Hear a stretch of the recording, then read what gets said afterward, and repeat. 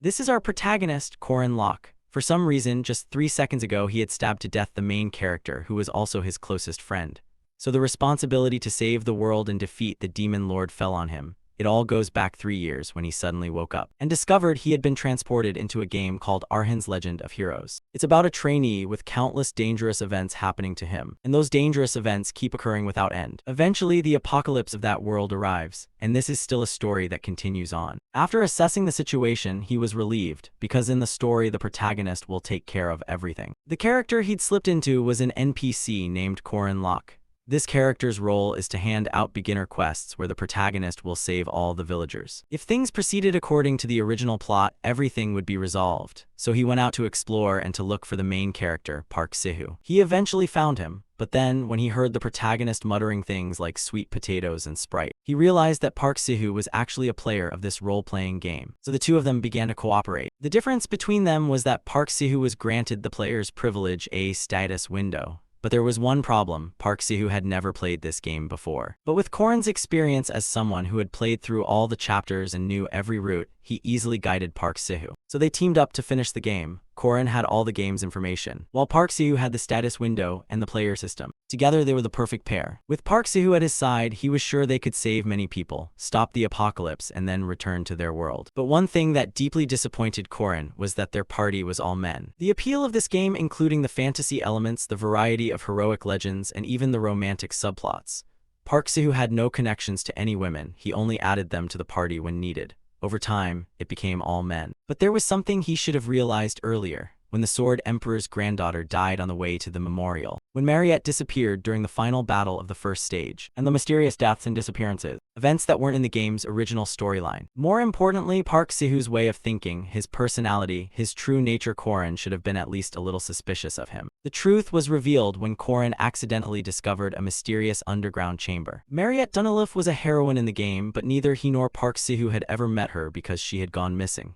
Yet now her magic staff was displayed in a glass case before him. Seeing this, Korin cursed under his breath, "Park Sihu, that bastard. He sneaks out every night, so I followed him all the way here. But how could a place like this exist underground? It's as if this is his storage room." Then he found a sword. It was an item lost when another heroine, Alicia, disappeared. Not only that, but many other items were there. All the belongings of the missing characters accumulated during their playthroughs were gathered here. And what surprised Korin even more was Mariette Dunilif's body, which was placed inside a glass tank. While Korin was still staring at the scene, a voice sounded from behind. "Damn, I've been found out. What are you doing here?" Those words came from Park Sihu. Hearing them, Korin spun around angrily and demanded, "What's going on here? You said you were chasing Mariette and lost her trail, didn't you? She's a demon anyway. Do you want to waste the blood of a high-level vampire? I'm just making proper use of it. You already drank some of it." Those words made Korin's face go pale. Then he remembered he had once taken a healing potion Park Sihu had handed him. Imagining that what he'd drunk was the blood of a vampire made him nauseous. When he angrily asked, "Why would you do that?" Park Sihu replied, "Of course it's to complete the storyline more efficiently. Your playstyle is exhausting, always worried about saving people, then losing. Why not just kill those Lark and Jur Jaeger guys outright? You keep protecting people we can't control, even if you raise friendship points with them. It's better to use them like this. Listen up, I'm much better at this game than you." At that moment, Korin learned the truth. From the start, this main character had been lying. He wasn't a newbie. And when he learned the man needed only 3 more kills to reach 100,000 deaths, Korin realized clearly, this guy was no longer human. But faced with Korin's rage, Park Sihu only said, "Wake up, they're just NPCs. You've killed a few too. The ones I killed were irredeemable beast-like monsters. They were trying to annihilate the world." "What do you mean efficient? You disappoint me." If you're obsessed with efficiency, then why are you using an Odachi? Why does a mage take a knight's shard? And what's wrong with using ordinary potions? You can create them easily via the character window. So why did you create this damn place, Park Sihu? Hearing that, Park Sihu's expression flipped. You need a wake-up call for your pathetic urge to balance society. Saying that, he reached out his hand and shoved Korin's head straight into the glass tank behind him. "I'm going crazy. After everything I've done for you, don't talk to me in that tone. All I think about is you. I should be your reason for living. I am your world, yet you don't know your place, sticking your nose into others' business. All you care about are those people. I won't hold back anymore." Park Sihu's words confused Korin. He didn't understand what the bastard was saying. Then he grew frightened and hurriedly stepped back. "You aren't that kind of character.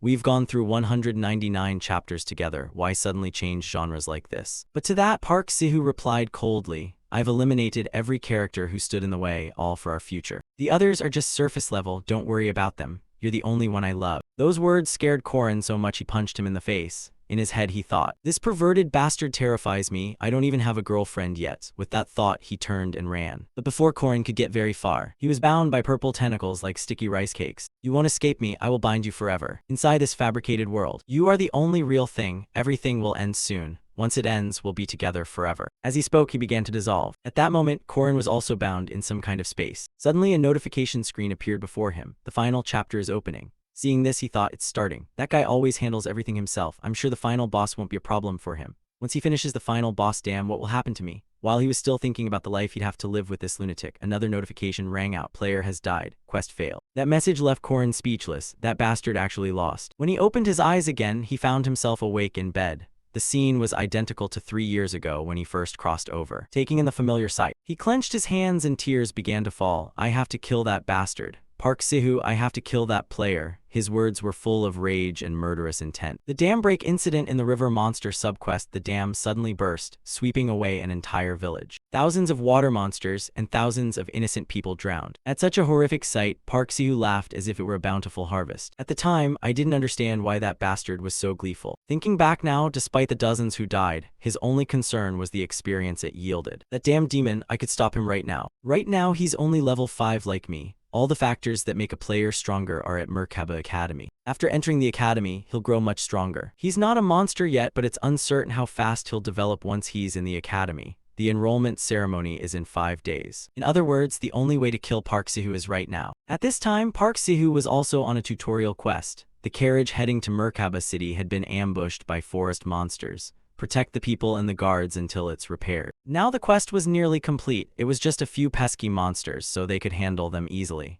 The girl even praised Park Sihu, pretty talented for a newcomer, making him bashful thanks. At that moment, the driver announced the carriage had been repaired and they could depart. But quests never finish that easily. Just when you think it's almost over, something always pops up. Sure enough, a monstrous scream echoed, drawing the two of them's attention. Then a log flew at them like a rocket. The knight hurriedly shoved his comrade out of the way. Fortunately, both were unharmed, but they grew anxious, because their opponent was a werewolf, a rank 2 monster. This werewolf, facing the group, began roaring as if rabid. Hidden in the forest, Korin witnessed the scene. "Damn, it's starting. I ran as fast as I could, but I couldn't stop it. If I'd had time to prepare, I could have saved them." The werewolf then attacked. With a single strike, it felled the female knight. Seeing this, the knight turned to Park Sihu and said, "Quick, get on the carriage. I'll buy you time." "Go on, I'll follow behind," Park Sihu told the driver. But the driver chose to stay and fight, because he couldn't leave the knight alone. As a result, the group was quickly facing a near-raid wipe. The knight named Leon was also felled by the monster. While Korin kept watching, he needed to confirm before intervening, is this Park Sihu really the world-saving hero or just another player like me? The werewolf, seeing it had wiped out 2 of them, began howling in celebration. But just as it was mid-celebration, the remaining female swordswoman lunged in to attack. Unfortunately, her strike was easily blocked by the creature with one hand. Tension rose. The two just hadn't been able to inflict any real damage. "Back off, I'll handle this," she told Park Sihu. This girl was the second daughter of the Aiden family, wielder of the Odachi, one of the 6 kingly swords, the most influential member of the party and a named character. Her full name was Alicia Aiden. While Alicia was still locked in a tense duel with a monster, Park Sihu slowly drew a dagger from his pocket. Taking advantage of her distraction, he stabbed her in the back. "I've been waiting for this moment," he said with a cold face. Seeing that, Korin could finally be sure this was a bastard player, not any kind of hero. Alicia looked bewildered, not understanding why a teammate would stab her. Why? But to her question, he brazenly lied. "Sorry, I panicked and slipped." Alicia began to grow dizzy. His dagger had been poisoned beforehand. The werewolf couldn't pass up an opening like that. Seeing the two bickering and stabbing at each other, it surged like a storm at Alicia. Korin also understood why Park Sihu did it. If Alicia died on the quest, he'd claim the Odachi. Then he'd get into Lunia Aiden's team, a legendary Holy Blade. Park Sihu seemed surprised she could still fight. She's poisoned but still not dead. Is she a key NPC in the plot? But because of the poison, she began to be pushed back by the monster. With no other choice, she prepared to gamble everything on a single strike. "Calm, focus, focus," she murmured, then closed her eyes to reach maximum concentration. When she opened her eyes again, she unleashed her ultimate move. Absolute Blade Sever. She funneled all her energy into her sword. Park Sihu in the back realized, at this level, Alicia could definitely kill the monster on her own. So how could he just let that happen? so he pulled out a dagger and threw it at Alicia, forcing her to hurriedly block with her sword. But at that moment, the werewolf's jaws were already inches from her head. At the brink of death, she reversed her sword and plunged it through the monster's throat, but she was completely exhausted and couldn't move afterward. Park Sihu achieved his goal. Seeing her collapse, he slowly stepped forward and picked up her sword. The Rodachi obtained. This thing only works with special skills. What now? Ah, right, killing NPCs gives experience too, doesn't it? His face clearly showed his murderous intent. Alicia looked utterly desperate. Her life was essentially over. Just as Park Siu smiled and prepared to strike her, a pouch of powder was thrown from somewhere and exploded right in front of him. What the hell is this? Who the hell did that? Show yourself, he cursed as he began scanning the area for whoever had thrown the pouch. At that moment, a pack of one-horned rabbits charged at him.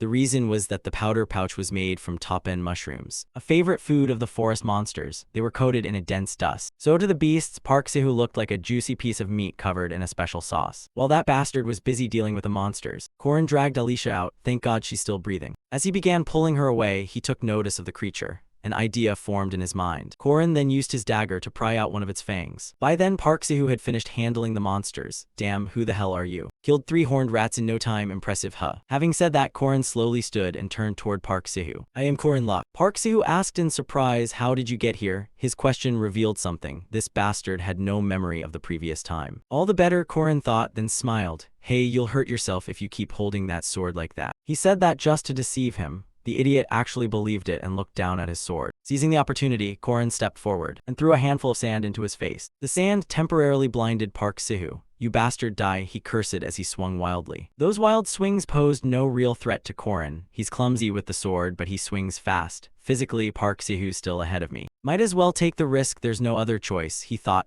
drawing the fang he'd taken from the wolf earlier, and made a near-throat strike at Park Sihu, terrifying him. Right, this fang knife looks like nothing, but a stab to the neck still kills as usual. Dodge that, keep your eyes on the fang, he thought as he kept up the assault. With the light weapon's advantage, his strikes came like a storm. Yeah, just watch the fang. Now Korin was about to land the finishing blow. He thrust the fang right up to Park Sihu's face, forcing him to hurriedly block with his sword. But that was only a feint. The real attack was the dagger in his left hand. Sure enough, Park Sihu was taken by surprise, but his sword was pinned by the fang. Korin succeeded in driving the dagger into his right shoulder. He screamed like a pig being slaughtered when he took the blow. But before he could scream for long, Korin struck again with the fang. The result was a throat slash. He was officially out of the game. After killing that bastard, Korin didn't forget to leave a few parting words. To my past self, thanks for everything. I have to admit you made me stronger. Even so, I don't regret doing this, because I've cut out the seed of a monster. Then a notification popped up. Player dead. Calculating anomalies in the main storyline. Initiating backup world inspection. Transforming. Korin Lok running trial. Running potential, running cognition, running compatibility, running player log.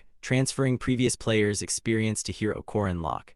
Converting minimal backup reserves for storyline collapse and baseline stats. Begin running substitute player program Korin Lok AAA class knight, inheritor of substitute player Korin Lok's martial skills. Seeing the notification window, Korin was surprised. A substitute player? Does that mean I'll have a stat window now? Just as Korin was lost in thought, a cough reminded him back to attention. The cough came from Alicia. Her condition was growing critical. So he ran over. Hey, are you okay? She was in bad shape. She couldn't see anything right now, but at least she still had enough strength to speak. Korin began checking her symptoms. You're dizzy and can't smell anything, right? Your ears are ringing too, right? How did you know? Okay, that covers everything. Add the slurred speech. It seems to be poison from the XCH plant. From the tutorial zone, without a stat window, it's hard to craft this toxin. If it had been mixed a bit stronger, she'd be dead. Lucky break. But the werewolf's fang was still embedded in her. She was still in critical condition. We need to stop the bleeding and detoxify her quickly. With that, he took off his belt and used it to bind Alicia's shoulder. The pain made her flinch. It's okay, I'm an expert at bleeding control and detox. Don't worry. There was one concern: if she accidentally bites her tongue, it's over. Thinking about what to use, he looked down at the hand of that bastard Park Sihu. A disgusting idea crossed his mind, but there wasn't time for hesitation. So he put the dead man's hand into her mouth and said, bite down, you'll feel a lot of pain, so bite as hard as you can. Dead people don't feel pain anyway, and this is that bastard's corpse. A few more bites won't matter. Then Korin began treatment. First he worked to remove the fang. I still don't get why I was sent back 3 years, but I'm back now and I've killed the player. And those who died in my previous life are still alive. Right now I've saved one person, that's enough. After a while the bleeding was controlled and the fang removed. Now he was sitting down to brew an antidote. Hang on, I'm making the antidote. Don't worry, humans aren't that easy to kill. In a haze, Alicia still tried to ask her savior's name. Please tell me your name. Corin placed a cloth on her forehead and said, no need, don't think about it, just rest. When the antidote is ready, I'll wake you. He acted this way because he'd decided, from now on he would operate in the shadows. The fewer people who knew about him, the better. While waiting for the antidote, he began reevaluating the plot situation of the legendary hero of Arhan. As the title suggests, this is a story about a hero. While dealing with incidents occurring inside the academy, the player will become the hero and save the world. The hero will defeat countless monsters and take down the final boss. A rotten piece of trash like Park Sihu still has to follow the script, because if the final boss isn't defeated, the world will be destroyed. But now that guy's dead, so who will take on that role? Who else besides me? But these bastards, if they want me to do something, they could at least do it properly, Corin thought. Because at that moment, a glaring red notice appeared before him. System window, access denied. No window access makes me no different from an ordinary person. What kind of crappy substitute player is this? I become a substitute player but can't use player support tools. I was so hyped for this and it turns out like this. It's really hard to do anything in the future with just memories from a past life. I have to use elements outside the system to pull this off. After 3 years of training, I'm no longer an heir or a backup anymore. Thinking that, he drew a circle with strange symbols inside. As soon as he finished, the circle flared to life, and a burst of flames rose from it. Just as expected, it worked, Corin muttered. This was a type of magic he'd learned in his past life. Ancient worms script old characters that contain power within them, obligations that restrain oaths. They're known as the Triad of Command Runes. They're one of the powerful laws governing this world, the source of human power and the root of destruction. He intended to inscribe them on his body, and the first of them was the duty of command. This command boosts the caster's power when they make a vow. You can make trivial vows like I won't eat chicken, but because they're so easy, they barely grant any stat points. Still, even if they're easy, he needed to swear something he could absolutely keep. After carving the runes on his left arm, he began reciting his vow. I will not feign ignorance to greedily seize the treasures of the righteous. Immediately a notification popped up. Duty. I will not feign ignorance to greedily seize the treasures of the righteous. Your stats will increase when you complete the task. A chain suddenly appeared beside his heart, as if to symbolize the binding of his oath. Another notification appeared. Failure to comply will incur a penalty of -10 stats. Next, Corin bit his finger to write the next rune onto his right arm, and it was restriction. I do not perceive spirits in this world. All things have their own clairvoyance, and there are also spirit forms and bodiless ghosts. Because spirit forms can only interact through mutual perception, they can't use their power to affect things that can't sense them. In short, those ghosts can only affect those who see or feel them. If they can't be seen or perceived, then they're doomed and can do nothing. As soon as he completed this rune, 2 alerts appeared. If you do not comply, you will suffer 600% of the enemy's damage. Activate damage limitation for spirit forms, physical damage plus 50%. And the benefit for him if he followed the injunction was that the rune became a shield protecting him from all other spirit forms. And now, the last one was the commandment oath. This commandment uses the weight of the vow as defense but carries great risk and great reward. That's why both Park Sihu and he used it in their previous lives. But even Park Sihu, who could use everything the system offered, failed at the final boss. If that's the case, I have a lot to worry about. The heaviest oath to make, I will save this world. It's the noble goal every warrior pursues, the vow with the greatest ambition. Thus the triad of commandments was complete. Chains began to wrap around his heart. A yellow notification appeared. Duty, restriction, oath. All commandments will be applied to the substitute player. If you fail to fulfill the oath, death will be unavoidable. 2 days later, Alicia woke up and found herself in a hospital. Oh, you're awake, how are you feeling? The voice belonged to a nurse. Where am I? You're at Merkaba City Hospital. After a bit of conversation, Alicia learned that the person who brought her to the hospital had just left. And when Alicia turned to look for her belongings, she discovered Corin's belt. Looking at the belt in her hand, it was still stained with blood. After seeing the belt, she suddenly turned to the nurse and asked, is there anywhere that sells honey candy? I can only handle broth right now. I don't get this girl. The first thing she asks for after waking up is candy. 3 days later, the newbie quests began. At that time, Merkaba Academy's opening ceremony was underway. Corin was standing at the academy gate. Let's see, you need a student ID to enter. Saying that, he began rifling through his wallet. He found a letter inside his wallet. To my son, you have no idea how proud I am of you. Be a protector to those around you. The letter was written by his mother. When did she put this in here? Corin muttered. Corin Locke was an ordinary, inept child, but he still had a family. When I first came into this body, I acted awkward and distant, but they treated me the same as before. And that's when I began to love this family and this world more. That's the difference between me and Park Sihu. At the train station near the academy, students jostled to find their way. A pretty blue-haired girl waved them over. Hello, new students, gather here. You're a new student too. I'm Corin Locke. Wow, you're tall, you must eat well. Want a potato? She smiled as she handed Corin a potato. I've never seen a girl offer someone a potato on the first meeting. A little later, she led him on a tour and introduced each building. That's the Architect Hall, where magic students gather and study. This girl was no ordinary student. She was Mariette Dunilla, a second-year student, head of Merkaba Academy, beloved by all and with a bright future. In life, people encounter many unforeseen misfortunes, and in the future, Mariette will face a great misfortune. She is the Stage 1 final boss. After a while, her orientation for the new students ended.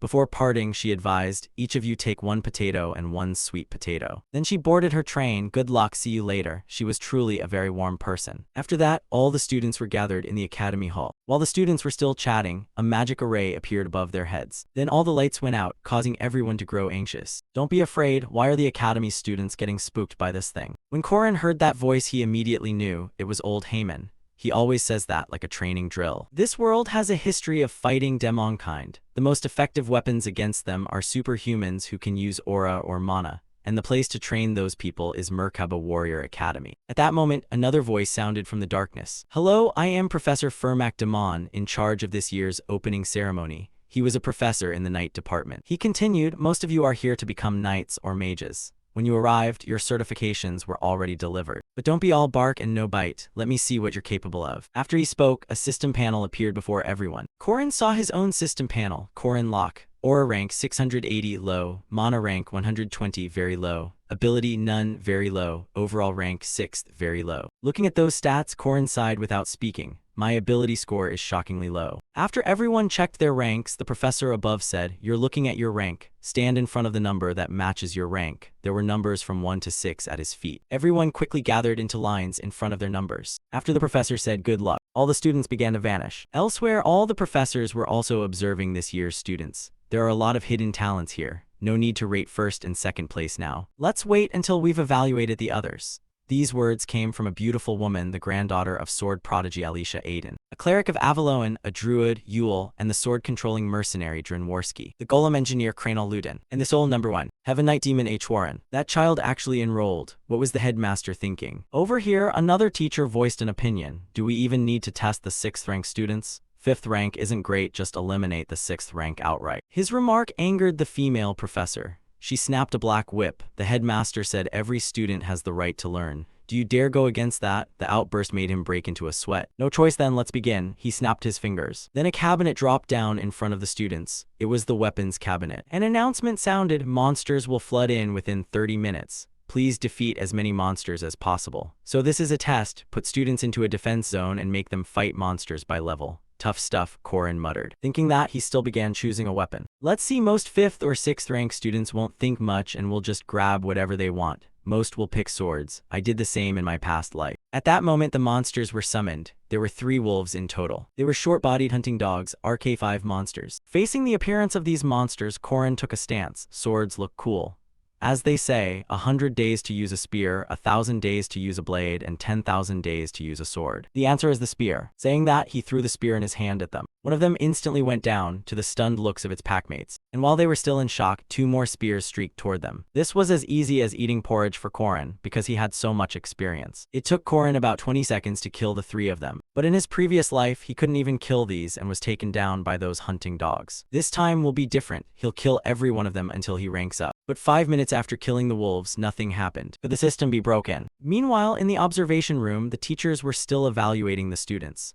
Tusk, they can't even finish off those things. What are they good for? Back in the day, I could kill level 5 monsters in 1 minute 22 seconds. If level 5 was like that, I don't expect anything from level 6. At that, he turned his attention to a sphere. But the image reflected in the orb was Korin sitting there leisurely playing. What? The monsters weren't summoned, must be a bug. After saying that, he summoned a few monsters for Korin to continue playing with. What he didn't know was that the moment he turned away, Korin had already defeated those monsters instantly. Ah, is this the first successful person? Only took 7 minutes and 22 seconds. I thought level 3 would only take 2 or 3 minutes. So what are levels 5 and 6 doing? After saying that, when he looked back at the orb, he found Korin just sitting there. What's wrong with that bastard? Why is he yawning again? Is the system broken? The monsters should always be summoned. At that moment, a burly man spoke up. Broken? No way. For 20 years, Professor Josephine's experimental magic has never been wrong, but he should have been eliminated long ago. Clearly the monsters weren't summoned. The burly man began to doubt. You saw that the monsters weren't summoned? No, I don't need to see that stuff. So you didn't see it happen? My god, I told you it was a bug. I'll summon them again. When Korin saw the wolves reappear, he started to get annoyed.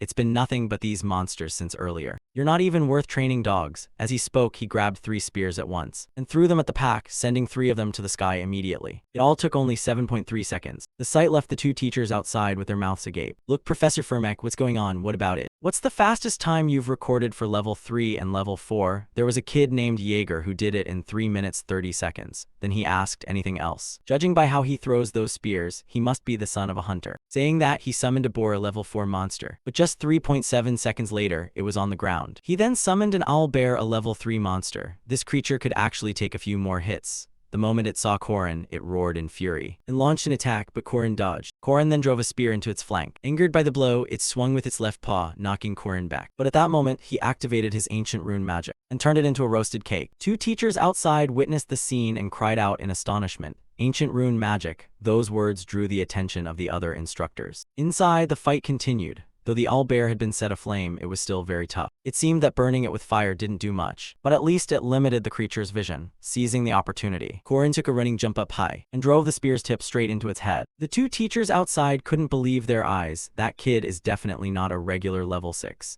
It's a shame the monster test only goes up to level 3. It's been a long time since we've seen someone this interesting. I can't wait to see him fight a demon. The smaller teacher then began to summon a demon to conduct a level 5 demon test. At that moment, Korin could sense that something had definitely been summoned, but he couldn't see or hear it. It's all due to the restriction penalty. I can't sense or touch souls. If that's the case, it means he can't touch the demon. To be sure of this, he simply waited. For about a minute, more than a minute, nothing happened. And Korin confirmed that the restriction had been activated. Since he couldn't touch the demon, Korin abandoned that test. 2 notification boards appeared: Demon Test, Rank 5 Draw, Rank 4 Fail, Rank 3 Fail. Monster Test, Level 5 Hunting Dogs, 7.3 seconds. Level 4 Boar, 3.7 seconds. Level 3 Owlbear, 11 seconds. Back in the gathering hall, everyone was showing off their rankings. Then Korin spotted someone he knew. This burly guy used to be Jaeger Hinchpatter. He was the one who started the fight with the player at the beginning of the story. And Park Seo killed him simply because he provoked him. Although Jaeger was arrogant and a bit careless, that's normal for someone his age. Anyway, that lunatic. Next, Korin glanced at another acquaintance. It was a small kid, whose name was Lark. In the past, he met the same fate as Jaeger. Suddenly, a voice echoed throughout the Great Hall. "Good morning, everyone. I am Headmaster Iryu Kasar. You have joined the academy to become stronger, a gathering place for the powerful. Some of you are already strong, others still have a long way to go. While I cannot guarantee you'll achieve everything you want here, I hope you'll find your own path. We're here to help you take the first correct steps.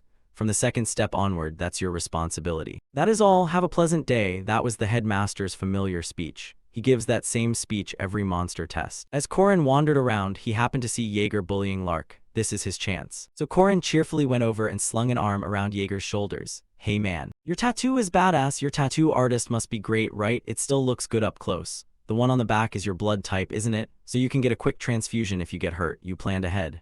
As he spoke, Korin pointed at the tattoo on Jaeger's neck. Jaeger brightened up and said, "You sure know your stuff. Honestly, my mom did this. She's a tattoo artist, specializes in line work, but since I asked, she did it in an old school style. She's amazing. Do you have any tattoos?" Korin's purpose in bringing this up was just to make friends. He already knew all this from his previous life. Because in his past life, when Jaeger disappeared, his mother came to the academy and said that his tattoos weren't just for looks, but because she worried about her son at the academy. The heart of a parent, indeed. Jaeger continued to boast, "I even have one here. It's a flying carriage symbol of Merkaba Academy." Eventually, the 2 of them started to get to know each other. Incidentally, Korin also pulled Lark into their group. From a distance, Alicia witnessed this as well. So he rescued his friend who was being bullied. That's great, he seems like a good person. And that was also how Korin made a good impression on Lark. Lark's ability is memory, right? Then I've just found a free skill book. He thought that and flashed a devilish grin. But in Alicia's eyes, the smile looked completely different. He even has a cute smile. What kind of person is he? Most of the academy's facilities are provided free of charge. The coffee here is cheaper than outside, and the dorms are free. Among them, the most recommended facility is the training room. The reason is simple. With this room, even impossible training becomes possible. For example, fighting spirit forms you can't see. That's why Korin was working hard, punching the spirit forms inside the room. His actions didn't shock the second-year students. Look, that first year is using spirit forms to train. Usually you only train with spirit forms in the second term. He must have heard about it and decided to practice.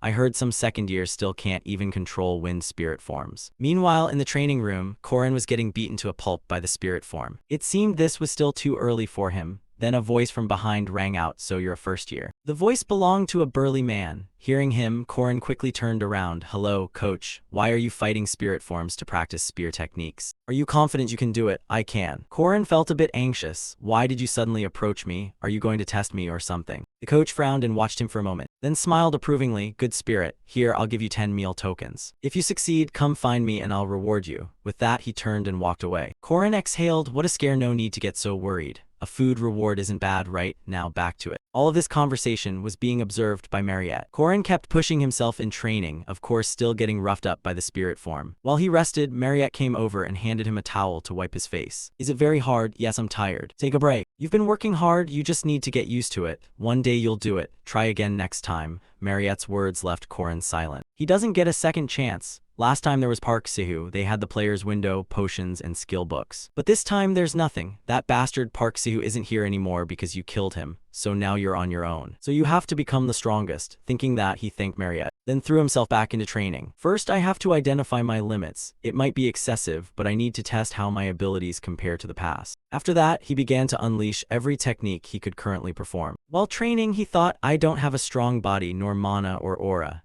Information about Park Sihu and the future is useless against monsters and those geniuses. But to face monsters and prodigies, I have to work harder than anyone. It's my only option. Those 3 years won't betray me." After so much effort, Korin finally defeated the spirit form, to Mariette's astonishment. Strong, excellent, those words didn't fit him. Mariette was so stunned she couldn't find words. What she saw was a person of tremendous effort and perseverance. He's incredible, she thought. Korin, meanwhile, enjoyed a few showy seconds in the air before dropping straight to the ground. Mariette hurriedly asked, "Are you okay, Junior?" Korin convulsed and replied, "I overdid it. At least for this body, I did." The next day, Mariette appeared before Korin again. Since yesterday, she seemed to be paying more attention to him. "Hello, Junior. Today I'll show you the school's facilities. This is the pride of our school, and over here is..." While she sincerely introduced things, Korin paid no attention. He was thinking about something else. To fight properly, the body matters most. To improve physical condition without relying on Park Sihu's potions, there's only one way. It's to use the commandment, "Do not ignore the suffering of others." And the target for him to carry this out on was Lark. So Korin edged closer and greeted, "Hey there, want to grab a meal with me?" Having a guy suddenly throw an arm around him like that made Lark a little scared. But when Korin mentioned spellbooks, Lark's expression changed. As for spellbooks, Korin said, simply put, they're skill books, powerful relics that let you gain a spell or trait just by reading. The Merkaba Academy library is as large as the academy itself. It stores and transmits knowledge to future generations. But ignore that nonsense. Actually, this place is used to hide spellbooks.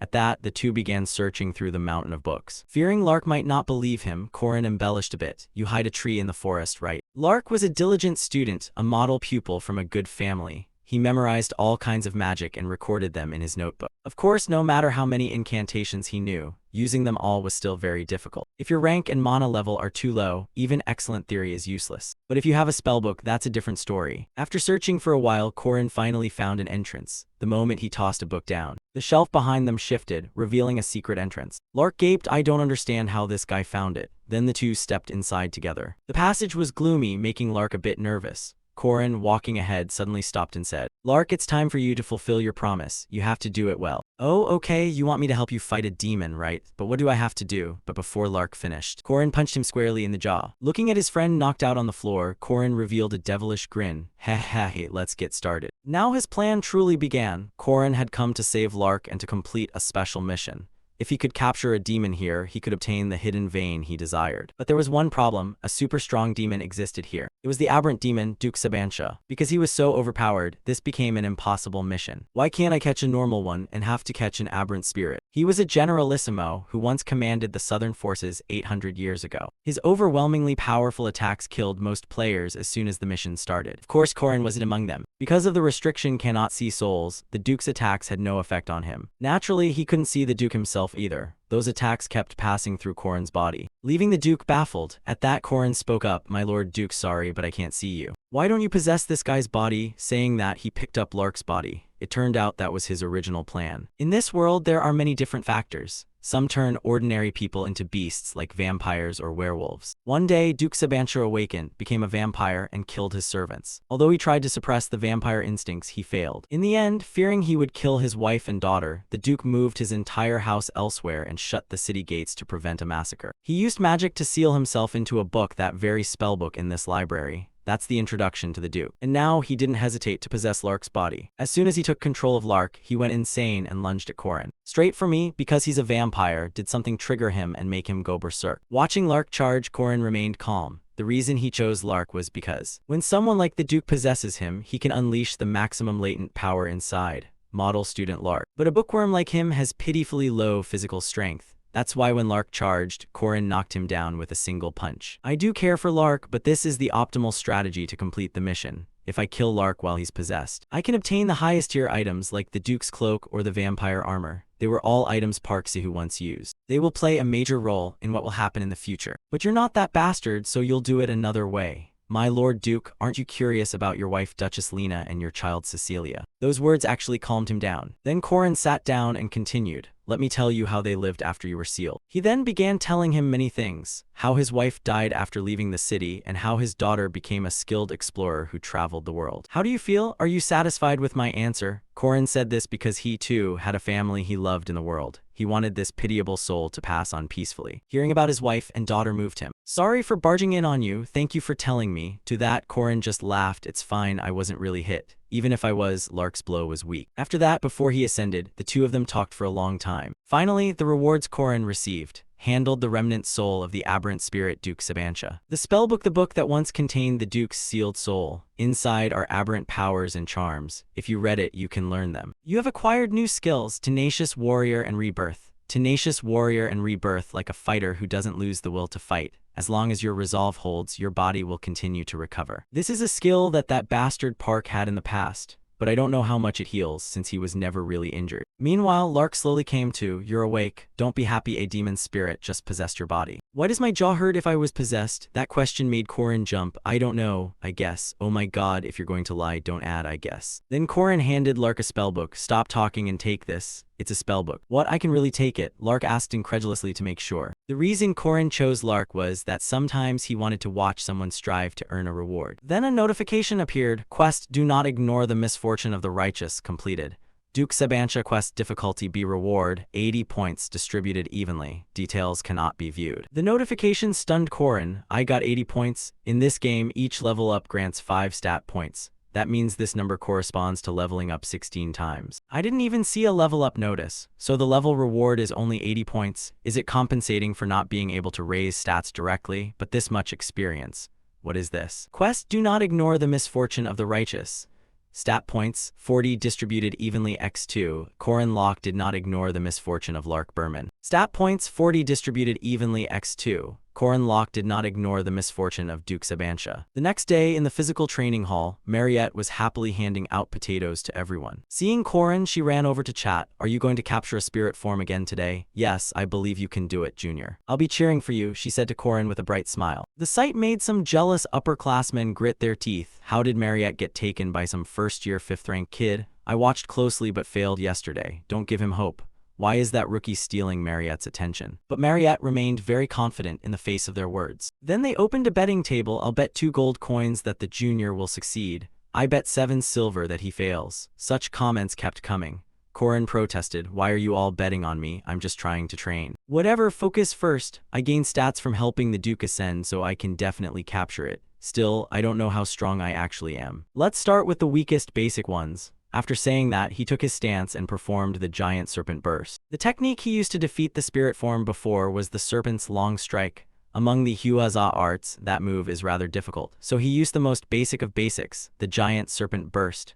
Maybe one strike won't even take it down, he thought. Unexpectedly, with a single strike, the spirit form was split apart immediately. The scene left the bettors below gaping. Just one hit. Has the giant serpent burst reached that level? Not only were they surprised, even Korin couldn't believe it. Am I really that strong? Mariette, standing behind him, also came forward to congratulate him. Yesterday you succeeded with 3 moves, right? This time you did it with 1 strike. Her words surprised Korin. What is this? Did she witness everything yesterday? Never mind, more than one mage can spot the Huaza art with the naked eye. What kind of absurd vision is that? While Korin was still thinking, Mariette handed him a pouch of coins. Ah, this is your share. Because of you I earned a little too. Of course you should get a cut. My share, why would I not like that? Of course I like it. Whoever turns down money. His eyes turned into little coins. Mariette, you're really smart. Keep it up in the future. That evening Korin sat lost in thought. It was the same in my past life. I trained hard to gain some martial skill for myself. It's the same now. I'm close to the 5th step of the 6 steps toward enlightenment. There's a long way to go, but my spear techniques are improving faster than I expected, so I'm not too worried. The problem is ancient incantation magic. At that, Korin wrote a rune in the air. Immediately a notification appeared, you lack mana. This was the issue he was facing.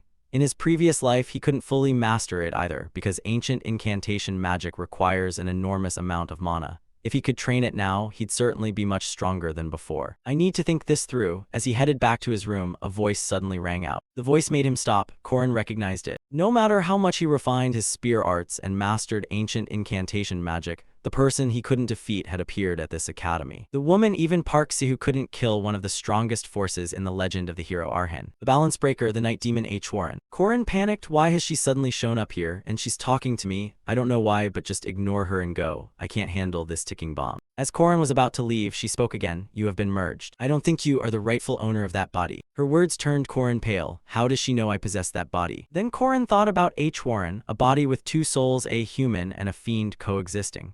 H. Warren's existence was an affront to nature. People say the yin-yang eye of those on the border of life and death can see the colors of souls. It might be stranger if she didn't notice. H. Warren, her eyes judging, continued. How was it? What did it feel like to crush and swallow that original soul? Before her question, Korin answered casually, I don't know. In my previous life, he was troubled by this too. Are Korin Locke and he really 2 different people? Are the assimilated memories Korin Locke's and not his own? If so, then who is the I who studied at the boys' high school and the military dynamics program at the boys' college? That question had plagued him a lot. But H. Warren in front of him was different. She recognized that the body was original, but that the true owner of that body was not Korin. You're just a thief who stole it. You have no right to govern that body. In a neighborhood near my hometown, there's a guy who turns into a green giant whenever he gets angry. His name is Brooke. Do you know him? The funny thing is how much those 2 opposing personalities hate each other. Interesting, right? They're capable, but different. As he spoke, he pointed at his head, actions that left H. Warren puzzled. Anyway, what I mean is that whether it's the original soul or a newly formed one, both have different personalities. Isn't that how they coexist? Whether they like it or not, we were born into one body. When you're born, no one is guilty. Korin's words left H. Warren momentarily silent. Then she began to speak. In this world, some people are born already sinful. Korin understood the pain behind her statement. It's just that now this person was far too dangerous to be involved with. After that, he said goodbye to her and turned to leave. The next morning, Korin woke very early. The only reason he left the dorm before the birds started singing was the quest board. Using the various commissions here to level up for upcoming main tasks was necessary for his development progress. But his goal wasn't to level up, so he didn't need to be too picky. Korin just wanted to test something. More importantly, why was Alicia here, and why was she watching so closely? Thinking back, I don't have much information about Alicia from my past life. That bastard Park Si-who killed her, and now my memories differ from what I saw in the game. Standing there too long felt awkward, so Korin called out, Alicia Aiden. Hearing him, Alicia hurriedly replied, hello. She even bowed to show respect. Only then did Korin ask, you already picked up a quest on the first weekend? Isn't level 2 supposed to mean you don't need to rush for achievements? Ah, because I need the money, Alicia answered. Isn't level 2 supported with plenty of activity funds? At Korin's question, Alicia began to cry. They said they won't grant me funds because my family's income is in the top 10% of the kingdom. Finally, Korin understood the situation. It was like Korea's scholarship system. The wealthy don't receive support. In short, rich families don't ask the school for money, pay your own way. But sadly for Alicia, her family practiced abandon raising, so she had to earn minimal living expenses herself, no matter how much she begged. Hearing that, Korin knew she was flat broke, so he suggested a quest. If you need money now, how about the patrol quest? It pays pretty well. At the words pays well, her face brightened. Really? Will they accept up to 3 people? Do you want to team up? I can't, I have other things to do. He refused because Korin wanted to reserve this precious weekend to do quests that were easy to complete and would raise his stats. So his first quest would be, find a cat named Nabai. Missing cat named Nabai, 2 years old, especially cute, disobedient. Thank you fee, 5,000. Experience points and low rewards, but that didn't matter because his goal was a precept. If he rescued and returned the cat Nabai nearly killed by monsters, he could prevent the owner's misfortune of losing a pet and falling into depression. And as a result, when he completed the quest, a notification appeared, duty fulfilled. You did not ignore the misfortune of Anna Mar Milan. Difficulty, E reward, 5 points distributed evenly. Seeing the notification, Korin couldn't stop grinning. Great, the precept really works. Even small quests will help me increase many stats. His smile terrified the girl beside him. Next, motivated by the word stats, Korin abandoned scruples and decency. from helping the bullet to sabotaging other people's happiness. But then Korin suddenly remembered a quest even more important than stats. He had even noted it down before leaving today. At the same time, at some shop, a muscular old man was going berserk. This isn't it either. I've made a sauce from more than 10 ingredients like garlic, carrot, and chili. But the sauce that would satisfy my wish to make fried chicken taste great even when it's cold I still can't make. And while he was still racking his brains, a voice rang out. Add some malt, and your problem will be solved. Ha ha, alright, I'm off. The old man grew puzzled. Where did this lunatic crawl out from? Who in their right mind would add malt? Despite saying that, he added it anyway. Wait, this flavor, this is it. Shouts of joyful exclamation rang out from the building. And this was the task Korin was determined to complete. The world would be chaos without seasoned fried chicken. At that moment, a notification appeared. Duty accomplished. You did not ignore Weiss misfortune. Difficulty, E-reward, 5 points, distributed evenly. The notice made Korin stare. What is this? This still works with the precept. I only wanted to satisfy a personal wish. Wonderful, yes, there's nothing wrong with someone who seasons fried chicken. His smile was villainous by nature. What a waste not to use this smile for a life of crime. While he was grinning like a madman in the street, H. Warren on the rooftop watched everything. Truly a strange human, she thought. At the same time, a gate appeared behind her and a female professor stepped out. You're here. I left you alone because you hadn't left the city. But at least get a permit before going out. But H. Warren paid no attention to the professor's words and simply turned her head. Then she remembered what Korin had told her the day before. Being born isn't a sin, that's a blessing. Another image flashed in her mind. You shouldn't have been born. These two images would represent the knots and turning points in her life. A few days later at the hunting grounds. Today, all the first-year students were gathered here because this place would host their survival skills assessment. At these hunting grounds, if you reach the hut at the far north end of the forest, you will pass. For now, put on the armband matching your rank. You'll need to return it at the hut at the finish points. You'll receive points based on how quickly you reach the finish with that armband, and your reward will correspond to your score. While the professor announced the task, Korin watched. As expected, H. Warren didn't show. Besides, H. Warren isn't allowed to participate in practical assessments. Maybe it's about fairness since she's too out of league.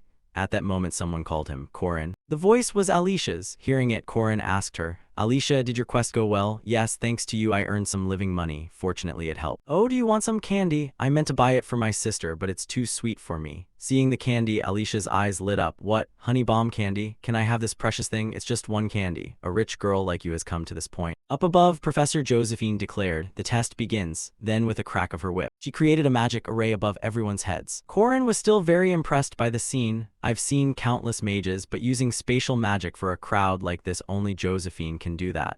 Still the same as always, Archmage. After that, he and the others were randomly teleported to spots in the forest. Right after that, the clash of weapons rang out, already fighting just after it started. The hunting grounds are an important event even veterans must repeat countless times. It's a battle royale system where you start at random locations and must seize opponents' armbands to accumulate points. Seeing that crowd brawling while moving through, Korin was delighted. Yes, fight fiercely, I have no interest in you lot. The most dangerous person right now is Alicia level 2, with the blue armband. H. Warren isn't here at the moment. If I take care of Alicia, the rest are basically free points. Alicia, you may not know, but I placed a tracking rune on the candy you ate. That rune will ensure we meet again. Then Korin put on his killer expression. I knew it wouldn't be that easy. For a few points, he had sold his teammates' trust cheap. Saying that, he rocketed over to Alicia. Alicia. Outside, Josephine told the headmaster, I'll go into the forest. Although professors are posted everywhere, better to be careful. Then she suddenly startled and realized something. Wait, thinking about it, where is that child, headmaster? Could it be that you didn't bring them, that they came on their own? They came by themselves. Maybe their heart has undergone some change. Poor Korin, still deluding himself that he'd scored an easy target. Little did he know the person he considered most dangerous had been following him all along. Hope the chairman doesn't get wiped out. Meanwhile, in the forest, Alicia was in trouble. Korin wasn't the only one targeting her. Why are you behaving like this? Don't you feel ashamed? So many people attacking me alone. At this moment, a few people lay knocked out at her feet. One of them even admitted, being cowardly is our specialty. Behind her, a man crept up while she wasn't looking and struck. You monster, fold your arms and take it. But the moment he was about to attack, a stone flew from nowhere and hit his waist, staggering him and making him spit out a mouthful of food. When Alicia saw her rescuer was Korin, she was overjoyed. You came to save me. You really are a good person. Alicia is so beautiful. Korin's words left her puzzled. I mean beautiful. That blue armband. As he spoke, he launched his attack, his face turning into that of a typical killer. Alicia was furious to the point of tears. Korin, I trusted you because you gave me the candy, so I thought you were a good person. Alicia is a level 2 knight of a pure martial school. Her special defensive abilities probably aren't yet fully mastered. In terms of combat strength, she's a mid-level too. So you'll become a good person when you hand over the armband to me. Saying that, Korin gave a threatening smile. Though she didn't match his sister, a true genius, Alicia was still talented, ranked in the top 1%. She'd easily defeated 7 members of the 3rd and 4th year student council. Seeing her, a level 5 knight like Korin had let his guard down. Of course, that was until 30 seconds ago. Alicia frowned at Korin's barrage of attacks. What is this? He's too strong. He closes to very close range, mixes and dodges with long-range strikes. He toys with counters and maintains constant pressure. But that doesn't mean there's no opening. His breathing changes oddly when he switches between thrusts and slashes. If I can catch that distance, I'll have a chance to counter. But she was spun around by Korin like a top. The opening just now was intentionally exposed by Korin. If you rely only on talent and refuse to fight for real, it won't get you anywhere. Then he began to whirl the spear in his hand. This move was called Na, used to suppress an opponent's momentum. After that, he easily pinned Alicia's sword to the ground.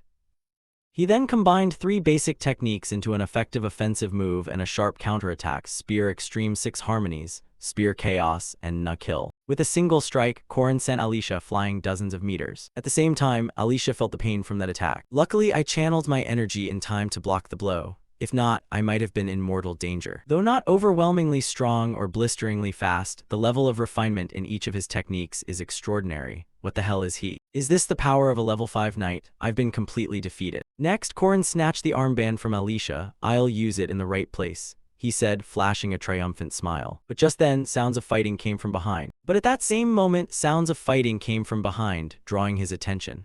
Then a massive greatsword swung down. Fortunately, Korin managed to block it in time with his spear. Too heavy? That's a sword made of mystic iron, 4 times denser than steel, enhanced with auxiliary magic and effective demonic blade for fighting large monsters. Being hit by this is really hard to defend against. He had to struggle to push the blade back. Then an astonished voice rang out, "What? You blocked the heavy iron sword. Don't toy around, put that armband down and vanish, 5th ranker." The speaker was a young man. Around him, many swords hovered in the air. Korin began to worry. Oh no, I think this guy is Dranworski. I really don't want to tangle with him. Although he has an overwhelming record of taking on dozens of enemies alone without getting hurt, that relaxed look, it's clear he's definitely different from Alicia. Well, there's no other way. Now that it's come to this, fighting won't do any good. Saying that, he turned and ran. This move left Dran speechless. He hasn't seen this situation before. The thing he's got in his mouth must be green, right? With that, Dran snapped and sent all his floating swords to attack Korin, forcing both Korin and Alicia to flee. Hey, are you crazy? Why is he like that? You usually don't do things that don't make money. And Alicia, why are you running after me? Because I don't want to die, and I don't know the way out. While running, Korin kept thinking carefully. Okay, no fighting if I don't have to, as long as I get this armband away with me. At that moment, Korin was surprised, because right at the hut's doorway, another young man and his golem blocked their path. Well, sorry, to pass you have to leave your rank badge. He was a first-tier golem master, Kranal Ludin. The scene made Alicia incredulous. Coward, I can't believe you blocked the exit. Meanwhile, Korin knew he was in big trouble. In front is Kranal, behind is Dran, trying to avoid fights with others only to end up facing 2 big names at once.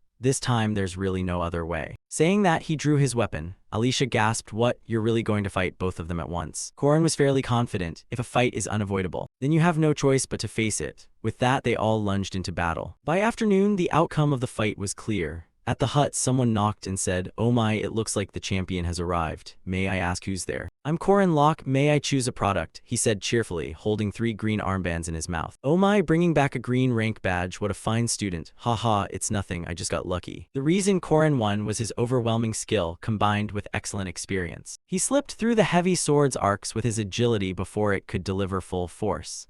After disarming the opponent, he drove the blade into the ground so the enemy couldn't retrieve it. Swords he couldn't block, he dodged, then redirected so those blades targeted the golems. With quick improvisation, he swiftly hid behind Dran, using him as a shield against the golem's attacks. As a result, while Dran held the golem back, he struck at the golem's core and disabled it. Immediately after, Kranal was also out of the fight since he no longer had a golem to control. With agility, judgment, and even determination, he fought like someone who had seen battle 100,000 times.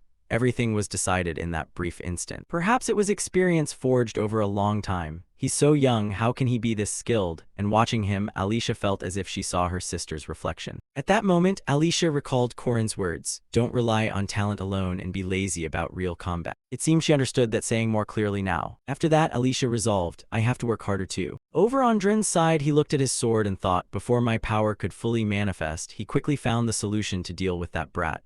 How did he spot my weakness? In an instant, that kid knew all my techniques and tricks like the back of his hand. Cranial wasn't doing much better. Against small, fast weapons, a golem is nothing more than a bullet sponge. If I were you, I'd have a companion escort me rather than rely on that golem. Friends, I don't have any, then go find yourself a friend. Corin's words made him furious enough to cry, that bastard is taunting me. Today there were 3 capable first years, and each of them remembered Corin in their own way. Corin, for his part, was still elated. That's great, I didn't expect it to go so smoothly. Now, among the remaining participants at the hunting ground, the strongest is considered the one under the forest's protection. Why? But this wasn't limited to ordinary players joining. There was also the Academy's top maid, Mariette Dunlop. She was helping others train by taking on the role of a monster. For why, this was the first time she faced an opponent beyond her limits. Thus the training session at the hunting ground ended. Are you a new student? Hello, I'm Mariette, are you Y? After greeting Y, Mariette turned and asked, and you over there, what's your name? Her next opponent was the celestial knight demon H. Warren. At this time, a dozen students clustered at H. Warren's feet, all looking alike. Seeing this, Mariette realized, it seems H. Warren is looking for someone. Oh my, you're probably looking for someone, you just gather your friends and attack me if you run into me. But H. Warren paid little attention. She swept past Mariette like a gust of wind. This action seemed to irritate Mariette, and immediately a pillar of ice rose up in front of H. Warren. Excuse me, you can ignore me, but by the rules I'm still a monster, so I can't let you get away with that. H. Warren coldly turned and said, how annoying. And their battle was about to begin. At the rest tent, total is 117 points. It's been a long time since I've seen a score like this.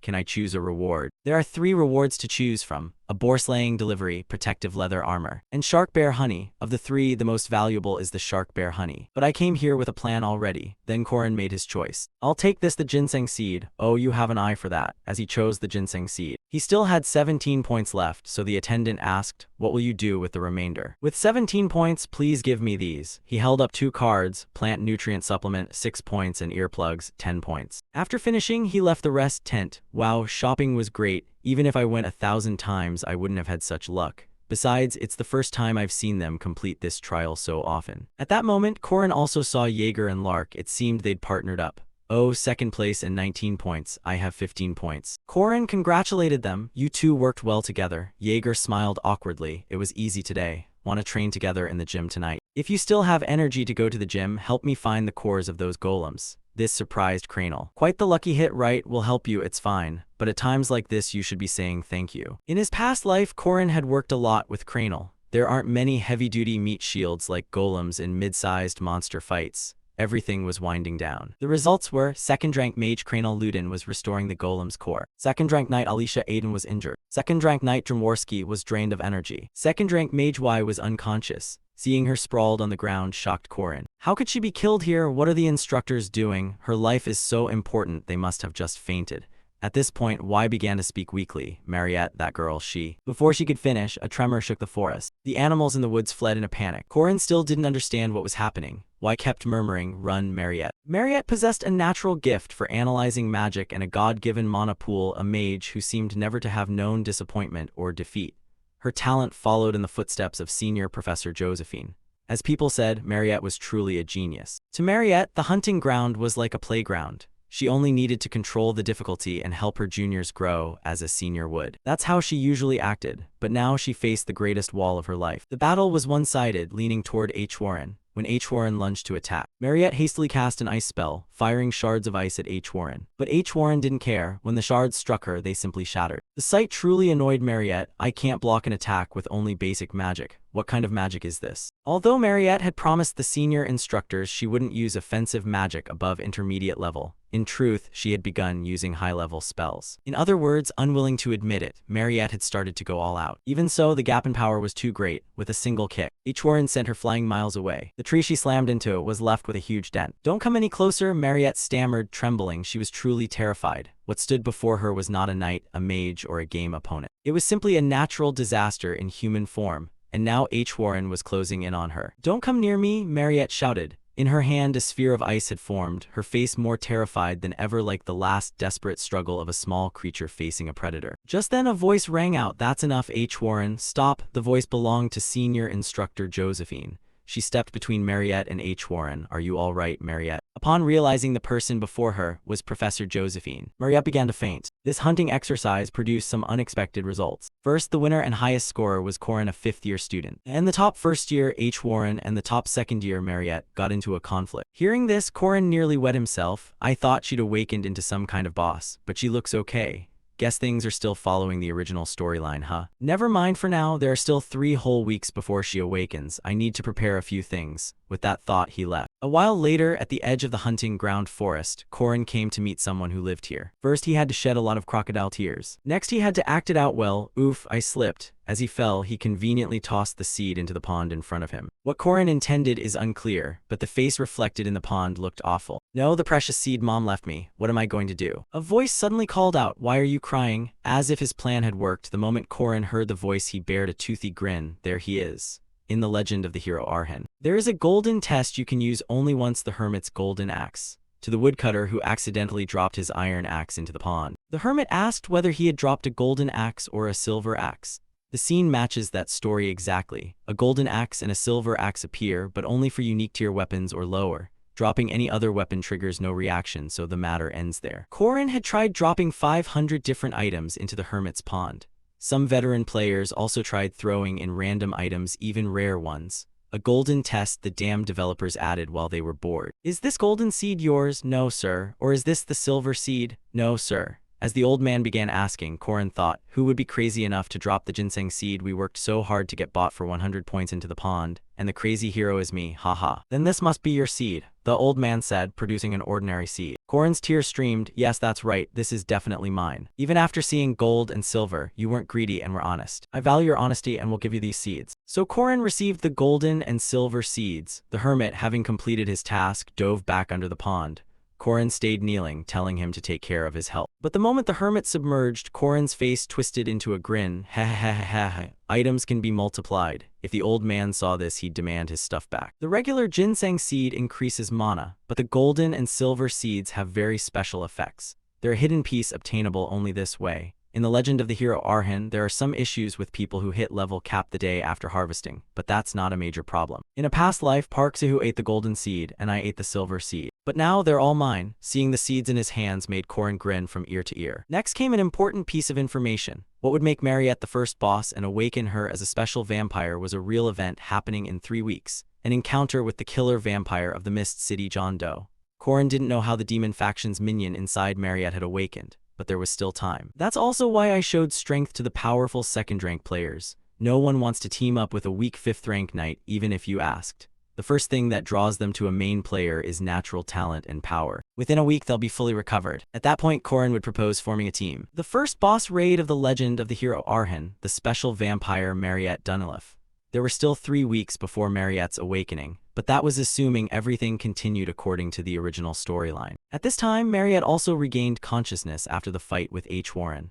The roommate next to her hurriedly asked Mariette, "Are you okay? How's your throat?" That first year she should know her limits. You were restricted to basic magic after all. Corin thought to himself, if I have enough preparation, trust, and enough members, I can easily save a girl from her tragic fate. Until then I'll train Alicia, help Mercenary Drin control his sword, recruit Y from the Avon Forest, and get closer to the Golem Mage Cranel. Thinking these things, he still felt his plan was perfect. If I prepare well, this will be a piece of cake as long as no variables arise. But a variable did occur. Mariette's awakening process had begun. Her eyes turned red. I'm so thirsty. That was her last line before she devoured her close friend. As for H. Warren, she now recalled her conversation with Professor Josephine. I'm so disappointed in you. If I'd known, I wouldn't have sent you. If you want to learn, I'll tutor you privately. Reflect on yourself. In short, she would now be confined. Should I jump off the building? She muttered to herself when alone. Just then a face poked in through the window. Ha, knew you'd be here. That Corin just stuck his head in like a ghost. It even startled the celestial night demon. You're H. Warren, right? I think I've seen you before. I'm Corin Locke. Can you open the window? Corin said, his legs still dangling on a nearby branch, holding a box of pastries. He then handed the box to H. Warren. Here, for you. I didn't know what you like, so I grabbed this pastry. Besides, it's weird to hand it over empty-handed. H. Warren didn't immediately take it and said, you breaking in is against school rules.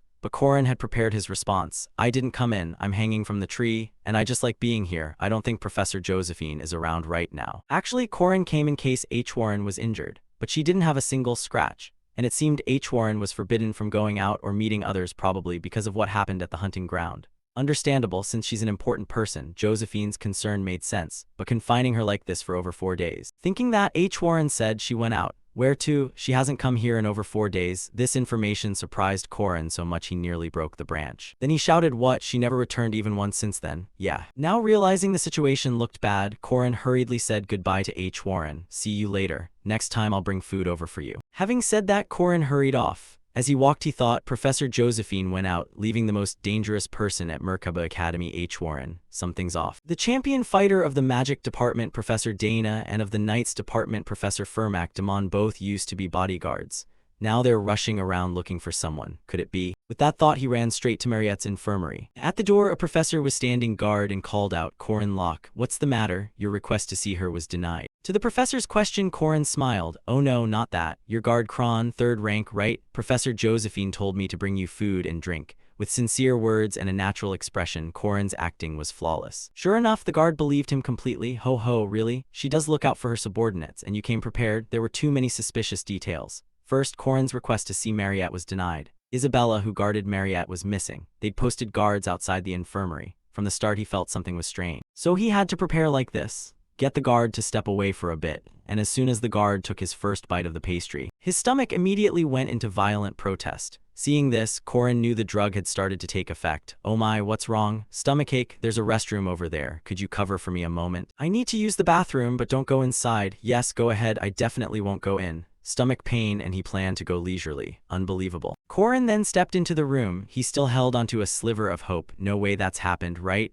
There's still a whole month. It's way too early. Please hope my suspicion is wrong. As he thought that, he pulled the blanket off the bed. But the person lying there wasn't Mariette, it was Isabella. Mariette should be lying here, right? Why is it Isabella? Isn't she missing? But when he saw the 2 bite marks on her neck, there was no doubt. This was what the professors were trying to hide. Mariette had awakened as a vampire and become the threat, the first boss. Worse, this happened 3 weeks earlier than the original script. He hadn't prepared jack squat. There was a 4-stage attack strategy to defeat the first boss. Stage 1, quickly deal with waves of monster attacks. Stage 2, restrain her within magic circles, and after gaining the upper hand by dealing damage. Stage 3 would begin. At that point, everyone would have to confront the powerful enemy rampaging in the Blood Realm. Once we defeated that foe, it would shift into its final form and the final stage would start. The focus of the attack strategy was the final form, so sometimes players might not even be needed. If the notable first years of the academy banded together, reaching stage 3 wouldn't be that difficult. But Alicia was injured because of me. Drin's weapon was destroyed, also my fault. Cranel's golem was destroyed and couldn't be restored, yet again my doing. Have I wrecked all the academy's notable first years? This is bad, we're screwed. In the original, after encountering the vampire killer in Mist City, Mariette attacked her roommate and flew into a rage. Then, in my past life after that happened, we waited for Mariette and Isabella, who were then below the dormitory, to quickly deal with things.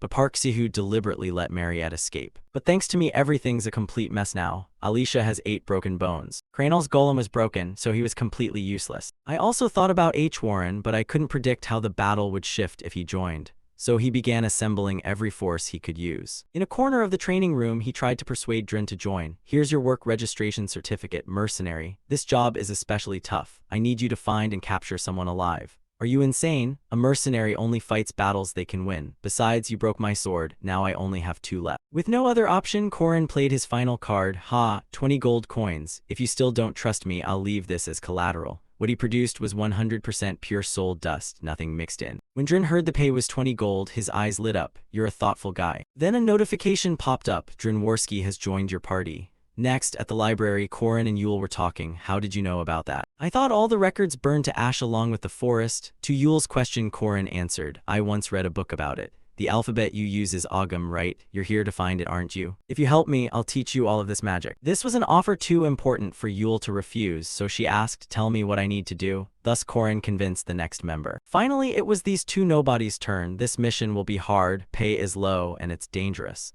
We might face an unusually strong demon clan, but if we succeed, we'll gain honor and fame. The 2 small-timers thought it over, then agreed, sounds romantic, sign us up for your team, and so a basic party was formed. A secondary damage dealer, a healer, and a few others, just enough to get through stage 1. That met the minimum requirements. This was the best they could do for now, and that evening they set out into the woods to search for Mariette. And based on what Park Soo said in the previous life, it seemed Mariette had fled into the forest. and there's only one forest near the academy. The hunting ground forest. Dren in the back wondered how could they find Mariette. This place is huge. If we search normally it could take years. Corin answered simply, search. If you search, it might take years. If you don't want to wait, just ask around. It'll come out one way or another. Don't worry, right? He said that to Yule, so you already knew what was going on. Saying that, she drove her staff into the ground and began to murmur. Spirits, guide us to her. At that moment, the base of the staff glowed. Jaeger was impressed by the sight. A whole swarm of spirits has gathered. Unfortunately, Corin couldn't see them, but judging by their reactions, countless spirits were answering Yule's call. Did they find Mariette? Corin asked. Yes, but their expressions just turned serious. Look behind you, Corin. Why? What are you all looking at? Where is she? Before Corin could finish asking, a monster attacked him from behind. Luckily, he blocked it with his spear. Then Corin swept his spear in a wide arc and sliced the monster in two. Damn it, where did you come from? At the same time, a horde of monsters up ahead began charging toward them. Oh my god, Jaeger thought aloud. Did Mariette turn into a monster? Seeing how serious things were, Lark pulled out his spellbook. And Jaeger drew out his hammer. Ha ha, you dare charge head-on at Jaeger? Perfect timing, I was just warming up. Then he rushed forward alone to block the monsters, prompting Corin's worried shout. Jaeger, don't charge ahead, they'll surround you. Take 3 steps back, don't be hasty. Keep hitting them and their numbers will dwindle. Lark, cover the rear. Yule, stay with Lark. Dren, I don't need to tell you, you know what to do, right? Just don't overextend. Corin's command ability surprised everyone. Despite the sudden attack, he showed no sign of panic. He even laid out sensible maneuvers and support. He's not only strong but has the experience of a captain and a strategist to lead a team. He acts like a leader. Who would have guessed he's only a 5th-ranked knight? The Academy's ranking tests must be flawed. Seeing the monsters charging, Jaeger turned to Yule and asked, Hey, I thought Mariette was here. What's going on? I don't see Mariette, only monsters. Yule stammered, the spirits said so, that's all I heard. Lark offered his opinion, is Mariette controlling them? Monsters don't usually hunt in packs like this, and they seem more aggressive than normal. Corin immediately rejected that. No, Mariette isn't the one pulling their strings. It's not that easy for her. Even if she could control them, this chaotic attack isn't her style. Then why are these monsters attacking us? Dren asked. Neither of those things. Each species of monster has its own hunting instincts. But sometimes they fall into such desperate situations that they forget their nature. For example, something they can't cope with, something that makes them flee when confronted. Corin's words made the mood more serious. And at that moment, the one they were searching for, Mariette, appeared ahead of them. She looked nothing like usual. Her body was wreathed in a red aura, radiating a dangerously intense presence. Corin quickly ordered, prepare to fight. Yule, Lark, fall back. Dren, Jaeger, step back one and support me. Looks like you have a plan, so I trust you, my lord. In this crisis, idiot Jaeger still managed a foolish question. You step one, or should I take another step? Ignoring the idiot behind him, Corin said he would take the lead. At that moment, a notification appeared. Commandment 3, I will save the world, Mariette Dunilip. Increase all fate-related stats of Mariette by 50%. Her impact on this world. These reserve parameters are clearly based on the scale of her future impact on the world, not on a one-time event. Another notification popped up. I will save the world. Take the first step to save the world and stop Mariette Dunilip. Alright everyone, let's go. This conflicted with the first commandment, do not ignore the misfortune of others. Save Mariette Dunilip. Hero Corin Locke, the lucky axis. At that moment, Mariette stood before them, and tears began to fall from her eyes. This left Yule slightly flustered, but it won't change anything. Just eliminate her, Dren said. As he spoke, the true-weight sword came crashing down from the sky. But then, to Dren's surprise, his sword was stopped by a layer of protective barrier. Lark began to explain, it's a blood orb, a creature born from a vampire's blood. I didn't think a newly awakened vampire could have a blood orb with them. Corin reassured everyone, no need to be afraid. It was just born, it hasn't received her blood or mana yet. Without sustenance from its master, it can only block attacks. But Dren began to complain, for a mage like me, facing an opponent with that kind of defense is a big problem. It'll be fine, don't worry. Mariette then acted. Begone, she shouted in anger. Countless blood orbs flew out to attack them. That's a Wideria spell, Yule, Corin hurriedly told her. On hearing that, Yule began to deploy protective magic. I don't know about other places, but this is the forest, this is my domain. Immediately, a wall of trees rose from the ground, shielding everyone. But the wall wasn't strong enough. The blood orbs were slowly piercing through it. Yule herself was under tremendous strain. Seeing this, Jaeger grew worried. What if that defensive wall breaks? Shut your mouth, Jaeger, what are you saying? Yule kept struggling to maintain the wall. That one attack alone cost me half my mana to sustain the defense. The vampire's poisonous hunting ground effect is affecting me, but I have to hold it so everyone has a chance to attack, she said, glancing at Corin. Corin could tell Yule was at her limit. Hold on a bit longer, I'll finish it in 5 moves, he told her. Can you really do that? Yeah, of course I can. The battle with the vampire Mariette was divided into 4 phases. Phase 1, the monsters around attack the player's party. Phase 2, after defeating the monster horde, Mariette herself enters the fray. You must face her. The most powerful spells are only cast from Phase 2 to Phase 4. In other words, before the final phase arrives, she can't use her full power. It's similar to game, like in my previous life. Corin turned back and said to Lark, "Lark, fall back a bit ahead of Yule. You can only cast basic magic about 2 more times, so take care of yourself." Lark was startled. "You planned that far ahead?" "I get it, good thinking. Once you've used up your mana, run as far as you can." "Alright, we'll deal with it then." After giving those instructions, Corin started calculating. So far the attacks are wide but not very strong. The real danger is the alchemy spell that will come afterward. At that moment, blood crystals also began to pierce the wall. Corin frowned. "She's coming. This is the alchemical freezing spell. When enough crystals accumulate on the wall, they begin to detonate, causing the wall to collapse." At the back, Yule began reciting an incantation. "Mother Earth and the nourishment of trees and grain, gods and insects, let the canopy push back the world." With each line she spoke, winds began to rise, signs that the gods were responding. "Although I wrote those ancient runes, only a pure-blood Avon can activate them. Although they're similar to ancient runes, they're a system language from another civilization, a secret tongue. You only get access to it after completing Yule's storyline, she who strives to become an Elder Forest Mage. The Elder Forest Mage is nature's favorite. The 1,000-year secret tongue belongs only to those of lineages friendly with the spirits." After the incantation ended, a startling scene unfolded before them. A colossal tree appeared. This was a giant willow man. Even Yule couldn't believe she had just summoned it. Corin thought to himself, "Yeah, it's a bit of a cheat to help her summon this, but given the situation, there was no other choice." He quickly issued the next command. "Jaeger, there's still one living bear owl. Throw it to the willow man. Hurry." "A living bear owl?" Jaeger exclaimed. "Wow, you're clever. There's actually one left." Of course it's still alive. Corin prepared it on purpose while they were busy fighting. "Quick, throw it into the willow man's chest." At Corin's word, Jaeger promptly hurled the bear owl straight up. In the moment the bear owl fell into the willow man's chest, it was consumed by a shaft of light. By burning the sacrificial creature inside the willow man's chest, it served as the energy to power the summoning magic animating the figure. Once it had that energy, the giant began to move. With a single swing of its arm, it produced countless explosions. But at the same time, it put enormous strain on Yule. Is this too much for her? It's really tough for her to sustain a summoning like this for minutes on end. "Don't stop, Yule. If you stop, everyone will die." "I know, I'll try." Next would be the showdown between the Willow Man and Mariette. Facing such a giant opponent, Mariette let out a scream. Then she spawned countless blood spears and fired them straight at the Willow Man. But that wasn't a major problem. The Willow Man wasn't a living being but merely a construct. Holes in it didn't mean death, and in theory, in a fight between fire and ice, fire could never lose. That was Corin's thought. But Mariette produced a giant blood spear that pierced through the Willow Man's chest, and it also extinguished the flame burning inside the construct's chest. The sight left Corin stunned. They're all about to die. When the Willow Man collapsed, Corin realized that conventional knowledge had been completely overturned. This is a special difficulty level Mariette Dunilla. The Willow Man's sudden defeat also affected Yule a bit. Corin urgently told her, "Fall back. Your mana is gone. Staying here won't change anything." "Understood, I'm retreating." With that, she vanished in a puff. Only 3 lives remained. Jaeger worried, "I wonder if they can do it." Corin had to explain. Mariette used her full area spell, so her magic is weakened now.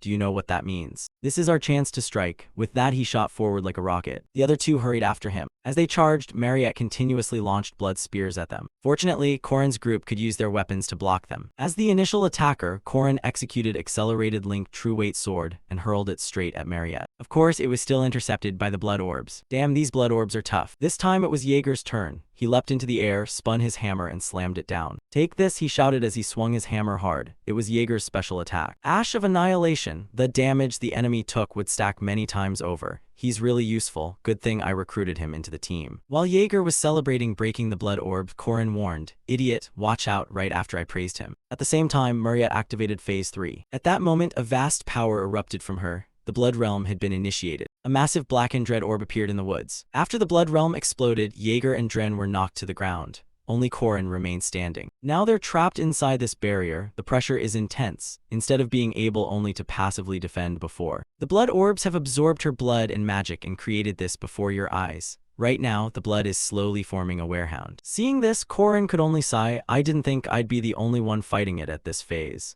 It would have taken at least 3 people back in my past life to handle Phase 3. But now it's just me." "Well, it's not a big deal. The outcome will be the same. I'm still the victor. If you're born a normal person, you can tell the difference between beasts and humans. If you truly are human, it's natural to close your eyes in terror when you watch animals desperately fight for their lives." There was a chill and icy breath down my spine. unlike the burning heat in my throat. My throat was drawn to someone's neck. I don't know the name, I bit it. My fangs, which had always been there, tore the skin and reached its vein. The creature trembled. I couldn't tell whether it was the fear before being hunted or a fierce struggle. And it no longer mattered. I no longer felt that blind, eye-closing terror. The whining of pain sounded like piano notes. That warm blood ran onto my tongue, wetting my throat. It ran through my body and warmed my cold skin, until my veins, thought to have stopped flowing, felt like they were expanding again. The name something with a Y, Bella, and the creak of the bed stopped. Only my heartbeat remained, like it would burst. That sound spread through me. The scent of that rich blood both overwhelmed and disgusted me. My body, once full of vitality, felt like it would collapse entirely.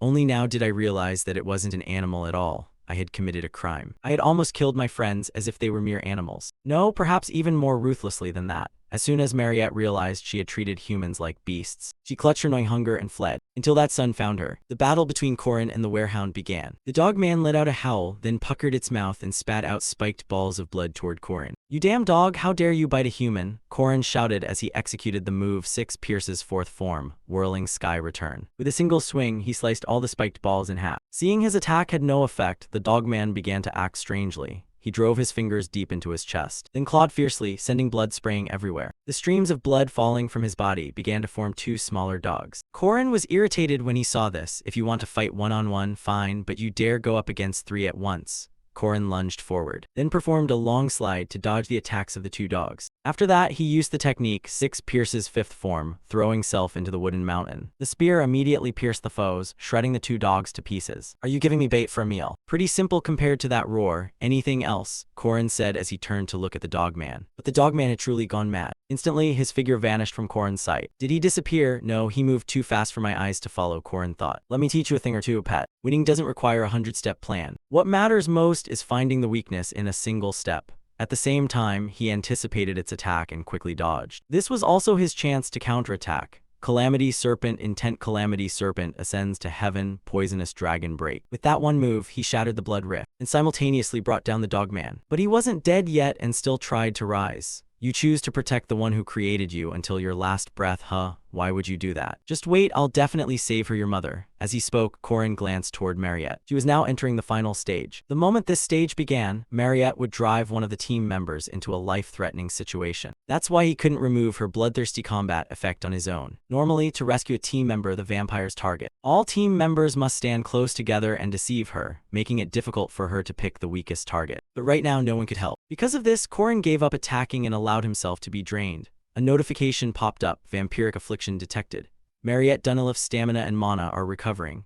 While Mariette pressed Corin down, sucking his blood like a madwoman, Corin still had time to think. So this is what being drained feels like. "I can endure it, I have skills to deal with this." It's all thanks to the skill, Resilient Warrior Rebirth. A warrior never loses fighting spirit and always maintains his will. His body will continuously regenerate. This skill would allow Corin to regenerate continuously, so he could withstand things like this. At the same time, he recalled the moment Mariette kindly chatted with everyone while sharing those small potatoes with her delicate hands. Then he gently embraced her and said, "Now take it slow, be careful you don't choke." After draining the blood, Mariette seemed to start regaining consciousness. In the past, the moment Duke Sebansha awakened as a vampire, he drained his servants to death.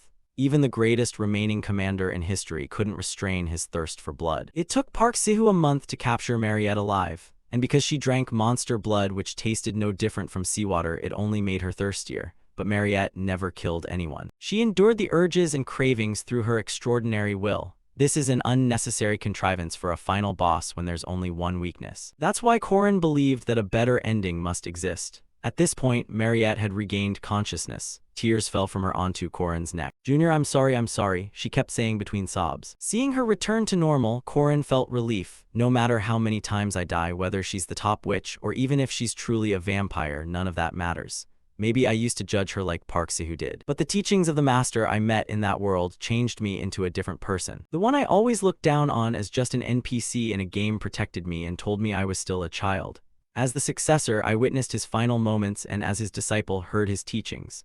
It'll be fine. Once I'm sure I've grown up a bit, just watch, Park Sihu. I'll choose a different path than you. At that moment, a notification appeared. Mariette Duniliff. Difficulty, S rewards, aura level increased from low to above low. Mana level increased from lowest to low. Gained pain tolerance, 100 points distributed evenly. A few days later, in the special cell created by Professor Josephine, Corin asked Professor Josephine for permission to visit Mariette. Now Corin and Mariette chatted with smiles. I thought your taste would change, but you actually like potatoes? Are they good, Mariette? Mariette, chewing a potato, laughed. Potatoes are always good. No matter how you cook them, they're tasty. Oh really? Corin said, pressing his face close to hers, making Mariette blush. Then she hurriedly shooed him away. Go over there. I smell awful right now. So what? When you bit my neck, I hadn't showered either. Oh great, Corin. That's not something you say to a girl. After that, Mariette went to sit alone in a corner, withdrawn. Corin sighed at the sight. Good grief, you don't smell bad. I'm just worried about that girl H. Warren. She's terrifying. I thought I was going to die. I was so scared, but I couldn't do what you did. Those words made Corin think. He had met H. Warren and stirred something in her, changing her resolve and getting her to take part in hunting practice. H. Warren had accidentally encountered Mariette during training, and to fight first-rank mage Mariette, she used her true strength. That provoked Mariette, and the vampire within her awakened. Mariette continued, how did you manage to pick yourself back up? Why didn't you give up? The spirit vessel too, everyone mocked you, saying you couldn't succeed. But in the end, you did. You're really amazing. Corin felt a little embarrassed by that. It's not that impressive. But I like happy endings, where the good are rewarded and the wicked are punished. Something like that. A cautionary, touching story. You're a good person, you're very good, and you're beautiful too. In short, I like happy endings. Corin said, scratching his chin, so I really want you to be happy. Those words made Mariette flush bright red. Corin had accidentally flirted with her without even realizing it. The two of them were truly cute. Corin, I need to wash up and finish the potatoes. Can you go outside? That was her excuse since her face was burning and she didn't know how to face him. Corin felt awkward. He had only just arrived and was already being shooed away. But with no choice, he said goodbye to Mariette and left with Professor Josephine. Watching Corin go, Mariette silently thanked him. Thank you for comforting me. But I'm not even sure I deserve to be happy. So everything ended with Mariette being temporarily detained. Because that happened, it's hard for things to return to normal immediately. But she'll probably be released soon, since the half-human H. Warren will soon attend regular school. Even if Mariette awakened and became a half-human, most people wouldn't feel threatened by that. As he was thinking this, a voice rang out. Corin, can you come see me for a moment? The speaker was the principal. Is this the first time we've met alone? How do you feel? I'm fine, sir. What's this about? It's about Mariette's punishment. Those words startled Corin. Her punishment. He hadn't expected Mariette to be punished. So the outcome won't be a good one. Corin panicked. Wait, I can explain. But before he could, the principal continued, it's fine, her punishment has already been decided. Corin didn't give up, but please hear me out. As someone who actually fought her, how could her punishment be decided so hastily, Miss Mariette? While Corin stammered his explanation, the principal burst out laughing. Ha ha, just as expected. Don't worry, there's no punishment. I don't think she's dangerous. I wanted to see the reaction of someone who actually fought her. Now I'm no longer in doubt about my decision. Don't worry, she'll be released soon. We just need to confirm her stability. I've heard other students talk, but I'm curious for details. Even a simple explanation will do. Could you tell me? Hearing this, Corin finally sighed in relief. You gave me a fright earlier. Then he slowly began to explain everything, that Mariette was safe and not a monster.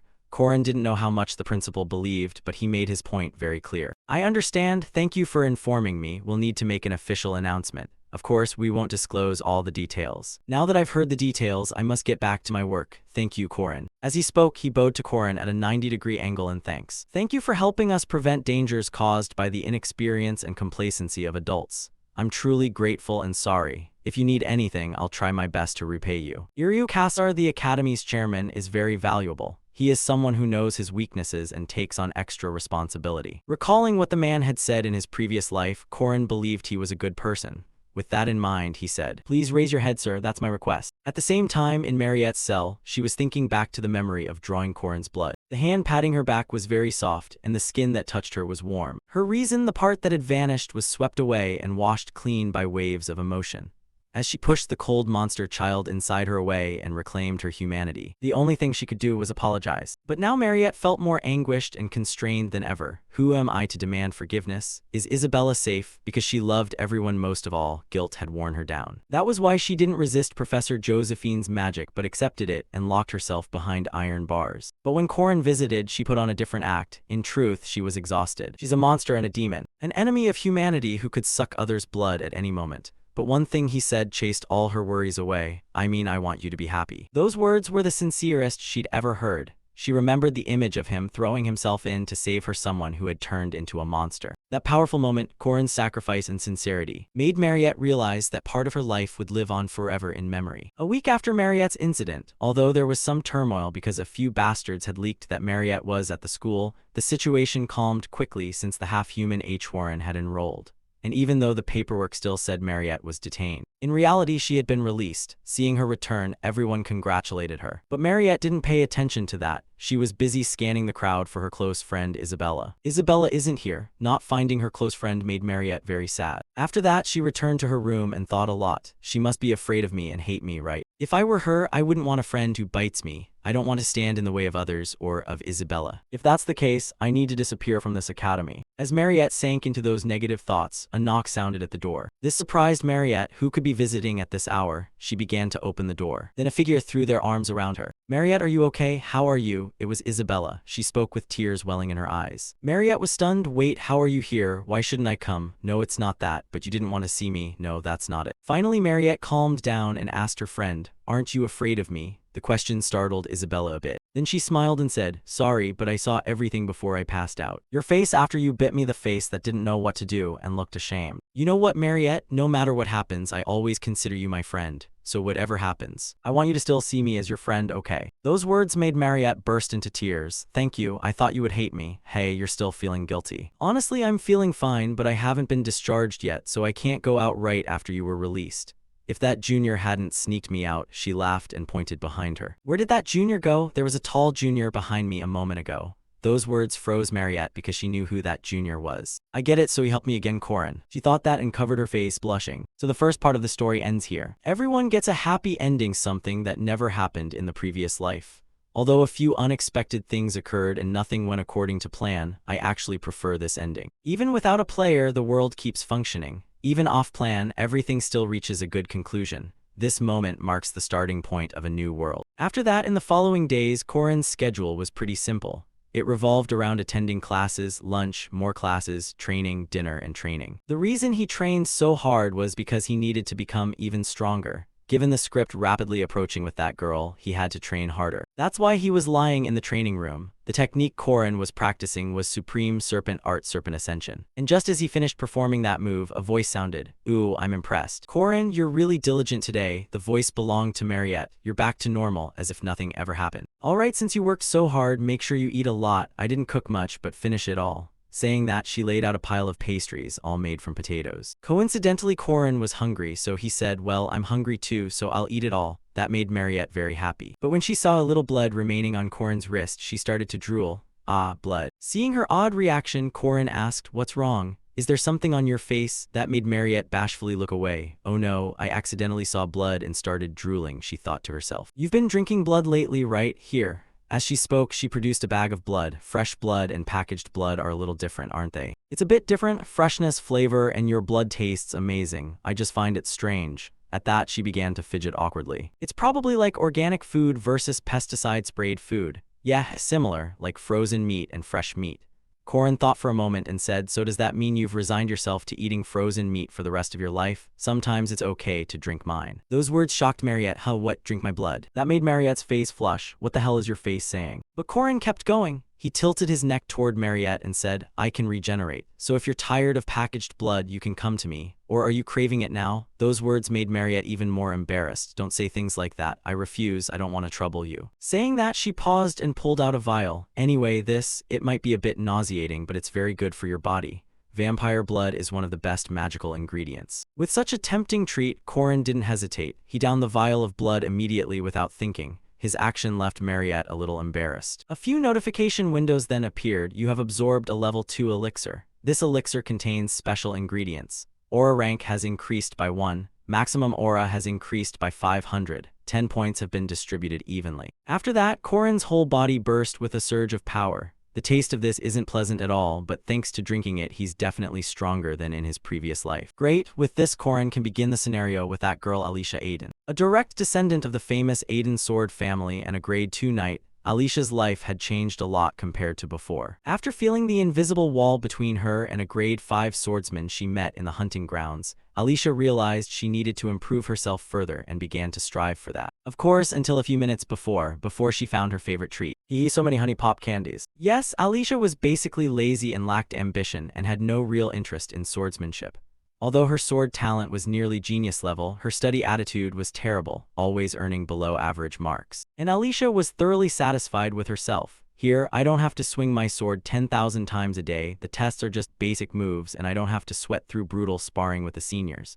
Besides, my sister isn't here. Just looking at her expression, you could tell how pleased she was. I should enjoy this time. Enjoy what? Corin asked. His question startled Alicia. You haven't been coming to the training room lately, Corin said with a smile. But that remark made Alicia tremble. I've been very busy lately. Homework and missions. Hearing that, Corin grinned. I heard that pays well. Want to join my party? Hearing that, Alicia wanted to cry. Damn it, why does he keep coming after me? In some ways, Corin made it hard for Alicia to approach him. Standing before him, she felt her lazy habit and neglected talent exposed.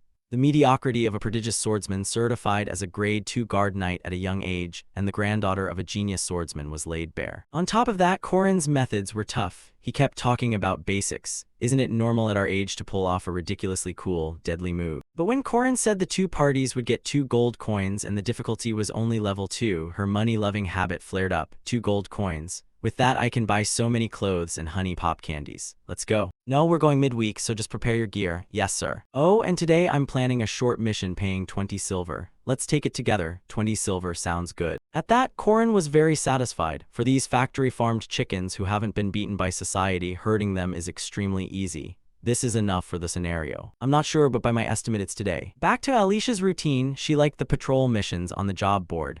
Alicia simply followed the preset route through the city center and checked for issues.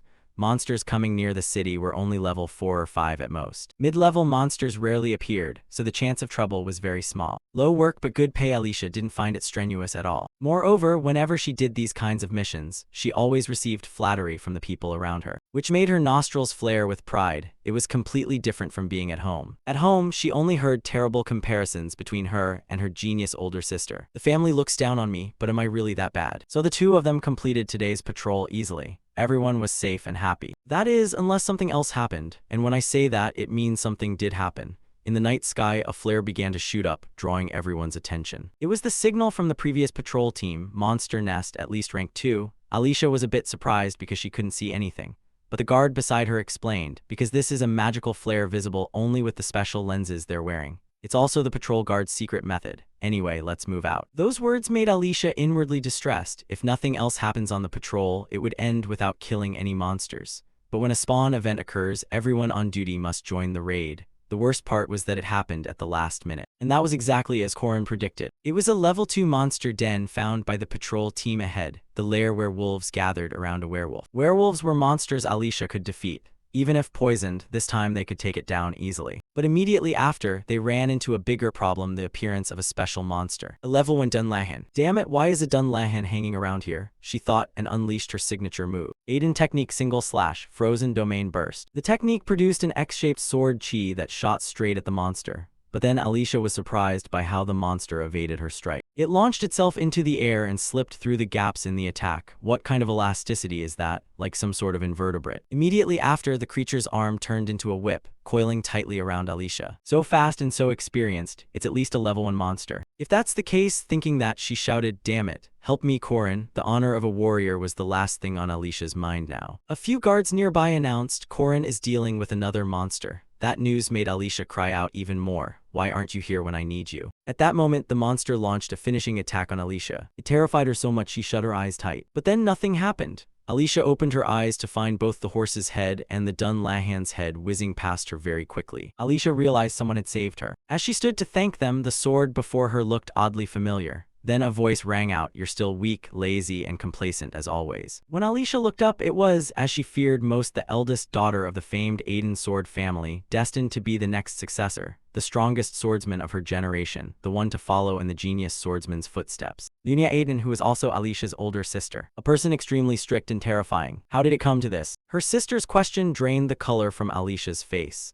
You saw a Dunlahan and didn't retreat. Why didn't you analyze the enemy in front of you? And above all, that stupid way of drawing your sword, who did you copy that from? I'm sorry, no more excuses. The consequences of my actions are entirely my responsibility. Saying anything won't change the situation. Remember that it was my moves that put the soldiers who trusted me in danger. Yes, ma'am. Stand up straight, Lunia said as she flicked her sword toward her sister, forcing Alicia to puff her chest out as much as possible. An Aiden swordsman must always be confident. Yes, sister. And you, she said, looking at Korin.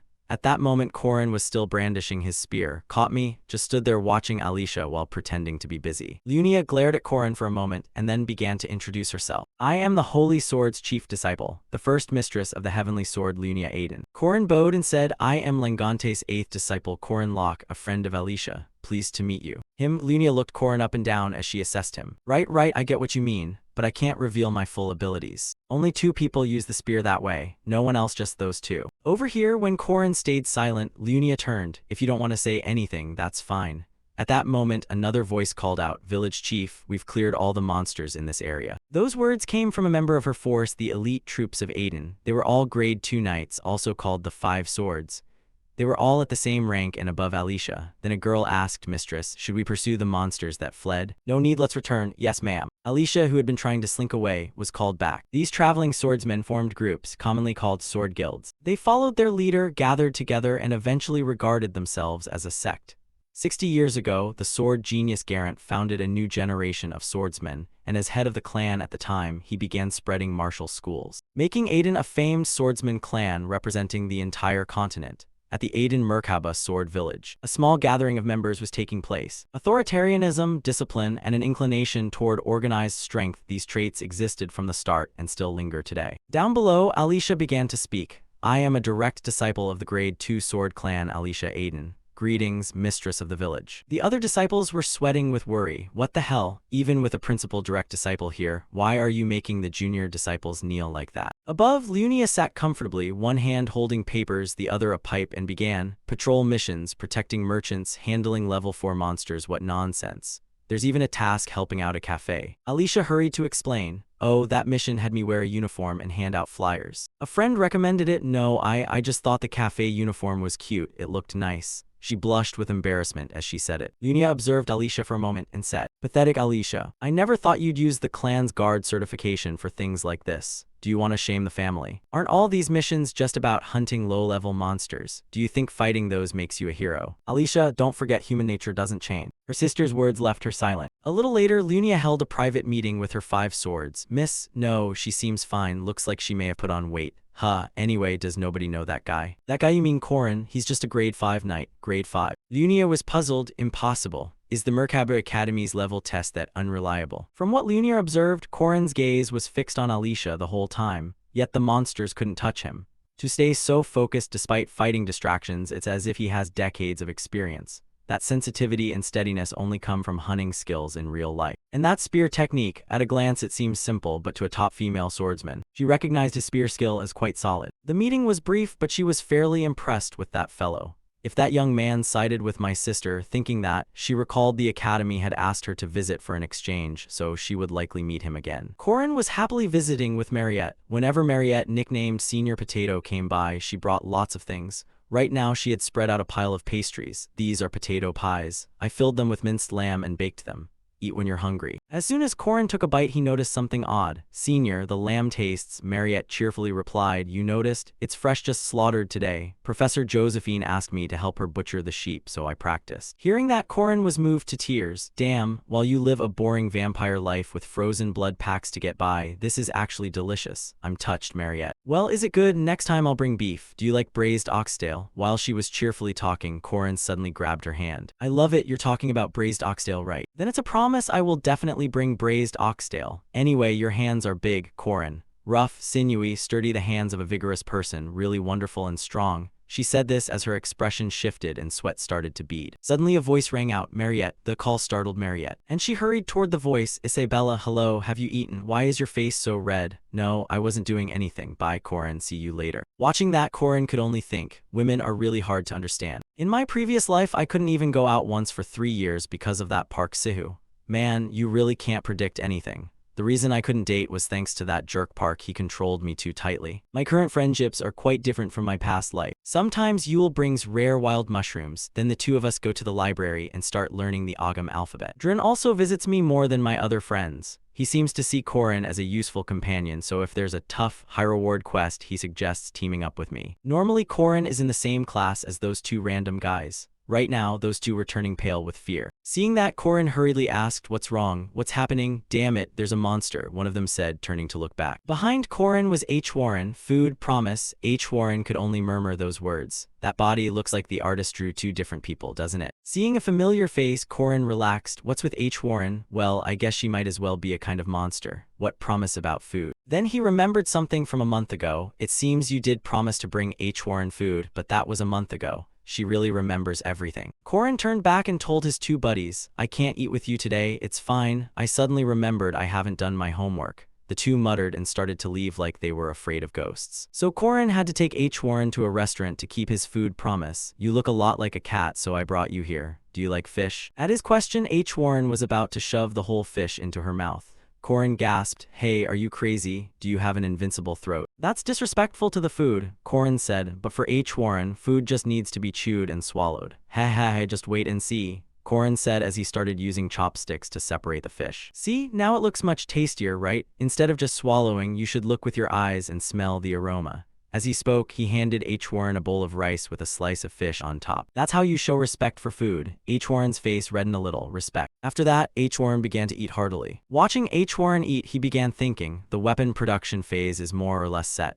It's a bit early, but step 2 will start soon. Step 2 begins the component exam. The idiot Jaeger was complaining, "Because we haven't studied at all. 10 minutes until the test and you're only regretting it now. I told you to study, you should have nagged me more, you should have listened to me. Hey Corin, have you studied?" To that question from the two of them, Corin answered confidently, "I don't need to study. What are you gonna do? Pass the class on faith and hope." But Corin already had a plan in mind. Hey, sorry, I'm different from you guys. This isn't my first test, so I'll bring out the top-ranked strategy. Up above, the proctor on the podium announced, "The exam begins. You may now turn your papers over." "Shall we get started then?" Corin cheerfully opened his test paper. If the moment of inertia of motion x is y, what value of y is required to perform a motion of 85c? After reading the question, Corin's smile vanished. "Oh shit, what does this even mean?" A while later, the exam ended. Jaeger seemed pretty happy, so he must have done all right. "Knew you'd be like that." "Jaeger, how about you?" Corin asked. To that question, Corin was truly desperate. "Guys, I only know how to write my own name." Corin's answer sheet was blank.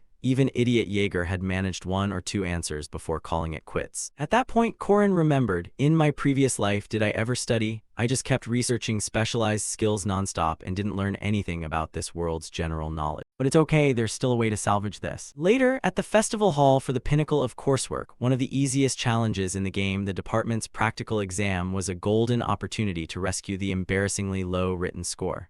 These component tests were drafted by the professors of the night department, or compiled by visiting seasonal instructors invited from outside. Each team of 15 trainees must face them and demonstrate their abilities.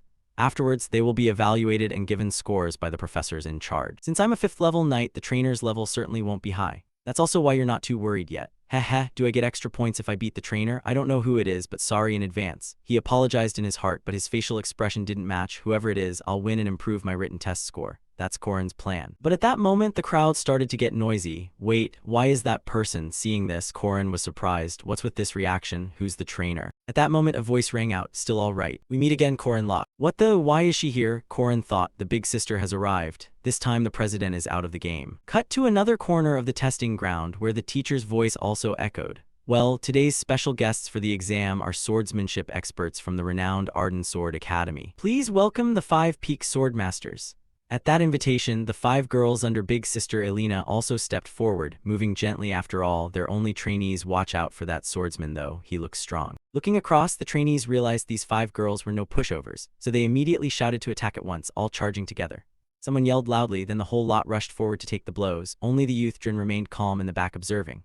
Even though all of them were high-level swordsmen, we have Alicia Arden on our side, so that's 2 level 2s. Our chances of victory are. On this side, the 5 Peak Sword deployed Arden's signature technique. The 5 Peak Swords combined. The 5 of them swung in unison, forging their sword chi together into a cohesive wave that surged straight forward. As a result, the trainees who had just charged hadn't even reached them before that blade of sword chi blew them up into the air. Seeing nothing, what is happening? They shouted from within the dust cloud raised by the technique, and Drin gave his overall assessment.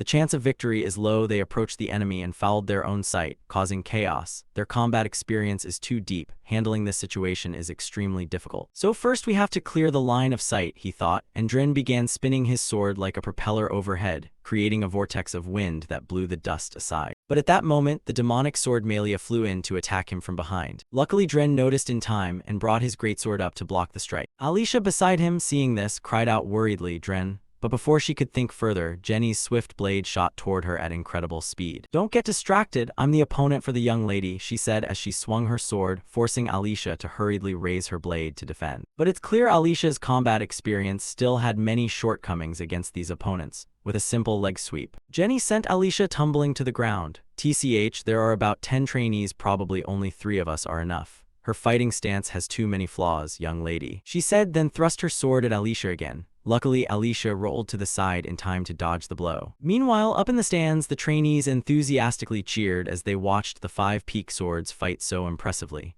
Wow, as expected, the Arden 5 peak swords are the real deal. Their power is terrifying. And from their perspective, the 3 remaining girls with Elena were handling the rest of the trainees. "Hurry up, do something," the commanders yelled, but it was to no avail. "Look, they're all hopeless. Only those 2 still seem to put up a little resistance, at least for now it appears that way." The trainee in the stands glanced at Dren and Alicia and whispered. Turning to Dren, he began to maneuver several swords to charge and attack at once. "See this fire sword, iron sword." Malia opposite grew flustered and said, 2 versus 5 is unfair. Dren's experience isn't inferior to the 5 peak swords. When the dust cleared, Malia was overwhelmed by 5 dark blades and he would soon secure victory. While Alicia's battle remained somewhat difficult. "Young lady, you need a lot more training. Do you really see yourself as the heir to the celestial peak sword when your ability is this limited? If this is your true skill, you won't even graduate from the academy. You'd be better off dropping out and going home to learn sword swinging by chasing chickens." Jenny's words riled Alicia. "No, I won't," Alicia shouted, pushing Jenny back. But at that moment her eyes went dim and she collapsed instantly, because she had taken a super fast strike from Jenny. She should have stayed focused until the end of the fight.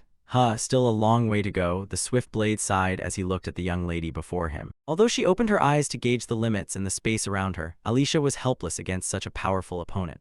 Right, according to the initial plan, Elena Arden's role should have been different, so why did she join Team B's Phase B? Turning to Corin's group, when they realized they'd be paired with Elena, their eyes went wide as saucers. And before they could think, Elena opposite already exuded a dangerous aura and said, "Let's begin. You all think this is a real combat experience? This is an elite class battle." The trainee commanders looked at each other in confusion. Elite what? Elite class battle. A monster that can single-handedly face an entire army, leaving dozens of guards struggling. Even an entire Legion A monster you can hardly defeat, described as an uncontrollable disaster. A monster most guards will never encounter once in their lifetime. Anyone who claims to have seen it is said to be fabricating or exaggerating. But if it's that person, the story changes. Elena Arden can fight those monsters because she is the monster of monsters, and the more our protagonist thought about it, the more the skin on his scalp tingled. And now up front, Elena began her assault. With a single swing, the big sister sent out countless slashes of sword chi tearing forward. The testing ground itself couldn't withstand the force and shattered into who knows how many pieces. Meanwhile, the trainees were blown away like flies before they could react.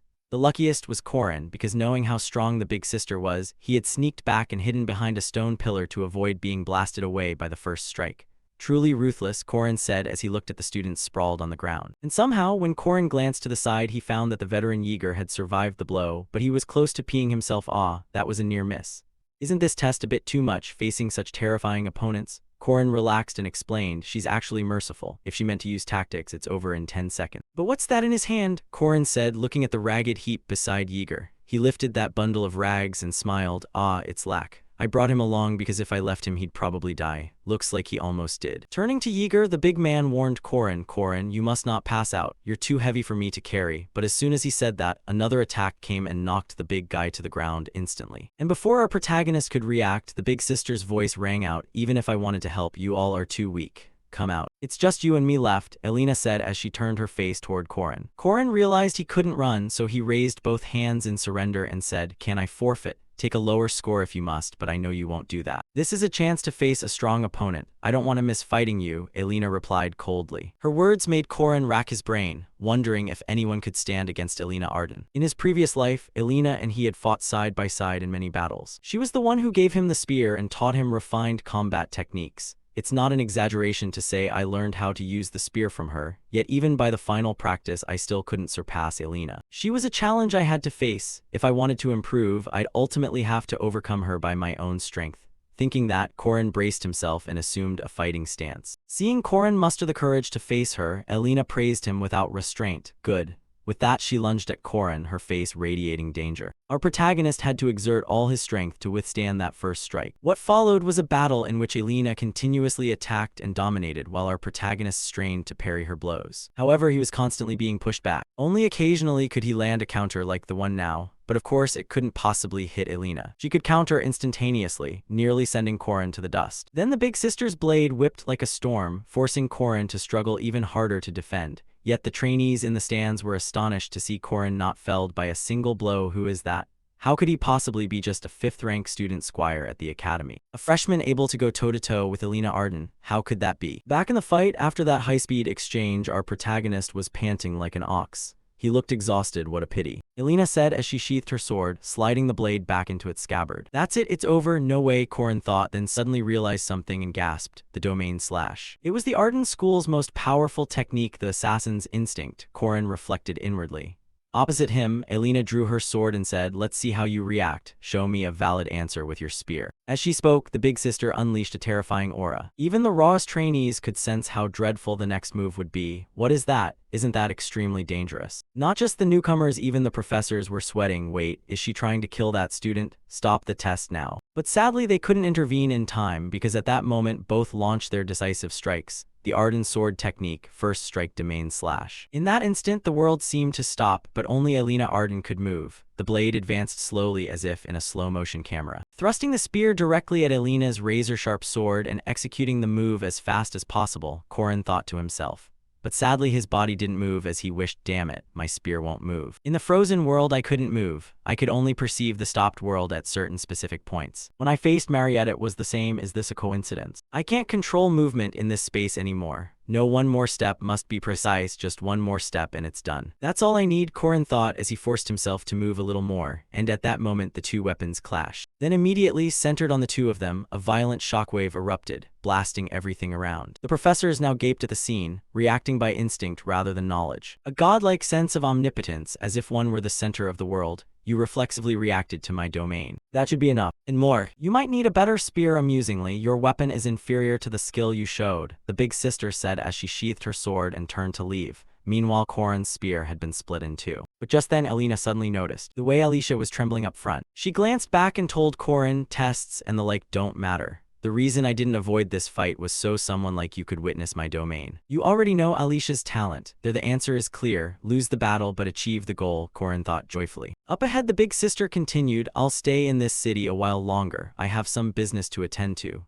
But don't interfere with what I have planned for that girl. No matter how you resist, the outcome won't change. Alicia, I won't let you touch her, Elena added, then truly turned and left. Behind her, Korin grinned darkly. Now it's my turn to show her my domain. Elena Arden, you think things will go your way. After Korin and Elena's match ended, the professors finally announced the decision. The judges had reached a unanimous verdict. Trainee Korin Locke received a perfect score in the practical exam. The other trainees who heard this had to agree with the panel facing Elena Arden and earning a perfect score, and in a one-on-one no less. How is that possible? But at that moment, some skeptical murmurs rose among the professors. Impossible he could stand up to Elena Arden. Could he really be only a fifth-rank knight? The white-haired professor, apparently the highest ranking here, pondered that this student must have once intended to hunt spirits. Meanwhile, Professor Fermack removed his stylish sunglasses and stared at Korin, his expression full of suspicion. Really bizarre, Korin Locke. Why did you use that skill? Days passed quickly. A few days later, at some forge, without Elena telling him, Korin already knew he needed a better weapon and walked into the smithy. The shop owner was a burly man. When he saw Korin enter, he asked, "Who are you?"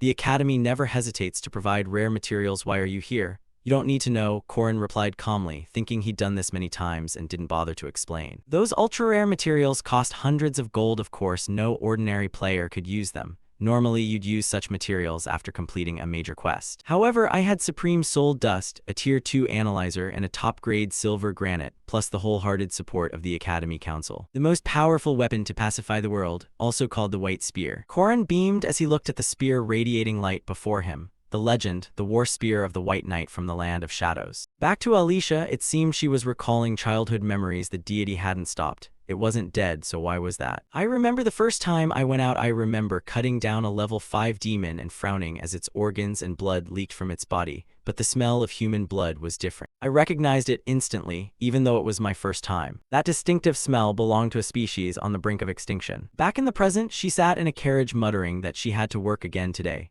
Alicia was currently taking a silver wolf hunt contract with a reward of 70 silver coins. But at least it was better than that urgent, grim mission, the emergency task, hunt the murderer in the Mist City, graduation credit, and an advisory consult opportunity.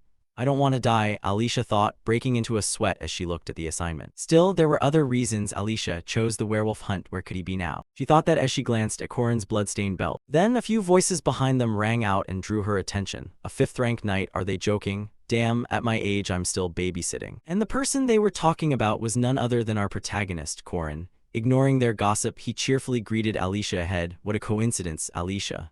Ah, Corin, hello, she hurriedly replied. Meeting Alicia there made Corin very happy. The other guards looked displeased. The Guard Association had complained countless times about quota systems and planned to take in penniless trainees. They probably didn't expect a brat like me to show up, but I'm glad Alicia came along, Corin thought, hastily shaking her hand. That gesture seemed to irk those behind them, their gazes sharpening like lasers, which made our protagonist a bit embarrassed. They wouldn't dare make a move in front of the Saint Knight's granddaughter. Stop starring, my neck's about to catch fire, Corin thought. Then he cheerfully slung an arm around Alicia and asked, anyway, Alicia, how's your eye? Surprised, she replied, what are you saying? My eye's fine, you know that's not what I meant. Did you hear something from my sister? She said, glancing at Corin, and Corin shrugged and answered, you could say that. Of course Elena hadn't said a word to me, Corin thought, then added, you best hurry, your sister seems serious. She'll make it impossible for you to ever hold a sword again. That's why I could give up the path of a swordsman, Alicia muttered, seemingly the words the big sister had told her. Corin fell silent after hearing that, thinking, who knows, I didn't expect you'd manage it, I'm sure of it. The mission proceeded smoothly. There were 2 werewolves and over 20 ordinary wolves in the den. The hunt team skillfully handled the werewolves and even captured one, but then something unexpected happened. As the group prepared to pack up and return, a fog suddenly rolled in around them. Then countless strange monsters attacked the party. Why are there so many of them? Where did they come from? What's with this fog? Someone shouted. At that moment, someone remembered Corin and hurriedly said to his companion, Hansen, what about that dumb kid? I don't know, now's not the time to worry about him, Hansen snapped. Then they turned to watch Alicia, who was slaughtering frantically up ahead. Fortunately, Miss Aiden was doing her job very well. Before they could deal with all those monsters, another wave arrived. Where are these coming from? Demons? Evil spirits? This area shouldn't have this many evil spirits, and there are even fiends. Looking at the evil spirits, Alicia grew worried. In remote, sparsely populated areas there can't be demons. This is artificial. These are manufactured evil spirits. As Alicia thought that, a massive shadow began to emerge from the fog behind her. Seeing it, she intended to turn and greet it. But before she could speak, the figure ahead let out a roar and swung its axe violently toward Alicia, forcing her to strain to block it.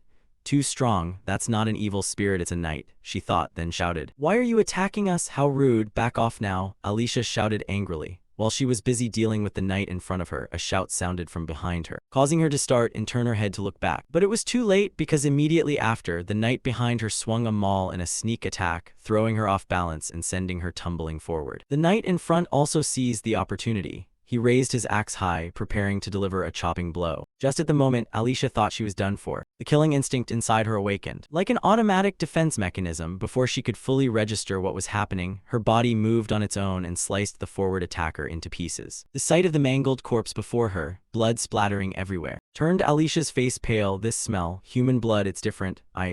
Behind her, the remaining knight saw Alicia in a dazed state and charged to attack again. But before its intent could succeed, a spear pierced its head and a voice rang out. What are you doing? It's not a real person. Hearing this, Alicia on the other side hurriedly turned toward the sound and blankly said, Corin. From her view, it seemed Corin had thrown his spear and saved her from disaster. Returning to the matter at hand, Alicia asked, why do you say it's not a real person? Corin slowly explained, their bodies are moved by dark magic. As he spoke, he casually plucked the head off the nearby knight and thought. The main event of Act 2 is taking down the killer in Mist City. In the original scene, a group of players must track down a crazed serial killer that Mariette defeated at the end of Act 1. And if you pick the werewolf hunting quest in those events, the killer Jian-Ro will be discovered and eventually escorted away after a battle, Corin thought to himself. Meanwhile, the rest of the hunting party hurried over to check. Alicia, are you okay? but Alicia barely paid attention because she was staring at something ahead and cried out, "Over there." At her words, everyone turned their eyes that way, and in front of them a dark shape hovered in midair. "What is that?" someone shouted in amazement. Alicia gripped her sword and prepared to charge in to intercept, but Korin beside her stopped her. "It's okay, get ready to run." Then he gave his spear everything and hurled it forward, piercing the dark shape through the center instantly. The whole body was then dragged backward and impaled on a nearby tree. "As expected, Korin, you're amazing," Alicia said joyfully. The rest of the team stared at the dark shape nailed above them in shock. "What the hell? It died in one strike that week." "Obviously not. If it had died here, the boss wouldn't have a way to trigger its opening move. Based on Jian Ro's basic character setup, I couldn't take him down alone. The issue isn't raw power or combined abilities, he's a master of concealment." As Korin thought that, the dark shape's eyes flared and a voice spoke. "Well done, you destroyed my puppet. That's enough for today. I hope we meet again." Saying that, the dark form began to spew red smoke from its body and everyone hastily backed away. "What the hell is that? What's that smoke?" Facing Korin, the scene didn't shock him much. That smoke is called Fire Night. When the summoner of the haze and necromancer drops their life points to 0, the haze will dissipate automatically. What I just crushed was only a puppet, the thing that created the fog a revenant made from a necromancer's corpse. The reason that guy was so hard to catch is because he used puppets to scramble information. You can't find that wraith because he's merged himself into the haze. Thinking that, Korin immediately turned and ran, warning everyone, "Let's go, that fog looks really dangerous." "Yeah, got it, run, everyone." At that moment, Alicia glanced back and asked Korin, "Aren't you going to retrieve the spear? I thought it was expensive." "It's fine, it'll return to my hand on its own," Korin replied calmly. And just as he said, the ancient recall rune carved on the spear ahead activated. Right after that, the spear automatically came back into his hand. But just as everyone was sprinting away, a shout rose from behind them, catching both their attention. "Chaklai," someone yelled. The man grit his teeth and said, I'm caught in vine ropes." Seeing that, Korin and Alicia hurried over to rescue him. "Grab my hand," Alicia said, reaching toward him. "Ah, thank you." "Ah, over there," Chaklai cried when he saw a giant hand reaching straight for Alicia. Then it seized her and pulled her back. "Damn it, what a pain," Korin thought, then quickly told the young man beside him. "Chaklai, get up and run. Get out of this forest, don't worry about us, and lend me your cloak." Saying that, he snatched the youth's cloak and charged straight toward the smoke ahead. "I didn't expect I'd have to do this a second time. I was trapped inside that haze before. Back then my ankle was sprained, and within less than a minute I came closer to death than ever. Now that I've been reborn, I have to buy more time. But the problem is Alicia," Korin thought as he looked at her. Right now she was struggling to fend off the hands lunging at her. But it didn't seem very effective, she was already soaked in blood. Alicia won't hold out much longer, Korin thought. Facing Alicia, though surrounded by those arms, she refused to give up and kept unleashing countless sword energy strikes wildly forward. "If I cut through all of these, that should be enough. But why aren't they severing? Is it because I'm weak or my stance is wrong? Oh no, is it just because I'm weak? I'm sorry, I also want to save someone in a cool way like you. Someone saved my life, I want to become someone to be proud of." And just as she was about to give up, a call Alicia made her startle and look up. In her line of sight, someone carrying a spear was running straight toward her. Could that voice belong to my savior? 24808. What now? She looked at Alicia, then at Korin. He was already approaching Alicia and hurriedly asked, "Alicia, are you okay?" Alicia, hearing that, began to sob. Korin, I can't get it to let go. Please save me. At this rate, I'll die." Seeing that, Korin threw his cloak over her and began to instruct. "Calm down, Alicia Aiden. Random slashing won't work. Focus and strike hard. Just stay calm," Korin said as he picked up the sword at their feet and placed it into Alicia's hand. Then he turned to face the swarming undead ahead and said, "From now on, I'll protect you from the undead. You know what you need to do, right?" Alicia, still crying, said, "No, I can't. My strength isn't enough. The fog is hurting me and making me dizzy. You can do it. Among the swordsmen I know, you have exceptional talent, and if you set your mind to it, you can definitely do it." "Just one step, Alicia Aiden. One step is enough," Korin said with complete confidence. And his words seemed to calm the third girl down a little. Then, not giving Alicia time to think, Korin charged straight at the undead and called back, "Thank you in advance." Turning to Alicia, she was a jumble of thoughts. "I can't hold out here any longer. Then how can someone with a lower aura rank than me like you endure this? If you put it that way to me, I have no choice but to make it work." With that thought, she gritted her teeth and took a posture to draw her sword. That technique can cut through anything. To use it, I have to awaken the realm-seeing eye, a cursed ability that forces the user to see other domains. At this moment, Alicia was in a state of absolute focus. "Just one step, Alicia Aiden. One step is enough," she told herself, then stepped forward one pace. Aiden family technique, Aiden first sword art, domain cleave. At that instant, Alicia tightened her grip on the sword and a flash of light erupted. And that radiance sliced through everything, even the entire mass of undead and the trees ahead. "How can you see?" the undead screamed. It seemed he was Jianro. Viewed from above, a large section of the forest had been sheared away by that domain cleave. The fog that had been covering the area was also blown apart by the attack. Down below, the hunters, seeing the fog dissipate, hurried back and asked, "The haze is gone. Hey, are you all right? What happened?" At that, they also noticed the body split in two below and shouted, "Oh, that's Jian, the vampire killer from Mist City." "Oh my god, the forest's been cut in half. How could a person do that? I've heard of this move. So this is the legendary domain cleave of the Sword Emperor," they said in awe. Corin beside them was so surprised his mouth hung open. "I thought she'd use the third form of single cleave or iron tide. How did she manage to use that technique already?" Contrasting Corin's bewilderment, Alicia opposite him was ecstatic. "Corin, I did it. I really did it," she said happily. "Wait, stop, now isn't the time for you to be able to use that move," he worried. And just as Corin predicted, the hunters began to gossip. "Oh, so does that mean the next head of the Aiden family will be her?" "Exactly, because no one but the Sword Emperor can use domain cleave, except that girl." Alicia Aiden, the future of the Aiden family, the Sword Emperor successor Alicia Aiden. The crowd began to cheer. Alicia, seeing this, flared her nostrils in excitement. From then on, in the days that followed, news about Alicia spread everywhere. Daily bulletin. Hot news. Jian has been defeated. The Nightmare Hayes, the notorious serial killer who slew dozens of knights Jianro, has been defeated by the candidate for the next head of the famed Aiden sword family. The beautiful knight has defeated a first-tier dark mage. Who is Alicia Aiden? The Aiden family's foundations are trembling. Sword Emperor Garant remains silent. Rewards for Alicia Aiden's outstanding performance. What will happen to the Aiden family's succession structure? Will the heir change? The Aiden family's organizations and businesses are in turmoil. Martial officials are baffled. An exclusive interview with an insider. Actually, Alicia Aiden is the true genius of the Aiden family. At last I can say this with confidence.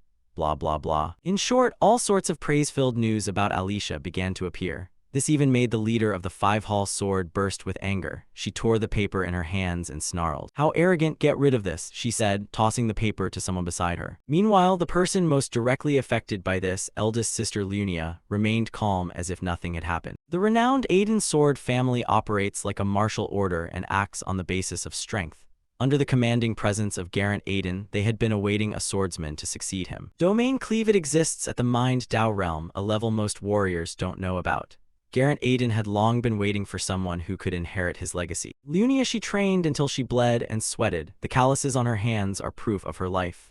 Yet even Lunia, hailed as the genius of her generation, could not satisfy the Sword Emperor. But Lunia's younger sister, who had only recently picked up a sword and sparred with her elder, the illegitimate child the head brought in from outside. Lunia had never regarded that child as a rival, and that was her mistake. In a brief instant, Lunia recognized that Alicia's state was extraordinarily unusual, and before she could react, she was cut down. "You can't staunch the bleeding, that's not a risky move. How did this happen?" people shouted in alarm. Meanwhile, Lunia, lying below, paid no heed to her wound. Her face was dazed. "When I was defeated, I couldn't see that move." "No, it's correct that I couldn't see it. The moment that child focused, I was already struck. The problem isn't speed, it's something else entirely, the domain, that deep path of martial Dao." Alicia took a step into it. "How is that possible? The child is so young and lazy to boot." Surely the girl is in shock, but I understand the title he told me about. "The twisted nature mortals cannot comprehend. Sword demon, a demonic talent," Lunia thought as she stared at Alicia's twisted, half-laughing, half-crying face. At that moment, Garant approached, patted Alicia's head, and said, "I will appoint Alicia as the candidate for the next family head." And so, Alicia Aiden became the Aiden family heir candidate, despite everyone's objections. The gesture of patting the half-sibling who grew up neglected by the family would linger in memory. Nearby, the girls of the Five-Hall Sword, seeing Lunia deep in thought, asked, "Mistress, are you all right?" "They're worried about me," Lunia thought, then said, "Don't worry. I want that girl to step into the domain too. Because if I can see that sword technique once more, maybe I can step into it myself." With that thought, the eldest sister made a decision and said, "Everyone, prepare to challenge the sword way." Turning to Alicia, Corin came to visit her. "When do you think you'll recover?"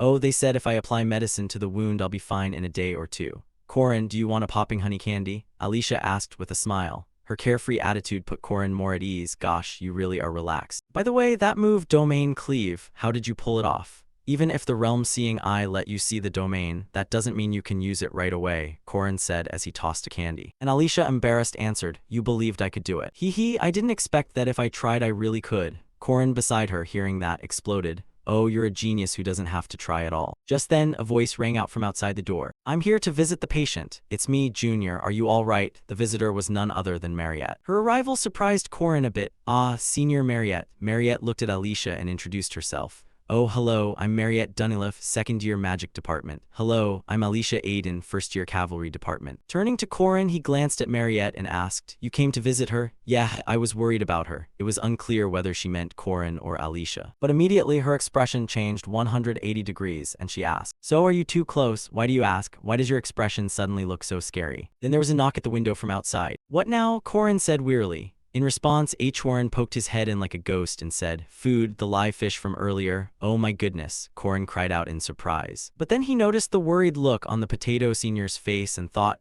Ah, Mariette is uncomfortable standing in front of H. Warren, but I think anyone would feel uneasy seeing that appearance. Unfortunately, Corin overthought it because Mariette then clasped her hands and forced a smile at Corin. Food, you also ate with H. Warren. What? That's what makes you uncomfortable. Corin thought to himself and said, Don't worry, I also prepared a really delicious meal for you. A delicious meal, Mariette said happily. As for Corin, he stroked his chin and realized something. Wait, today all these talented people happen to meet. With members like these, I can pull that off. Having thought that, our protagonist told Alicia some bad news. Alicia, the rumor that you inherited Domain Cleave has spread out, so Lunia will definitely come to challenge the Swordway soon.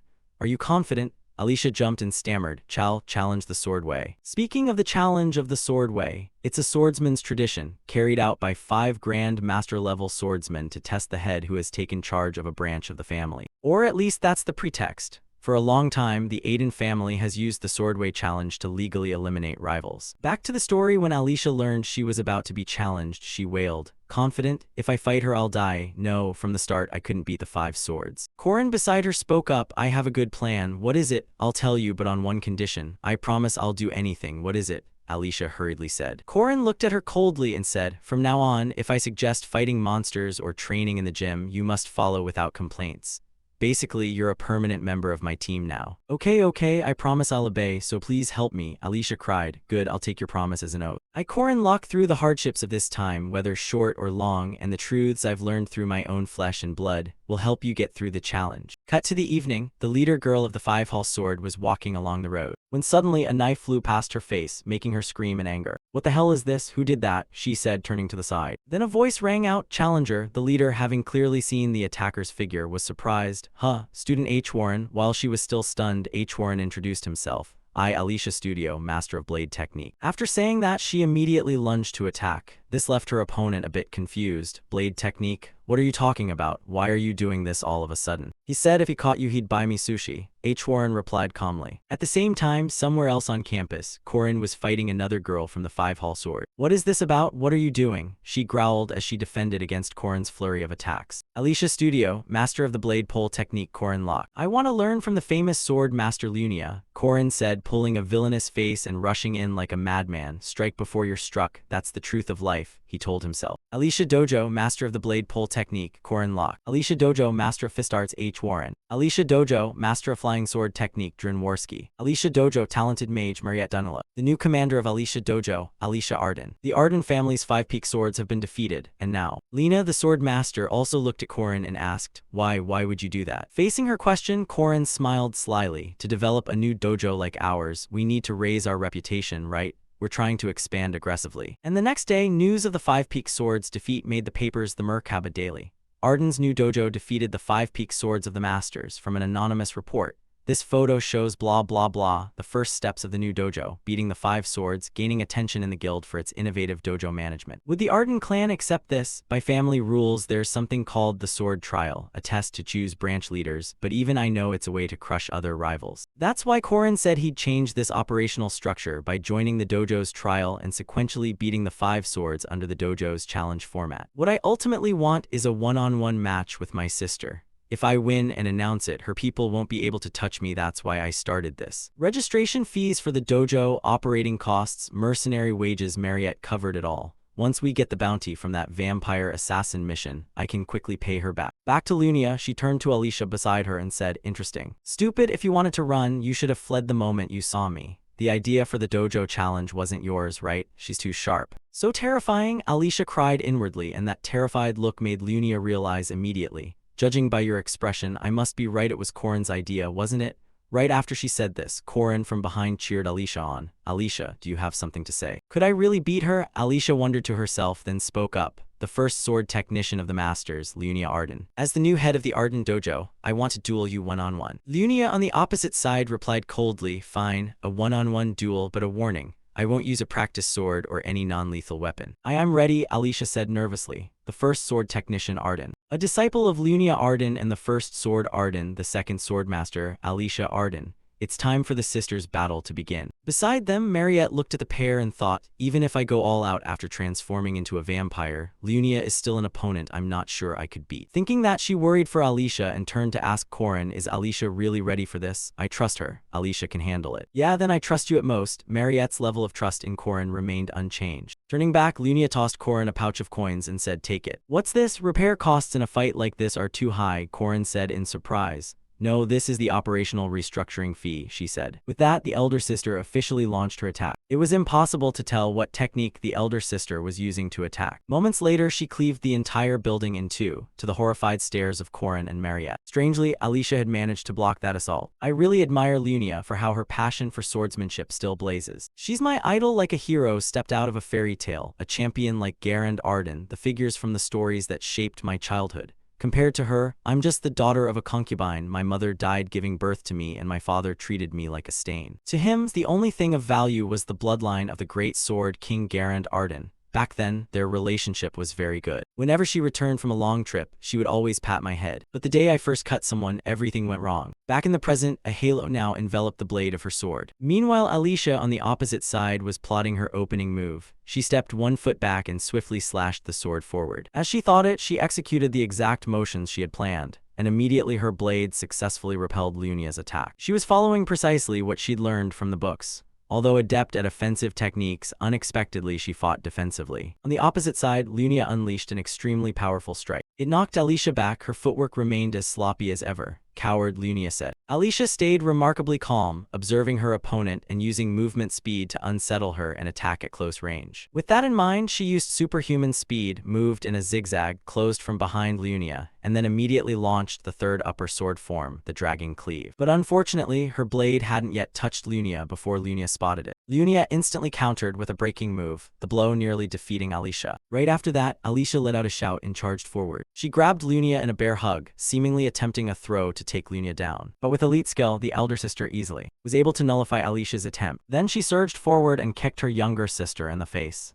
Idiot, you think you can beat me with those little tricks. As she spoke, she swung her sword and attacked again, forcing Alicia to struggle to parry. But shortly after, the girl began to rise and counterattack. Everything was exactly like Corin said. If that's the case, I have a chance too. Alicia thought as she launched a flurry of breaking strikes straight forward, but it still wasn't enough to take Lunia down. Whoa, I can still counter well even though that move nearly knocked me down. She probably won't hold back now. You fight well, but you're still green, Lunia said, then used her long legs to kick Alicia hard backward. The blow made Alicia's face contort in pain. But before she could think much more, the one opposite lunged into attack immediately. Seeing this, Alicia could only grit her teeth and raise the sword in her hands to block. By some miraculous means, Alicia even managed to counter, but sadly it still wasn't fast enough to reach Lunia. And right after she ducked to dodge, Lunia swung the sword again. However, her blade was stopped by Alicia. At this moment, the elder sister began to notice something. The younger one was keeping up with her speed. Not only that, Alicia was even seeing into her territory. Of course, this is the sibling I wanted to see. I want to see the true nature you denied, all the talent you possess, Lunia thought as she swept Alicia back with her sword.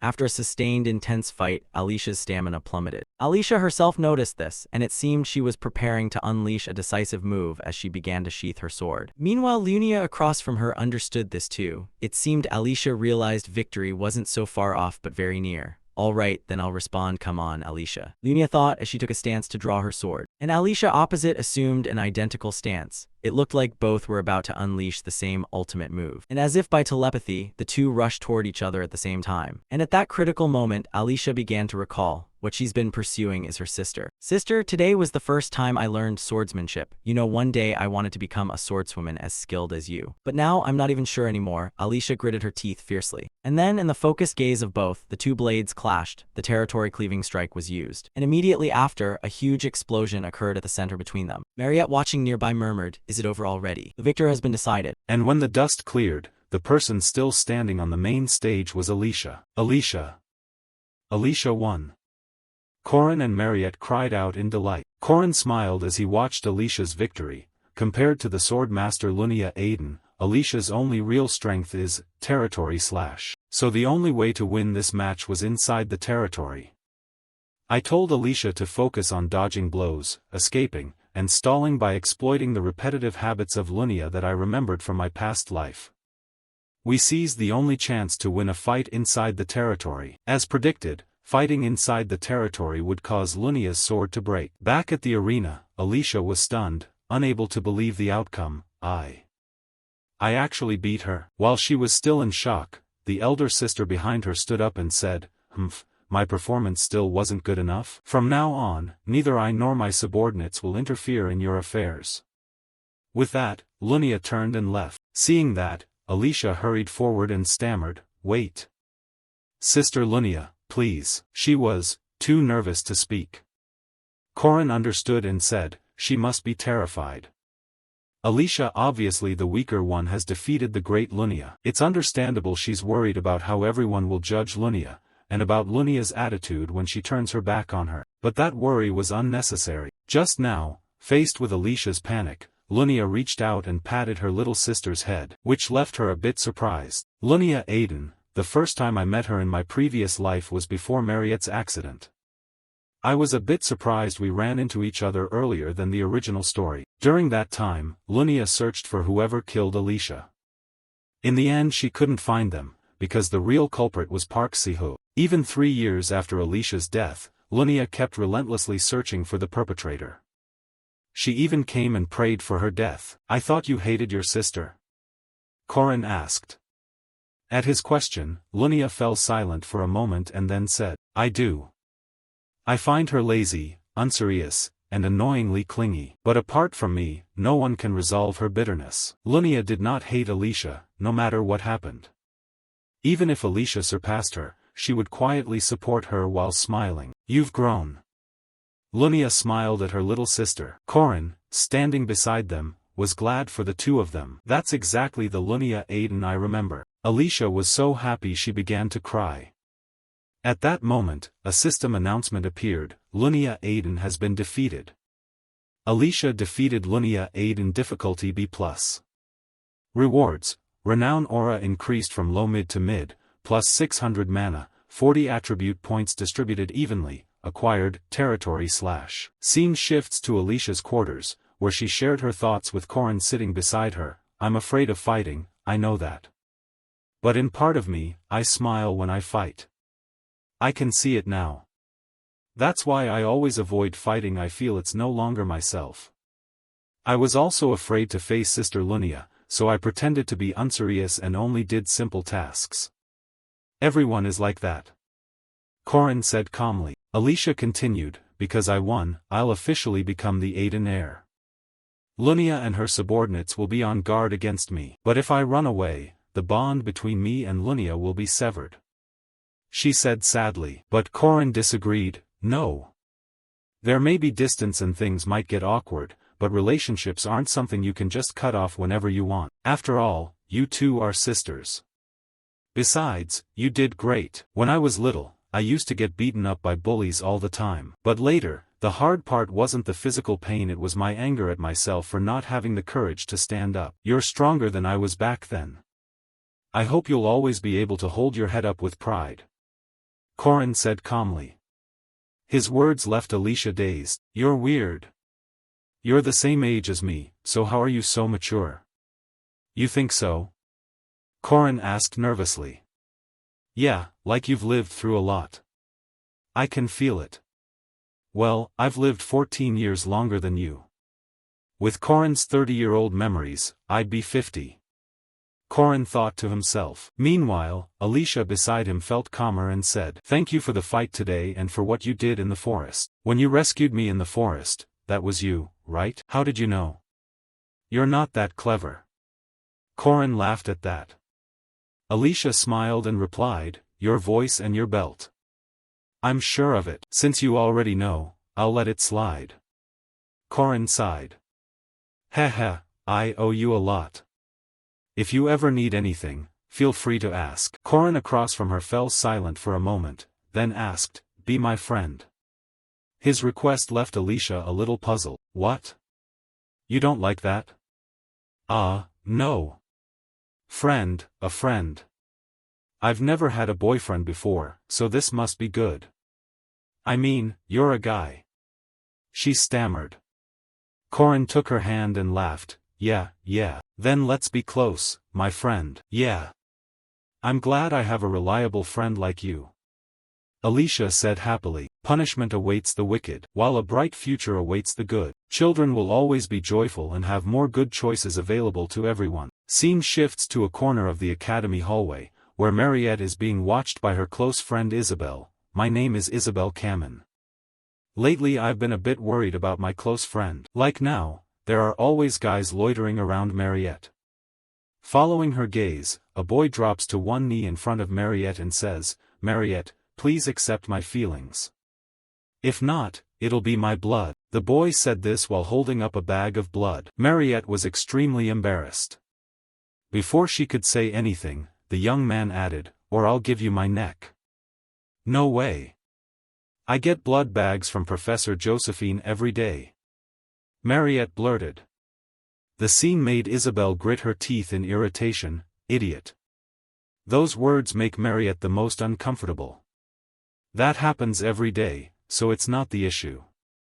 What really worries me is that guy. Turning toward Mariette, Corin's voice suddenly sounded behind her, making her jump. Mariette, are you out of class? Mariette turned to look at him, her face flushed with embarrassment. Corin Locke. He's the one who's been closest to Mariette lately. He's a rude, showy knight. But that doesn't matter. The fact he could stand opposite Swordmaster Lunia Aiden means he's truly talented. What worries me is that they often do suspicious things. Like now, standing in front of a door, Corin asked, "Mariette, do you want some blood? Should I take it?" She asked shyly. Then the two opened the door and went inside. Isabel hurried over and pressed her ear to the door to listen. They locked the door. What on earth are those two planning to do? She worried. Then from inside the room voices could be heard. "Oh, Sister Mariette. Do you remember the offer I mentioned before, about the plot of land we got when we registered the dojo? Since it's being rebuilt after the damage, I'm thinking of building an inn there." "An inn?" Mariette asked. "Yeah. Consider investing in it. I guarantee the returns will at least triple. Maybe even more." Isabel, hearing this, ground her teeth. Invest? Returns? Is this bastard trying to mine Mariette dry? Who even is he? Cut to the training room, where Alicia met Corin and asked, "You're training again today?" "Just basic conditioning drills," Corin replied calmly. Still, it impressed Alicia. "You're so dedicated, Corin. Conditioning is essential for everything. I want to train with you," she said as she began to warm up. "I want to train with you too." Alicia started her warm-up. Her words made Isabel hiding above in the ceiling startle. "What? Who is she? Wait, isn't that an illegitimate of the Aiden house?" Speaking of which, Corin remembered something, pulled out a meal voucher, handed it to her and said, "Ah, Alicia, here. I eat here often and the food's great." Alicia blushed with excitement. "Oh, Shengzhu. The place everyone says is the best restaurant." Isabel above turned red with anger. "Wait. Shengzhu? Isn't that a famous dating spot? He's already wooing Mariette." But as Isabel thought that, probably from too much excitement, she slipped and fell straight down. The noise she made caught Alicia's attention. "Did you just hear something? I'm not sure. How much did you get?" "Not only playing both sides, but you even talk money, Corin Locke."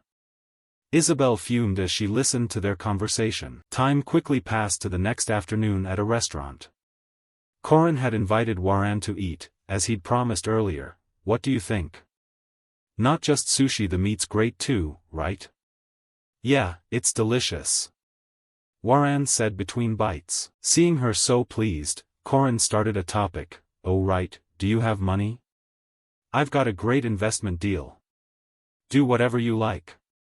Waran spoke casually. Meanwhile, Isabel peeking behind the window was so worried she nearly cracked the glass. Even Waran? My worry's over. Corin Locke is an amazing con man, a bastard. Back to Corin, she ran around gathering capital. Everything had a purpose: corporation registration fees, dojo renovation costs, daily mercenary wages, taxes, and so on. It all totaled 97 gold coins. Converted during the fight with Lunia, that's about 100 million world currency. And it was all thanks to Mariette. I'm extremely grateful for that. I didn't expect she'd give a full 100 gold. Do mages make that much? That's what I thought. Lunia contributed 50 gold for the reconstruction, and Alicia received 110 gold as a raid reward. Waran also has a lot of funds managed by her followers. Yule and Jaeger also had savings. And Dron, the money-obsessed bastard, had an enormous sum. In the end, I earned 150 gold. With that money I bought it all this land. Although it's still a barren plain outside the city, by the second semester we'll have an exchange festival with BAME Academy from the eastern continent. That'll be peak season for lodging. Visitors from across the continent will flood in. A few hundred gold, and we'll recoup it in just 2 weeks. I'm a reincarnator with foresight from my previous life, so I have to use information like this. Just wait, I'll gather money from across the world into my pocket. Corin thought happily. Cut to the principal's office, where he told Professor Josephine, the stance of the Catholic Church, the Royal Demon Tower, and the association toward our school isn't very favorable. But that's not something we can handle. Josephine replied, our orders will support your decision, Chairman. I think the opportunity should be given to everyone. Hearing that, the principal seemed to think of something and stood up. I'll be stepping out for a bit. I can go in your place. Other places are fine, but the Catholic Church isn't for you, Clara. Take care of things while I'm gone. If anything happens, use the emergency communication network. Safe travels. She hurriedly said. Then the professor sat in the principal's chair and began reviewing the remaining tasks. Let's see. Vampire regenerative energy experiment? Not approved.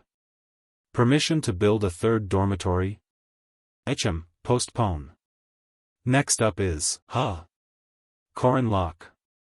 What is this kid planning now? She said anxiously as she looked at the item related to Corin. Harvest ginseng? She wondered, because in Josephine's hands was Corin's land request form for ginseng harvesting. Cut to the vacant lot near the western laboratory of the academy. Alicia asked Corin, are we really going to harvest ginseng in a place like this? Tell me, what do you know about ginseng? Corin replied calmly. Well, I only know they explode out of the ground a lot when we pull them, right? That's right.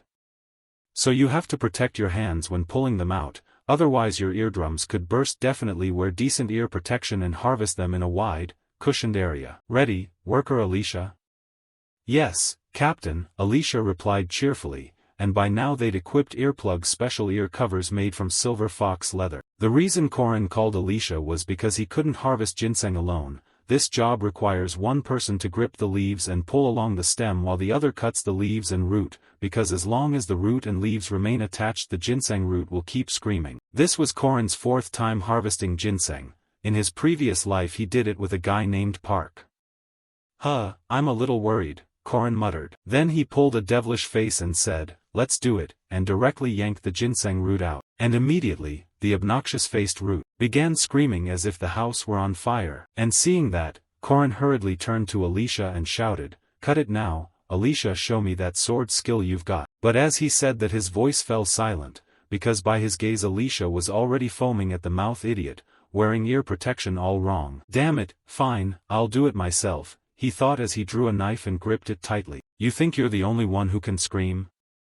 Thinking that, Corin opened his mouth and yelled straight at the root, and while it was still blanching with surprise he tossed it high into the air. Then with a single simple motion the protagonist was able to cut off the leaves at its crown, and only then did the ginseng root shut up. Next, Corin glared at Alicia, who was peacefully asleep beside him, and bellowed, wake up, you brat, I brought you here and you're completely useless, Corin, are you sleeping well?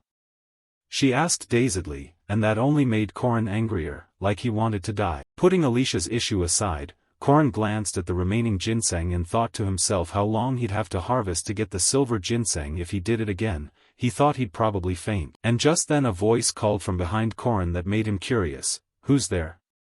I thought I put up the warning sign." Thinking that, he turned his head back, and the person who appeared was none other than Mariette. "Mariette, didn't you have some lab exams on the schedule today?" "That's right, it sounded noisy outside so I jumped down to check," she said with a smile, which surprised Korin. "Wait, jump down from there? But that's the 12th floor." Facing Mariette, she squinted and cheerfully asked the two in front of her, "What are you two doing?" Her face was very happy for some reason, which made Alicia feel increasingly creepy the more she looked, while only silly Korin beside her felt nothing and casually explained, I told you before, we're harvesting ginseng." When Mariette heard that, the tense atmosphere around her immediately vanished. She then ran over cheerfully and said, So are you going to harvest the remaining roots now?" "Yes, but we're tired today, so we'll probably continue in a bit." "Let me do it," she offered, and Korin hurriedly warned, "Wait, if you're not a knight it's hard to cut." Before he could finish, Mariette in front of him had already pulled the root up, and after uprooting it she cheerfully said, "The color's gorgeous, it's silver."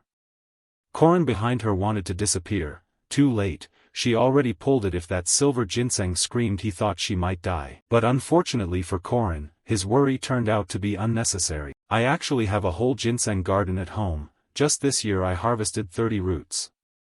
See?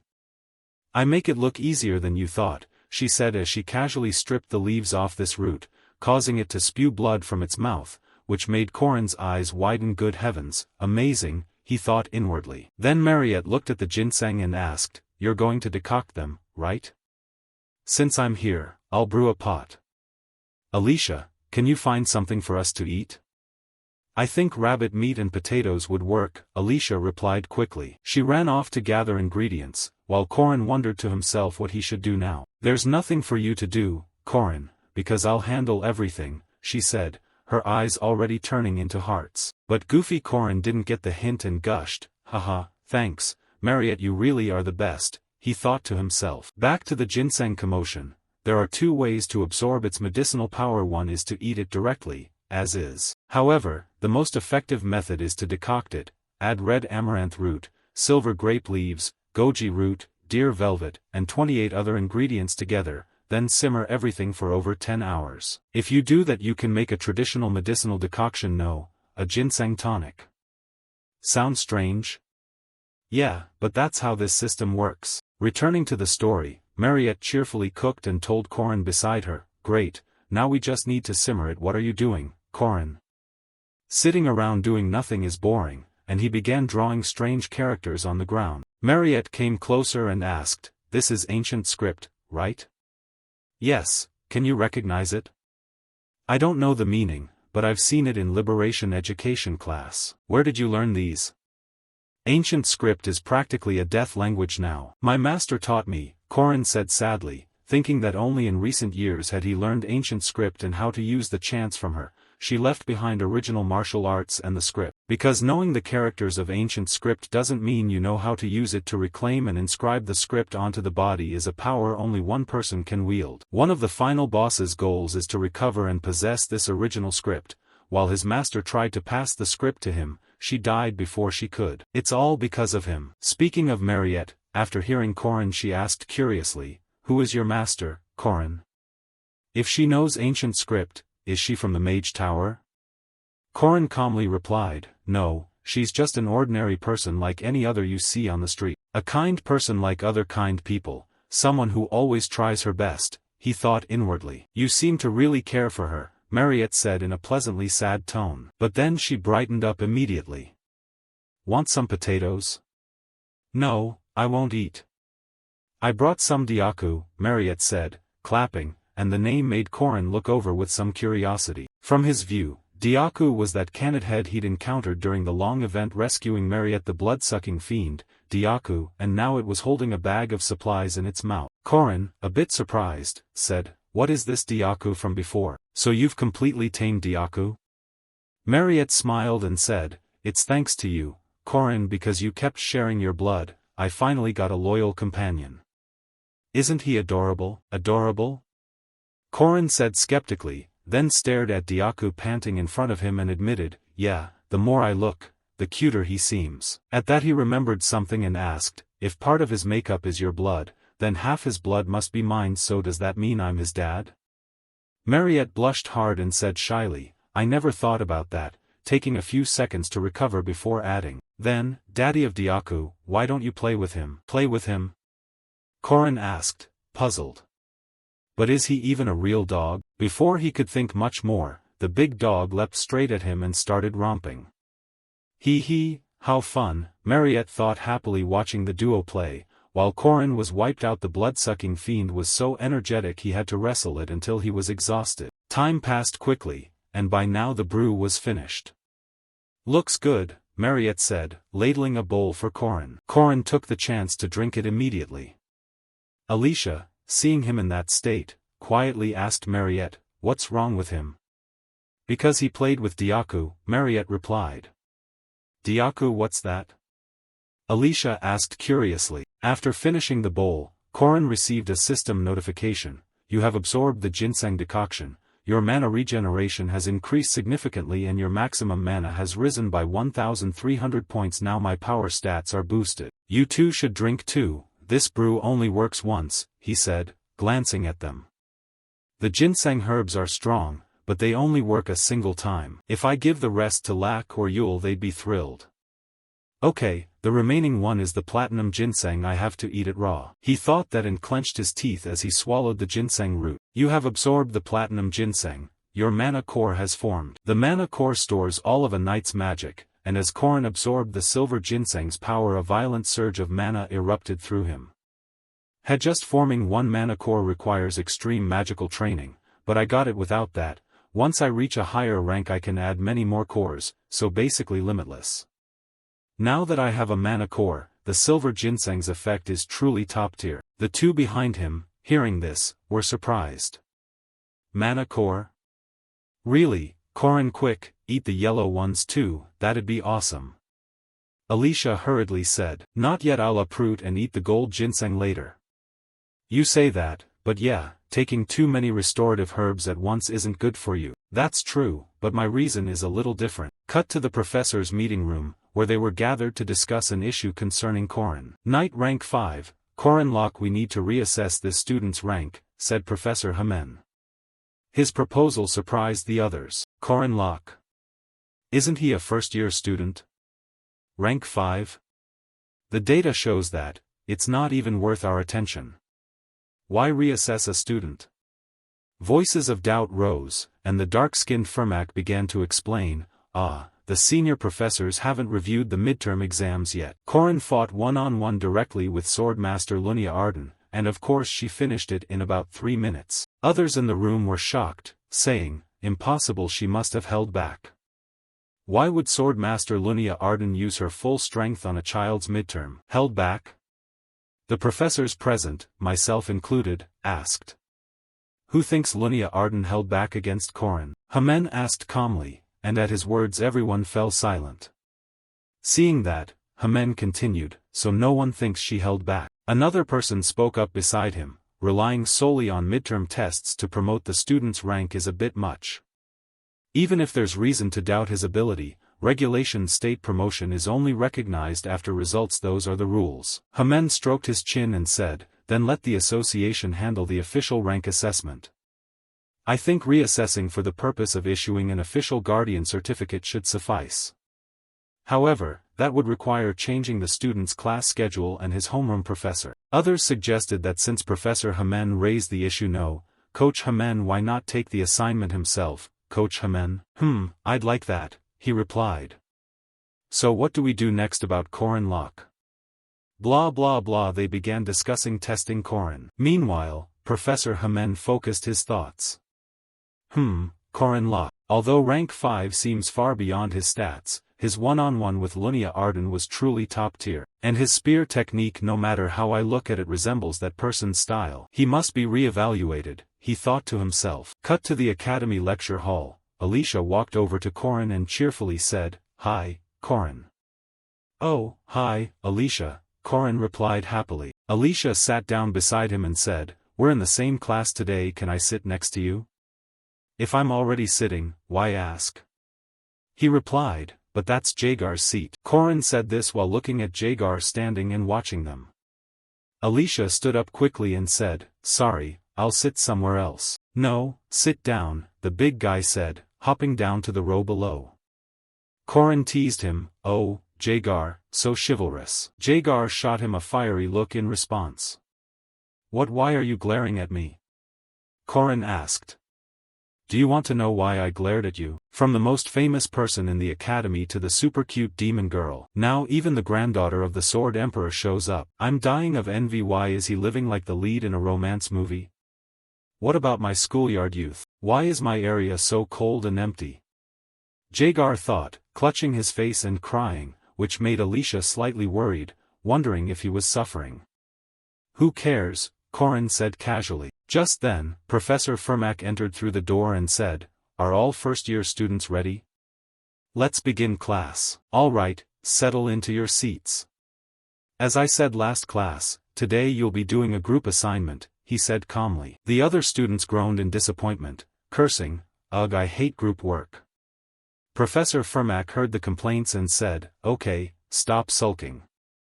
Group work is beneficial for all of you. Now I'll explain the group assignment.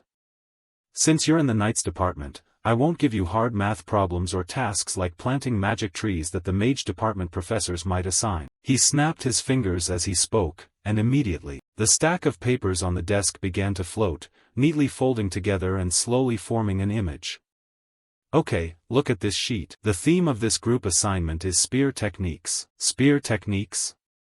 Why suddenly spear techniques? The students asked, curious. Alicia cheered for Korin. He said spear techniques, this will be way too easy for you. For Korin, the group assignment being spear techniques brought back many thoughts. Why that? In my previous life the group assignment was boxing. Fermack Damon is a boxer by background. His hallmark is constantly changing distance and closing in, plus a special shadow ability. He was also a first-rank knight from Virtute Academy in the north, and he was famous for the gauntlet engraved with ancient script. Why is Professor Fermack suddenly teaching spear techniques? He's sharp, all right. Is he trying to test himself? Korin wondered, glancing at Fermack, who was also eyeing him. Back below, Fermack continued his explanation. This group assignment will involve choosing and researching a specific set of spear techniques, then you'll have time to demonstrate various spear maneuvers. Across from him, a student raised a hand and asked, Professor, won't students who use spears as their primary weapon have an advantage?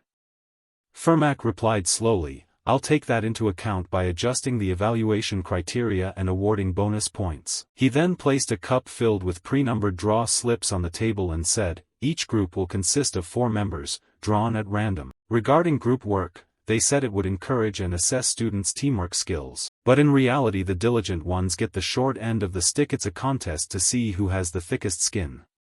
Should I head to a Gyujong now? Oops, wrong chat. Sorry. I've finished the research portion already. Hey, Kim, at least remove the copied sources and stop relying on Wikipedia. My grandmother just passed, so I can't make the meeting today. Doing group work with people who don't know what to do, freeloaders, or those with recent family deaths, that's what I endured for 4 years in a physical education university program and 3 years at the academy. But this time things will be completely different. Jagar Hinchpeter, a third-rank knight with superior physical ability and decent judgment, he can complete assigned tasks well. Alicia, needless to say, is an extremely strong sword prodigy who easily picks up any physical discipline. The final member is Waran. Yes, though blunt in personality, she's quite diligent. Lately watching her focused form while studying has become a pleasure of mine. Since my group members are strong and hardworking, I can say goodbye to the painful past. Thinking that, Korin couldn't help but smile and said, I've reserved the training room for 3 hours, so I'll teach the theory and attributes to everyone first. At least that's what Korin planned before heading to the training room. Hey, Hyun, what's up? Hyun, we've been using this training room for 2 months. The walls are made of high-density shock-absorbent material, right? Yeah, that's right, and it's not cheap, Korin said anxiously, looking ahead. And yet something like this is destroyed? Jagar stammered as they faced the ruined scene of the training room. The wall opposite them had been punched through, leaving a large hole, and little Alicia was so terrified she couldn't get up. Just one punch, this is crazy. I only told her to spar with Alicia to practice spear techniques, so why did she demolish the whole room? Look at that expression, she doesn't even realize she did anything wrong. Of course we were kicked out of the training room. Where are we supposed to train now? Corin said in exasperation. Time passed quickly. On Sunday at the church, Corin's group held a quick meeting there.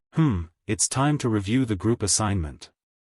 Okay, members, feel free to share your thoughts, Corin said, while Alicia and Jagar on either side of him fell silent for a moment. Finally little Alicia spoke first. About yesterday, I'm sorry. I'm not good at controlling my strength. No, Alicia, you did great, at least I can help you train. Hearing that, Alicia hurriedly added, your spear technique is so perfect that just copying it will make me proficient. It's because you're a good observer. What about you, Jagar? Jagar gritted his teeth and said, I don't know, using a polearm feels a bit difficult for me. I struggle with the spinning spear maneuvers and don't know how to do them correctly. You did well.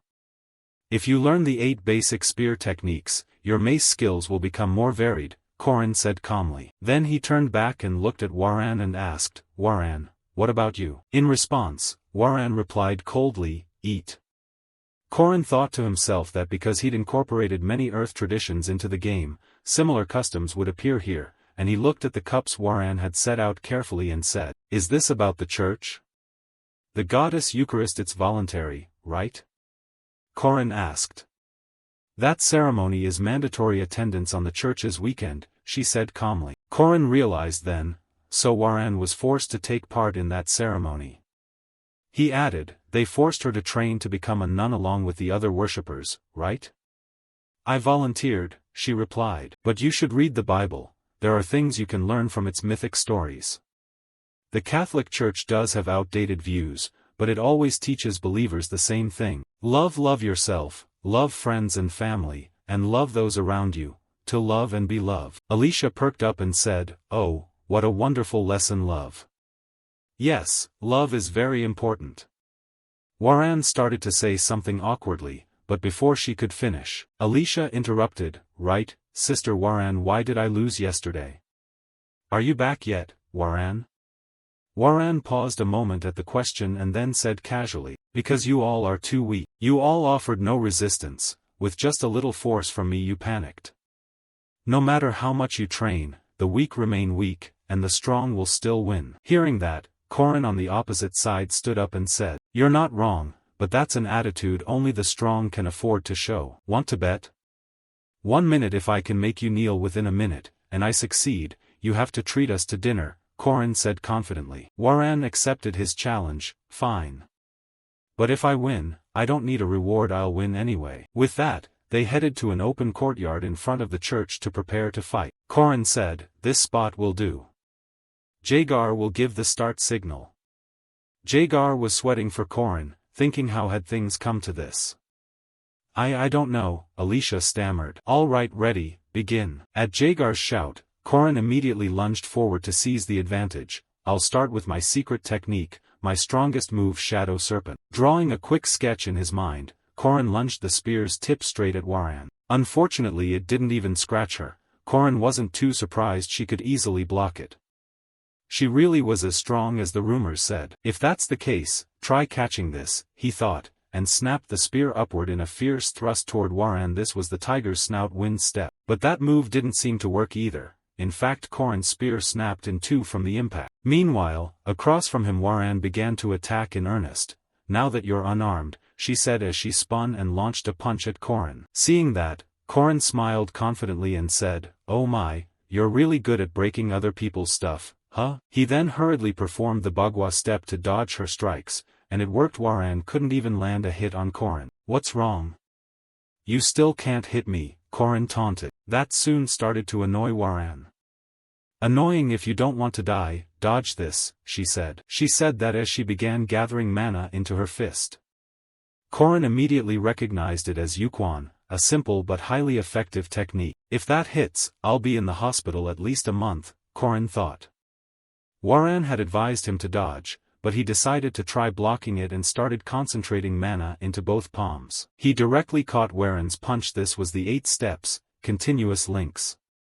And at the instant of impact, the general's face clenched in pain. Even though he'd fully blocked it, his muscles felt as if they were being crushed. Corin gritted his teeth and thought. His attempt to stop the blow also surprised Waran. He didn't dodge. While she was still baffled, Waran suddenly wavered and collapsed. From the outside it looked like Waran had dropped to one knee because Corin had stomped on the back of her foot. Alicia and Jagar were stunned. Corin, when did you get behind her? Sick move, man, awesome. Corin wore a thoroughly satisfied grin and said, wow, she's kneeling. Waran snapped irritably, again.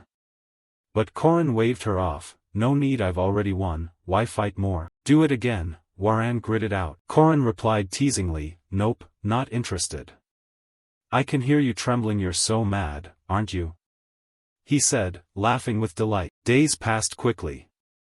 After a while, though it took some time, I finally grasped each member's full capabilities, so I figured I could slowly teach them spear techniques and prepare our group's performance, but there was a small problem with Waran. I'm sick, everyone train without me, she had written.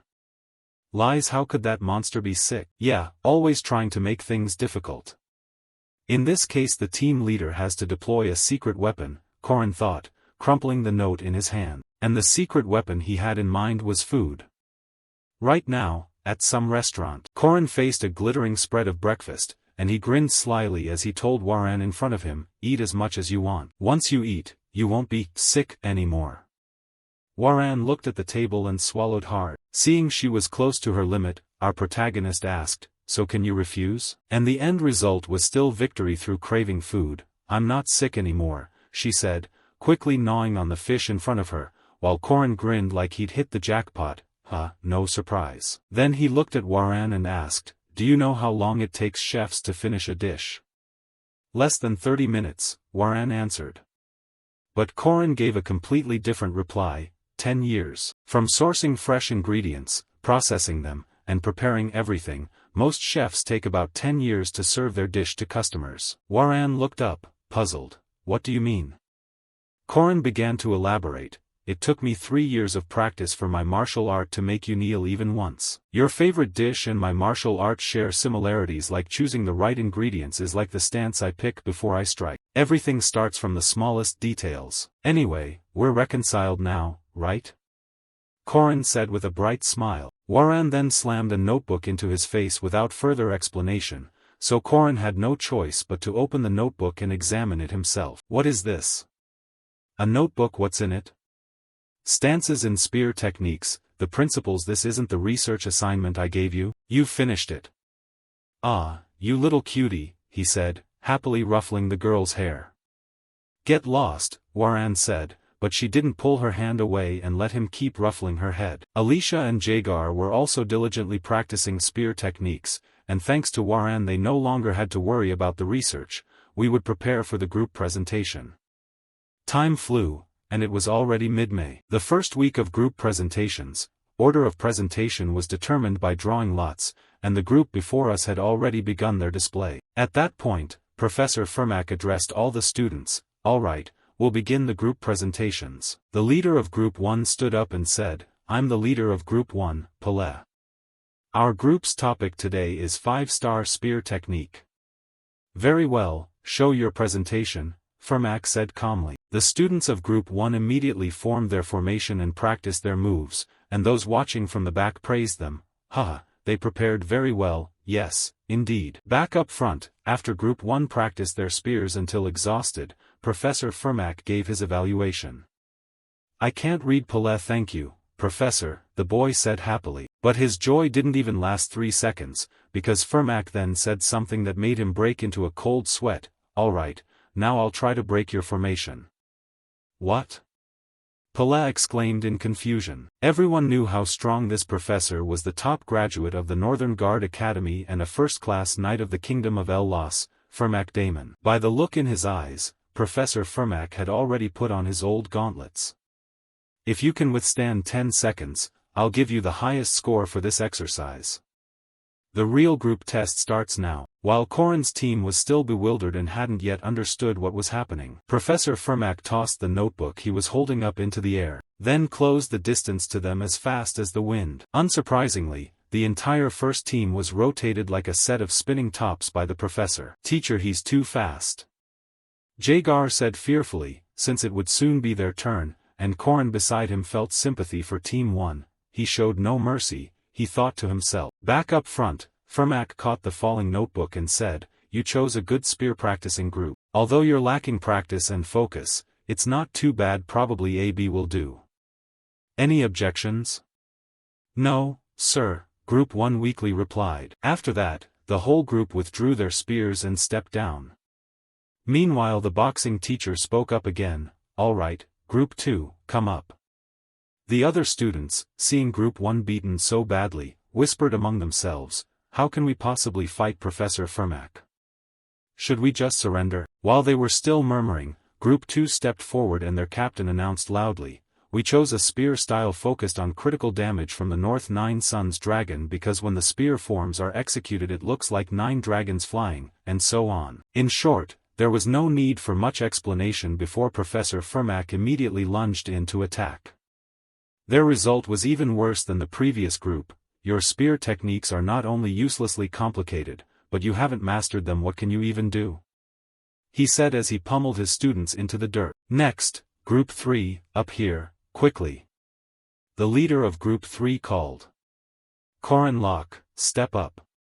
Corin smiled hearing this and said, "Good, it's our turn, so let's go. We'll perform the Bagua spear technique of Lon Na Chat, 6 moves." Fine, begin," Fermac said calmly. Then the group began their spear demonstration. First was the Lon Na move, a counterstrike used to deflect incoming attacks, performed by Jagar. Next came Jati, a technique to knock an opponent's weapon free, presented by Alicia. Right after that was the Gwyn Dam, a thrust aimed at an opponent who has lost their guard, performed by Waran. "Excellent, everyone, success." "Wonderful, Waran has practiced harder than I thought," Corin said, nearly in tears of joy. Even this boxing teacher had to praise their performance. "Great job, you've removed the unnecessary movements in combat. It looks simple, but the core of your spear techniques is outstanding." Corin smiled and said, "Then I'll have the whole group prepare to practice more." "No need for the whole group, I only need you, Corin," he said coldly. "For the actual spar, it'll be just you and me. Any objections?" Corin realized the professor had planned this from the start. He smiled, thought for a moment, and replied, "No, none, Professor." "Good, then I'll begin." After saying that, the man closed on Corin at lightning speed. This was the flash technique. Immediately after, he threw a left punch. The punch came from the right following a special stance. It's the way boxers attack their opponents. Normally in this situation you should block from the right to avoid taking damage. But his body didn't shift the right pivot foot, instead it shifted the left, and I already knew the professor was left-handed. Thinking that, Corin immediately used the 6th step, second form Lon Na Ja to stop the attack. This astonished the dark-skinned teacher. How could he possibly block that? He thought inwardly. If Professor Fermac was surprised, the students below were even more so. The professor's movements completely changed facing Corin. "Look at his speed, wow. He's only 5th rank, someone said, but how could she be able to block Professor Fermac's boxing?" Watching their expressions, Fermac was now throwing punches like a machine and Corin was using his method to parry every one of those blows. Facing Fermac, the professor had to gradually acknowledge Corin's ability. This level meant he had surpassed the other students. "Now show me your true strength, not just these basics," he thought as he loaded all his power into his left fist and fired it at Corin like a cannonball. Lon Na Chat spear technique is indeed unpredictable, but let's see how you stop this move, Fermac thought. But faced with the professor's strike, Corin only smiled and didn't bother dodging. Then immediately there was an airburst created by that terrible punch. Corin's teammates watched and quietly worried for him, though their concern was somewhat unnecessary. Fermac's fist had stopped just before touching Corin's face. At that moment, seeing Corin not bother to dodge, he grew puzzled and asked, "Why are you still standing there?" "It's over, I counted 10 seconds, Corin answered calmly. That reply left the boxing teacher momentarily speechless. You must be surprised the teacher had only used his right hand until now. But in reality the teacher was left-handed. And your reaction was based on knowing he's left-handed, which means he was only testing you, right? Returning to Fermac, he handed the notebook back and said, Group 3. When it comes to secret techniques, many fools choose complicated moves, but it's the fundamentals that truly make you succeed. Corin Locke no, Group 3 you get an A+. His words sent Group 3 into a frenzy of joy. My friend yeah, Corin, awesome, Alicia said with a smile. Then the group started acting ridiculous in celebration. See? I'm an A+, Corin Locke. Meanwhile Professor Fermac remembered something and turned to Corin. Corin, can I have a word? Don't feel pressured, just a normal conversation. With that, Corin followed the professor upstairs to his office. There, Professor Fermac asked, Hey Corin Locke, are you really a rank 5 knight? His voice carried some doubt. Fermac continued, You showed me in that match just now that your ability doesn't match a rank 5 knight. I'm only a bit better than the others, Corin hurriedly replied. Fermac pondered, You can't sense souls and can only capture certain evil spirits under specific conditions, which suggests you've had some enlightenment that boosted your strength beyond others of your rank. With that in mind, Fermac revealed his true purpose. The faculty have met and debated whether to reassess your actual combat power. You will be assigned some more complex tasks, and through them your rank will be re-evaluated. The highest rank you achieve will be determined by those tasks. Because you have shown some clear achievements and strength, the professors may make an exception and promote you, he said calmly. Corin felt quite pleased after hearing that. Moving up a rank wouldn't cost him anything anyway. The tasks would probably be harder, but they'd come with greater rewards, and he could choose higher-ranked missions if he wanted. If I want to get a second-tier mission, normally I could only get it after leveling up, but if I reach a higher rank it's different. Thinking that, Corin made his decision and said, Yes, I'll accept the rank re-evaluation. What do I need to do? Fermac, sitting opposite, took out a sheet of paper and said, You'll have to complete 2 missions involving a monster and a malevolent spirit. Of course, which ones you choose is up to you. Right now there are 4 dungeon conquest missions assigned by the Hunters Association. Luckily 2 are monster-related and 2 involve malevolent spirits. Turning to Corin, he understood immediately, so in the end they want me to capture a monster and a malevolent spirit, but within a set time limit. Then choose, Fermac said with a smile, handing Corin the mission briefing paper. Time passed quickly, and our protagonist picked his missions and moved to the locations to complete them. His supervisor for this mission was Professor Hamen. Arriving just on time, Corin greeted him, Hamen said. Corin hurriedly replied, Good morning, though this place feels a bit gloomy to say that, Coach Hamen. Not bad. When I was young I risked going into the fog in the haunted forest to hunt monsters. Stories like that seem to inspire you to fight. Corin quickly flattered him, and sure enough, old Hamen began to boast. I suppose I should spare you my tales of the Western Deathwood, back then, blah blah blah. As for Corin, prompting Hamen had a purpose. He could learn valuable experience from the old hero's stories, he thought to himself. Putting past recollections aside, after a while Professor Hamen moved on to the mission details. Your first mission will be the 2-headed draconid on the western mountain of Mist City.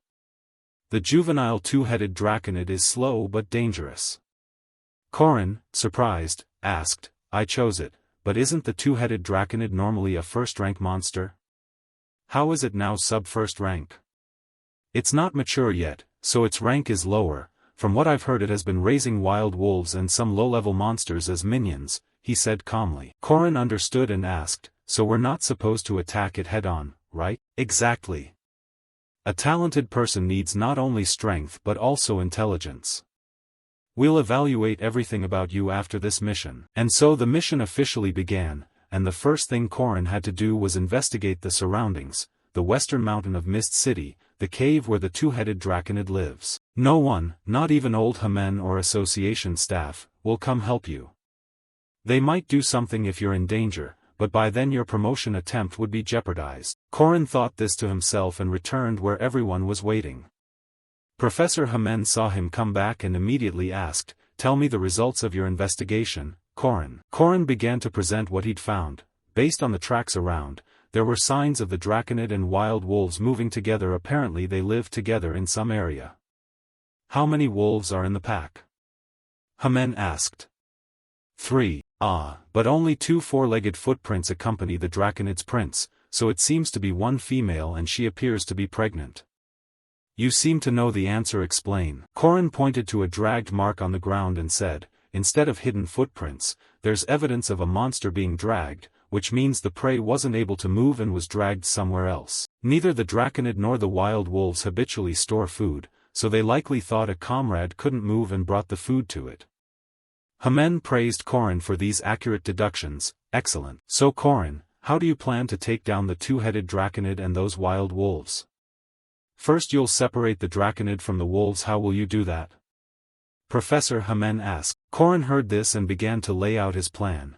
They're monsters but have keen senses, so I'll use the sharpest weapon humans were given to deal with them. I'll use my head, Korin said confidently, then thought, unlucky for them I run this operation now, he thought as an expression of excitement spread across his face. Even though humans have expanded their influence and control over this world, there will always be lurking threats. Demonic entities seep into this world. The ruler of this forest is one of them, a tyrant. The two-headed Transhin controls the woods. Few humans dare venture here. To him, the forest is his kingdom. After the hunt, when they returned to the lair, the long-coated hounds noticed a companion was missing. The newborn that couldn't move had vanished without a trace. Clearly an intruder had taken the pup. Realizing the litter and pups had been kidnapped, they erupted with the furious rage of beasts. The enraged howls of the forest's ruler and his minions shook the whole woods. They immediately used their scenting ability to track. The two males, consumed by fury, let out agonized screams. Must chase, must rescue the pup. The long-coated hounds followed the scent of the kidnapped pup with the Transhin close behind. As time passed, the pup's scent grew stronger, and they could even pick up the intruder's smell. As usual, nothing can stop them inside this forest. It's time to make the foolish intruder pay dearly for angering the forest's ruler. Before long the tracking was complete, and what they found was the pup lying collapsed on the ground, emitting pitiful, wailing sounds. The two males hurried over and nudged the pup with their noses to check if their mate was safe. They tried to help the pup move, but at that moment two ropes beneath it suddenly tightened. Then, from above, countless wooden stakes fell down, terrifying them. But it wasn't over while they were still stunned. A pair of sharpened logs lunged from the side straight at the immobile pup. The result, the pup and another male were struck and driven into the tree trunk behind them. The direct impact was so powerful both were instantly reduced to a bloody mess. Beside them, the other male hadn't had time to react when it suddenly heard the snap of severing ropes. Immediately after, innumerable tree trunks shot upward from below aimed at that hound. The scene before its eyes turned its fur white with fear. No longer tracking, now it had to run to survive. Thinking this,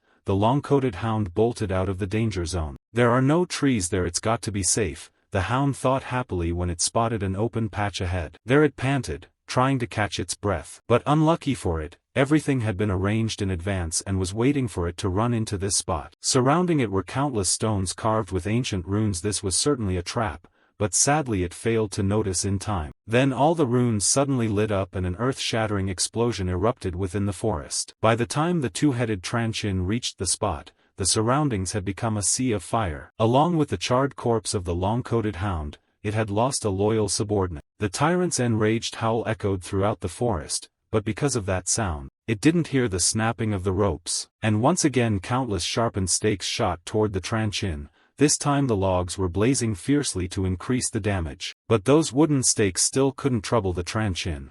With a single swing of its club it knocked away all the stakes heading its way. A common trap couldn't touch that tyrant. He truly was the ruler of the forest. But he had no idea that now the hunt was only beginning. The forest's ruler, the two-headed Transhin, was also a natural hunter. The first head had sharp vision while the second had an excellent nose, and together they hunted the long-coated hound's attackers with ease. If anything was odd, it was that way too many traces were left behind. This bastard couldn't even conceal his footprints or scent carefully. It's surprising the long-coated hounds lost to someone like him. But contrary to expectations, on the first day the Transhin couldn't find his prey. Though the tracks remained, no matter how far the Transhin chased them he couldn't find that guy. Even when he felt he was close, he still couldn't catch him. And while camping, after pushing aside his unease, he was ambushed. At that moment, a rune-carved stone was hurled into the air, and immediately after, countless jagged ice blocks flew down below. An unexpected strike that, if one of the heads failed to notice,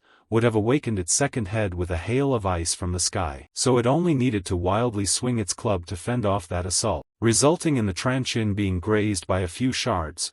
That was the attack's sole purpose. But the strikes didn't stop whenever it was about to sleep. Hailstones kept pelting it. After several times it tried to ignore them since they didn't hurt much, until fiery stones came flying and ignited. Despite chasing until dawn and the chaos it caused, the prey continued to leave only vague traces and never revealed itself. 3 days passed like that, and by then the Transhin's body was covered in scars. Finally it realized it was being hunted. When it understood the hunting order had been reversed and that it wasn't the hunter but the hunted, sorrow and fury filled it. Then the source of that fury finally appeared, when a voice sounded behind it. "Hello, how do you like all my efforts to catch you? It's time to end this," Korin said, yawning. When the Transhin saw him, it almost went mad. Then it let out a thunderous roar and charged at Korin like a tank. But Korin opposite showed no fear at all, and lunged forward to engage in close combat immediately. And just as he was about to enter the Transhin's attack range, Korin leapt high into the air, and spun the spear in his hands. He jumped at the moment the prey came down. It would use the 2-meter birch club to knock that small body away, the Transhin thought as it began to swing. Its intention made perfect sense. But unfortunately for it, its opponent was Korin. Because right now, while he was still suspended in midair, he had already gripped his spear and unleashed his ultimate technique, Ez Mu Shan, second form, red thrust. At that moment Korin forcefully hurled the spear forward. The flying spear moved faster than an arrow, catching the Transhin off guard and too late to dodge. And the spear pierced straight through the Transhin's body, instantly severing part of it. The agony of having part of its body destroyed made both heads scream in pain. But before it could think much, the small figure opposite readied another attack. "Bagua, Hun Yuan Zhang," Korin murmured, then immediately struck the Transhin in the belly with a palm strike. The blow was so powerful that a shockwave could be seen erupting from the creature's back. This was the finishing blow. The Transhin collapsed instantly, so the tyrant who once ruled the forest had been hunted down by a human. Turning to Korin, he picked up his spear, yawned a short, tired yawn, and spoke gently. "All that effort building inner power and I didn't even need to use it. Well, the Transhin's done. Wonder if Mariette's okay," he muttered. This goes back 3 days earlier, when our protagonist went to see Mariette to ask her for a favor. How much she trusted him. Mariette, listening, was a little puzzled, then immediately said, "Even if you tell me you're making kimchi out of potatoes, I'd believe you." "I can do that," Korin replied calmly and moved on to the main point. "Anyway, if you trust me, how far are you willing to go with me?" His serious tone made Mariette startle so hard she squeezed the blood pouch in her hand. "Go far together, all the way." "Yes, all the way to the end," she hiccuped, embarrassed. Korin hurriedly handed her a cloth and explained, "I have a plan and I need you, Mariette." "Understood, so you need me for your plan." "I'll explain the plan starting tomorrow, Mariette," he said, but as soon as he reached that line Mariette's expression suddenly turned cold and she asked, "Korin, this is our plan. Why is that girl involved?" "What did you say?" Cut to the bathhouse scene. Though a seasoned guardian and an unusual vampire who'd endured a turbulent youth, at heart she was still a girl. Korin Locke's careless choice of words had stirred her heart. But the matter was bigger than she thought, Mariette muttered as she replayed Korin's words. Mariette was not foolish. The young man always planned a step ahead and reacted in time before things unfolded. Whether he saved her or helped Alicia Arden, she was grateful for his devotion. But how much did that young man truly know and how far would he go? She could only question herself. Having fallen into love, she was somewhat blind and, once again, chose to heed the call of unrequited love. Speaking of the Merkaba Academy, the reason mages want to become professors here isn't just the Merkaba Grand Library's vast collection, but also the huge research building at the far west of the academy. And the finest materials mages dream of are housed there. Inside is sealed a special monster that cannot be killed and could be bound. Standing beside the giant creature were 2 professors. "Oh, what a magnificent boar," Fermac said in surprise. The female professor next to him asked curiously, "You've seen it in textbooks before, right, Professor Fermac?" "This boar devours ore and the forest's origin. Now it's confined here." "Professor Dana, this study is based on the alpha traits of that special entity, right?" Fermac asked, and Dana smiled and replied, "I want to write a thesis on the influence of special demon clans on lower-ranked entities and how the source of magical chi affects our human world. So I just need to graft the rune onto this special monster?"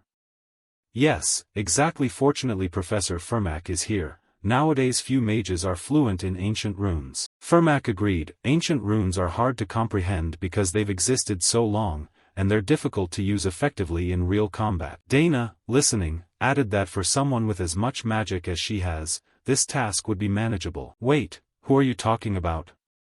Fermac asked in surprise. Professor Dana turned and explained, you know, there are even more special creatures inside our academy. I didn't expect a special vampire to volunteer to assist my experiments. Ah, would calling her that offend you? No, it's fine, Mariette smiled.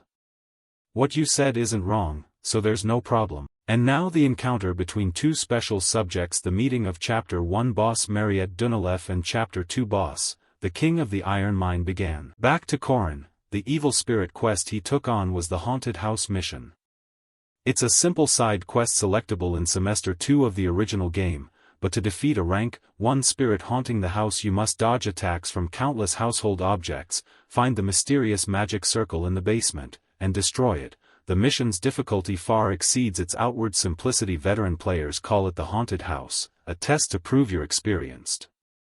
Normally I can't sense spirits, but this time was an exception. Duke Sabancia, the one who possessed Lark, or the spirits that inhabited the magical tools in the lab. When a house is successfully possessed, a seismic phenomenon occurs, meaning we can use physical force on everything inside. You can't just ignore them with religious rules, so play to your fullest. Okay, jump up and strike here, then pull out the spear, slice off the shaft and the tip to disconnect them easily. Do a dodge jump. Now point the spear forward and thrust through the window so shards of glass scatter toward you. Then evade them by sliding and head for the door. Once inside the house, slash the clock on the left and perform 3 jumping slashes. Next, destroy the nails shot from the staircase without looking up. Keep moving forward.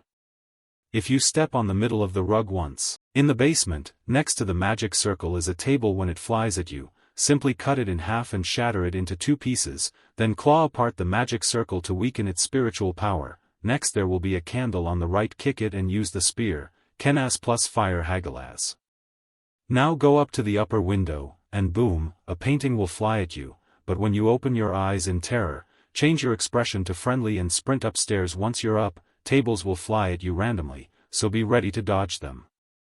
After that a wall will appear you can't move, and then plates will inflict a tetanus-like debuff on you. And after dealing with all that, no more furniture will fly at you. When you open your eyes you'll wonder what the hell just happened and be stunned. All the inscribed magical runes will activate at once. They're fire runes, and once triggered the house will set itself ablaze and you can leave the house. A real man will turn his back on the explosion. That's what you have to do. Pretty easy, right? 30 seconds, extremely simple, Corin said confidently. Meanwhile Professor Hamen and his companions gaped at his performance.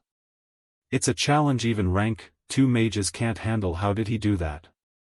What was he muttering just now? Someone shouted. Turning to Corin, he was still grinning like he'd hit the jackpot.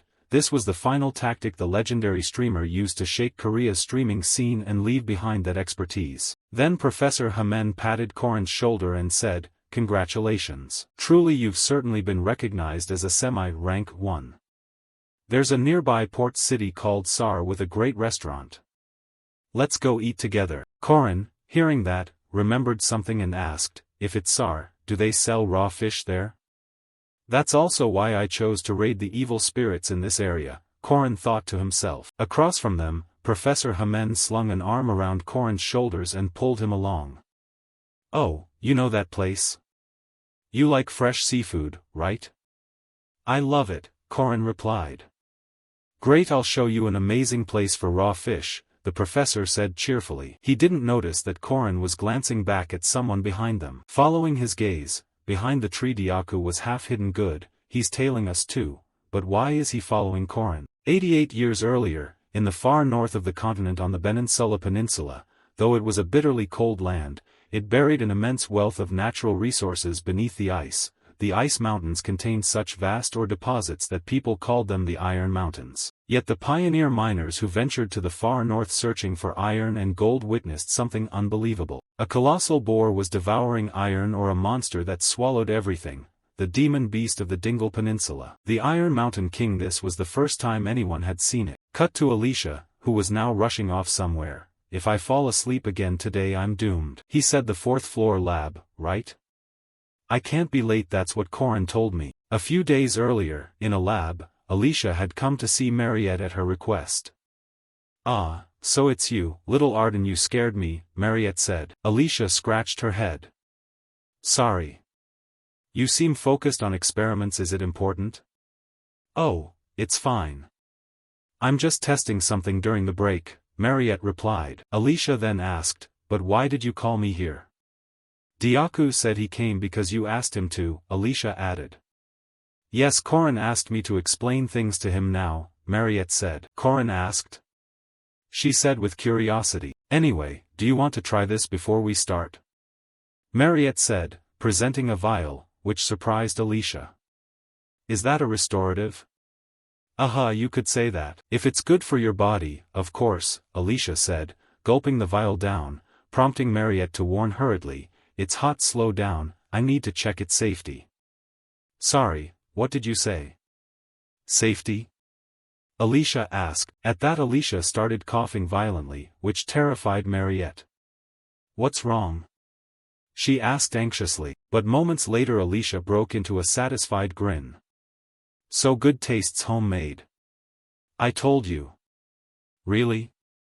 Oh, that's a relief, Mariette sighed. She then took out a notebook and recorded the details. Taste good, safe, non-toxic. Back to Alicia, she asked again, so what does Corin want you to explain? Mariette closed the notebook and said, okay, I'll tell you now. Corin asked me to explain the story that's about to unfold. The king of the Iron Mountain, the demon sealed in the lab, the Iron Mountain King. Returning to the present, Alicia hurried to the lab. She didn't know why Corin had called her, but she needed to get there quickly. Cut to the fourth floor lab basement. Dana asked the student before her, Mariette, do you think a monster differs from a special demon? Mariette pondered and said, they're very powerful. Power is obvious among special entities. One of the strongest abilities is the power of domination. The power of domination? Yes, some demons emit an energy different from ordinary demons. In theory they're called alpha entities, and unlike normal demons they're stronger and wield control. These alpha entities can easily control lesser ones, though that domination doesn't work on other species of demons. Mariette chimed in, but with special demons it does work. Special demons can control demons weaker than them. Exactly, you've seen this before, right? Mariette remembered fleeing the hunting ground driven mad by thirst. She had commanded other monsters to offer their blood to her. Thinking of that, Mariette realized a difference and said, but Professor, on reflection it's a little different from domination. Back then, instead of controlling their minds, I used their fear. Professor Dana heard this and slowly explained, it depends on your species, Mariette. There are 3 types of demons: monsters, evil spirits, and half-humans. Those are the 3 basic categories, but the influence of the alpha trait varies. For example, she said, waiting for Mariette's question. The vampire girl stroked her chin and said, so does that mean I could command other half-humans? We need to investigate further, but I don't think it's likely. Half-humans have intelligence higher than monsters, so that kind of domination probably won't affect them. The theory is settled, then let's start practicing.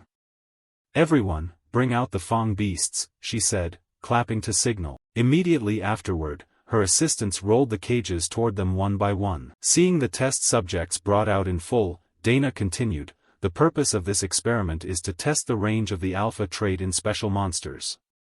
If you can freely use this trait, then in theory humans could control most monsters and evil spirits. Mariette pondered the professor's words. This was a bigger experiment than she had thought, and it satisfied her curiosity as a mage. If successful, humanity could proactively counter the demon threat. Just as she thought this, Professor Dana suddenly leaned close and cheerfully said, oh, by the way, you succeeded in creating that tasty restorative, right?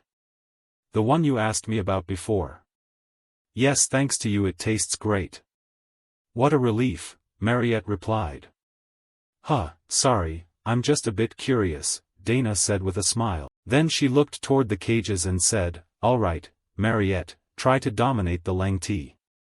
From everyone's view, the cage held a wild boar. Mariette's eyes lit up and she coldly commanded, come here. At her words, the boar's eyes glowed the same red, and they slowly stepped out of the cage. Stop, Mariette ordered again, and the boars froze immediately. Okay, now lie down, and at Mariette's command, the boars began to roll over, which left Mariette a bit embarrassed.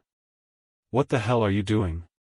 I told you to lie down, why won't you obey me? She said this as she looked to Professor Dana, who immediately offered her hypothesis. She suspected it was a limitation in communication between half-humans and monsters, since low-level monsters lack the intelligence to understand Mariette's orders. Let's test the difference with same-species beasts. Professor Fermac, release the seal on the king, Dana said. Understood, Fermac replied calmly. He then approached the massive body of the Iron Mountain King and began drawing runes on it, the expulsion runes. First, I'll release the first seal, he said. As soon as the unsealing was complete, the enormous boar let out a crazed, furious roar, and it began to command the smaller boars below. Protection circles 1, 3, and 7 are activated. Reinforce the chains on seals 4 and 6. Someone shouted. Meanwhile, the Iron Mountain King continued to howl and increased its domination over the piglets below, and then it officially seized control of those boars, and sent them charging to attack Mariette and Dana in front. Stop! Mariette shouted, and she swatted the attacking boar with her hand. Professor Dana beside her guessed aloud, is it because they're all wild boars? They lose control too easily.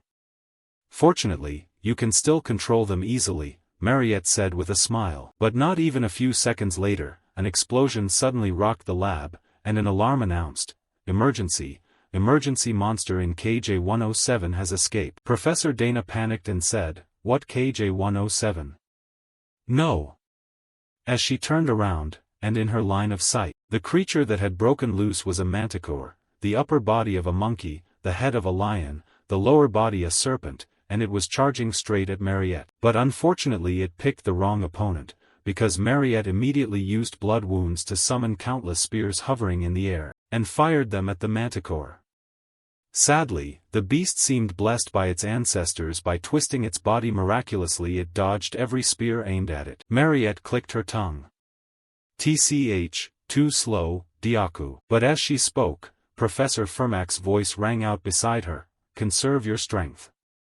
He then launched a cannon-like punch straight into the creature's snout, making it reel. Then he gathered energy into his left arm, and delivered a spiraling destruction strike to the manticore that sent it flying like a cannonball backward. But even that didn't make Fermac feel relieved. He said seriously, Professor Dana, something's wrong.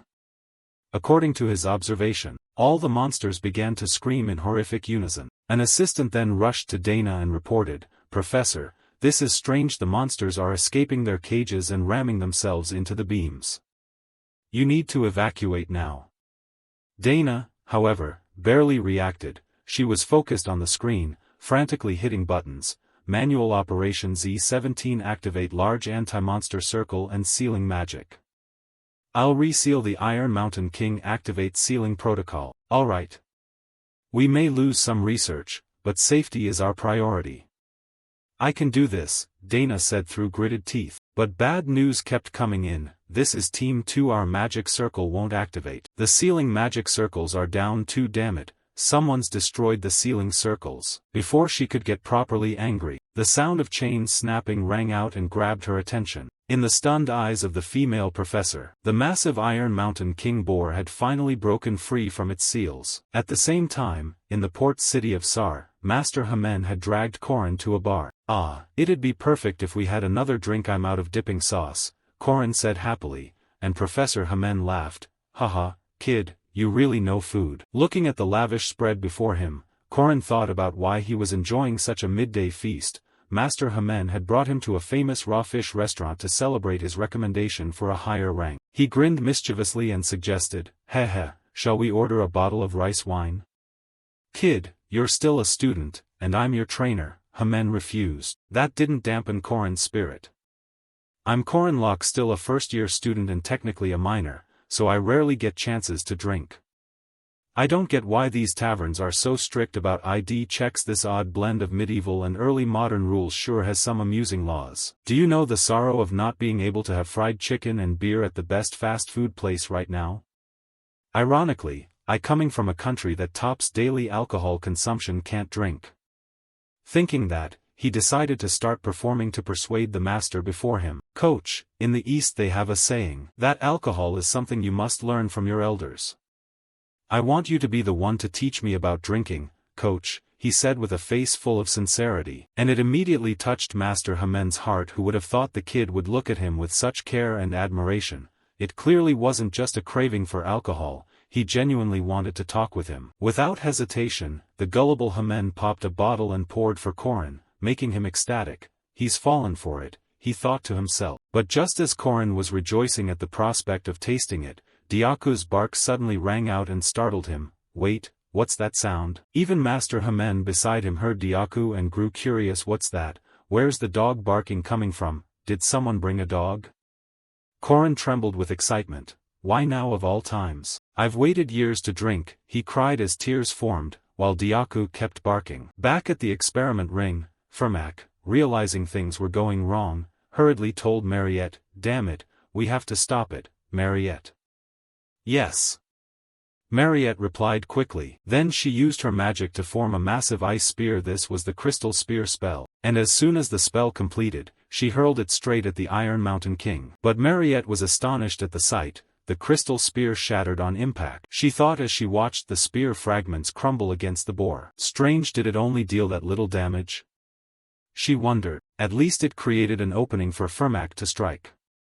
Good job, I'll handle the rest, he shouted as he began focusing power into his right fist. Then Firmak launched a single 1,000-mountain punch straight at the boar, but the result wasn't much different from Mariette's attack. I couldn't feel that punch doing any real force, he muttered, saying as he stared at the mountain-sized boar. It's true, the hide and fat on this pig are too tough, my punches won't do it. At that moment, it seemed their attack had enraged the boar. Its tusks glowed a golden light and lightning scattered wildly. Below, Professor Firmak broke into a sweat. Attack runes? Impossible. But before he could think further, the professor was struck by the boar and sent rocketing backward like a missile. The blow left the professor with eyes wide and immediately removed his ability to fight. At the same time, Professor Dana cried out in alarm, no, the wall's been breached, the defense system will fail. And just as she feared, the monsters confined inside each cage began to break the bars in front of them now that they had lost their defensive magic. Alert! Alert! The entire dining area above the Iron Mountain King's cage has been released, the announcement blared, and at that moment all the experimental monsters escaped their cages. Their escape also triggered the lab's defense systems.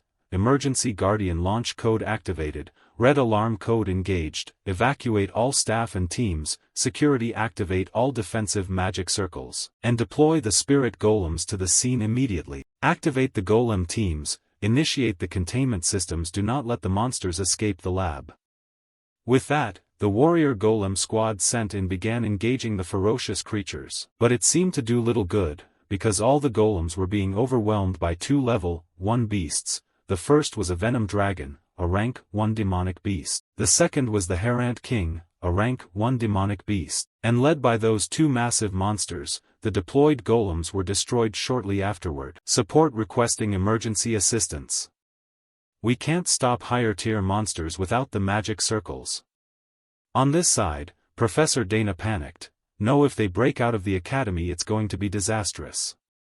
Permit wide area paralysis fire to incapacitate monsters continuously, and immediately countless bolts of lightning struck down from the ceiling toward the monsters. But one horned beast managed to avoid the attack range, and charged straight at the female professor, making her scream in terror. Just as she thought she was done for, a few swords flew in from afar and struck the horned monster, preventing it from taking shape, and a voice rang out, the master's prediction, it's getting scarier by the day. Hearing that, Professor Dana hurriedly turned toward the sound and shouted in surprise, Drawn, what are you doing here? I'm out here getting real combat experience, Drawn replied calmly. Then he also controlled his swords, and sent them charging to attack the worthless monsters in front of him. Across from him, the Herant King took notice of his actions, and immediately gathered a large flame in its mouth and breathed like a flamethrower. The blast shattered the lab floor into many pieces, but it didn't realize that its attack was helping someone nearby, someone well versed in golem magic,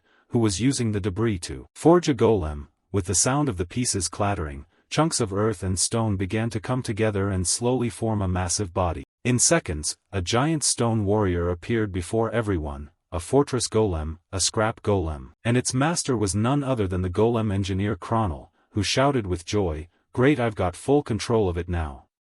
It actually works, the technique you taught me really functions." A few days earlier he'd said stamina was the key to upgrading his power and had forced me to train rigorously in the combat hall. Then he taught me a few golem control techniques he said he'd read in the library, and the price for passing them on was that I had to come on today's field trip. While the general was still reminiscing, his golem was being pushed back by the Herant King. With a single sweep it sent the golem's stone pieces tumbling down. "No, we're being pushed back. Is it because that rank 1 beast is too strong?" Kronel cried in alarm, but almost immediately, the golem became enveloped in winding roots, which visibly helped the golem recover. Root support, wooden reinforcement, a scrap wooden golem. And the one who aided the golem was Avenlauen's cleric, Yule.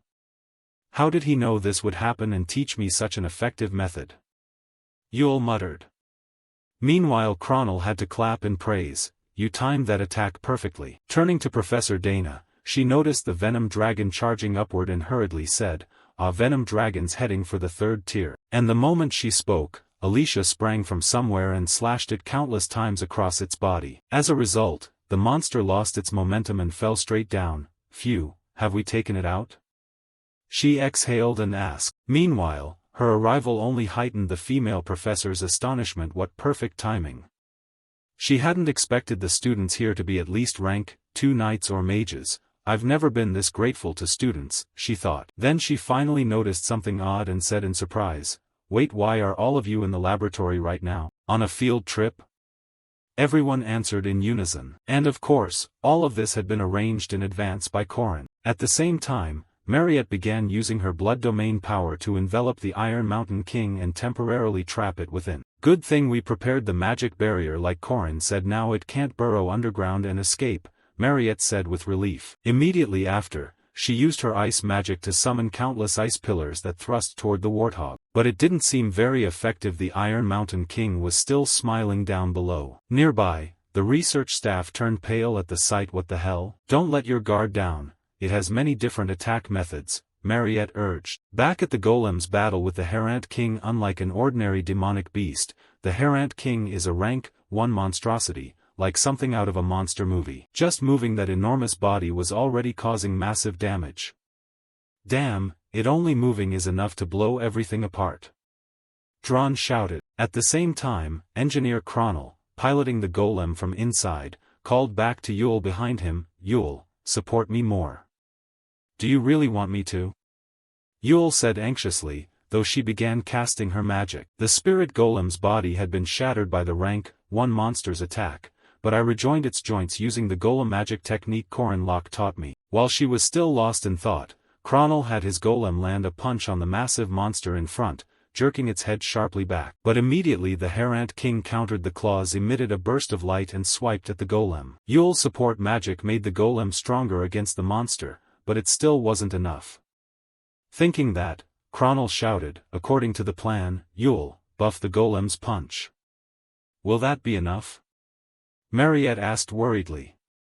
Kronel hurried to explain, "We'll detonate all 5 spirit bombs absorbed in the golem at once to unleash a massive magical blast at the monster." Legendary hero Ahan. The pair of trainees handling the large number of lab monsters, systems check golem balance control, operation check mana amplification technique, operation check targeting radar engaged. Equipped with a natural wooden fist weapon, the spirit bomb explosion will be enhanced. All systems stabilized. You're in control. Hearing this, Kronel yelled like a madman, which made Yule behind him a little frightened. "Move forward," he said that as he slammed the cracked button in front of him. Immediately after, the scrap wooden golem assumed its ultimate form, an elbow missile, and delivered a crushing blow to the Herant King ahead. This was the moment that thrilled veteran players, the dream lineup of legendary hero Ahan. "Good job, Black Mud Warrior." Kronel roared with joy while Yule looked at him as if he were ridiculous. When did he name it that, she wondered. As for Corin, the reason he chose the port city far from the lab was intentional. He picked this mission because there's a special church here. At this moment, Corin had already arrived in front of the church. "Hello," a voice called from inside after Corin rang the bell, and then a nun stepped out. When he saw her he smiled and introduced himself, "I'm an academy student sent out on assignment." Because of the mission I can't attend the service. May I use the poet's prayer room? Oh my, a guard? Of course, she said cheerfully. After that, Corin was granted permission to use the prayer room, and sitting before the crucifix he murmured, "If I remember correctly, this is the seal." Due to an arising situation, I hope you can arrive as quickly as possible, Corin said as he performed something on the crucifix. Immediately after, a spatial gate appeared behind him, which surprised our protagonist. "Ah, your response was as fast as I expected." And right after he spoke, a magic sword was placed at his throat, accompanied by a threatening voice. "Corin Locke, how did you know about the seal?" "You should answer honestly." The voice belonged to Professor Josephine. Somehow Corin had successfully sent her a signal and made her rush here immediately. "You must have a lot of questions for me, but now is not the time, at least not yet, because there's still a lot to do," he thought to himself, then said calmly, "First we have to handle the emergency." Back in the lab, after witnessing Cronel's scrap golem feeding King Herant, Alicia's eyes widened. "What is this? I've never seen it before," she said in surprise. But at that moment the poisonous dragon beside her woke up, let out a roar, and lunged straight at her. Alicia quickly focused. "Now's not the time to look away. I need to deal with the monsters around me first. I have to face it alone, but Senior Mariette told me." "Oh, Corin also told me to tell you this, you're not allowed to use it. That domain cleaver, don't use the domain cleaver." Corin must have seen the potential power inside me. But can I really do what he expects? Alicia thought as she began dodging the attacks from the poisonous dragon. Then Alicia suddenly heard cracking noises that made her curious. "What's that sound?" she said as she hurriedly turned to look. The cracking was the sound of the blood pit imprisoning the Iron Mountain King splitting apart. And right after that, it shattered into pieces before everyone's stunned eyes. And the owner of the pit, Mariette, was blown out as well. Her condition didn't look very good. Just as Corin had said, "I probably can't defeat this demon beast," she muttered. The Iron Mountain King. It immediately transforms into a legendary demonic monster after absorbing all the arcane iron from the mine. Ancient texts say this grants extreme resistance to physical and magical attacks. That's why countless heroes died and failed to slay the beast, forcing it to be sealed here. But even so, I won't give up, Mariette thought. Then she opened many bleeding wounds and charged to attack again. Her reckless, fearless stance surprised Alicia behind her, and taking advantage of the moment, Donglong also surged forward to attack her from behind. "I can't fail either,"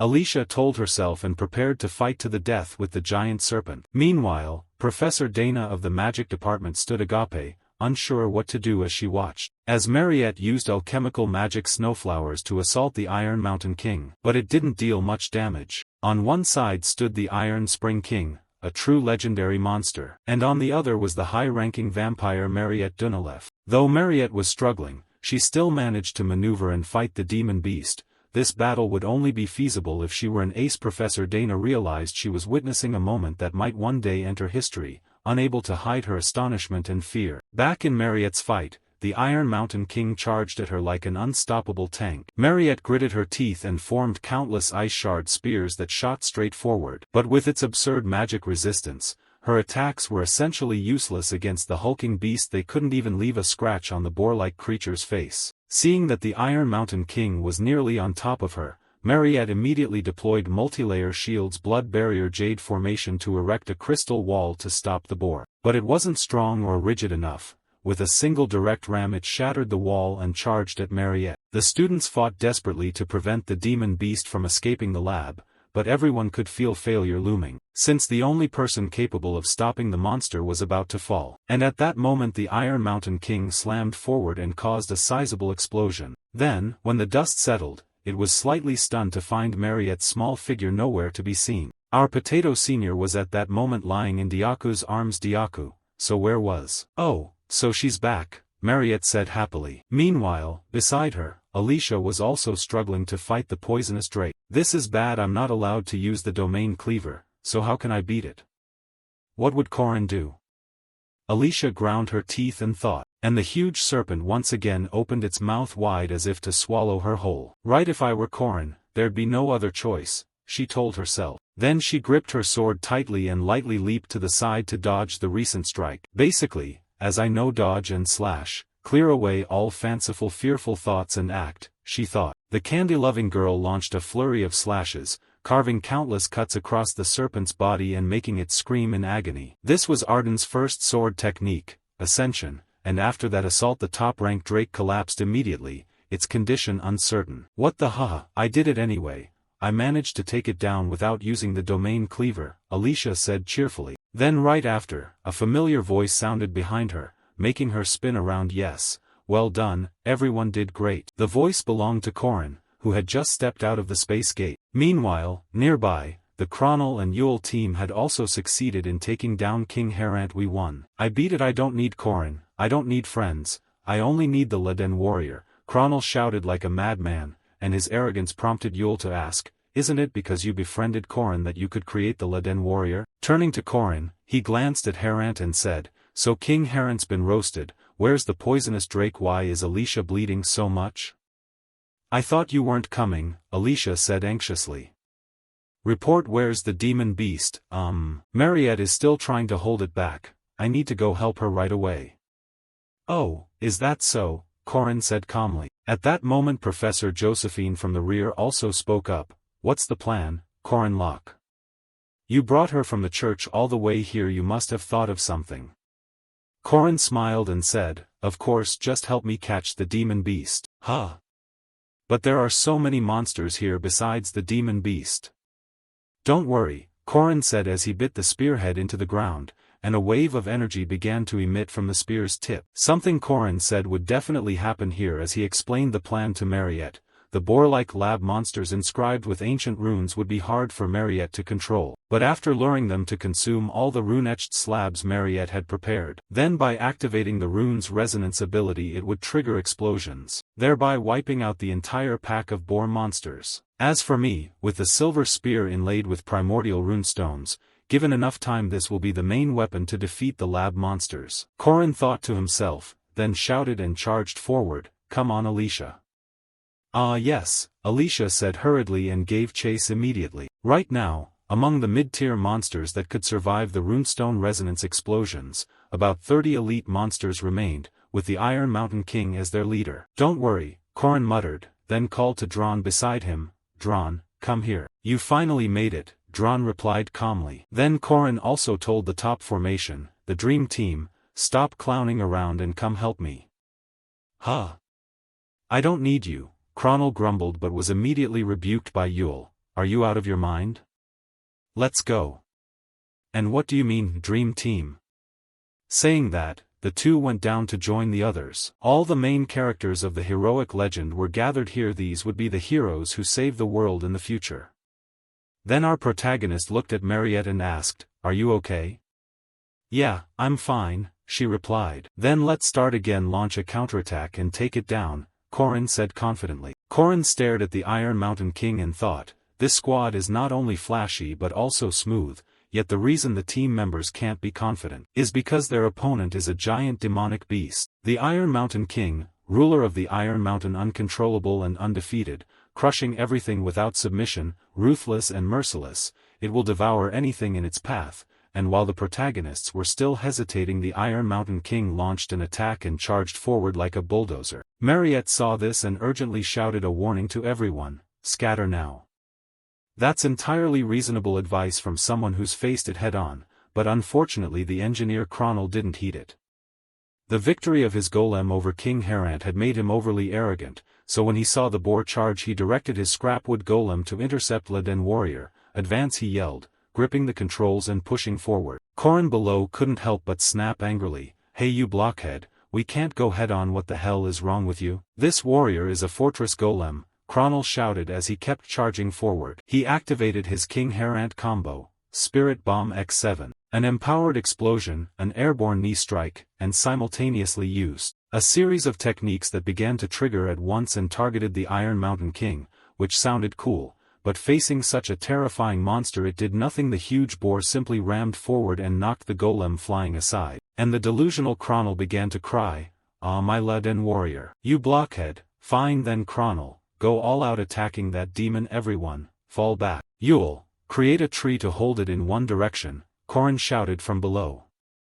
Your Leden warrior can't lose, Chronal wailed, and Yule from behind angrily muttered a few words. "Tisk, change of wind like daytime already," she said as she began to cast her magic. Then immediately a magic circle appeared at the Iron Mountain King's feet, and from within it countless large branches sprouted, wrapping tightly around its body and lifting it into the air. "Success!" Yule cried. But unfortunately it had no effect, because at that moment the Iron Mountain King used the primordial rune. Its fur turned red, and Yule's branches were shattered at once. This left Cronel and Yule inside the golem astonished. "What the how is it so strong?" Looking down, when Corin saw the massive boar break free from the roots, he hurriedly told Dron beside him, "Dron, go around and attack it from behind. Use those magic swords." "Got it," Dron said, then accelerated to circle toward the Iron Mountain King's back. As expected, his commander was a strategist with perfect timing to minimize casualties, so there was no reason the mercs wouldn't follow orders.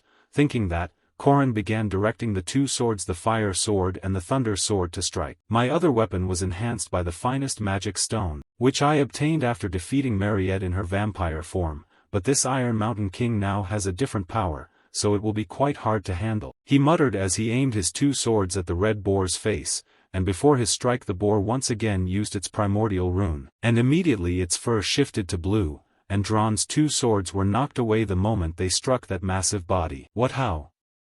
It's not hurt at all," Dron said in astonishment at the sight before him. Meanwhile, Mariette beside them realized something and shouted to Corin, "Yeah, I know Diaku." Hearing that, Diaku leaped violently and launched a punch straight at the boar's snout, and that blow actually worked. His fist sent the boar flipping backward. "It worked?" someone shouted in surprise. Corin took the chance to brief them. "To hurt the Iron Mountain King we need to separate physical and magical attacks. It's a pretty common tactic. This is about the primordial rune Ba Zi, Can Tien Chu Heaven, a place that exists yet becomes void. Through the primordial rune the Iron Mountain King gains perfect strength and defense. It resists physical attacks with the red aura and resists magical attacks with the blue. It alternates its fur color to counter whatever type of damage is being dealt to it." With that, Corin urgently issued orders. "Cronel and Yule, try to hold it. If it breaks free, latch onto it again. Dron, attack at mid-range. Alicia and I will wait in the rear." Mariette pointed at herself and asked, "Corin, what about me?"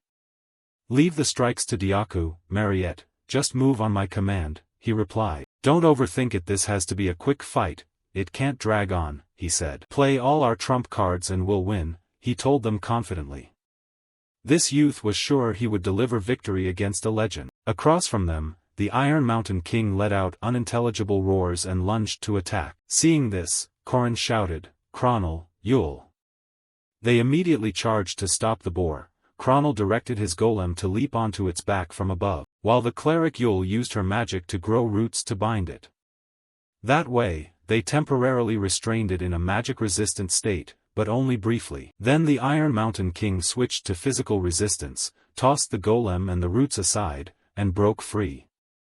"It's loose, it's fast," someone shouted. Immediately after, Dron's fire sword and nurture sword charged at the boar, but it was astonishingly agile. It shifted its fur color again from red to blue and successfully intercepted Dron's magic blades. "Keep the same tactic, rush in and block it so it can't escape," someone shouted.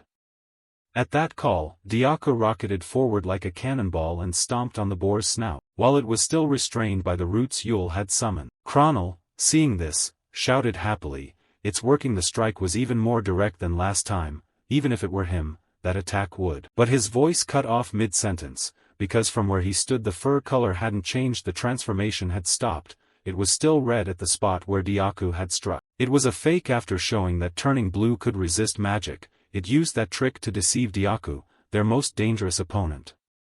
As for the Iron Mountain King, it now smiled in contempt at everyone below. Then it unleashed a colossal primordial rune that destroyed everything it touched. A beam of annihilation shot straight at Diaku and sent him flying. As a result of that strike, Diaku lost the ability to fight. From behind, Corin urgently called, "Mariette, withdraw him, then use blood spears to pin it down." "Okay," she said calmly. Mariette then produced countless blood spears and fired them straight at the Iron Mountain King. Of course the strike did no damage while the boar was in its magic-resistant state. their goal was only to temporarily stop its advance. "I'll start too," Corin murmured. Then he leaped forward, to Mariette's astonishment. "Hey, you Smuff, don't block this strike, whatever you do," Corin shouted as he vaulted high into the air, preparing to unleash his ultimate move. The incantation, Mushan symbol, one strike to kill, crimson thrust. He poured all his strength into his arm and hurled the spearhead he held down toward the ground. It created a massive explosion that shattered the ground into fragments. Cronel and Yule gaped in shock. Amazing, what was that? Just throwing a spear caused that kind of shockwave? But unfortunately Corin's spear throw missed. Damn, it was so close, its reflexes are impressive. Corin grumbled, quickly retrieved his spear, and said, "Mariette, blood spears again." "Alright," Mariette hurriedly replied. Then countless blood spears flew straight at the boar. Corin's plan: if it used the blue aura to block magic, it couldn't block his physical spear strikes. Conversely, if it used the red aura to block physical damage, it couldn't stop the blood spears. This was combined physical and magical damage. How would it block consecutive blood spear strikes? Corin thought to himself, but the situation seemed to shift. Though they had it cornered, something changed. The boar in front let out a sly chuckle. Then, for some unknown reason, Corin was suddenly blasted backward, and Mariette's volley of spears aimed at it were all shattered. "So you finally played that card to block both," Corin ground out. He gritted his teeth as he looked forward. Absolute defense against both physical and magical attacks. Also known as the invulnerable metal body, in his view, the boar's entire body had turned a blazing gold. The king smiled with smug satisfaction. After all, it still had that secret trump card. The 5-minute limit of the invulnerable metal body made it unbeatable. No one could stand against the king once it entered that state. And after becoming invincible, it began to attack again. "It's coming again, damn it, everyone run.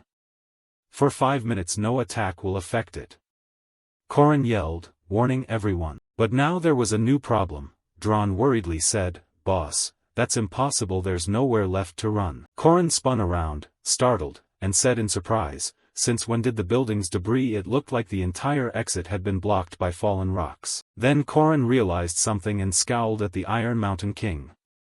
"Damn it, that monster." The king grinned. To pin them in the corner it had rammed that poor wall countless times. With no other choice, Cronel had to send his scrapwood golem to attack.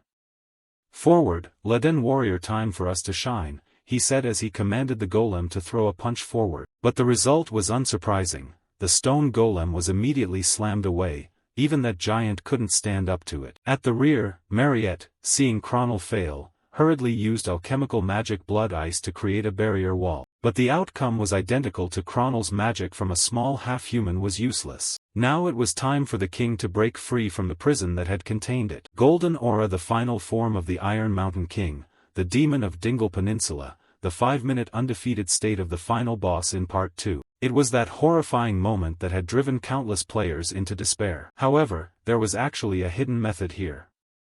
"There's nothing left. Release the seal, Alicia," he said with a look. For some reason, Alicia had already closed in on the Iron Mountain King and was preparing to swing her blade. Physical and magical, this sword technique pierces through all defenses and deals 100% true damage. It was Arden's first sword technique, the most effective strike against legendary foes, Demon Slayer Cut, Domain Cleave. At that moment the king took a direct hit to the face. With that blow, Alicia successfully sent the boar flying far backward. While she was still dazed and trying to process what had happened, Corin behind her shouted excitedly, "Wow, one Alicia is worth more than 10 people on the team." Alicia, flustered, replied, "What are you talking about? Is this okay? What if it moves again?" "No way, now it's Madam's time to shine," Corin said, looking ahead. Then, above them, a gigantic magic circle suddenly appeared in the sky. From within that magic formation countless chains descended and locked around the boar's snout and entire body. She had restored that massive circle in an instant. "No wonder, Professor Josephine," everyone said in amazement. As for Corin, he smiled in triumph. "Invulnerable metal body is strong, but once you break that defense the monster can't use its primordial rune anymore." With that in mind, she said, "Senior Mariette, I'm ready." Mariette answered. Then she summoned a supreme blood spear above her head. Corin's group hurriedly scattered to avoid stray fire. "Professor Josephine, it's all thanks to you," someone said. Facing the beast, Mariette shouted, I'll end this grand blood art, flame spear. Saying that, she aimed her spell directly at the massive boar. The nightmare had existed for 80 years, the beast had slain countless heroes. When the demon of Dingle Peninsula was destroyed, the light that burst forth from its scattering body could not be ignored by any spear user. The origin the 8 runes required to ascend to heaven was left by the gods. No matter how great a power, it could not destroy those runes, though its primordial rune shell could be broken. 80 years ago, a wild boar on the Dingle Peninsula chewed and absorbed a great many ancient rune stones. No one imagined they could defeat it and extract those rune stones, because the ancient runes grant their bearer near immortality. But now the demon beast's seal had been removed and it had been defeated, and the protective shell around the ancient runes inside it had shattered. So where did the exposed core runes go? The answer is simple. They wander until they find the nearest suitable shell to inhabit, and it had already found its destination. 10 years ago, he joined the academy and disguised himself as a professor because of this. The Iron Mountain King was defeated by the academy students. The outcome was rather mild, though not what he wanted. It wasn't hard to understand, since it had been sealed in this prison for 80 years, so the king's strength naturally waned. Now all he needed was to leave the academy quietly, slip out through a secret passage, and vanish from the city. Then he could complete his mission with ease. But unfortunately there was one thing he hadn't anticipated. When he stepped out of the corridor and went outside, someone was already waiting out there for him, as if they had known he would appear. And that person was the one who had defeated the vampire Mariette, and the great demon king of Tian Shan. Heavy cavalry knight Corin Locke was blocking him. "How's senior brother Valtazer? Senior disciple Fermac? Senior disciple?" Fermac asked in puzzlement at Corin's words, and Corin began to explain. "Because you're the student of a disciple once expelled by my master, I'm your senior uncle. Address me as such." "Senior uncle?"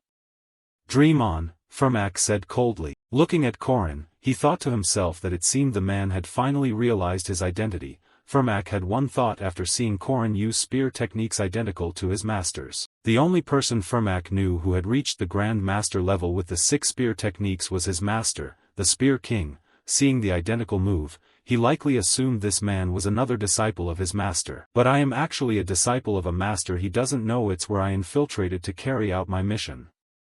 I had already guessed his intentions here. He must find my existence perplexing and suspicious. So the safest choice was to ignore me. I, who once fought Lunia Arden in the midterm trial and was sent to the city outskirts to be ranked, that was just an excuse for him to remove me from the plan to kill the Iron Mountain King and seize the origin runes. After that he succeeded in his plot and left the city. He naively thought that by removing me elsewhere the plan would go off without a hitch. But he couldn't have expected I'd use Professor Josephine's seal to instantly teleport back." Thinking of this, Corin said aloud, "Professor Dana's experiment and Mariette's commotion must have worked in your favor. You were just waiting for that opportunity. The origin runes, you won't be taking them," Corin said confidently. The moment he said that, Fermac's expression changed. "How could a lowly student like you know this? Did Josephine tell you?" "No. Impossible." "Fine, so a petty student I ignored wants to block my plan by standing in my way? Very well. Then you are my enemy," he said, slipping on his rune gauntlets. Immediately he took a fighting stance and unleashed an extremely dangerous aura. And Corin knew this well. Fermac Damon was famed as the top knight on the continent. Moreover, he was the mastermind behind unsealing the Iron Mountain King, the final boss of Part 2, and later he would appear under the name Tian Wang, one of the 4 kings. By then his power would rival Lunia Arden at her peak. If circumstances were favorable, he had the potential to reach the level of a top-tier master without much difficulty. Speaking of Fermac, when he saw Corin lost in thought he sneered, "An arrogant fellow with so little talent. What, you think you can fight me? I'll end this quickly." As he spoke, Fermac began to channel his dark energy, and a shadow behind him started to rise from the ground, forming an identical clone of him but tinted purple. This was his signature shadow duplicate technique. Corin across from him wasn't unfamiliar with the move. Fermac's power lay in lightning counterattacks and increased damage while in darkness, but I didn't pick this battlefield by accident, he thought with a smile, and then, our protagonist activated the sun rune he had carved into the ground, and immediately the rune unleashed a fierce beam of light, causing the dark clone to gradually dissipate. "Darkness's natural counter is holy light. You know your weakness," Corin said, then continued thinking. "A dark mage needs shadows to reach full strength. just as a water mage needs humidity and a fire mage needs dry, hot air. While our protagonist was still explaining, the traitor Firmak launched himself at him. Apparently he wanted to finish the fight as quickly as possible to prevent Korin from pulling any more tricks. But unfortunately for him, before he could reach him, the ground before him suddenly blazed with countless sun runes, which left the dark-skinned man stunned. "No, what is this?" he said in panic. Korin on the other side began to explain, "I put a lot of effort into this, carving the sun rune for 20 straight days, but in return I have plenty of mana and the advantage to face you. Every rune has inherent strengths and weaknesses. I had to prepare for this final fight before anyone else. This is the cruelest counter to Firmak wrapped in holy light and solar radiance. He can't do anything." "Coward," Firmak snarled as he realized Korin's intent. And our protagonist smugly replied, "You should praise my preparation." Korin sighed. Also, the shadow duplicate already drained a lot of Firmak's mana, so whatever move he uses it will still be countered by me. Facing him, Firmak retorted, "You're persistent and full of tricks, but it's still not enough," as he channeled mana into the soles of his feet, and then he activated his echo step technique and lunged at Korin at blinding speed. "You're attacking so suddenly?" Korin thought inwardly as he swung his heavy spear powerfully forward, but sadly his strike only hit the afterimage Firmak left. Firmak himself had already slipped quickly to Korin's side, and before Korin could react, Firmak unleashed a burst punch technique aimed straight for his skull. But our protagonist reacted fast. Realizing his blow hadn't hit the opponent, he smoothly tilted his body aside with Bagua movement and avoided the explosive punch. This truly surprised Firmak. He dodged it? He thought.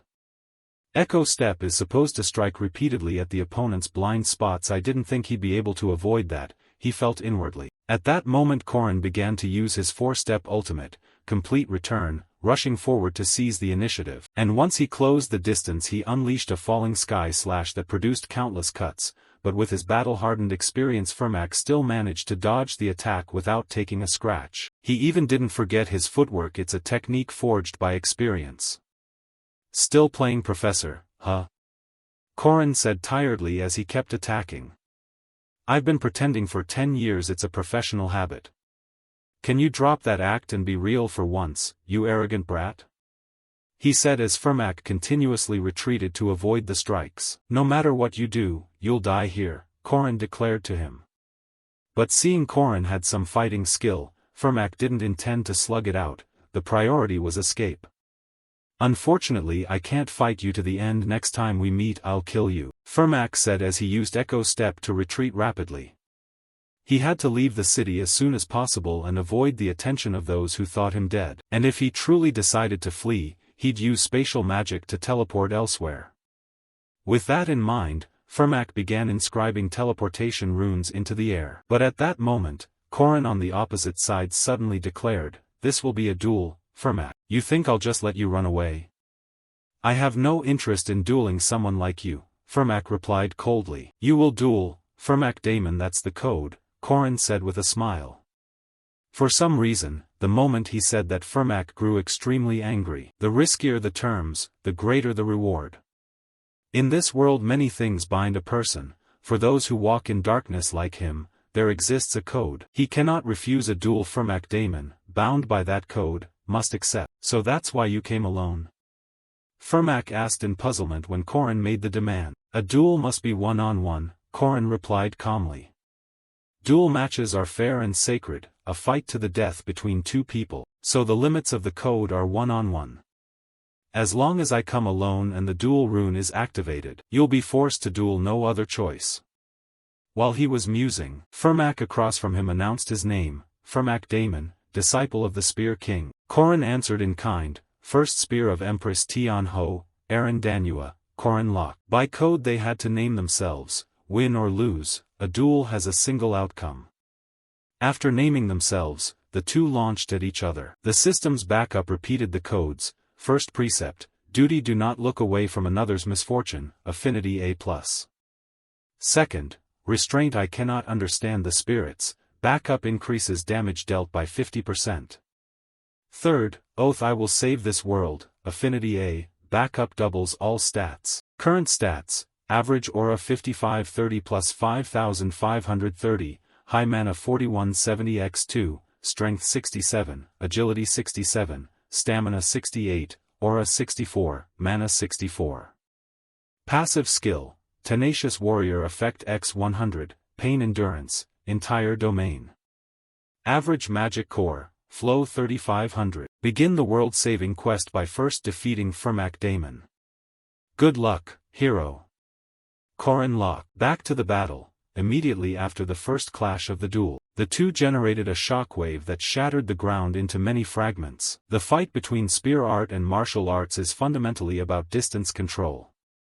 The martial artist uses a speed rune to close distance, while the spearman tries to keep distance just like now. As soon as Fermac intended to close in, he was met by Corrin's blazing chariot mind echo, which thrust out countless spear tips forward, forcing him to hurriedly retreat to dodge. In this battle the martial artist focuses on seizing every opportunity to find the spearman's opening, and the moment the spearman shows an opening, they close in on him. But this attacking method had already been read by the spearman. Instantly, Corrin planted his spear and leapt up. In close quarters, jumping exposes many weaknesses. Fermac would wait for Corrin to land and then deliver the decisive blow. But Corrin anticipated that. While still airborne, he unleashed the spear technique Heaven's Return, endless chaotic wounds. The attack sent countless spear tips raining down on Fermac below, forcing him to lift both hands to block. He's too fast. He can strike 7 times in a row while suspended in midair. But the moment he lands, I'll have my chance. And just as planned, the instant Corrin hit the ground and hadn't yet regained his stance, Fermac closed in on him from behind. Our protagonist reacted quickly too. As soon as he saw the man charging, he hurriedly spun around, then unleashed Tian Gui's second form Demon Spear Return. The strike carved a wound across Fermac's chest. At the same time, Fermac's fist slammed straight into Corrin's face, sending him flying backward. Not giving Corrin a chance to respond, Fermac immediately closed the gap and launched a barrage of punches. Even though his hand was bleeding from being slashed, he kept attacking, continuously closing distance. He even thought to himself, while Corrin across from him was struggling too. Is he attacking while enduring that pain? He gritted his teeth and laboriously raised his spear to block the rain of fists from Fermac. Then the dark-skinned man gathered mana into his left arm and unleashed a move called Heavenly Strike. Seeing that, Corrin realized immediately, he's putting everything into this finishing blow. If I block it, I'll win this match. That was Corrin's thought. But in a split second he saw the man's fist opening. Right after, the man's hand clamped down on Corrin's spear. He's aiming at the spear. Is that a feint? Corrin wondered in shock. Before he could react, Fermac had inscribed some rune onto the shaft of his spear. Once the rune was complete, Corrin's spear flew sideways and drove deep into a nearby tree. What are you going to do now, spearman without his weapon? Fermac said as he hurled a full-strength punch. Corrin hurriedly raised both hands to brace. But even so, the explosive fist nearly made Corrin vomit bile. Afterwards, his entire body was pushed backward. Thankfully, Corrin recovered his footing in time. He shouted and thought, it's okay, I can just recall the spear. But sadly, things weren't that simple. When he tried to summon it, the spear twitched but didn't return. Damn it, it stuck too deep to pull out. Corrin gritted out. Right then, Fermac closed in on him from behind. He then launched a technique called Left Fist Straight Punch. Luckily for Corrin, he noticed in time and dodged. Corrin refused to sit back and take hits and counterattacked. Even without my weapon, I'm still a martial artist. You know that, right? Saying that, Corrin began using Bagua Ascending Dragon Palm, unleashing a flurry of palm strikes at Fermac. The foundation of every martial art is physical attack. With that, Corrin delivered another move, Bagua Third Gate Palm. The strike was powerful, even generating a shockwave that blasted out from behind Fermac. But it still didn't seem enough to put Fermac in real trouble. After taking the full barrage of palms, he could still calmly say, "You've surprised me a bit. But your fist techniques aren't as strong as spear techniques, are they?" He spoke as if Corrin's previous attack had done nothing. Corrin gaped. He didn't take any damage at all? He wondered. Before he could think further, the dark-skinned man opposite landed a left hook to his ribs, leaving him no time to react. Corrin's Bagua was powerful, but he'd forgotten one thing. It was only his secondary weapon. For Fermac, it was something he'd spent his life training. The result, in an unarmed duel, our protagonist was getting beaten senseless by this master. Left straight punch, left flying strike, left rib punch, left elbow. Countless blows rained down in uninterrupted succession, leaving Korin only able to raise his arms to block as his body was steadily pushed backward. You won't fight back and will only block. Fine, I'll end this quickly, Fermac said coldly. At the same time he unleashed another explosive fist with his right hand. Unfortunately for him, this time Korin blocked it with his spear. That spear, how? I threw it away already. Fermac thought in surprise. Korin, as if reading his thought, said, I must admit you are a strong opponent. Turning to Fermac, he realized what had happened. This brat, he deliberately took hits to bait me, then get close and retrieve his spear. And as he thought that, Korin on the other side launched a powerful spear/informal counterattack. Then he gripped the spear with both hands and unleashed Hwasha Ilio Snake. The attack produced countless spear images like a machine gun, driving straight at Fermac. As a result, the master couldn't dodge in time, took numerous strikes, and was pushed backward. But quickly Fermac regained his posture, stamping both feet to halt his retreat. Then the master tore off his blood-stained shirt and said, Impressive. The way you handled losing your weapon, and discovering you couldn't use your martial arts, those moves were clever and precise. So I'm the one at a disadvantage now. Korin across from him replied irritably, Can you stop that? I beat you so much and you still act like a professor? Act like one? Looks like I really have to get serious then, Fermac said as he began inscribing runes onto his left arm. As soon as the rune was finished, Korin's solar runes below suddenly cracked and lost their radiance. In a world where the sun does not exist, part of the sky is forgotten. Summon technique, Celestial City of Darkness. At that moment, the silhouette of a submerged city appeared above Fermac, and the sky darkened with its arrival. It was his third precept. Third precept, Oath, I will submit to the darkness. Facing Fermac, he looked at Korin and said, Surprising. You know how to use solar runes against the darkness? But with that little trick, you'll never be able to resist the everlasting darkness. This is the forbidden domain of the great dark warriors of Haitian. Except it be torn to pieces by the dark creatures, or be killed by my fists. Fermac said as he surged forward with his monsters. Meanwhile Korin across from him smiled and said, Isn't this supposed to be a one-on-one duel? I knew you'd pull a trick. Korin said as he pulled out a golden ginseng he had prepared in a pouch of soil. The moment it was taken out of the earth, the ginseng let out an earth-shattering scream. Its force was so great that it blew away all of Fermac's shadow monsters. Golden Crown Ginseng. It emits a sound 7 times louder than a normal ginseng and cannot be blocked by any magic. Even if they're dark creatures, they can't stand against the cry of this one-of-a-kind ginseng in the world. The scream even made blood leak from Fermac's ears. Whether his eardrums were ruptured was unclear. Meanwhile, Korin opposite him continued speaking. Let's see if you can withstand this little trick of mine. As I said, Fermac Damon, you'll be defeated here. Korin declared coldly. So how do you plan to deal with this now? The ginseng will keep screaming and make all your clones vanish. And just so you know, I have pretty strong regenerative ability. If this fight drags on, it'll only help me adapt and benefit. But how long can you endure it? Fermac across from him grit his teeth and called him a coward. He knew Korin's words might be true.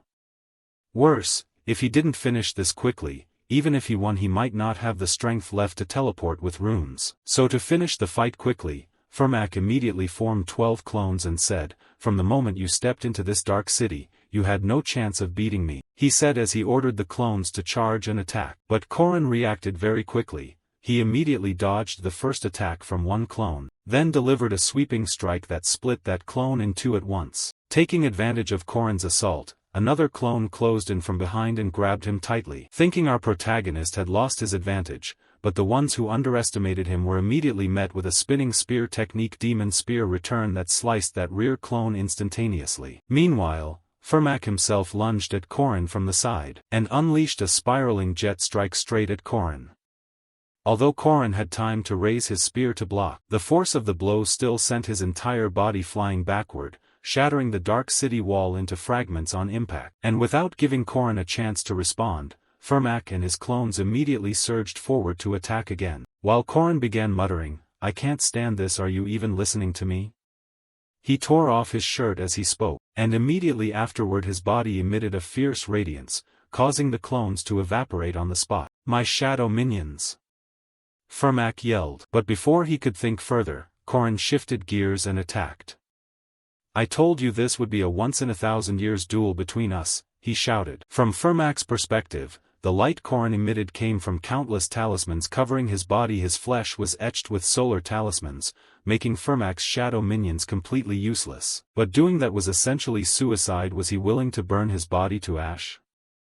Stupid, Firmak thought. At that moment Korin used the supreme snake art, Serpent Flow, producing countless lightning-fast strikes that rushed at Firmak, forcing him to step back hastily. And seeing this, Korin coolly said, "Stop your petty tricks. Fight me to the end with pure technique. Don't hold back any longer, attack me with your full strength." And his words made Firmak fall silent in thought. Instinctively, he could sense that the warrior facing him was his archenemy. "Very well, I'll bet my life on this battle. I'll wager everything I have." With that thought, Firmak let out a roar and unleashed his ultimate move, the Six-Realm Sura. Immediately his body was wrapped in a purple light that exploded with fierce power, cracking the ground beneath him into pieces from the pressure.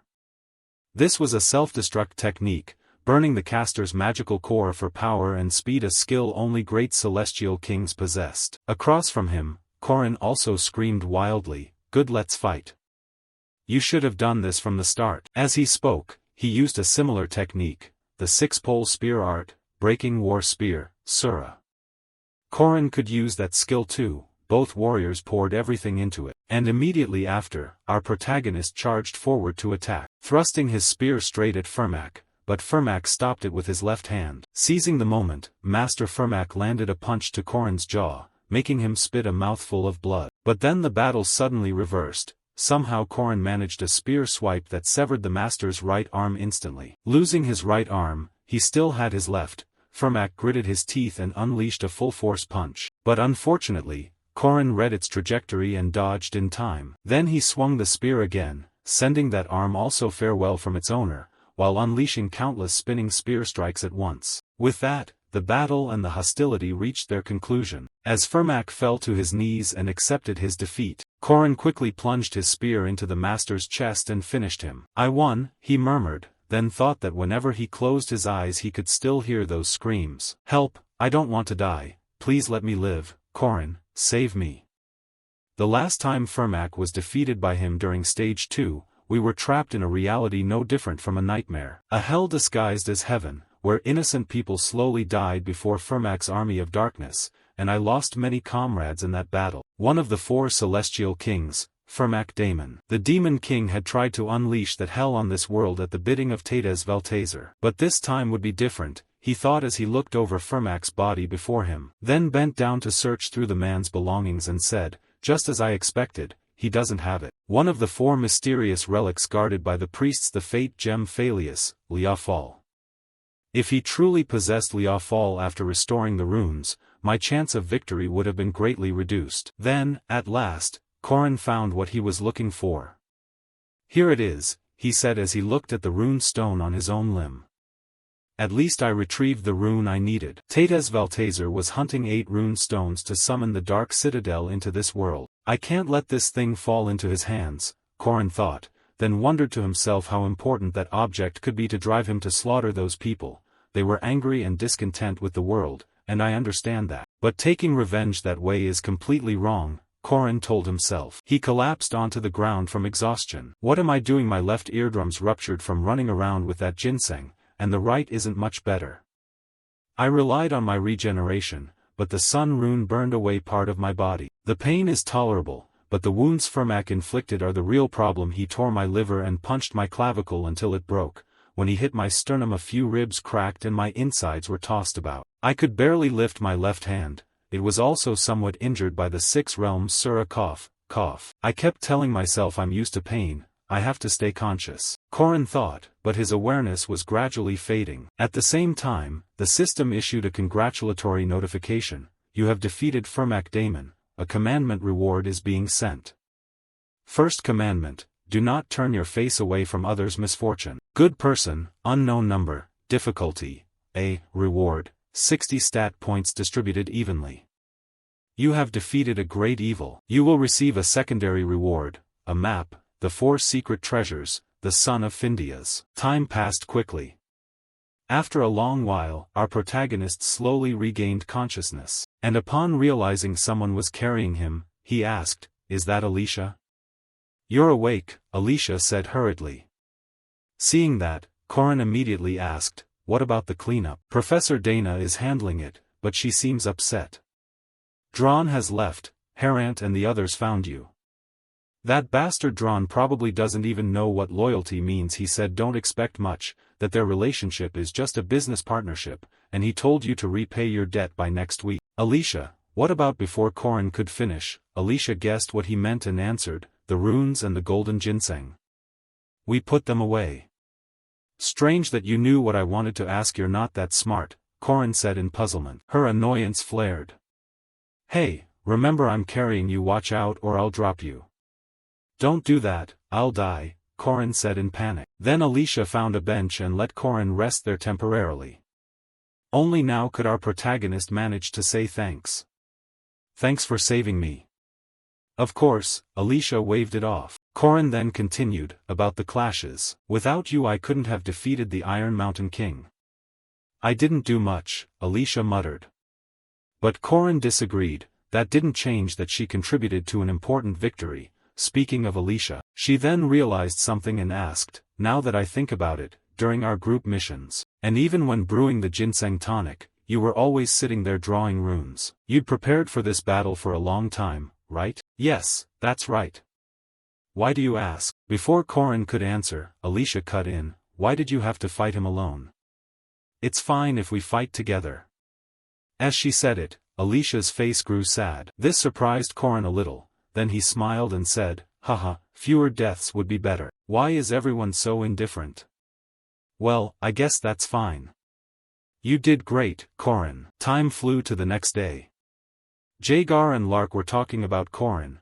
Corin was badly injured. He's been taken to the hospital. "Yeah, some bones broken. His plan was too risky, that's why he refused to ask us for help." "Poor guy, let's go visit him." "Yeah, if we don't, who will?" Lark said, and the two quickly went to Corin's hospital room. When they opened the door they burst out laughing. "Corin, you okay?" "We brought a bunch of snacks because we were worried you'd be lonely," they said excitedly, but the sight inside the room left them speechless. From their perspective, inside Corin's hospital room he was being doted on enthusiastically by his 3 wives. "Do you want more peach?" "I'll peel it for you," Mariette said as she quickly peeled an apple, while Waran somehow produced a goofy-looking fish and presented it to Corin. "Here, a huge flounder." Finally Alicia handed Corin a slice of cake. "Have some more sweets," she said. Speaking of Corin, while happily accepting care from his wives, he finally noticed the 2 guys and said, "Hey, why did you bring snacks?" "I'm stuffed." This casual remark made Lark and Jagar furious. They crushed the snack bags in their hands, thinking, "That bastard, you're doomed." Of course they were only thinking that for fun. There were 3 monsters sitting in the room, so they didn't dare make a sound. Resigned, they sat and watched the couple's show before them. "Corin, eat this apple." "Corin, have some candy too." "How is it? Is it good? I heard sweets help you recover faster." "It's delicious." They continued to fuss over Corin, making the 2 friends beside him so jealous they cried. "Damn it! That bastard! I'm so jealous of him." Jagar sobbed. Lark wasn't much better. "Why do I have to be here and watch this?" Across the room, Alicia thought of something and suggested, "It's rare for us all to be together like this. Let's play a game for fun." "Oh, sounds great. Should we invite Corin's friends to join?" Mariette said cheerfully. Hearing that, the 2 guys suddenly lit up. "Us too? Amazing. You're awesome, Corin. You're the best. So glad I came." Indeed, those 2 flipped their attitude faster than a pancake. Just as they were about to start mingling, a few knocks sounded at the door. Jagar, curious, stood up and opened it. Oh, who else could it be? Who is it? He called as he opened the door. Seeing the visitors, the big guy was startled. What wind blew you in here? Looking back at Korin, the arrival didn't surprise him much. They're the ones I expected. I need to go meet them anyway. By everyone's looks, the visitors were the academy principal accompanied by Professor Josephine. The principal spoke up, "Student Korin, how are your injuries?" Korin on the bed quickly replied, "Hello. Principal. Alright, time to show my worth, principal," he thought to himself. Then everyone else left the room so Korin could speak privately with the two of them. "Sorry, but I have to ask your friends to step out for confidentiality reasons." "I know you understand," Korin answered calmly. The principal then got to the point. "First, we have a lot to ask you. This matter is much more serious than Mariette's." Korin vaguely guessed what they meant. Are they suspecting me? Time to steer the conversation. With that thought, Korin laid his cards on the table. "Professor Fermac Damon is a spy," he said coldly. The principal's reaction was somewhat cool. "Humph, about that." He was about to say more but Josephine cut in. "Principal. I mean, don't. Both of us know, Professor Josephine." They weren't as surprised as expected. They probably learned something from the commandments on Professor Fermac Damon's body. But there are still things they don't know. Thinking that, Korin revealed something they hadn't expected. Tate Vantoffa Ma de Man is his disciple. And this statement truly startled them both, especially Professor Josephine. Upon hearing it, she shouted, "Impossible. That's unthinkable. 80 years ago he—" Before she could finish, Korin interrupted, "The infinite six-pole spear art. And the commandments, you know them too, don't you? Those are things you taught him." "Actually, I have a similar background." "You too? You're also a disciple of Tate Vantoffa?" Josephine said as she began to pull out her whip. At her reaction, Korin slowly sat up and said, "You don't need to be that wary of me. I'm not the type to kill on a whim. I wouldn't say something that would put me at a disadvantage. These aren't your true bodies, are they?" "Their true bodies are inside the main building and cannot appear, right?" How do you know?" the headmaster asked in astonishment. But Korin didn't intend to answer that question. He continued, "I haven't finished yet. Vantoffa's disciples are still alive, scattered across the continent. And now he's become very powerful. He's far stronger than before and no longer alone. Everything stems from your decision 80 years ago."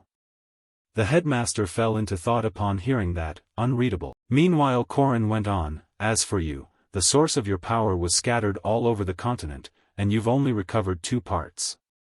There's something you certainly don't know. Even the Liafi Truth Stone, one of the 4 sacred relics of Rua, is in his hands. Once he gathers them all and restores his power, he will no longer be considered a usurper." "You know what comes next, don't you, Aaron Danua?" Korin said as he produced his ancient rune stone in front of the headmaster. The headmaster was also greatly startled by Korin's words. Things are becoming clearer. That's why Professor Josephine, with over 80 years' experience, didn't become headmaster, and why the rising star Ariu Khazar was immediately placed in that position. 80 years ago the Academy's headmaster was Lord Viren, 50 years ago it was Lord W. And the current headmaster is Lord Khazar. The truth is their bodies are composed of and empowered by those ancient rune stones. Aaron Danua, a supposedly ordinary person, returned to the topic. At this point the headmaster had taken the rune stone and asked, "What do you want to do?" At the headmaster's question, Korin slowly removed his coat and said, "We share the same goal."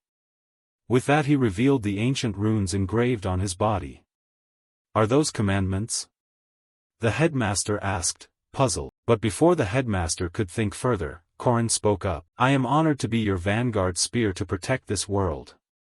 You may treat me as a servant if you like," Korin said, kneeling on one knee. At that moment he recalled his master's words from a past life, "I'm grown now, kid. As an adult, I will protect children like you, Ariu." "No, Aaron Danua. I still can't forget what he did. Now it's time for me to repay him."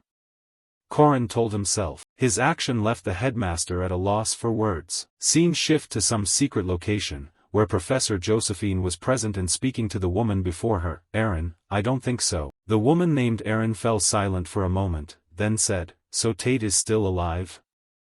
Korin, that child, can he be trusted? Josephine was about to reply, but before she could, Aaron continued, I know. I shouldn't trust anyone so easily. Have someone follow him. We still can't fully trust him. Understood. Josephine replied calmly and turned to leave, leaving Aaron overwhelmed with troubled thoughts. I can't act recklessly because I carry too great a responsibility. Everything he said could be a lie. There's one thing I still don't understand.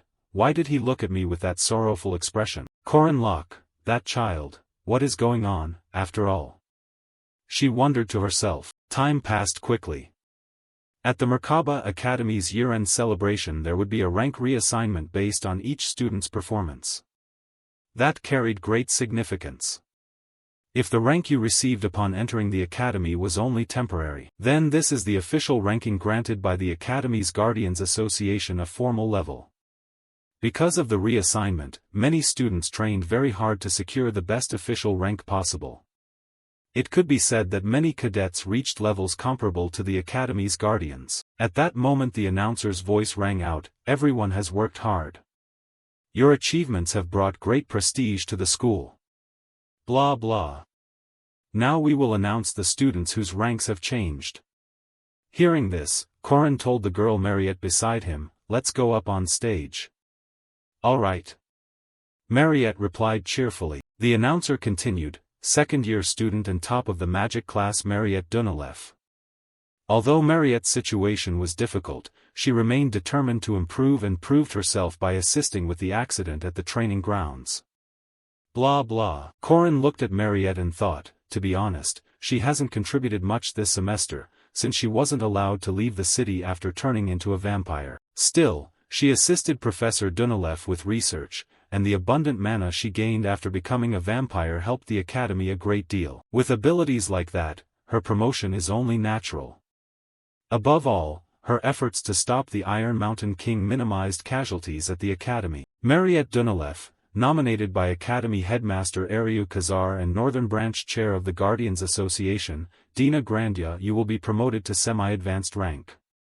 The headmaster announced as he handed Mariette a certificate. This moved the students in the audience to gush, amazing. Doesn't that make her the youngest semi-advanced guardian ever? She'll definitely go down in the history books. The headmaster's voice resumed, the students I name, like Mariette, all made major contributions in the recent incident. Blah blah blah. The students below began whispering, like Mariette? There were others who helped with that? I don't recall hearing about that. Murmurs spread. That was not surprising.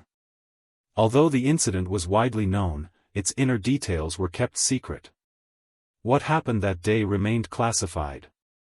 No one knew of the Iron Mountain King's existence, or of Professor Fermac Damon's betrayal. Magic class, Chronal Laden.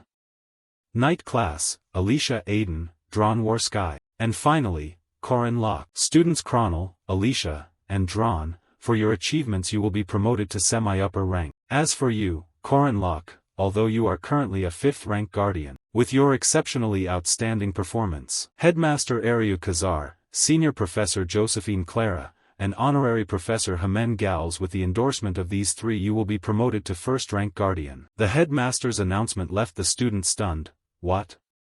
1st rank? How can someone go from 5th rank to 1st rank in a single semester? This is bizarre. A 5th rank guardian to a 1st rank guardian? Receiving a non-standard promotion after consultation with the association? There's no question about my abilities, but the reason I was bumped straight to 1st rank was thanks to my efforts in the battle that defeated Professor Fermac Damon. The most important thing is the privileges of every 1st rank guardian, the right to join the Guardians squad immediately. It's finally starting. In the game it would have taken 3 years, even with early graduation. I achieved it in under 2 years. That will be a major change for the future. I will recruit all the elites here. Power and privileges consolidated that will let me do anything. Korin thought as he looked at the people beside him with a sly gaze that made them uneasy. Do I have a bad feeling about this? When the ceremony ended, summer break began. Korin asked about everyone's plans. Finally, summer break. What are you all going to do? Make money.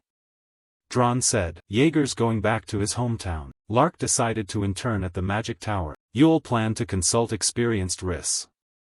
There are some RIS in the west, and she already scheduled meetings with them. Engineer Cronel would also head west. He'd heard of an abandoned castle there and planned to search it for an energy core for his golem. As for Alicia, she was in tears. I might have to return to my clan. My grandfather is urging me to come home now. Safe travels, Korin said calmly. Alicia then asked him in return, what about you, Korin? Are you going home? No, Korin said, thinking to himself. Before, when I returned to the house from Korin Locke's memories, it was completely empty.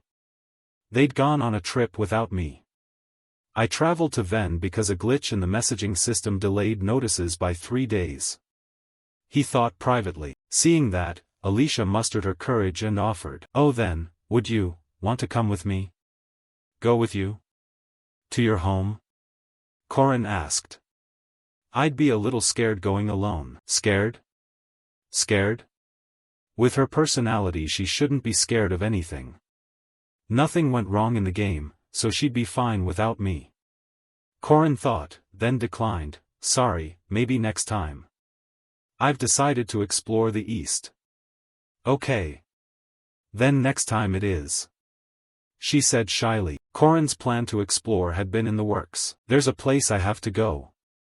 I must go now. There's still some time before the next term. Without this summer break, I couldn't get there easily. Cut to a certain train, inside which several figures in cloaks sat. They opened a wooden box to check their weapons. We still have 9 hours on this train before we reach the northern continent. Preparations are complete. At that, all the black-clad men turned to one another and drew their weapons. Then a porky-looking man like their leader stood and shouted, Everyone! Hands up! Turn over everything you have. At his command people cried out in fear. The leader threatened further, You'd better do as I say, unless you want to tussle with a semi-upper rank. And as soon as he finished saying that, a voice rang from the entrance, Oh! This doesn't look like our car, does it? Why do we keep getting lost? The leader spun his sword toward the back and barked, Who the hell are you? Can't you read signs? Got into the wrong car? Hands up if you want to live. He said this as he pressed the blade to the throat of the one who had spoken. The result was that the man received a punch to the chin, sending him flying up and getting stuck against the train car's ceiling. The owner of the punch was, of course, Korin. Beside him was Waran. The southern match officially begins. Flashback to when Korin and his friend Lark went to the Academy's secret vault, the Merkaba Library. After defeating the vampire Count Sabancia, Korin took the Mage Tome stalwart warrior's recovery along with a few discarded journal entries, which recounted Sabancia's battle with a certain warrior. I saw a dying warrior standing on a blood-soaked battlefield, clutching his wounded body to a rock, yet he still stood firm. I asked him, O warrior, should I cut your throat? He answered, If I could have a little water to quench this thirst of mine, I would be grateful. Out of respect for this hardened warrior, I drew water from a nearby pool and gave it to him to quench his thirst, and then something utterly surprising happened. His wounds were completely healed after that. The story turned so dramatic. Closing the book, Korin found it hard to believe he was near death and yet recovered. His stance was majestic, like the great general Yi Sun Sin. It was truly remarkable. Beside him, Count Sabancia, who was controlling Lark's body, also asked, Is my southern stronghold still standing? Huh? Ah yes, it is, Korin replied. Hearing this, Sabancia offered him a piece of advice. If you have time to go there, stop by my office, it might still be there. Huh? What's still there? The general asked in surprise, because in his previous life he hadn't found anything there. Returning to Sabancia, he didn't intend to explain much. He only spoke a few vague, puzzling words. You must find it yourself, old grammarian. I hope you gain the skill and the courage of that warrior. If you possess his courage, there will be nothing in this world you cannot do. He was a humble man, not a hero or a sage, a man who swore to save this world. People always have the option to flee to escape imminent danger, but you did not choose to run. I respect you, young man. Finally, thank you for telling me about your wife and child. When he finished speaking, Count Sabancia left Lark's body and slowly began to fade before Corin's eyes. Back in the present, at the southern land gate on the mid-level, this is the train station area. Corin lowered Mariette's axe beside her, and the reason he'd come here was because of Sabancia's earlier instructions. That's how it was, according to the Duke. I decided to go south, and the reason I chose to come with Mariette is that she's from this place. Opposite them, as soon as Corin and the others stepped off the carriage, the stationmaster greeted them with a bright smile. Thank you both so much. If not for you, I'd have been in big trouble. As he said this, he glanced toward the bandits being escorted off to a neighborhood tea house. No need to mention it, Corin waved his hand. But the trainmaster reached for a pouch of money and insisted they at least accept this. Seeing the money, the greedy fellow lost any remaining pride. Oh my, you don't have to do that, but how could I refuse such kindness? At the same time, the system gave 2 notifications. Congratulations to him. Duty, not ignoring others' misfortune, reward distributed, 2 skill points have been granted. Seeing this, Corin put on an exaggerated face and laughed. Ha ha ha, as expected, people should live well, he thought to himself. He turned to the senior beside him and asked, I'm starving. Shall we get something to eat first? Hearing that, Mariette cheerfully offered, I know a few places. You're familiar with this area? Corin asked. Yeah, I come here pretty often, she said, haha. Tell me what you want and I'll buy it, Corin said, holding up his purse. The old trainmaster felt happy watching the excited young pair, such kind students. How could one not be happy after doing a good deed? This is the gateway to the southern lands. All carriages stopping here head toward the southern metropolis, the city of Lef, and from there it's at least an 8-hour ride. Oh God, kill me now, Corin complained, drawing the attention of passers-by. Acting as guide, Mariette pointed ahead and reassured him, we're here. There's a transfer station I use often. A transfer station? Corin asked, curious. Quickly he realized the place was a Wyvern Dock. Wyvern Dock. I used this transport a few times in my previous life. It's faster and more comfortable than a carriage, though many people dislike this mode of travel. Corin thought to himself, then asked aloud, isn't renting one supposed to cost at least 30 silver per ride? No, my family gave me one. It's a bit different. Mariette laughed. A different one? Corin said with a hint of surprise. Hreidsvelger passenger, the legend of Arhan, the fastest and most maneuverable transport. Its price equals that of 12 wyverns. This one belongs to the city of Lef, preparing to land to pick up important guests. You have to be steady to pilot it. Understood. At the same time, in the control room, the man in the vest began contacting the captain. Hello, this is Duff. We'll start clearing the landing area. Please confirm visuals at 200 feet. On the other end, the captain confirmed, Roger, ETA 10 minutes, we'll begin descending. Outside, some staff were already waiting. What's the academy up to this month? The man in the vest wondered.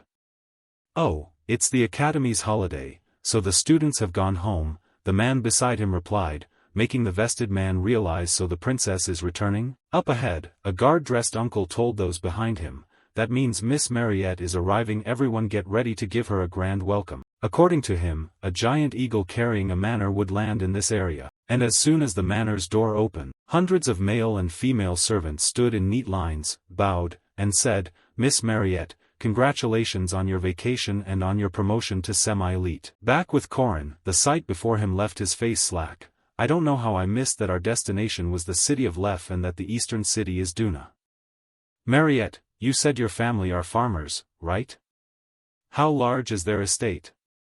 Corin asked. The young woman stroked her chin thoughtfully and said, I'm not sure, but maybe around 2 million? 2 million pyong. Wow, Corin exclaimed. However, he had underestimated Mariette when she began to correct him. Oh, the unit is a bit different, not pyong, but hectares, she said. Corin started to go blank. Wait, what? What's so special about that? Mariette asked, smiling. The reason Corin froze was that 2 million hectares equals about 6.5 billion pyong, and 1 pyong is 3.3 square meters. Alright, here's the deal. The Dunalef family is extremely famous in the south. Dunalef Hair Salon, Dunalef General Store, Dunalef Office, Dunalef Agricultural Center, Dunalef Professional Wrestling Union, and so on. The many signs along the road made that clear, no joke.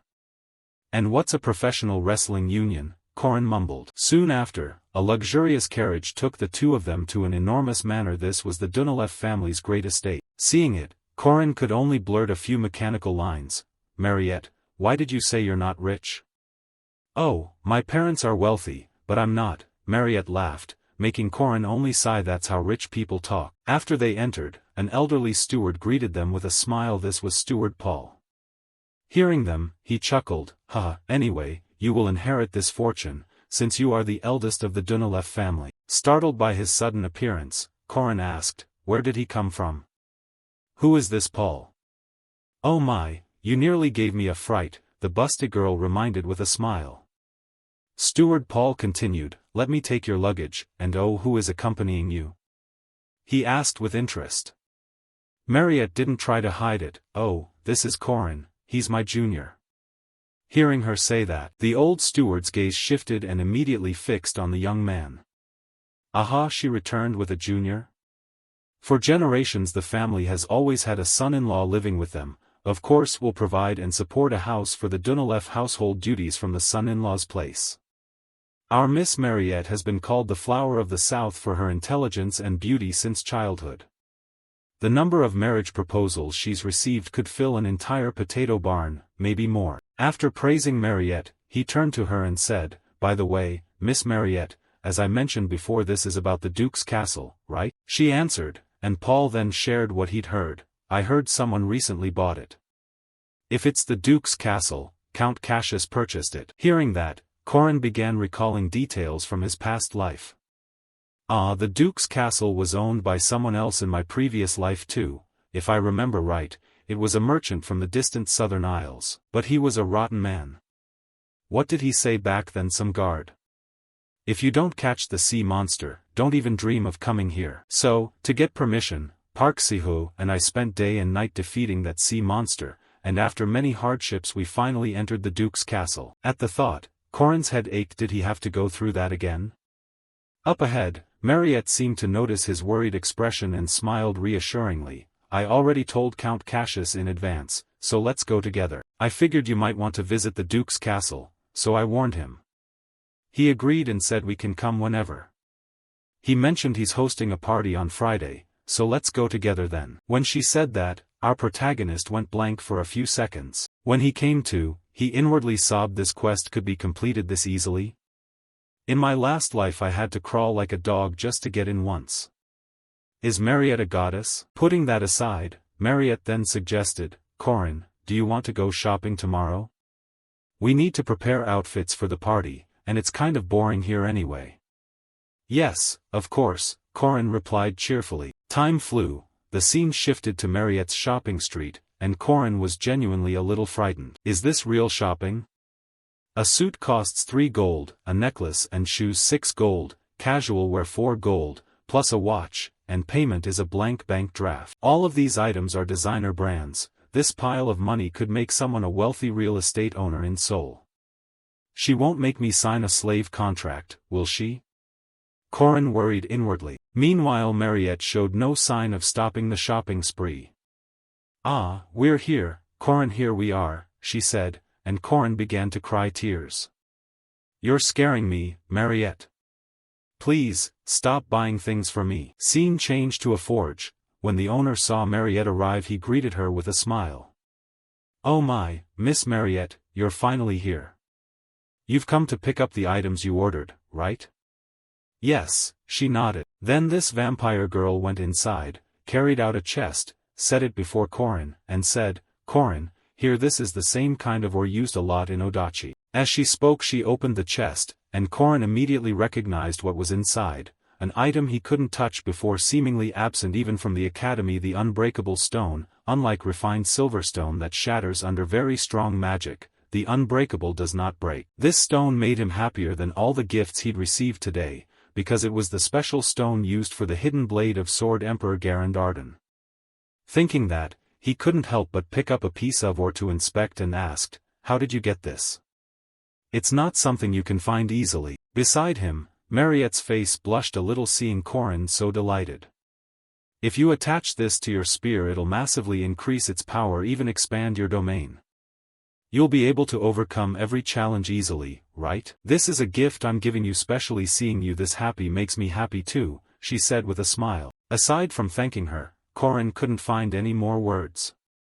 "Thank you," he said. Time quickly passed until evening. At that time, in a huge dining room of the manor, a banquet table had been set, and Corin felt a bit awkward upon arrival.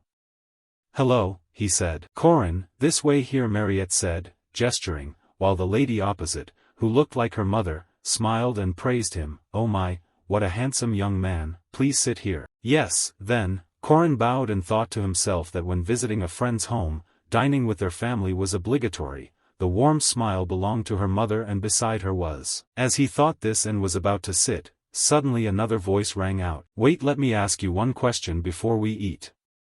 Depending on your answer you'll be allowed to sit or not. Are you a virgin?" The one who had just asked was Mard Dunilef, Mariette's father. The question genuinely left Corin a bit stunned. "What?" he asked, puzzled. At that, the lady beside him began smacking him playfully and scolded, "Oh my, Mard, why would you ask such a question?" "Corin, ignore him and just sit," Mariette said. However, stubborn old Mard persisted. "No, if he's going to become the Dunilef family's son-in-law, he must be a virgin." "Father," Mariette said helplessly. It seemed the meal would not go smoothly. Speaking of Mard, he suddenly declared something shocking that froze everyone. "My daughter won't be easy, she'll marry whoever she loves, I will never." Before he could finish, Mariette hurriedly pinned him down, making him cry out, "Wait Marie, that hurts, how are you so strong? You take after your mother." "Father, stop it," she shouted, cutting him off. She began dragging him away from the table to prevent him from blurting more embarrassing things. Mard thrashed like a child, "Why are you like this? I'm just trying to protect you, please, father, stop talking," Mariette said in exasperation. The lady then turned to Corin, embarrassed. "Sorry about that, Corin." "No, it's fine," he replied awkwardly with a forced laugh. "What a lively family." Meanwhile the lady's demeanor grew serious. She stood and said she had heard about Corin from Mariette's letters and really wanted to meet him and greet him. "Thank you very much for helping, Mariette," she said sincerely. Corin hurried to reply, "Ah, madam, you're too kind. I only did what I felt I could, and Mariette deserves to be happy." Hearing that, the lady fell into a slight reverie. Then she smiled at Corin with a knowing look. "Well, when I received Mariette's letter I thought the girl saw the world through rose-colored glasses. Turns out I was right." "Corin, the girl, I mean." Before she could finish, Mard interrupted, "Hey, I do appreciate it, but I'll only allow holding hands, and you must remain chaste." He hadn't finished speaking when the mother and daughter promptly pinned him to the floor. "Father, stop it," Mariette shouted, while the lady glanced at Corin and laughed as if amused. "Welcome, Corin, ho ho, so different from my husband, I'm more easygoing." "Mother, what are you saying?" Mariette said awkwardly. Corin could only sigh to himself. Indeed, an interesting family. The next day, at the Duke's castle, as previously planned, Corin and Mariette set out for the place. "Hello, Count Cassius," Mariette called out, and in response came Cassius's sincere voice. "Ah, Miss Mariette has come as promised on behalf of House Blandria. We warmly welcome you," he said, smiling with his eyes crinkled. This made Corin start doubting life itself. So it's the same person. Is this the very name from my past life who said he wouldn't open the gate unless I caught the sea serpent? After a brief conversation, Cassius quickly led them inside. "Miss Mariette, Lord Corinlock is entering," someone called, and immediately confetti cannons fired to welcome the two of them. At that moment Corin thought to himself, "Honestly, I'm very proud. If I hadn't saved this girl, I'd never see her like this today, and the people of the south would have lost their beloved princess." Nearby, some other noblewomen whispered when Mariette entered, "Oh my, it's really Miss Mariette, so she actually came." the rumors were true. It seems Count Blandria really is impressive. In the south, saying the Dunalev family's influence is absolute isn't an exaggeration. Mariette's appearance put a spotlight on them more useful than starting a fuss about a sea serpent. Corin thought to himself and reminded her aloud, Mariette, enjoy yourself and we'll go to the study afterward. All right, she nodded in reply. Meanwhile Corin had already planned, Mariette and I will bring everything. When the banquet reaches its peak I'll speak with the Count to leave my things and then head to the study. At the same time, from the back a voice called that drew her attention, Miss Mariette. I'm Garly of House Rondinium. I've long admired you. Would you dance with me?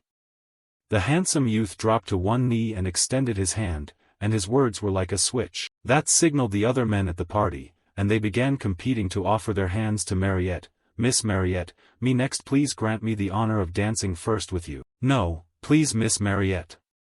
A cascade of pleas rose up. This left the wealthy young woman extremely embarrassed, unsure how to handle it. In the end it was Corin who reached out to help her. He calmly stepped forward, dropped to one knee, and said, Mariette. The young nobles nearby scowled, wondering who this guy was so earnest, yet lacking proper manners. Corin thought to himself, then gently kissed the back of Mariette's hand and asked, Mariette, will you dance the first dance with me?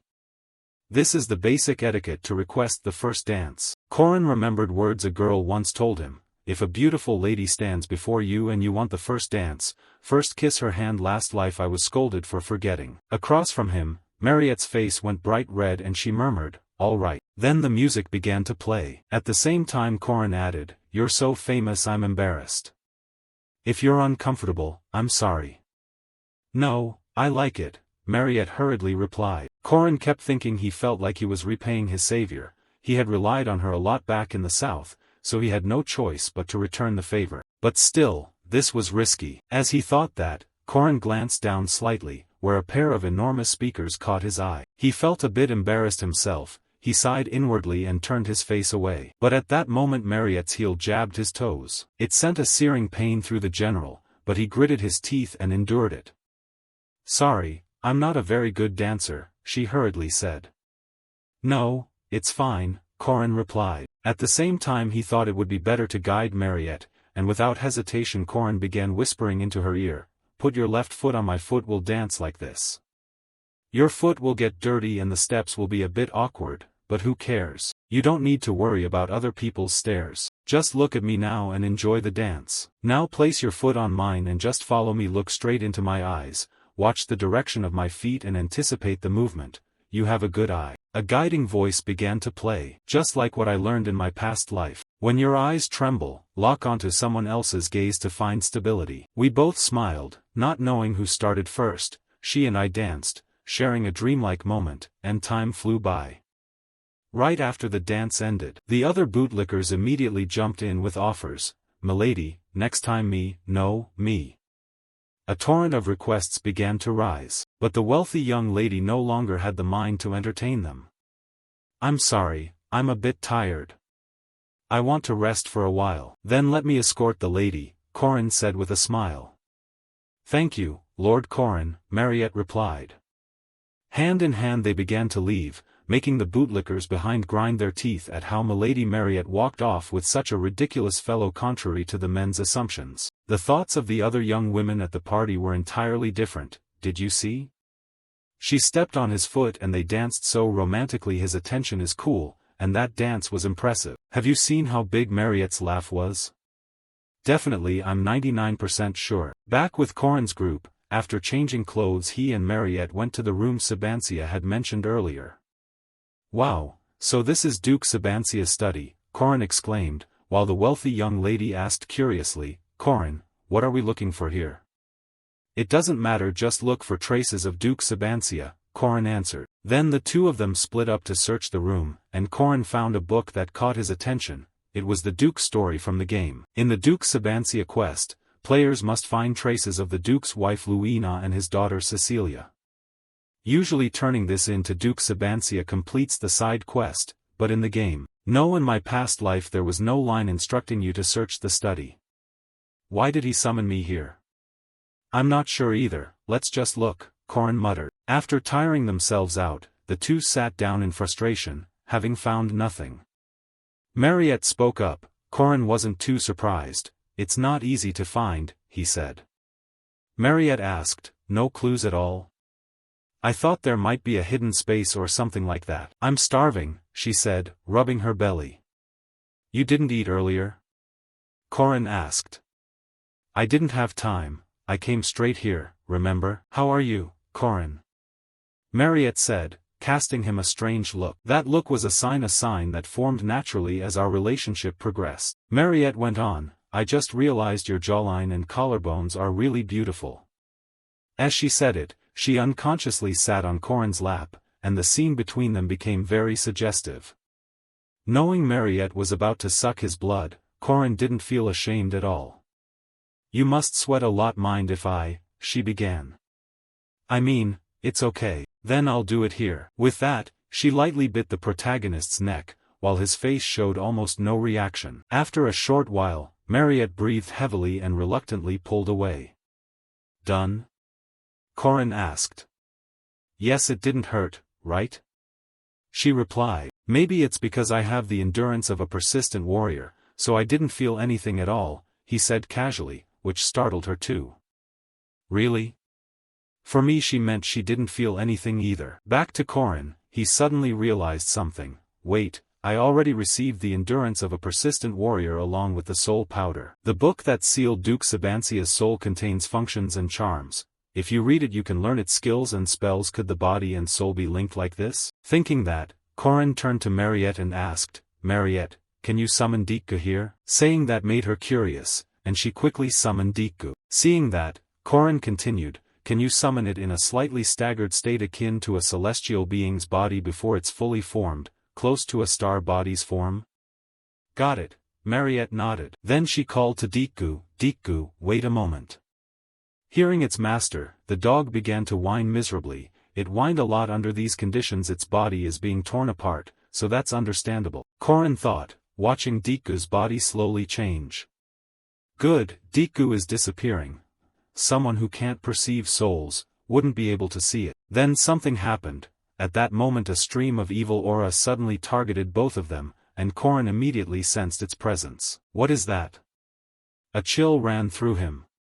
Mariette, be ready, Corin shouted. However, the next second he discovered he was trapped inside an isolated space. I get it now, Duke, you should have told me earlier if things were going to turn out like this. The thing sealed inside the Great Grimoire Library is Duke Sabancia's soul. What he chose when he couldn't die and had to endure the bloodthirst was the separation of soul and body. So where is the Duke's body? The answer lay right before him, and just as Corin had predicted, Sabancia's voice began to ring out ahead.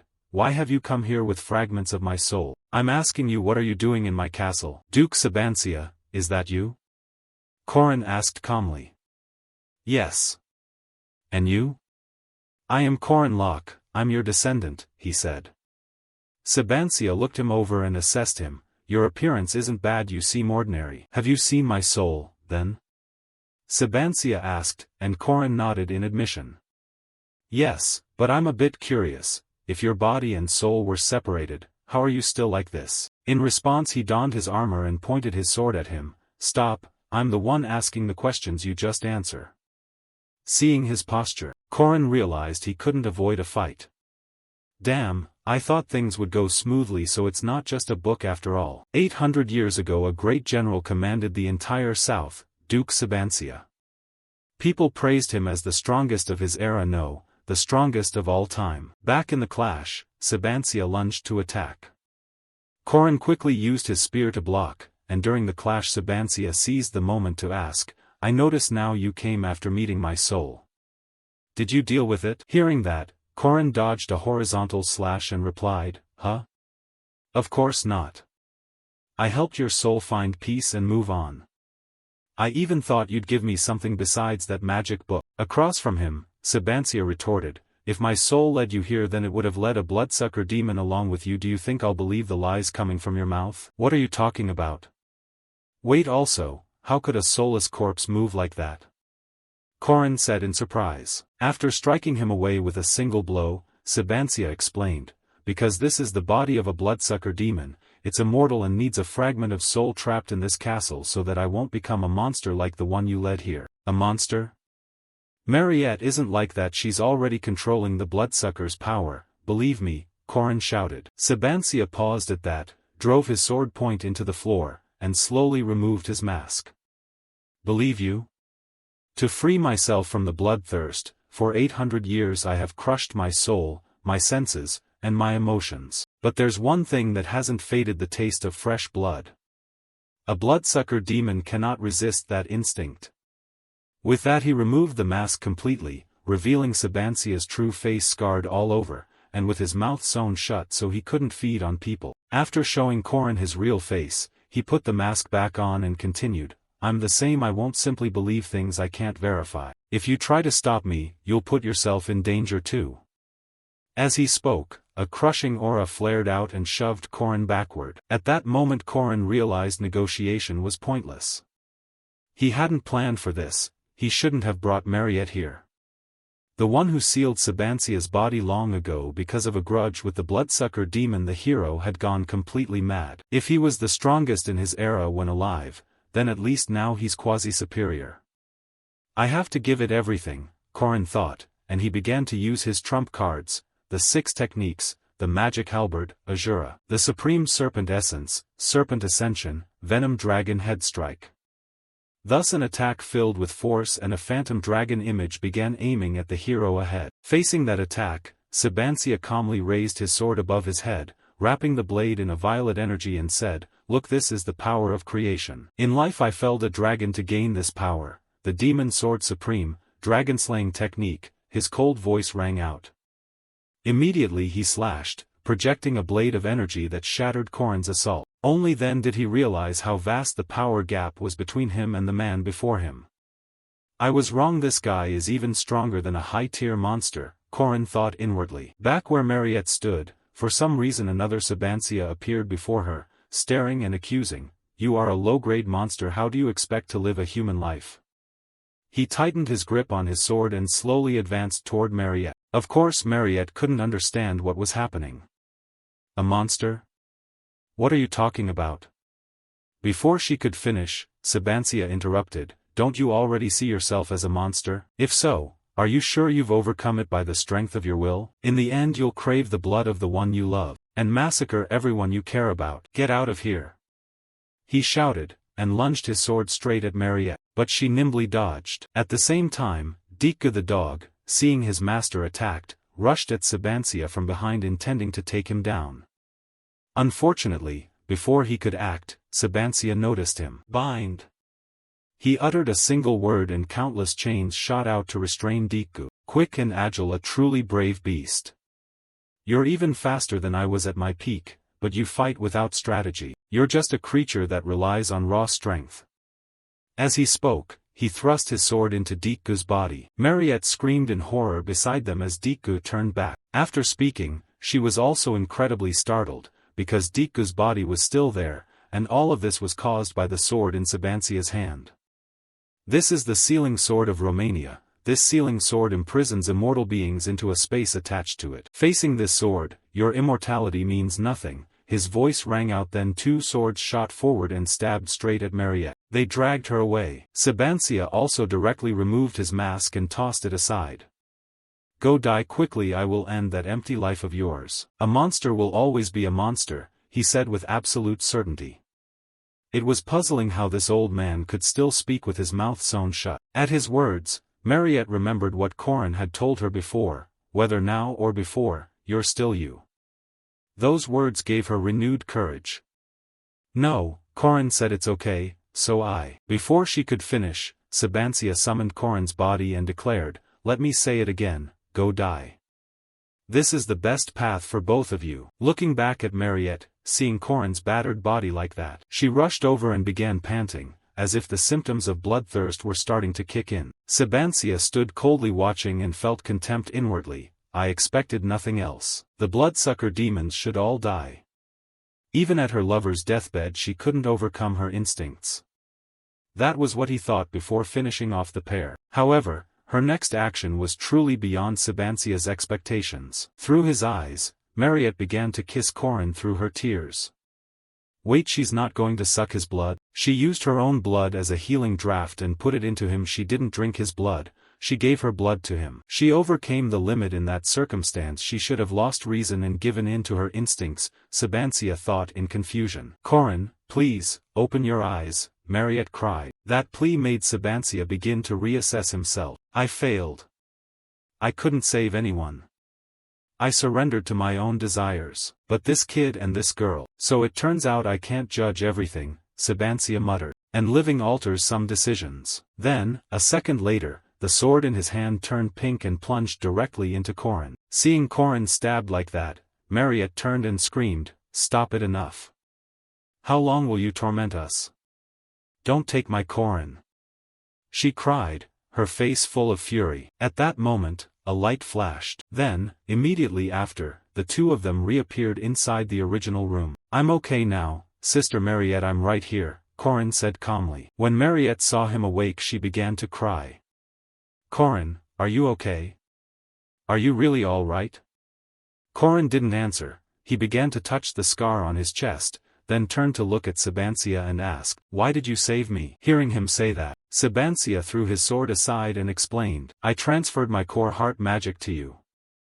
Now I understand why my soul led you here. Corin Locke, I see the qualities of a hero in you.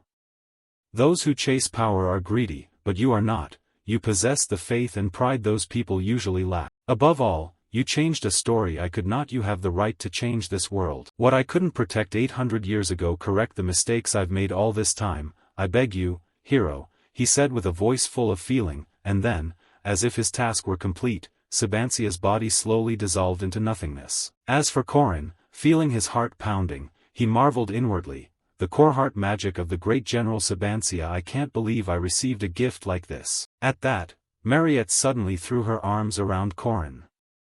"Sister Mariette, you're still here?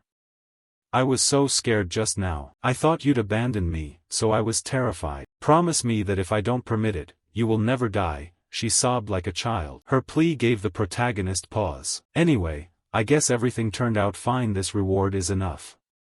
"I promise," Corin said, rubbing her head. And Corin's effort was duly rewarded by the system. "You have received the core heart magic of Duke Sabancia. Your magic level has increased. The core heart ability has formed, the Duke's demonic nature. Aura rank, 6730, medium. Mana rank, 5370, low. Abilities, regenerative power of the stalwart warrior, endurance across all fields.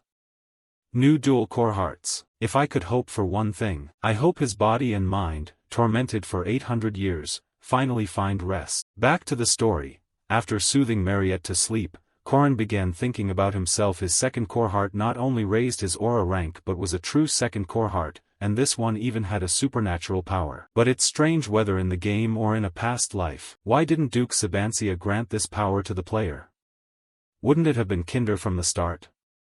He made me suffer, Corin complained inwardly. He glanced at the torn, blood-stained clothing from the earlier battle and thought, "These clothes need washing, who knows when they'll dry." At that moment a maid suddenly opened the door and stepped in.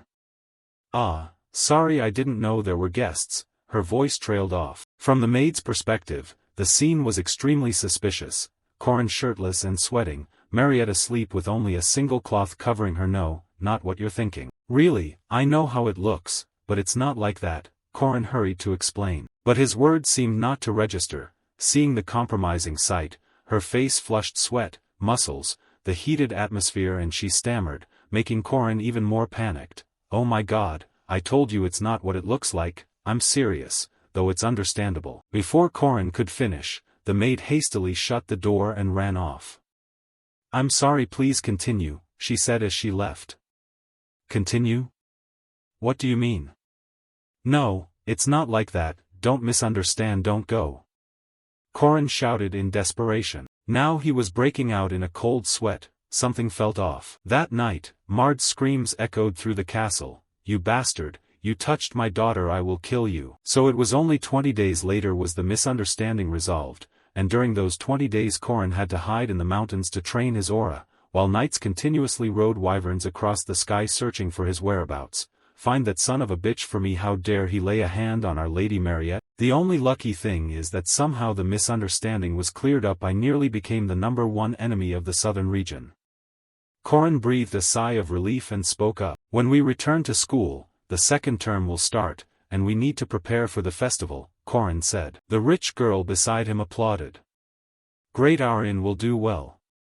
Of course, we'll be even lazier then, Corin confidently asserted, relying on knowledge from his previous life. At that time a large number of tourists will attend the festival, and of course the inns will thrive. After making it big, I'll sell that plot of land and make a mountain of money. Then money will just breed more money. I'm truly unbeatable. The festival really is the best thing ever. As he said that, the general flared his nostrils and fantasized about a wealthy life to come. Before he could continue, the sight before him froze the general in his tracks. What is this, a storm? There was no such thing in my past life.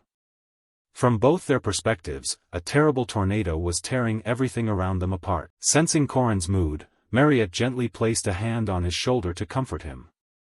A storm this big will likely mess up the festival.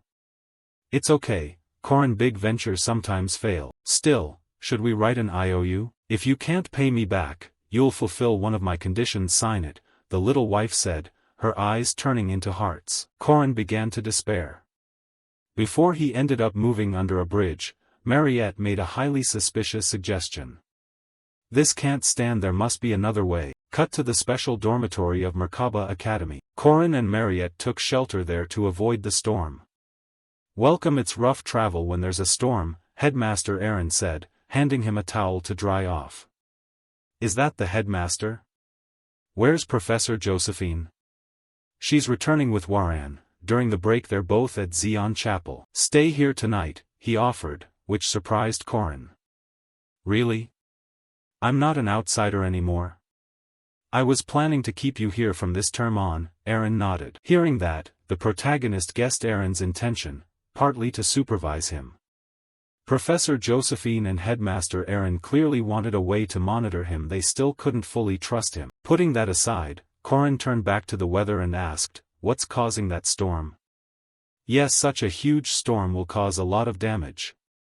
Is everyone all right?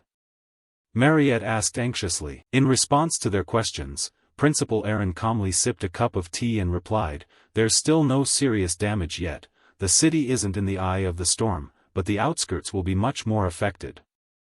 /HM? But if the storm moves, it'll pass through the city anyway, Mariette said in surprise. Aaron's next answer surprised her even more. No, that storm isn't moving, because it's not a natural phenomenon, it was created by a monster. The story began on an important sea lane of the Southern Isles, upstream along the Eugenia Strait, where there lived a creature, the solitary king of the deep, a sea serpent. This king went mad, paying no heed to human life, and began sinking ships and invading human territory. One man wanted to become a hero, so he decided to fight that king. Son, do you really have to go? Count Blandria asked. In response, his son gritted his teeth and said, yes, father. It's an A-rank monster. If I succeed in defeating it, I'll be promoted to first-class knight. This young man was Levent Blandria. Part of his motive was that he had previously asked Mariette to dance and been refused, which made him furious. Worse, Miss Mariette had agreed to dance with some rustic fellow. That was Levent's subjective view, but looking at Corin's face in reflection, it was true. If I can defeat that monster, I'll be able to steal Miss Mariette away from that despicable fraud, he thought to himself, and resolved, I will slay the sea serpent and bring peace back to the strait. So, with hearts full of zeal, a strike force fought fiercely for 6 days and 5 nights. They truly succeeded in driving off the sea serpent and returning peace to the Eugenia Strait. The sea serpent is fleeing. We won. Congratulations on your victory, young master, the knights nearby shouted. Levent was so overjoyed he nearly cried.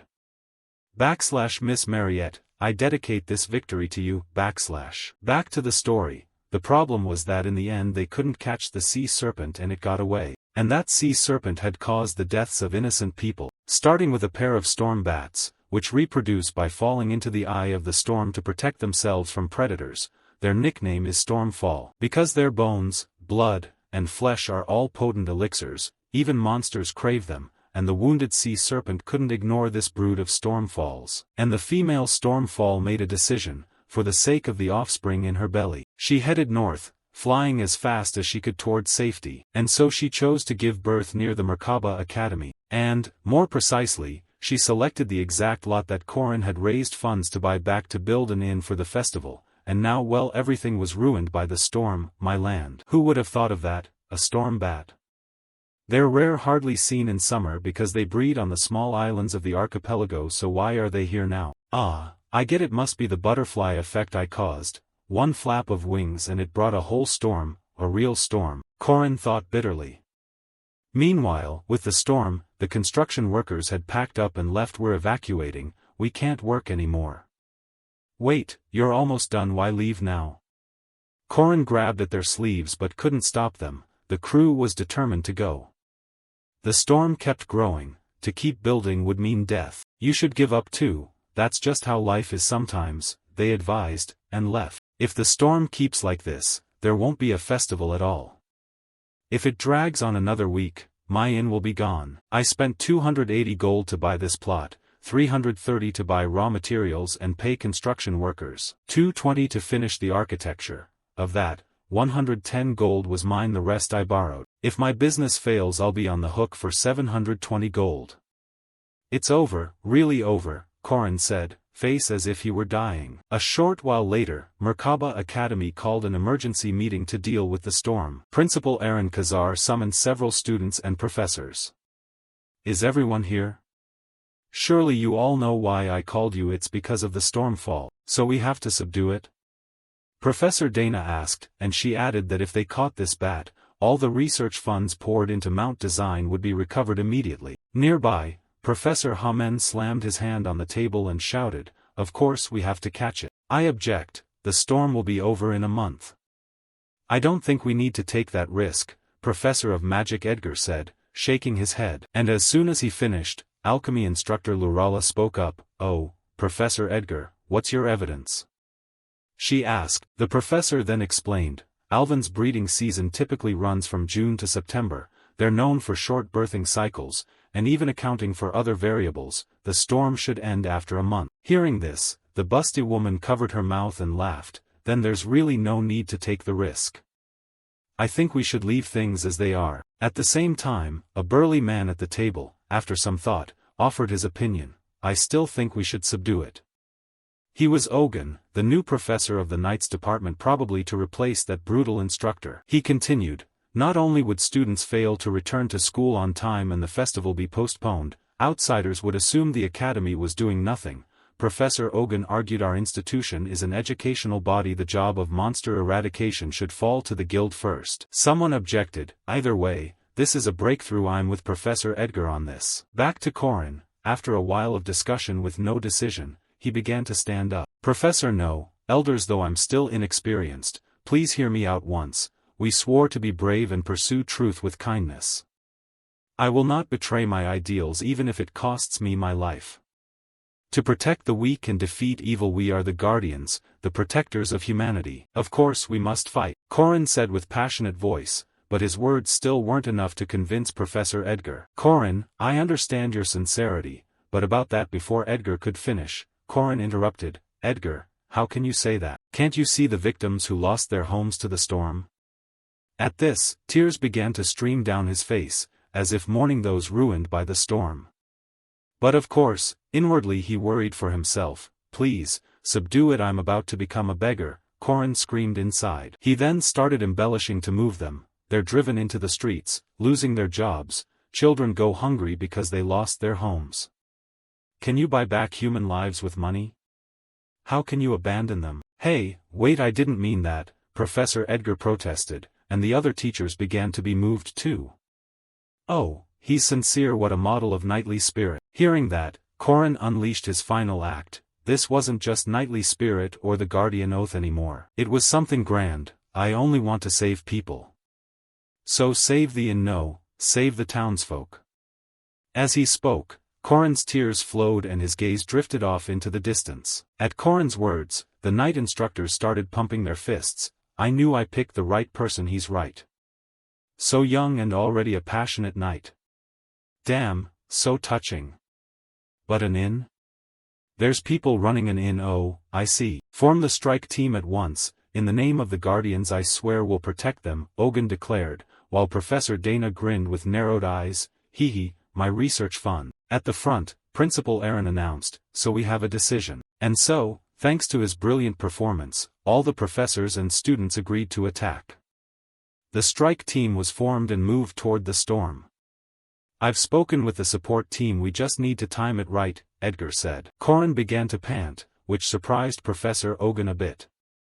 Huh, you're so moved, didn't expect you to have such a desire to save others. Yes, lucky me to protect everyone, Corin laughed loudly, secretly thinking, of course I'm sincere, I have to repay 720 gold, my whole life depends on this. Back to the raid, the plan was simple: to catch a living Stormfall Alvin in the eye of the storm. We needed help from the support team to create a breach in the storm. If they successfully made a crack, the entry team would go in and defeat the Alvin. It would be great if the plan went so smoothly, but the eye of the storm teemed with countless monsters. These monsters had been drawn into the storm while trying to eat the Alvin.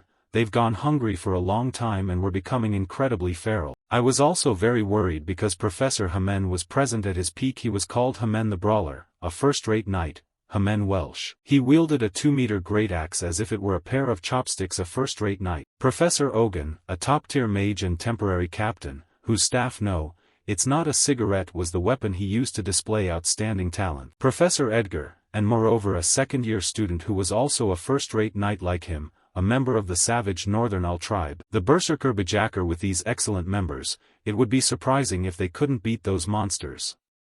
You're so tall, are you half-giant? Corin asked. Focus on the fight, Bajacker reminded. Hearing that, Corin casually slit the throat of a goat-headed monster in front of him and said, he's easier going than he looks. He thought to himself, anyway, the main focus is to catch the Alvin. We must penetrate the eye of the storm before the damage spreads and capture the Alvin. And of course, about the damage to my inn, just wait, Alvin, I'm coming, Corin said, his face flushing with anger. Meanwhile, Professor Hamen had cleared away the monsters ahead and volunteered to lead. We will enter the eye of the storm, everyone follow. So everyone followed him, but once inside they were even more astonished. Whoa, I didn't expect this. A small storm inside a bigger storm. I've never seen anything like this. I think it sensed intruders approaching and used its final power to create a smaller vortex, Professor Edgar speculated as he stared at the whirlpool before him. Can an Alvin do that? Professor Hamen asked. It can only be maternal instinct. Even as a beast, it's truly remarkable, Edgar replied, then turned to ask Ogun, Professor Ogun, do you think we can get through? Hearing Edgar, Ogun thought for a moment and answered, if we can endure wounds all over our bodies. So we'll take heavy casualties too, meaning we shouldn't overexert ourselves. Let the support team go in, Professor Edgar said calmly, then quickly drew a pistol and fired a luminous bullet into the sky, signaling those outside. Outside the storm, the support team quickly spotted the signal. Professor Dana, request for support, someone called. The professor became excited. Let's see, it's been a while since I got to show my power. She then began casting some spell, forming a magic circle at her feet. At the same time, lightning in the sky began to strike chaotically, making Edgar inside tremble with fear. Professor Edgar, isn't this a bit dangerous? Someone shouted.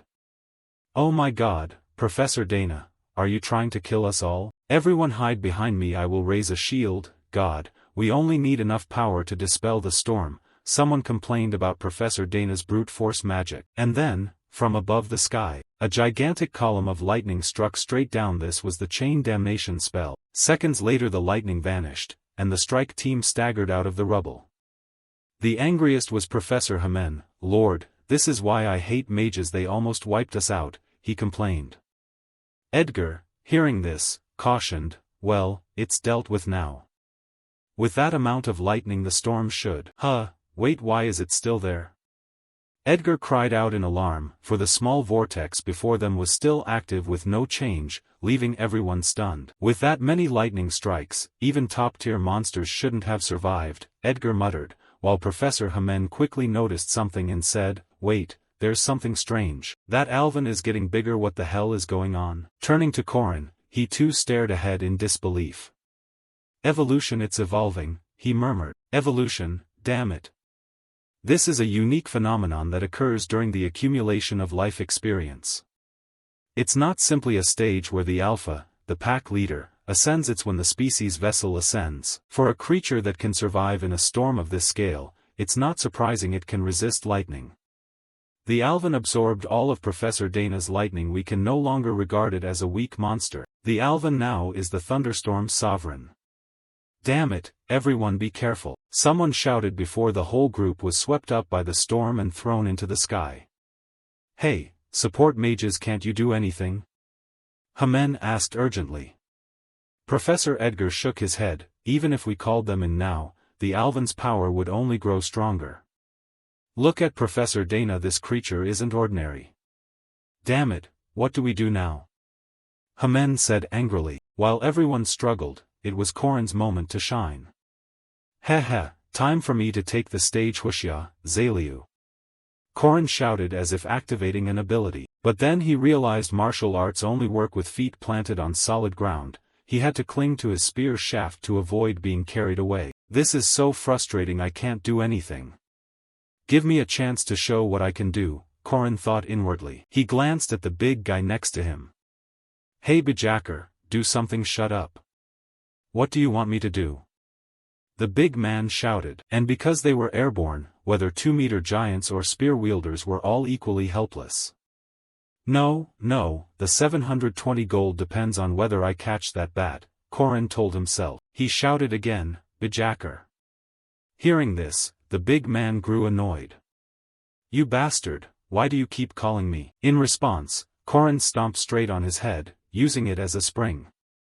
Korin muttered and thought inwardly, just because I'm flailing in the air doesn't mean I can't do anything, I won't give up. Then Korin used Bajacker's head as a foothold to launch himself into the air. Not stopping there, he also used the bodies of other professors as springboards to propel toward the monster. I'll kill you, I'll kill you. Korin screamed like a madman. Across from him, the golden bat saw him coming and screeched to intimidate. It was the clash of a man blinded by vengeance and a monster trying to protect its offspring. Their lives hinged on this moment. A desperate battle had just begun. But at the moment they collided, suddenly Korin's foot hit something soft. Then his whole body sank into that soft thing. God, why is there slime here? Korin cried out, but he didn't give up his attack. Not over yet, Tumushan, 2 strikes will do it. Red strike. He shouted, throwing all his strength into the spear aimed at the Alvin shrouded by the vortex. And the moment it touched the vortex, the spear was easily knocked back, ultimately because Korin had no solid footing to fully deliver his force. Not again. All ground techniques are useless in the air. Ah, it's over? Is it done? I shouldn't have invested from the start. I should have used that money to buy good food.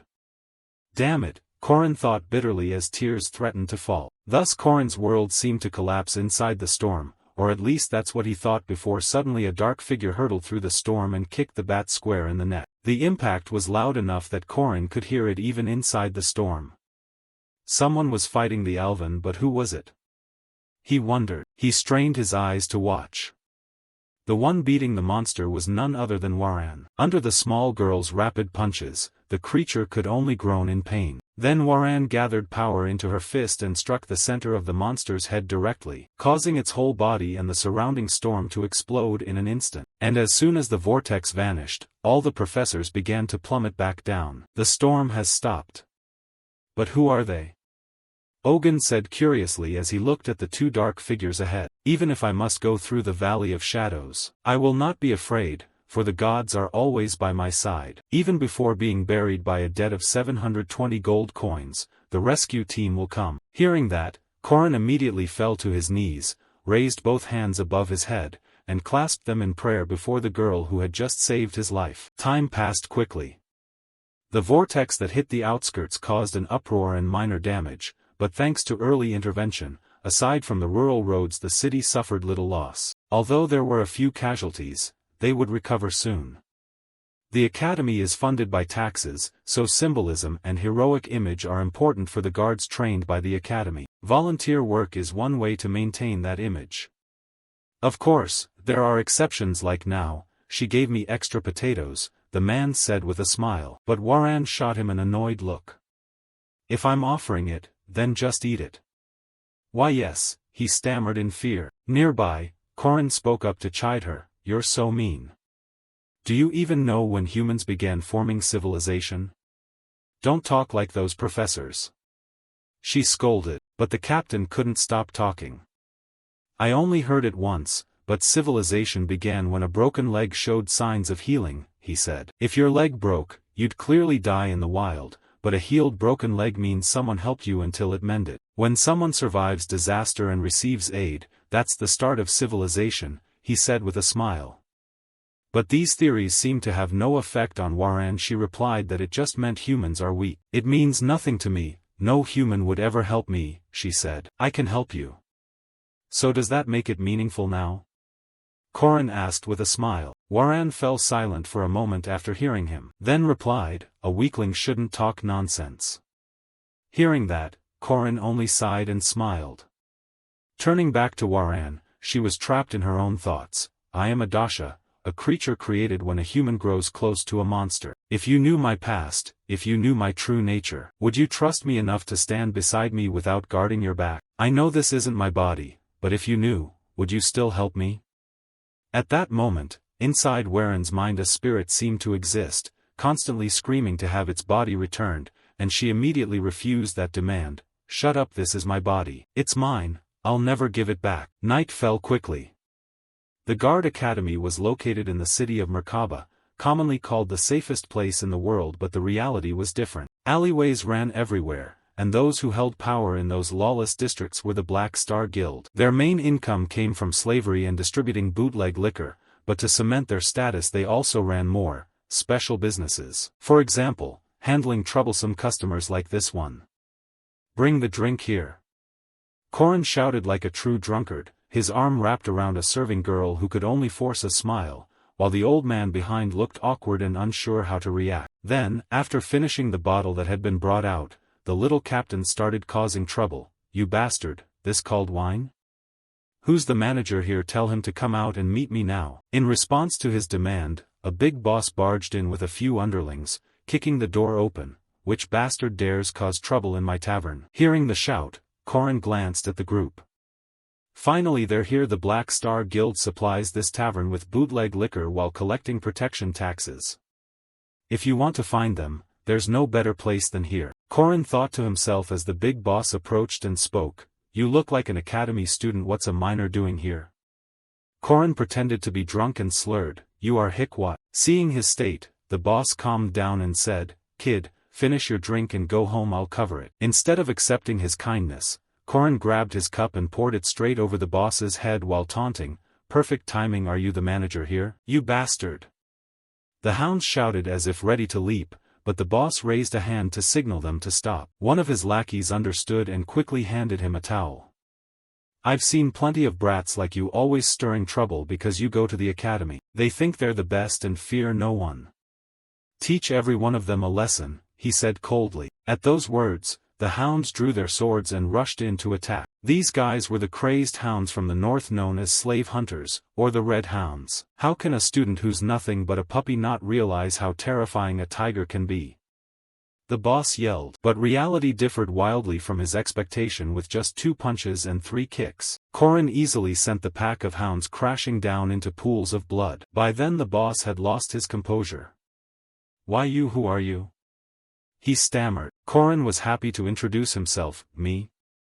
I'm the one who catches crazy hounds. No sooner had he finished than Corin punched the boss square in the face, denting it inward. And so that day the Black Star Guild vanished. Well, it wasn't just about cleaning out a gang, there was a specific reason for targeting them. They trafficked in slaves. He wanted to free their victims, the demi-humans.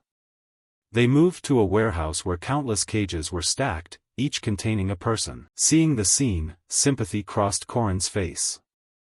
My God, they're treated like animals. In this world, demi-humans were always treated brutally. They were different from ordinary people and easily ostracized and despised. With that thought, Corin quickly picked the locks and freed them all, while instructing them. When you get out, a wagon prepared by the Dunalev family will be waiting. Those who go out first can follow that path. At his words, some began to move.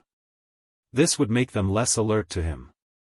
Alright, time to complete the final objective, Korin thought. Then he approached a green-skinned demi-human girl and asked, "Are there siblings here named Ren and Ron?" Hearing his question, the girl calmly pointed to the side. That drew his attention to a pair of wolf siblings. The older sister was desperately protecting her frightened younger brother, and after taking a good look at them, Korin was extremely surprised. They're so small. Odd. In my previous life I met them around 20 years old. I'd heard that a werewolf's body develops according to the maturity of its mind, but this is way too small. Still, even so, thinking that, Korin stepped closer and called out, "Hey!" Inside, the older sister hurriedly hugged her brother and shouted, "Don't hit him." Seeing the siblings' frightened looks, Korin thought to himself, so this must be the sister Ren. I heard werewolves awaken right after birth, so they were sold when they were little. "I'll kill you, you bastard."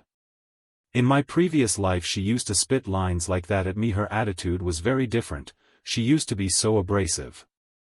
Did she really change like this within a year? In my previous life, Ron and Ren were villains working at the Werewolf Catholic Church, orthodox extremists, fanatic segregationists. In attempts to raise public awareness about demi-humans, humans committed countless brutal acts against captured werewolves made into slaves. Those events sparked the political confrontation between the Crown Prince and the Second Prince. Neither was an easy opponent in my previous life. Still, in the end they were both killed by Park Si-ho. I'm saving unfortunate villains who would later evolve into powerful mid-tier bosses, Korin thought. Then he opened the door and said, "You're prettier than I expected. Come on," and he reached his hand toward the two of them, but Ren immediately shoved his arm away. "Go away, leave us alone," she cried, while the others kept trying to soothe them. "Be good, let them go. You'll get hurt." "It's okay, no one will hurt you anymore. You're safe now." After saying that, Korin opened his arms and hugged the two children. Children who had never known adult protection and were always oppressed. How miserable, he thought. After waiting for the siblings to calm down, Korin asked, "What are your names?" "Ron, I'm Ron," the boy said, and the older sister wiped her tears and replied, "Ren, I see. I'm Korin Locke," he introduced himself. "Are you a guardian?" "Yes, that's right." After hearing Korin's confirmation, the two children immediately fell asleep. They must feel more comfortable now, both of them. Thank God, he'd calmed them down. But do I really have to hand them over to the academy guards? Korin wondered awkwardly. Time passed quickly. Back at the tavern, the serving girl spoke up. "What do you think?" Her name was Lenya, a tavern worker. She looked like a typical alley server, but she actually managed a guild that gathered information. Hearing that question, Korin began to sweat. Things hadn't gone as he expected. He'd assumed mid-tier bosses Ren and Ron wouldn't be children. He thought they'd be stronger and had planned to use their power to control enemies. Who could have predicted this? Thinking that, Korin stammered, "Just put them in the shelter first and feed them." "Are you playing philanthropist now?" Lenya asked skeptically. "Think what you want," Korin grumbled, rubbing his temple. "Forget the sibling situation. Don't I have to save Waran first?" He painfully reminded himself. Time flew. In the city of Merkaba, at the landing for flying beasts, in the East Village, a one-legged bird had just landed, carrying several people on its back. Seeing that, an official from a distance stepped forward and asked, "Hello, are you from the East? Show me your registration papers." After saying that, he studied the group closely, and with his gaze the three people jumped down, two men and a woman dressed in Eastern-style ancient clothing. Then the white-haired youth held up an eagle-shaped badge to prove his identity, and the official immediately recognized it. "Oh, an officer from Borome Academy, I see." Next, the old man dressed like a priest stepped forward to introduce himself. "I'm Kong Ryan. These are my disciples." "I'm Jinhyuk, nice to meet you," the white-haired youth said, and the girl beside him put her hands together and added, "I'm Student Council President Kong Yuwa." Hearing them, the official smiled and replied, "The Kingdom of El Los welcomes you three. A carriage is ready this way, please," and he gestured to the side. After boarding the carriage, Jinhyuk relaxed and said, "Phew, they sure treat us well." Seeing that, Yuwa immediately pointed her sword at him and snapped, "You haven't sat yet. Come on, Yuwa, you know I'm not strong, he said casually, which only annoyed her more. First night, and you talk like that? Jin-hyuk replied nonchalantly. At that point, Master Kong had to chide them, enough, sit down. Stop your nonsense. Hearing him, Jin-hyuk sobered and asked seriously, Master, are you sure? That creature is here, right? Yes, he confirmed, adding, the leader here definitely took it, the Emperor already knows about it. A flare of aura burst from Jin-hyuk, making the master slightly uncomfortable. Hide your killing intent. We must forget all that for now, remember that only then can we act, he instructed. But Jin-hyuk looked straight at him and asked back, forget it? How am I supposed to forget? What did that damn thing do to us? As he spoke, memories flitted through his mind, the academy tower engulfed in a sea of flames, and before it stood a girl standing atop countless skulls, a talisman affixed to her forehead for some unknown purpose. Time passed quickly. It was now a month after the falling storm incident, and the academy was bustling about the upcoming festival. The festival, despite its name, was more like a competitive exchange. Students from the 4 academies in each region battled for dominance. At that time, friends Lark and Jiger excitedly suggested, shouldn't we form a team soon? Right, we need to pick individuals, pairs, and teams to compete, they agreed. Nearby, Foodie Alicia asked, what event are you entering, Corin? If it's pairs, I'll take you with me. Corin replied calmly. Behind them, burly Jiger said he wanted to pair, while Lark said he'd do singles and team events. Alicia's face paled slightly after hearing Corin. Me? Humph, what, we're already a fixed team, Corin reminded her. Alicia, knowing that, asked again, what about the team matches? Teams are randomly assigned, so I don't know, hope I get grouped with you. Corin replied, and Alicia snorted coldly, which annoyed Corin a bit. Why does she keep snorting? Before she finished, Corin smiled enigmatically. Announcements will come soon. If you're rank 2 or higher, you'll have the right to choose. So you're making me a laborer again at the festival, she complained, head down, having to work hard. Corin didn't know how to respond. Why don't you pair with Mariette? Isn't she the strongest? Alicia asked, prompting Corin to recall and explain. Mariette, she'll probably do singles. Hearing that, Alicia's eyes widened in surprise. A mage doing singles? She asked. Yeah, seems like she wants the singles prize, Corin answered. At that moment, murmurs began to ripple through the room, drawing Corin's attention. Hey, look over there, check out that outfit, must be from the east. From the east? Corin mumbled, quickly shifting his gaze to the distance, where the 3 Jin-hyuk and the others were strolling. Is that a Taoist robe? Idiot, it's just Eastern clothing, someone said. Seeing them appear, Corin thought, have they already arrived? The immortal Taoist Kong Ryan, Combat Hound Sa Jin-hyuk, and Sword Saint Kong Yua. They're the main characters of Part 3, Tian Yizhua. Cut to a room somewhere else, where Professor Josephine's voice rang out, transfer students from our academy to Borome Academy?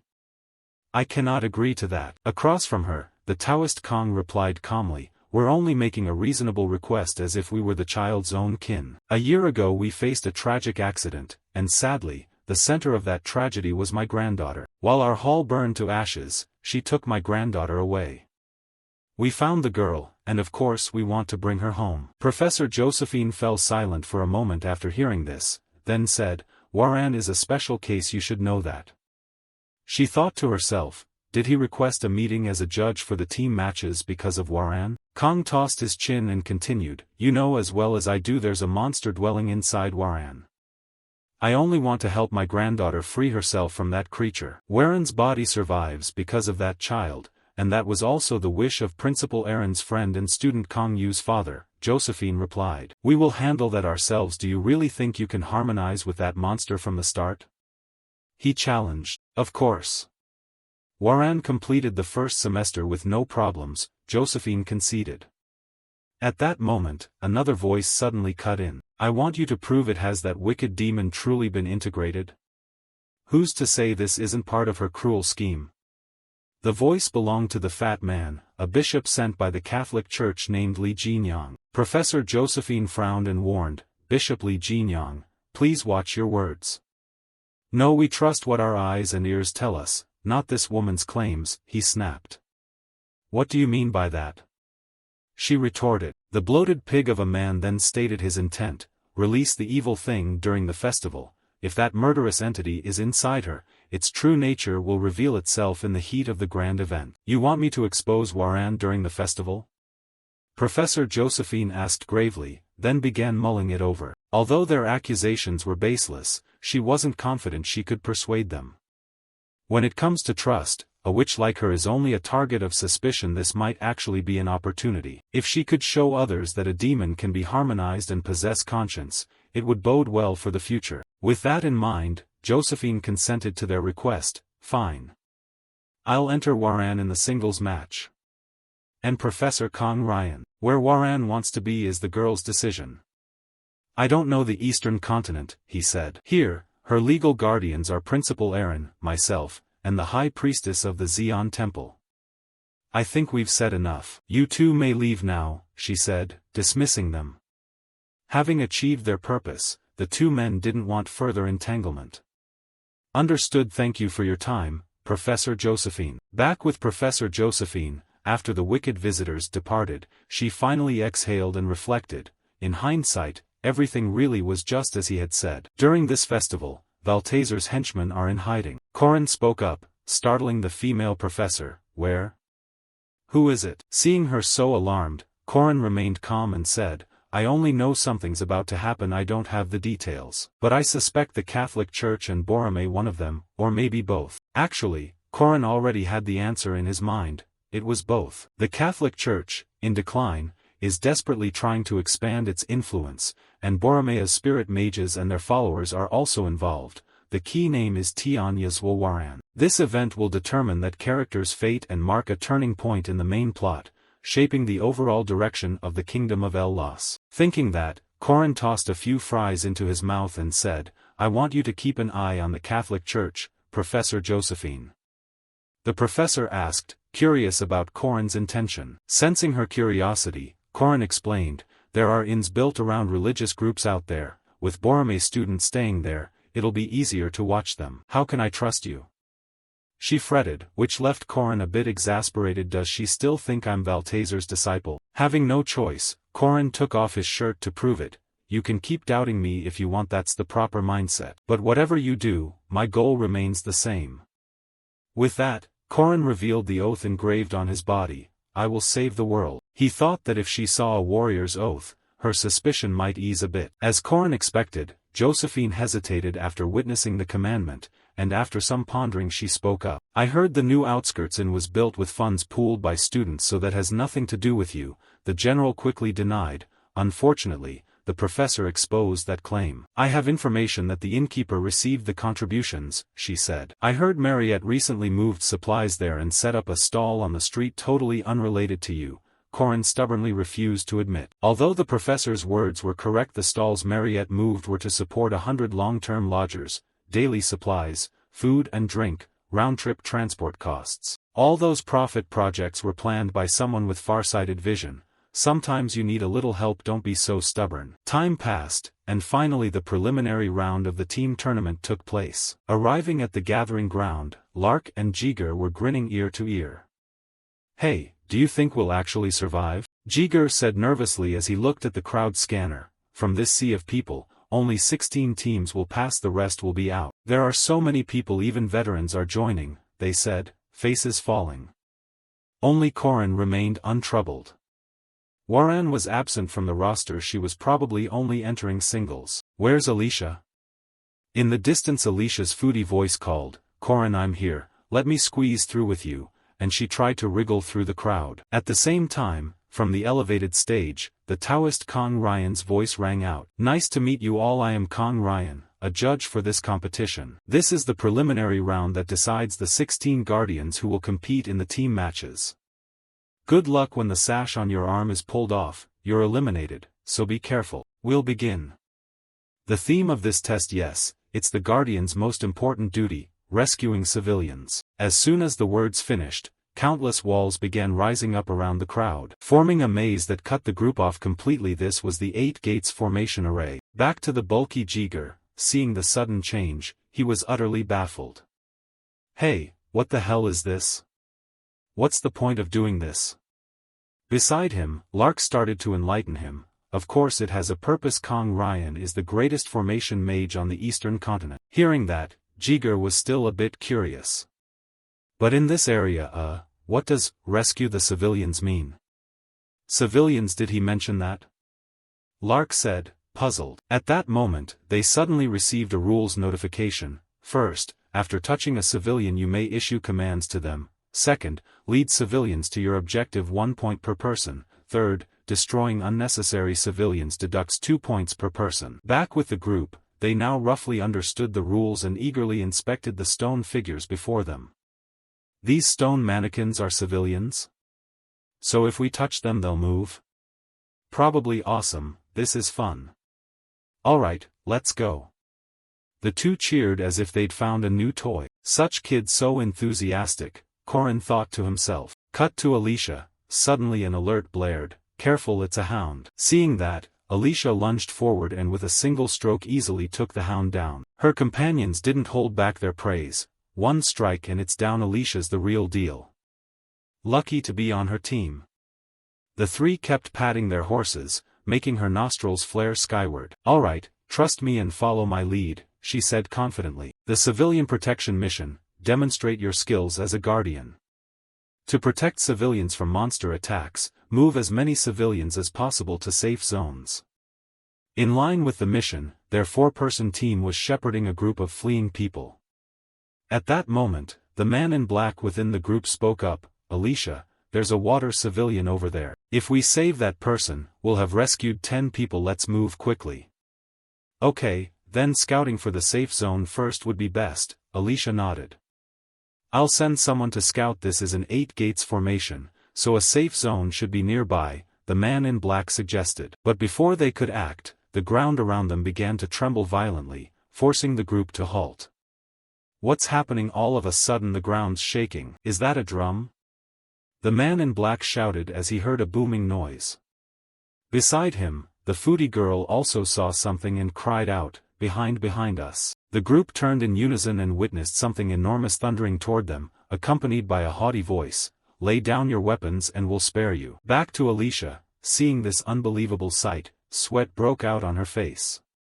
What the a cart? Meanwhile, the sharp-eyed boys got a clear look and shouted, no, they've tied the mannequins together to make a cart. What on earth is that? Neil, we're robbers. The bulky Jiger bellowed, and Alicia, seeing his stance, couldn't hide her astonishment. Jiger, what are you doing? No, also, are those lyres being strummed like guitars? Ignoring them and turning back to Corin, he thought with a smile, does he want over 1,000 students to score points by transporting a limited number of mannequins? Why bother with those tedious tasks? Eliminating others is clearly easier. The foodie girl's face drained as she stared at him. Why, you're Corin. Hearing the shout, Corin looked down from above and asked back, Corin? Who is that? Call me the Almighty Immortal. I am, the Almighty Immortal, Corin said with a clownish expression. To talk about this, everything had been meticulously planned by Corin. At first there were only 3 of them. I recruited other trainees as they arrived. The prerequisite to join was to sweep out the basic soldiers. Of course, the essential goal was to push through the preliminaries. The inner round target was to get down to 16 people, so it was necessary to eliminate any opponents in the way. That's why I didn't look for a safe zone. Instead, I recruited as many civilians as possible to use as shields. Sweep them away with magic, the black-robed mage shouted, but he was immediately held back by a teammate behind him. You lunatic, what if the civilians get destroyed in the process? That will cost us points. You filthy scum, how are you attacking like that? The group spat in bitter anger before collapsing under the overwhelming force of Corin's team. The stone civilians became excellent shields. If you move a stone civilian to the safe zone you gain 1 point, but if you destroy one you lose 2. Ha, do your best. Scared now? Corin said with a smile, driving them mad. That bastard, if that's the case we have to take a risk, pull them away from the stone civilians. No sooner had the words left his mouth, the 4-person squad also began to surge forward and attack. On the opposite side, Lark had also fallen into a bloodthirsty state. Hey boss, I've held back long enough, can I strike now? Of course, Corin replied. And immediately after, General Lark up above continuously unleashed fireball spells down below, blasting the gloomy-faced group. There are stone civilians here too, someone shouted in warning, but Corin's group paid little attention.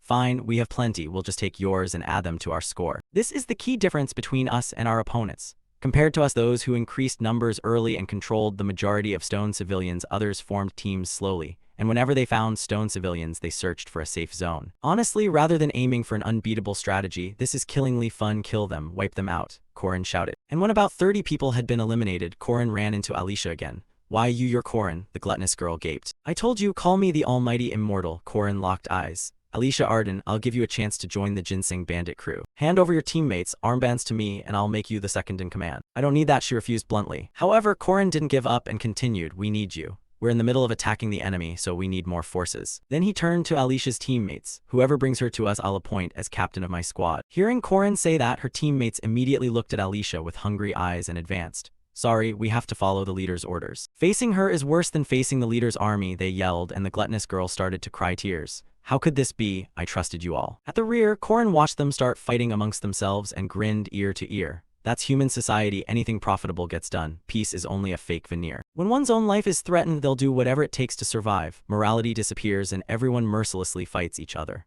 Up front, the fight ended with Alicia's victory, and after being stabbed in the back by the teammates she trusted, she began to turn dark. All right, that's enough. I don't need anyone following me. I'll fight without mercy. Saying that, the gluttonous girl stuck out her tongue and licked the armbands she had taken from her teammates. In that way, Alicia Arden officially became the deputy leader of the guild. And in this battle, forming groups was everyone's idea. Alone you couldn't accomplish anything. Even second-year prodigy Mariette Dunilif was no exception. However, unlike Korin, her group was built on friendship. So many people joined. They were confident their bonds would carry them through, and everything went fairly smoothly. Until just before they began a clash with Korin's forces. Korin, the bewildered little wife said, and just seeing him made Isabella flip into hostile mode. Don't worry, we'll beat them. Even if we're fewer, we have stronger troops, she said to reassure them. And Korin understood that, so instead of using brute suppression like before, he switched to the pretty boy tactic. So you intend to face me? He said, his eyes already misting, causing Mariette to be struck and nosebleed on the spot. Beside her, Isabella also sensed something unusual. Hey Mariette, are you okay? At that moment, Isabella didn't realize that their 2-year friendship meant nothing compared to love. I'll follow you forward. As she spoke, the vampire girl immediately turned and attacked the teammates who had trusted her completely, making their eyes almost pop out. Mariette, what are you doing? Oh no, what is this? The pitiful cries rang out, and Isabella realized the harsh truth that the girls' friendships were more fragile than soap bubbles. Meanwhile, Korin's people in the back yelled like mad. That's it, rookie, good job, take them all down. Alright, I did it. I'm the champion warrior, victory to all. Forget them, onward Korin forever. Korin forever. Those triumphant shouts rang out, making Korin grin so wide he couldn't close his mouth. Having teammates carry you is really easy, he thought, and put on an extremely villainous face without realizing that. This image had been seen by Professor Josephine and the Taoist Kang Ryan. What the hell is that? Professor Josephine asked. Who exactly is this Korin immortal trainee? He wondered aloud, making the female professor blush. Josephine couldn't have predicted Korin's tactics, but whatever you call it, it was the tournament surprise and intelligent yet ridiculous strategy. Strategist Korin immortal. At this point, Professor Josephine averted her gaze and wouldn't look him in the eye. Do we really have a student like this? I can't believe he's one of ours, she quickly disowned him. And that's how Korin's group built a ridiculous image and advanced out of the group stage with top results. Next came the doubles round, where Korin faced the Chen twins, second-tier defenders from Borime Academy. First, the girl in the duo threw a few talismans aimed at Korin, but he dodged them with extreme ease. Then Korin released a Pokemon called Alicia to fight. Alright, attack them, Alicia.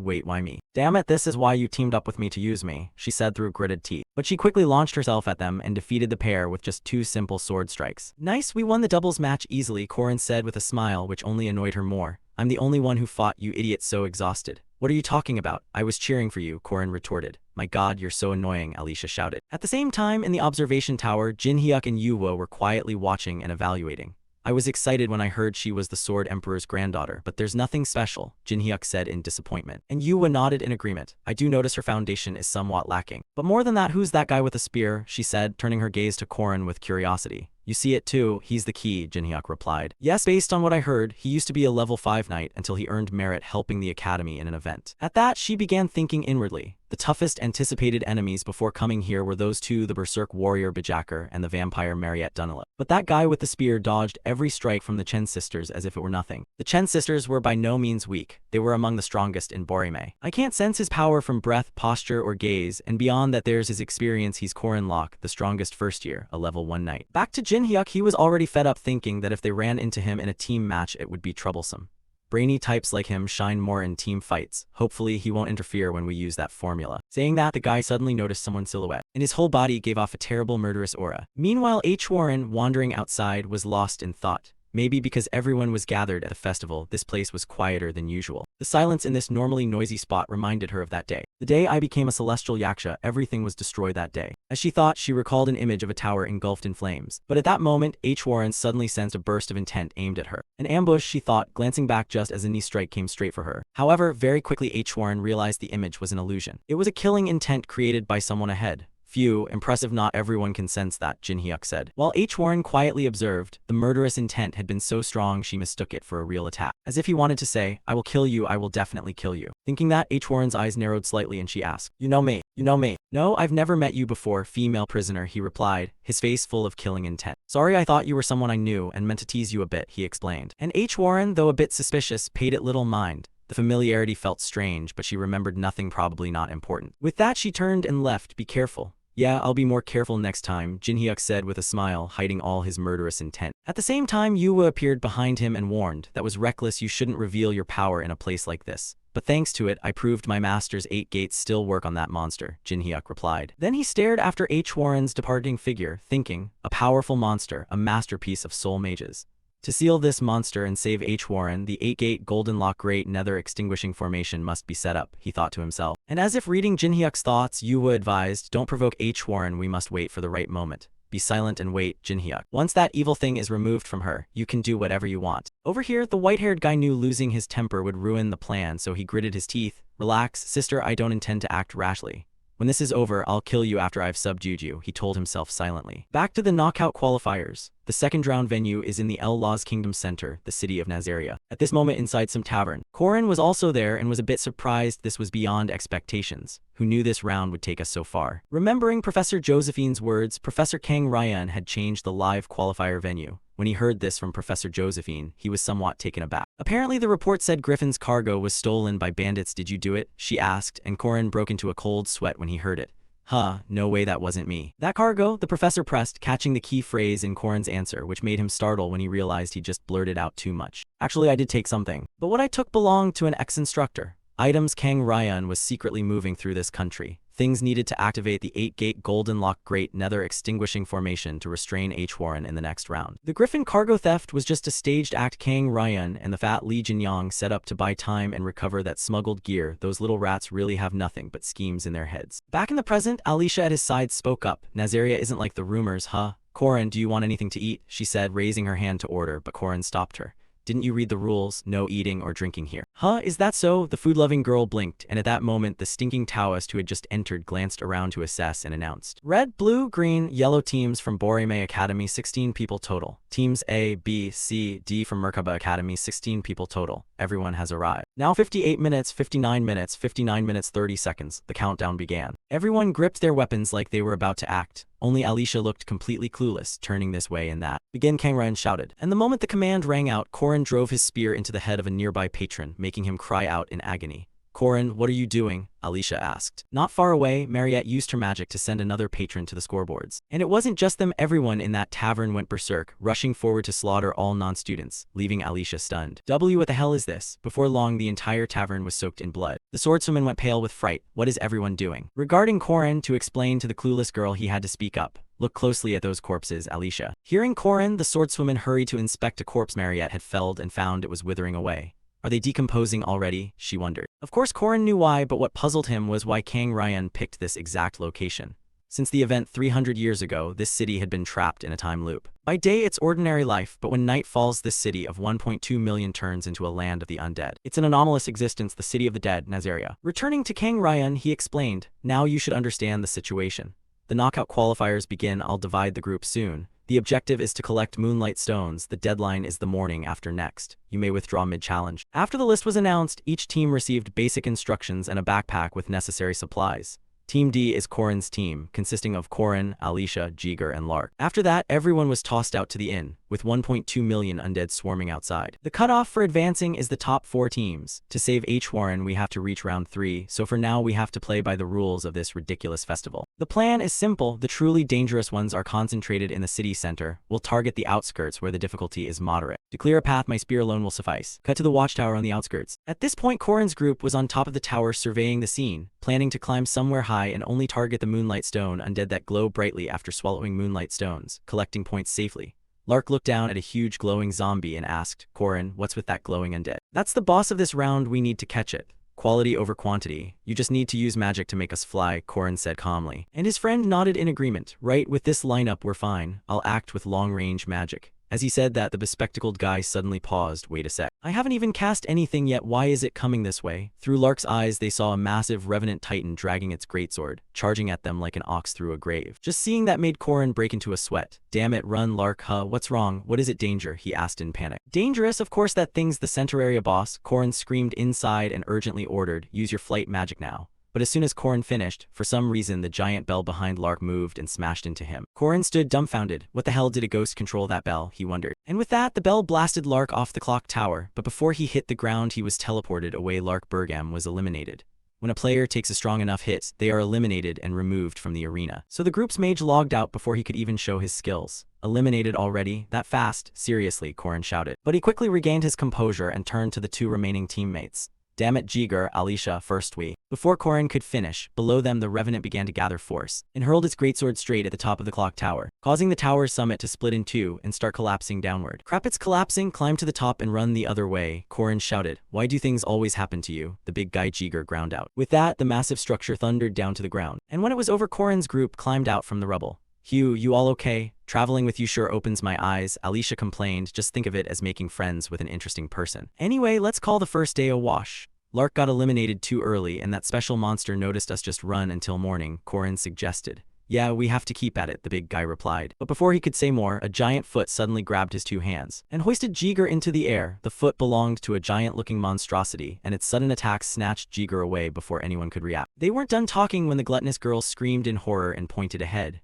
Korin, look. Without Alicia calling, Korin knew what she meant. I know if there's this much commotion, someone has to step up. White Soul King thinking that, Korin looked toward the Frost Knight riding a horse before him. The Giant Bachelor, the Abyss Demon, and even the White Soul King, the three bosses of Nazaria, were all present, and each of them was at least elite rank. Korin worriedly pondered, while Alicia could only glance around and ask, Korin, are we done for? This is maddening, they're coming. Korin shouted as he saw the monsters lose patience and charge to attack all at once. And in this situation our protagonist had no tricks left. Damn it, I've been trying to hold out until elimination. Is this how it ends, failing here in the live qualifiers? He bitterly thought. Just then, a flash of light suddenly streaked down from the sky and slammed into Korin's group's position, causing the monster's attack to falter for a moment. It wasn't an attack, but a blinding light meant to obscure vision. Moreover, the thing that was glowing the spear, Korin muttered. But before he could think further, a cloaked figure lunged in, grabbed the spear, and spoke to him. Over here, Korin, are you all right? And Jiger, what about him? Alicia asked anxiously. That big guy probably went flying. Korin no longer hesitated and turned to flee immediately. Let's go. The two of them began to follow the figure. Only when they had fully put distance between themselves and the monsters did they stop, panting. You okay? Thank goodness you're not hurt, the stranger said. Thanks for saving me, but what about the spear a moment ago? Korin asked, puzzled. That's what I was going to ask. How could you use my spear technique? The person said as they pulled down their hood, revealing their true face. I thought the voice sounded familiar. The godlike figure's silent blue eyes were as clear as a mountain stream. My disciple Aaron Danwa, you're my disciple from some distant future, aren't you? She asked. And Korin instinctively replied, why are you here? Back to some time in a past life. It was around the second-year winter break for upperclassmen.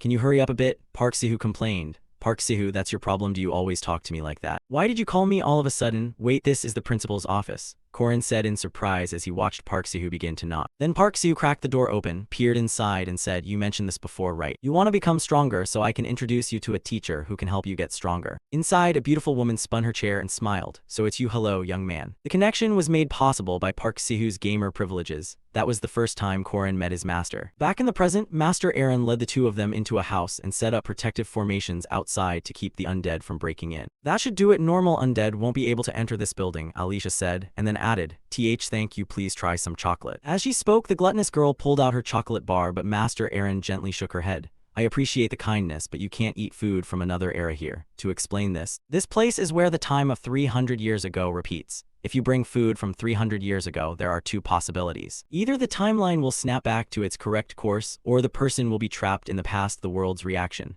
I haven't tested the reverse, but something bad would certainly happen. After that, Korin looked straight at Aaron and asked, so why are you here? Oh, didn't you call me master? She teased. However, Korin's expression turned very serious, and she quickly checked her teasing tone. I see, I understand, she replied, sipping a cup of tea gently. Meanwhile, Alicia, intrigued, asked, so Korin's master is someone from the distant past, right? Someone who was in this city during the event 300 years ago. Korin, hearing that, was puzzled, truly a mystery. This place repeats the time from 300 years ago. Everything loops. So how can she move around normally with a clear consciousness like that? Turning to Aaron, as if sensing their questions, she calmly explained, because I'm a friend of death. The city Nazaria is a corrupted antiquity that generates the dead. I'm trying to stop the birth of the immortal king. He's about to appear in the city center, an immortal king, Alicia asked, stumbling over the term since she'd never heard it before. Corin, however, seemed to recognize the name clearly. After hearing it, he stood and said, is that so? Then let's go. What are you talking about? This is my affair, Aaron refused. But someone needs help here, right? Corin countered, prompting a look of interest from the master. Sharp are you? She murmured. Then the three of them quickly ran toward the city center, and Corin began to think she never intended to refuse from the start. Because this is Nazaria's main quest, players must assist Death and the mysterious doctor to prevent the birth of Nazaria's immortal king.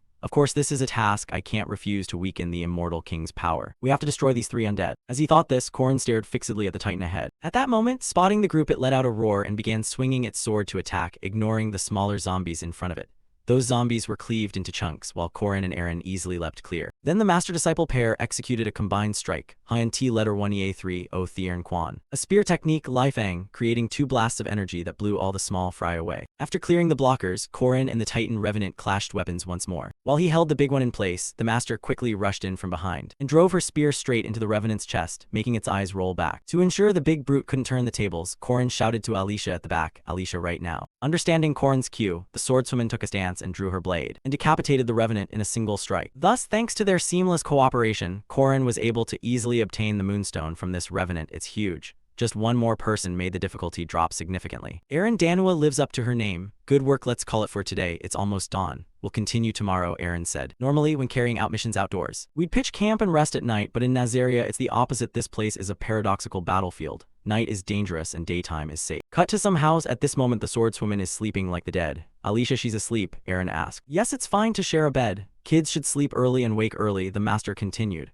Do I look like a child? Corin complained. Aaron, hearing this, dropped the teasing and changed the subject. So then, kid, after all, I've taught you everything. Corin calmly said, sixfold spear, voidless, primordial, it's all because master taught me. Surprised? Yes, I chose you as my successor, but didn't expect you'd be such an ordinary child, Master Aaron admitted. Back to Corin, those words made him think. Actually, the master had chosen Vatara as heir before him, but 80 years later. She regretted it. No need to sow more sorrow for someone living in a timeline frozen 300 years ago. Thinking this, his thoughts suddenly stopped as Master Aaron reached out and poked his cheek, asking, Kid, what are the two things you're fixing? I'm a lucky woman to have a student who loves me so wholeheartedly, the master babbled. Stop it, Corin grumbled, but Aaron couldn't miss his expressions. From so little information, she had guessed something. Looks like my future isn't very bright, huh? No, Corin hurriedly replied. You fool, do you know who I am? Aaron said with a thin smile. You're the one who stood up against evil, Corin thought to himself, recalling memories from his previous life when the city was engulfed in flames. At that time, Master Aaron had stepped forward and said, no, you can't. At least someone has to buy time. Why would Master do that? At least, Corin shouted, but Aaron cut him off before he finished. I'm an adult, kid. As an adult, I have a responsibility to protect you, a child. Everything will be fine, Aaron said calmly, which made Corin ache. This was the person who had guided, taught, and changed him. She was the one who sacrificed herself to protect me. If I had realized Park Sihu's identity earlier, could I have saved Master? Even knowing the future, I failed again and again, and each time I had to correct my mistakes. Even a single flap of a fallen bird's wings can cause unforeseeable consequences. I joined this festival to rescue H. Warren, but I ended up here. The unexpected reunion with my master from 300 years ago in this city was never part of my plan. A surprise variable could ruin everything. This time I might fail again. I can't shake that thought. It keeps me from sleeping, Corin thought inwardly. Before he could shout at Leon for Aaron pinching his nose, fail? What failure? Only fools worry about others' failures. Those who constantly question their own failures are the wise ones. At least you belong to the latter, right? Hearing that, Corin's face darkened and he said, if someone had failed, could they say things like that? In response, Aaron gently hugged Corin and comforted him. I have been and still am a failure, repeating mistakes. But at least choosing you as my successor seems to have been the right decision. Queen of the Lost Garden, I will bless the path ahead of you. Now rest, sleep well. Everything will be all right. Everything will be all right. Can I really save everyone? Corin questioned himself. Back at Merkaba Academy, the individual matches were underway. And specifically, it was H. Warren's match against some opponent, but it seemed entirely one-sided. This unresponsive girl didn't even bother to defend, and despite the opponent's repeated sword attacks, she didn't suffer a single scratch. To the point that Professor Josephine had to speak up. H. Warren, don't be so serious. Unable to contain his frustration, the young man tossed his sword aside and leapt directly onto her, hoping that making her budge even a little would count as a victory. But sadly, no matter how hard he strained himself, H. Warren stood motionless like an iron statue. Come on, at least move a little, he yelled in despair. In the next match, someone even swung a heavy strike straight at H. Warren's head, but it had no effect. Can't even cut her hair, the man screamed as sparks began to fly. In the end, all he could do was fall to his knees and cry, I lost. How boring, Warren said disappointedly, then began thinking about the things Corin had told her. There are a lot of people in this world weaker than you. Treat them like fragile young branches. The fact you exist is a threat to them. Cooperate so we can get through this festival smoothly. Start with simple things. Training hand-to-hand with you was even more fun. Compared to him, these people are far too weak, Warren said to Josephine during a conversation, and Josephine nodded in agreement. That's right, no one compares to Corin, probably. Back in the match, a sudden thought rose in Warren. I won't lose again. Those lessons have sunk into my bones after months of grueling training. She clenched her fists as if sensing it, then launched a strike forward. She unleashed a dragon-shaped afterimage. This was the third-level hang-long technique. Fortunately for the guy, the dragon image didn't target him. It shot up into the sky instead, and detonated above, creating a terrifying explosion. Monster, he stammered. Warren was so used to words like that she didn't even bother to get angry. It was just that today her chest ached strangely, Warren thought to herself. Time passed quickly. Round 8, Group C, the final match. Warren's opponent this time was a student from Borime Academy. She assumed he'd be no different from the others and felt bored. The one who stepped into the arena was Jinhyuk. Hello, we meet again, he said with a crazed look. Then, as if not giving Warren time to react, he unleashed a barrage of attacks from every direction. He used Tianfeng Strike, Celestial Dance, Armor-Piercing Fighter, and the Crushing Grass Ferocious Kick. Each blow was a lightning fast strike with massive damage. Take this, he shouted. Saw Jinhyuk was indeed quite strong. The students watching from above gasped in astonishment. Wow, his momentum is different from the others, they said. Down below, Jinhyuk delivered a direct kick straight to Warren's face and caused a massive explosion right on the arena floor. But when the dust cleared, Warren's body showed not a single scratch. Out of moves already, she said wearily. It wasn't surprising by human standards these strikes would be hard to block, but Warren's absolute defense made the difference. Turning to Jinhyuk, she said in disappointment, give up, continuing is pointless. Damn it, really a monster. Stop pretending to be innocent, it's too late for mercy or kindness. What are you talking about? Warren asked. Jinhyuk began to roar, that compassion, you should have saved it for my family when they were slaughtered. Hearing him, Warren's expression shifted as if recalling some memory. Cut to a forge somewhere in the city of Nazaria. Inside a room filled with books, an angry voice rang out, damn it, what happened? Why did my calculations go wrong? This is the perfect moment, an opportunity almost miraculous. The voice belongs to the dark mage Gerald. Right now he feels that something is wrong. Impossible, the ritual succeeded. Wait, did it really succeed? But I haven't even activated the magic array. Did I activate it yesterday? Why is it like this? Why is it so calm? Who interfered with this? What is going on? What did they do? Questions began echoing in Gerald's mind. Then he realized something and rushed outside. A witch, it's a witch, that bastard with the spear, the blue eyes, the monster is a sorcerer. Right, the witch is the cause of all this. But how could that be? How could those 3 repeating days have gone on for hundreds of years? As he thought that, he looked up at the massive magic array looming over the city's sky. The moon's power had been fully absorbed and used to amplify the array she carved over the city. The pure magical force was forged by raw power, fiercer than any archmage in history. So it didn't take long to recognize the strange symbol engraved into this colossal magic substance. The language of the origin, an archaic script forgotten and faded since 300 years ago. Primal. At that moment, a voice in front of Gerald drew his attention. Seeing Aaron's figure, the finder of the magic started cackling. Ha, I know you, witch Gerald, I know your secret. I've discovered it, it's you. Time keeps looping because of your trickery, ha ha. Ignoring his revelation, Master Aaron replied coldly, Immortal King Gerald, play your role. As her words rang out, the dark mage's body swelled like a balloon, looking as if it could explode at any moment. Time quickly moved to the second night in Nazaria. According to the plan, Corin's group went out hunting again. Corin, look, Alicia called. Yeah, stick to the plan, he nodded. Then the swordswoman successfully cut that falling monster clean in two. Corin also delivered a blow that left the bony man with 3 holes in his body. We defeated the Abyss Whaler and the White Soul King. Though Alicia and I aren't high-level guardians, we both beat advanced undead bosses. We could easily hunt them through this zombie-filled city thanks to Aaron Danwa's work. Well done, now only the Immortal King remains, she said with a smile that made Corin pause, as if Master Aaron had done this 100 or 1,000 times, the guidance of someone truly seasoned. A perfect plan. On the third night's end, they encountered Gerald. At last we reached Gerald. We must stop him before he awakens his power, Master Aaron instructed. As for Gerald, he was the sorcerer who sparked Nazaria's Undead Legion uprising 300 years ago and coveted the title of Undead King. Regarding Alicia, seeing the sorcerer's appearance, she was a bit disappointed. That's the Immortal King Gerald. He doesn't look very imposing. In her eyes, this sorcerer looked like a shrimp monster nowhere near that Titan revenant. Maybe his evolution is incomplete, Corin guessed. Possible. His soul hasn't been fully demonized and he lacks the wisdom of a true sorcerer, Master Aaron replied. Hearing that, Corin tightened his grip on his weapon. Is that so? Everyone else, stand back, I'll handle him myself. With that, he lunged forward, making Alicia worry uncontrollably. Corin, be careful. No matter how he looks, he's still an S-rank boss-level monster. Alicia was right though, he's an incomplete lick. He's an undead king resurrected by a dark forbidden ritual.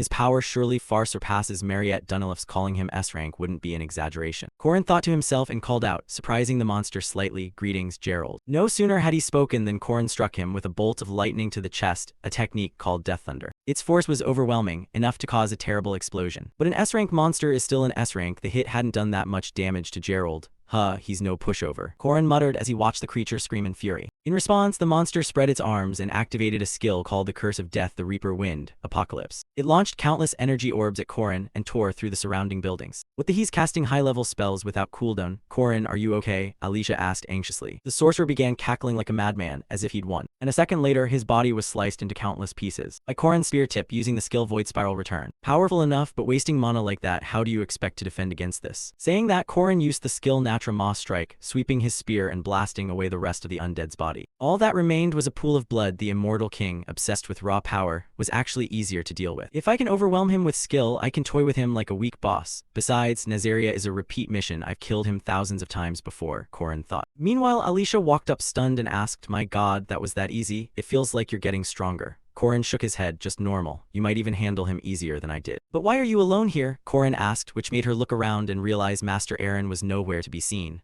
What? We were standing next to each other a moment ago. Hearing that, Corin fell thoughtful for a moment and said, I'll go find Aaron. Stay here and guard against any remaining undead. Cut to a completely different area by his memory. Corin easily found Master Aaron there and asked, not much to see here, right? No, nothing special, his master replied, to confirm his suspicion. Corin asked further, this isn't the first time immortal King Gerald has appeared, is it? Master Aaron admitted, you notice. Yes, how many times has it been? 36,539. Nazaria resets the quest to defeat the Demon King every 3 days. That dark sorcerer Gerald used the eclipse to turn the city into the undead. 300 years, 3 months, and 27 days ago, 1.2 million undead suddenly appeared and then vanished with the immortal king. She repeated it 36,539 times. So every 3 days someone has to defeat Gerald. Corin wondered, why does this keep repeating? Master Aaron didn't hesitate to explain bluntly, because I created this city. If the 1.2 million undead leave the city, the entire continent or even the world would immediately vanish. So I intervened in Gerald's magic circle using the ancient tongue. Beside them, Corin was truly startled to hear that reviving 1.2 million people, doing something like that is just too much. Before he could finish, another voice suddenly cut between them, you'll understand soon. Hearing the familiar sound, Corin's gaze cleared. This voice, of course it was. It was Death. Now before Corin stood a dry skeleton in a cloak with a scythe on its back. I will keep watching you, one who dares defy death, Death said. Corin locked on. Hearing Death speak, Corin began to speculate inwardly. Did he already know? Maybe he knew Corin was a time rewinder. Death is an entity the system created to collect the souls of the dead. Death's task is to ensure collected souls are reborn into new lives to continue the cycle. So the undead, those who repeatedly escape death and reclaim life, are Death's torment.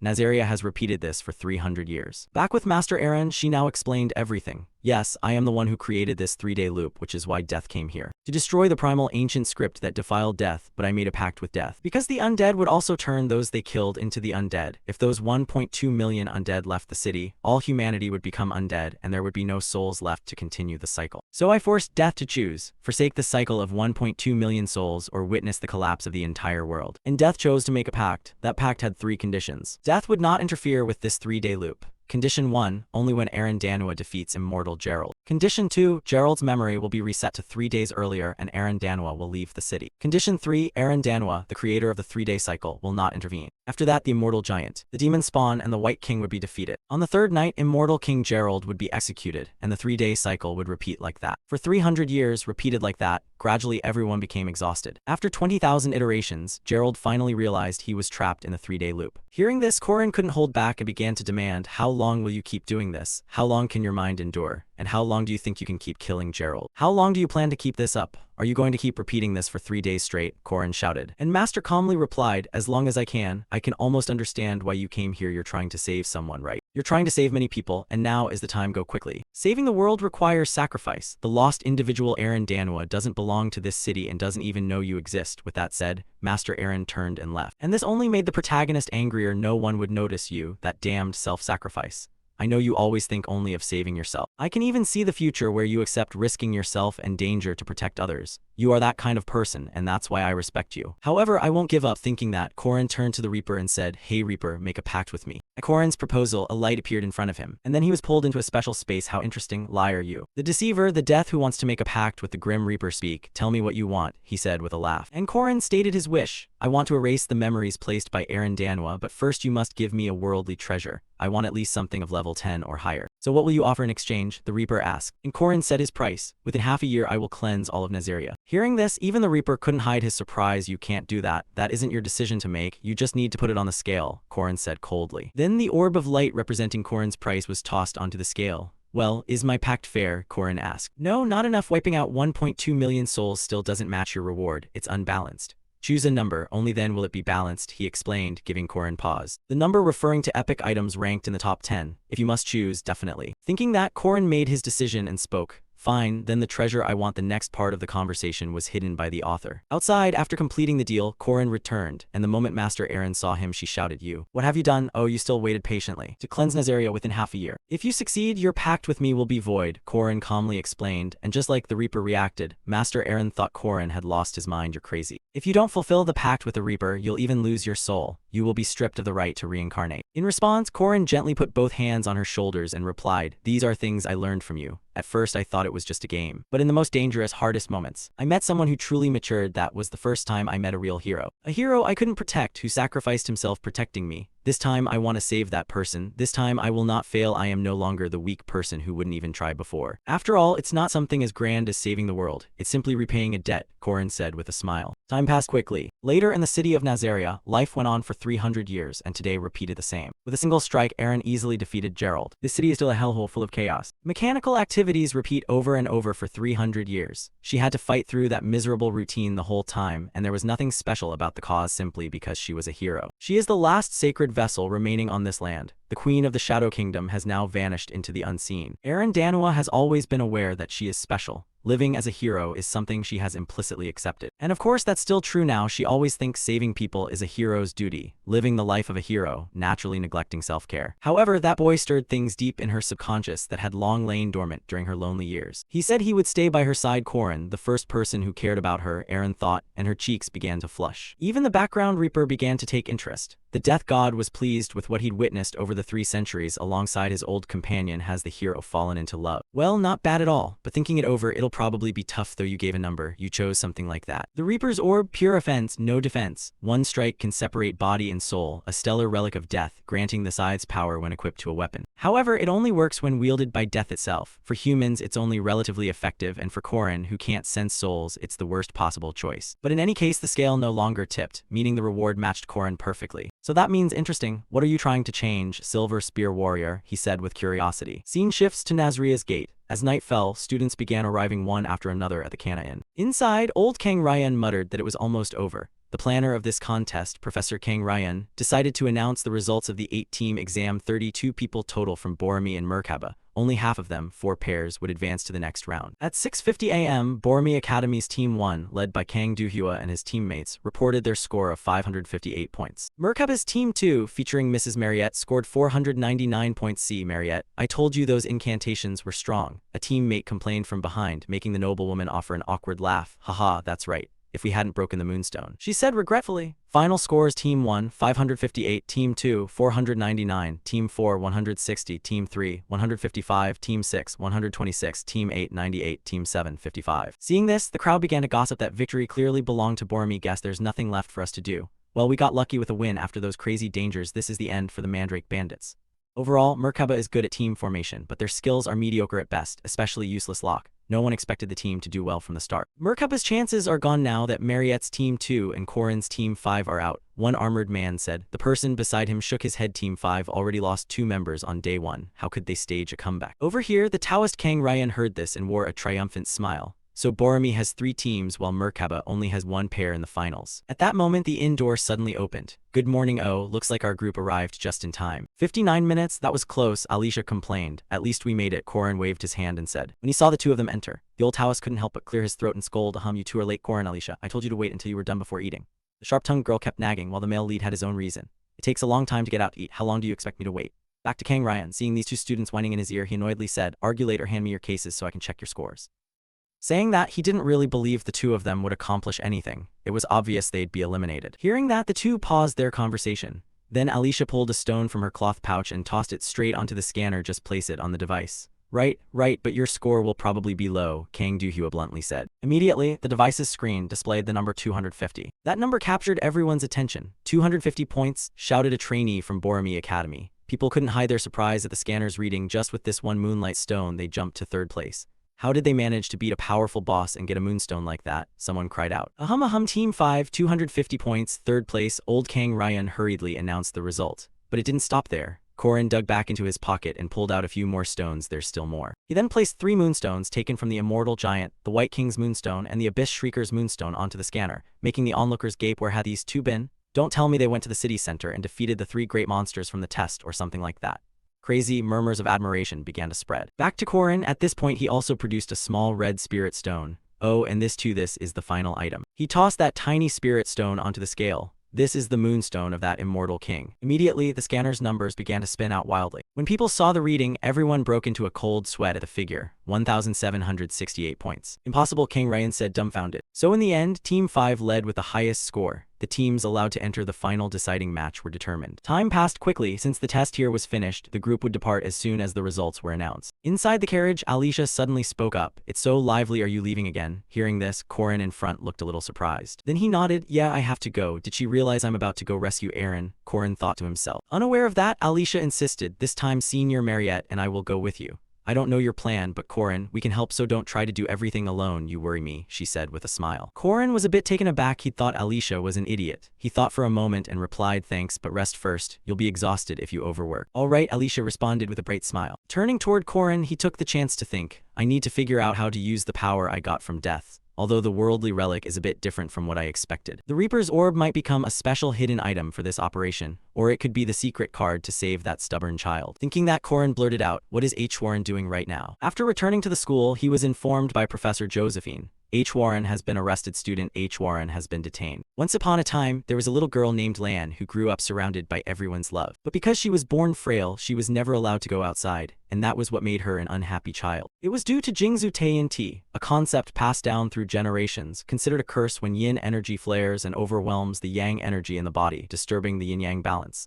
Lan had been afflicted with that curse since birth. Lan's father Kang Ru tried every possible method to cure his daughter, but his efforts all returned nothing. The family that had been happy and warm was suddenly struck by 2 misfortunes. First, their daughter Lan suffered from an incurable congenital disease. And second, Kang Du was a genius hailed as the greatest death spirit master of the time. He had always sought things imbued with such strong yang energy that they could overpower yin. But the barrier of Jingzhu Tianti was not something an ordinary person could overcome, so he changed his approach. If there wasn't enough yang to weaken the yin, why not create something that would drain all the yin away? Thus the body, already saturated with yin, became the perfect vessel for the death spirit master, the guide of unfortunate, wronged souls to cast necromantic spells. Kang Ru transformed his daughter into a living Jiangshi, a reanimated corpse. That is the story of her birth. Back in the one-on-one match, Jin Hyuk was yelling at H. Warren, I will kill you. I will definitely kill you. His voice carried such intense hatred that H. Warren's face went blank. Then suddenly an image of that Kang Ryan appeared in her head. Burn, kill everyone living here, spare no living creature. You are the monster. Burn, a heartless demon. On the other side, Jin Hyuk, unafraid of death, continued to hurl insults. Seeing you pretend to be human makes me nauseous. That body, you're not Lan, you're the monster who stole Lan's body. Across from him, H. Warren paled and stumbled backward in panic. No, this is my body, she said anxiously. At the same time, visions of a sea of flame began to appear in H. Warren's mind, and below, a burning corpse reached up and grabbed H. Warren's ankle, screaming, die, you monster, die. I beg you, your father is dead, and in the name of the royal line I will not spare you. Die, you monster, you should never have appeared. Give me back my body, give it back. The silhouette of a girl identical to H. Warren appeared. No, it's mine, the body is mine. Shut up, H. Warren shouted at the top of her lungs. At the same time, her body unleashed a terrifying aura, hurling Jin Hyuk far away. Simultaneously, countless chains flew out of the void. They wrapped tightly around H. Warren's body and sealed her power. Yet H. Warren seemed not to notice. She kept murmuring, I have the right to this body. I will never let anyone take it from me. Back in Professor Josephine's office, and because of that incident H. Warren had been detained, she summarized everything. And although this was anticipated, Corrin hadn't expected it to happen so soon. Is it because of Huang Jinlian? Corrin asked, frowning. It seems you already know, right? Exactly as I thought, that's correct. H. Warren is currently restrained by Zion's chains and the protective talisman. These 2 items have always been on her. The talismans were burned during the fight with the student Jin Hyuk. Bishop Lee Jinyang used this to accuse H. Warren of violent tendencies, so under Professor Kang Ryan's guidance H. Warren was taken eastward to have a new talisman created. Across from them, Corrin shrugged when he finished. It's really surprising they resorted to such violence just because one of those 2 items was destroyed. Since the academy can't maintain H. Warren's stability, it looks like it's about to become a target of criticism. Hearing that, Principal Iryu, standing in the back, spoke up after a moment. Korin, how much do you actually know? On this side, the male lead glanced at the principal and thought, just as expected, perhaps even my master has vaguely guessed already. This situation involves both the old church and Professor Kang Ryan of Boromir, so surely they've been secretly plotting something. Thinking that Korin didn't directly answer, he calmly asked instead, you don't want to hand H. Warren over to Boromir like that, do you? Then leave it to me, though it's a bit suspicious. I hope you'll trust me. The outcome I want is what everyone wants. I won't abandon anyone. The Act 3 boss in The Legend of the Hero Ahan has a backdrop slightly different from the bosses I've faced before. Based on characters, preferences, and prior plotlines, people are forced to choose between two things. One is to save Huo, the other is to save Lan. Honestly, the easiest path is what Park Seo did. That is to choose one of the two, and that's also the most efficient method. But I'm not interested in that scenario because I want to save everyone. Main quest H. Warren difficulty A+, failure conditions, fail if Huo dies, fail if Lan dies. Cut to H. Warren's location. Imprisoned inside a stone prison, she keeps murmuring, it's mine, this body is mine. Responding to the question, the Taoist Kang Ryan also edged over and said, is that right? I am kin to the body you're occupying. I am Kang Lan's uncle. On this side, looking at his expression, H. Warren gritted her teeth. No, give it back, it's mine. Ah Huo, you misunderstand. You want to possess it completely, I can help you. That body I can give it to you, he said. He flashed a sly, treacherous smile, like tempting a child with a sweet apple laced with poison. Huo, you mustn't do that. Lan's voice rang out, but it couldn't reach Huo. From the very beginning, it could never reach. 2 days have passed since Korin's team finished the team event, and they have time to rest. Surely, the academy wants the students to relax in Narzia. And Korin also needs to prepare a few things before Boromir acts, so he's currently out with this wealthy lady. Chewing a skewer of grilled meat in hand, Korin asked, Senior, what do you think about setting up a stall in front of our inn? If it's about a stall, I just got the report yesterday, she replied. Oh, so how much did we make? Korin murmured, and she leaned in and whispered into his ear, here, let me tell you. The ingredients came directly from the Dunilif family, and they just brushed on a little barbecue sauce and sold them at triple the price. So of course the Boromir fools, this is what you call travel expenses, hahaha. Finally, the day has come. The old man laughed so hard he couldn't close his mouth as his friend raked in the money, and seeing him like that made his young wife happy too. Hee hee, if Korin's happy then I'm happy. Saying that while strolling, Mariette also noticed a nearby stall and shouted, Korin, look, it's the magic stone throwing game. Over here, seeing them eyeing his stall, the shop owner quickly tried to lure them in. Hello, beautiful, why not try it before you go? Ah, I see it, it's exactly the same as last year, Korin muttered. Meanwhile, the shopkeeper tossed a magic stone to her and pitched it. Take a look, these magic stones are reclaimed rejects from the mine. When you touch them, they feel very soft, right? Hearing that, Mariette reached out and squeezed one. It felt just like rubber. Really, are soft stones like this okay? She asked, worried. No problem, he said. Magic stones can absorb mana, so they easily shift their attributes. We use them a lot in crafting magical materials. Turning to Korin. With his experience, he reached out, took the stone from her hand and said, but if they're that soft they can be prone to exploding, watch, let me try throwing it. Saying that, he went into a throwing stance and thought, with my skill from practicing sling and spear, at such a short distance my accuracy should be nearly 100%. With that, the stone in his hand flew straight forward and struck dead center of the target. The stall owner's face went blank in astonishment. 99 points, he blurted, while Mariette's face registered nothing but admiration. The higher the accuracy, the narrower the wound, the lower the accuracy, the wider the wound. In one match, I'd been hit by every negative status and spell at once, dropping my accuracy to 0%, which stretched its area to about 100 meters. If I exploit that? Mulling that over, an idea struck Korin and he proposed to the stall owner. Hey, sell me all of these magic stones, I'll pay you double. Hearing the offer, the owner had no reason to refuse, though he asked curiously, these? But what are you planning to use them for? What else? Korin replied, I'll use them to perform a skill only specialists can use, that's why I came to the festival. He muttered under his breath, thinking, if I give these to Fergus then he, perfect, perfect. He said it with a sly air that made Mariette even more smitten. Korin's grin was wicked. Returning to the male lead, after laughing, he turned to his young wife. Senior, the teleport carriage is one of your company's branches, can you get its schedule? Sure, but what are you planning? Mariette asked in surprise. In response, the male lead put on a very villainous look. Now's the time to make him pay. Time passed quickly. Cut to a carriage moving down the street. This was the carriage carrying the 3 Kang Ryan. Inside the carriage, Kang Ryan suddenly spoke. Jua, yes, uncle, she answered. She replied and quickly forced H. Warren's face open, making her unhinge her mouth and shoving several objects into it, charms carved from peach wood, items specialized for suppressing jiangshi. Immediately upon contact with those wooden shards, H. Warren's face contorted. A wave of weakness and lethargy spread through her body, making her cough violently and collapse to the floor. All these measures were precautions in case H. Warren somehow broke their seal. Don't do anything foolish before we reach our destination, Kang Ryan warned. Jin Hyuk, still resentful, spoke up. Is that enough? It'll only make her hurt a little. Hearing that, Jua snapped, enough. Our goal is to remove that evil thing from Lan's body, she said.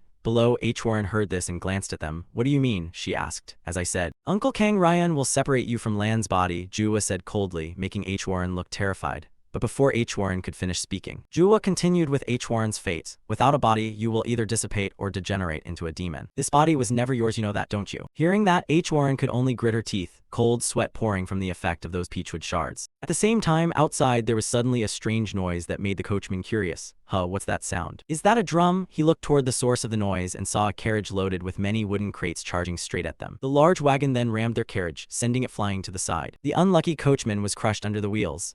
Who on earth, he weakly croaked. Elsewhere, after the collision, the 3 Kang Ryan members managed to get out in time. Jua, Jinhyuk, are you both okay? Yes, I'm fine. Who ambushed us? They asked. I'm not sure who did it, but they don't look easy to deal with, Kang Ryan said, frowning. No sooner had he finished than a blood orb appeared out of nowhere. Then the area around the 3 of them turned a blazing red. Marriott's blood barrier skill. What, this is a barrier? Jinhyuk exclaimed in alarm. In another corner, the highway robbers eagerly asked their leader, all right, boss, what do we do now? The leader sneered, hahaha, grab anything worth money. Then he spotted H. Warren collapsed on the ground and shouted, hey, there's a pretty girl. We hit the jackpot this time, brothers, snatch her up and let the immortal king deal with this, the clownish leader said. Cut to Professor Josephine's office. At that moment she received earth-shattering news from a subordinate report. Kidnapping? Who was kidnapped? The professor demanded. The man quickly blurted out, 5 minutes ago, a band of brigands attacked the carriage carrying guests from Boromir and kidnapped a student named H. Warren. At that, she didn't need to hear more. The name immediately sprang to mind and she dropped her teacup. Outside, Lady Josephine, who had never sworn in 35 years, couldn't help but shout, what the hell? Back with Corin's group, after successfully snatching H. Warren, they mounted horses and fled. At that moment, H. Warren realized who had saved her and asked, what do you think you're doing? I heard you were in trouble while I was away, so I came to rescue you, Corin replied. Useless, H. Warren complained. Hearing that, the male lead didn't get angry. He calmly explained, if you'd been captured, it would have ended badly. What does that have to do with you? H. Warren retorted boldly. If we live under the same roof, it's my business, Corin said, shaking his head and feeling a bit lucky. Good thing I didn't arrive too late. If Kang Ryan had taken her, her soul might already have left her body. Then either Hua or Lan would have been lost. H. Warren fell silent after Corin's words as time quickly passed. Cut to the forest interior. Once there, Corin handed the bandits the payment, completing the agreed fee, which made them grin with satisfaction. Here you go. I'll buy us some time by leaving misleading tracks, Corin warned. Good deal, immortal sir. From behind, he also warned the group to live properly and not cross him again. Watching him so pleased, Corin muttered, probably loves money too much. Meanwhile, because of those damned peachwood shards, H. Warren didn't even have the strength to stand and collapsed against the male lead. Hey, what's wrong? You look unwell, he said, concerned. They forced me to eat something, H. Warren explained. Corin didn't know exactly what she'd been made to eat, so he assumed she'd been drugged. Drugged? To H. Warren it only felt like a bad cold. But she'll probably have to endure it for a few days. If that's the case, he said, then he reached out and picked her up in a princess carry. She jolted. Wait, what are you doing? Put me down, I can walk, I can run, she said haughtily. Corin could tell she was forcing bravado. Don't be ridiculous, you can't even stand steady. Light as a feather, then no need to worry, he shrugged. Put me down, H. Warren weakly replied, irritated. As her condition seemed to worsen, consider yourself indebted to me, Corin pleaded, and only then did she fall silent and let him carry her. Back with that rotten priest Kang Ryan, they were still trapped inside the blood domain Marriott had formed. Good, this should do now, I can give them a scare here like Corin said, he finished. Suddenly the barrier wall of the blood domain shook violently. Inside, the 3 Kang Ryan were combining some incantation, launching a purple serpent and a tiger spirit that shot forward and succeeded in punching a hole through the blood domain. Seeing that, Kang Ryan the Taoist seized the chance and shouted, Jua go, disciples will pursue them. With that she dashed through the breach the 3 had created. Seeing her flee, Marriott wanted to give chase but was helpless. That person still, I need to stop at least 2 of them. I can't believe someone could break my field. Be careful, Corin. She silently prayed in her heart and continued restoring her blood domain. Back with Corin, H. Warren's condition kept getting worse. Maybe it's the rain. We've come pretty far. Let's find a place to rest. No sooner had he finished speaking than Juwa's silhouette appeared beside them. She'd caught up. She broke the spirit domain. He frowned, thinking, too slow. I thought you'd get farther. With that, she threw several darts aimed straight at Corin, and although he successfully dodged 2 of them, the protagonist still had 1 dart pinned into his shoulder, his face contorting in pain. Seeing that, H. Warren's eyes filled with worry. Hey, are you okay? HMPH, this is nothing, he said. Those kinds of women wouldn't use poison blades. Wait here a moment. Saying that, he gently propped H. Warren against a nearby tree. What are you going to do? She asked. What else? Fight. He pivoted, using the spear in his hand to block Juwa's incoming attacks. As the 2 clashed, Juwa sneered. Oh, you're not running anymore. I wouldn't pick a fight with such high risk, he retorted. He began using his spear technique's dual form, heavenly all-encompassing spear, abyssal wraith releasing streaks of spear images. Meanwhile, Juwa swung her sword relentlessly, combining blade and scabbard to parry each strike. Ridiculous, do you really think your odds improve against me? She said, and then she gathered force in her arm and blasted Corin backward a great distance, leaving the protagonist somewhat bewildered. For someone of her build to hit so hard, just as I suspected, her radiant aura is very strong. The sword Saint Knight, Boromir's strongest, also called the sword immortal with top-tier radiant aura. Its brilliance is so intense mortals can actually see it.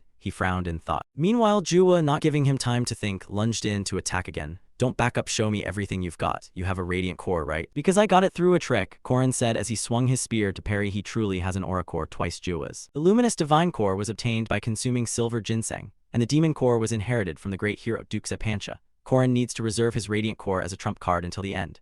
The radiant core is something he received after Duke Sepancha. Honestly, it's more of a burden than a help, like a sealed dam blocking the flow of radiant aura. Turning to Jua, realizing Korin intended to conceal his strength, her gaze gradually grew colder. Fine, if you want to hide your true power. Then I'll force it out. With that, she drove power into her legs and leapt up into the air. Seeing this, Korin hurriedly followed her with his eyes. From above, a dragon-shaped bolt of lightning streaked in a zigzag and dove down. This was the Dorong sword technique, dual form, dragon strike.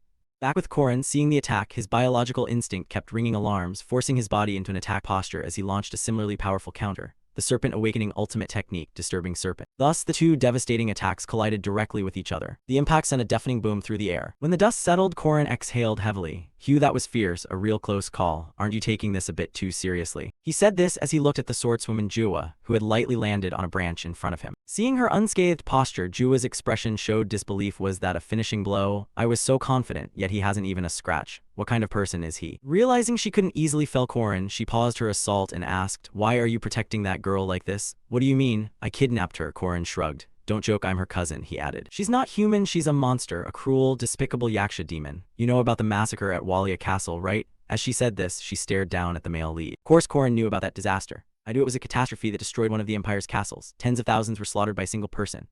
Warren currently Sujinhyuk is a victim. He lost his sister and mother, and Kang Jua lost her brother because the flame invaded her cousin's body. Thinking of this, she shook her head slightly. Oh, where's the one who should be held accountable? While the small fry down there keep fighting among themselves, he said. Jua's eyes showed confusion. Kang Jua, don't you know? The martial halls here are brutal. They constantly challenge and sabotage other halls. What are you implying? She demanded as Korin rambled off topic. To answer that question, a crescent of radiant sword light sliced through the branch where she stood. That was the Black Edge Radiance technique, extreme speed strike. The one who had just struck was the timid-sounding Alicia. The branch snapped and Jua landed on the ground unharmed, though her expression wasn't great. Alicia Arden, are you going to publicly defy me now? In response to that, Alicia also opened her mouth and said, Alicia Arden, I challenge the sword Saint Jang Jua of Boromir. Upon saying this, the greedy look in her eyes turned into a whirl. Standing beside her, Korin chimed in approvingly. Wow, just as I thought, swordsmen think differently. Challenging someone in such a remote place, now that's passion. I've always respected you, please teach me, she said. Then Alicia lunged forward with her sword. This left Jua opposite her flustered as she raised her blade to parry. This is absurd. Do you really think this will work? She demanded without answering the question. Alicia glanced back and winked at Korin.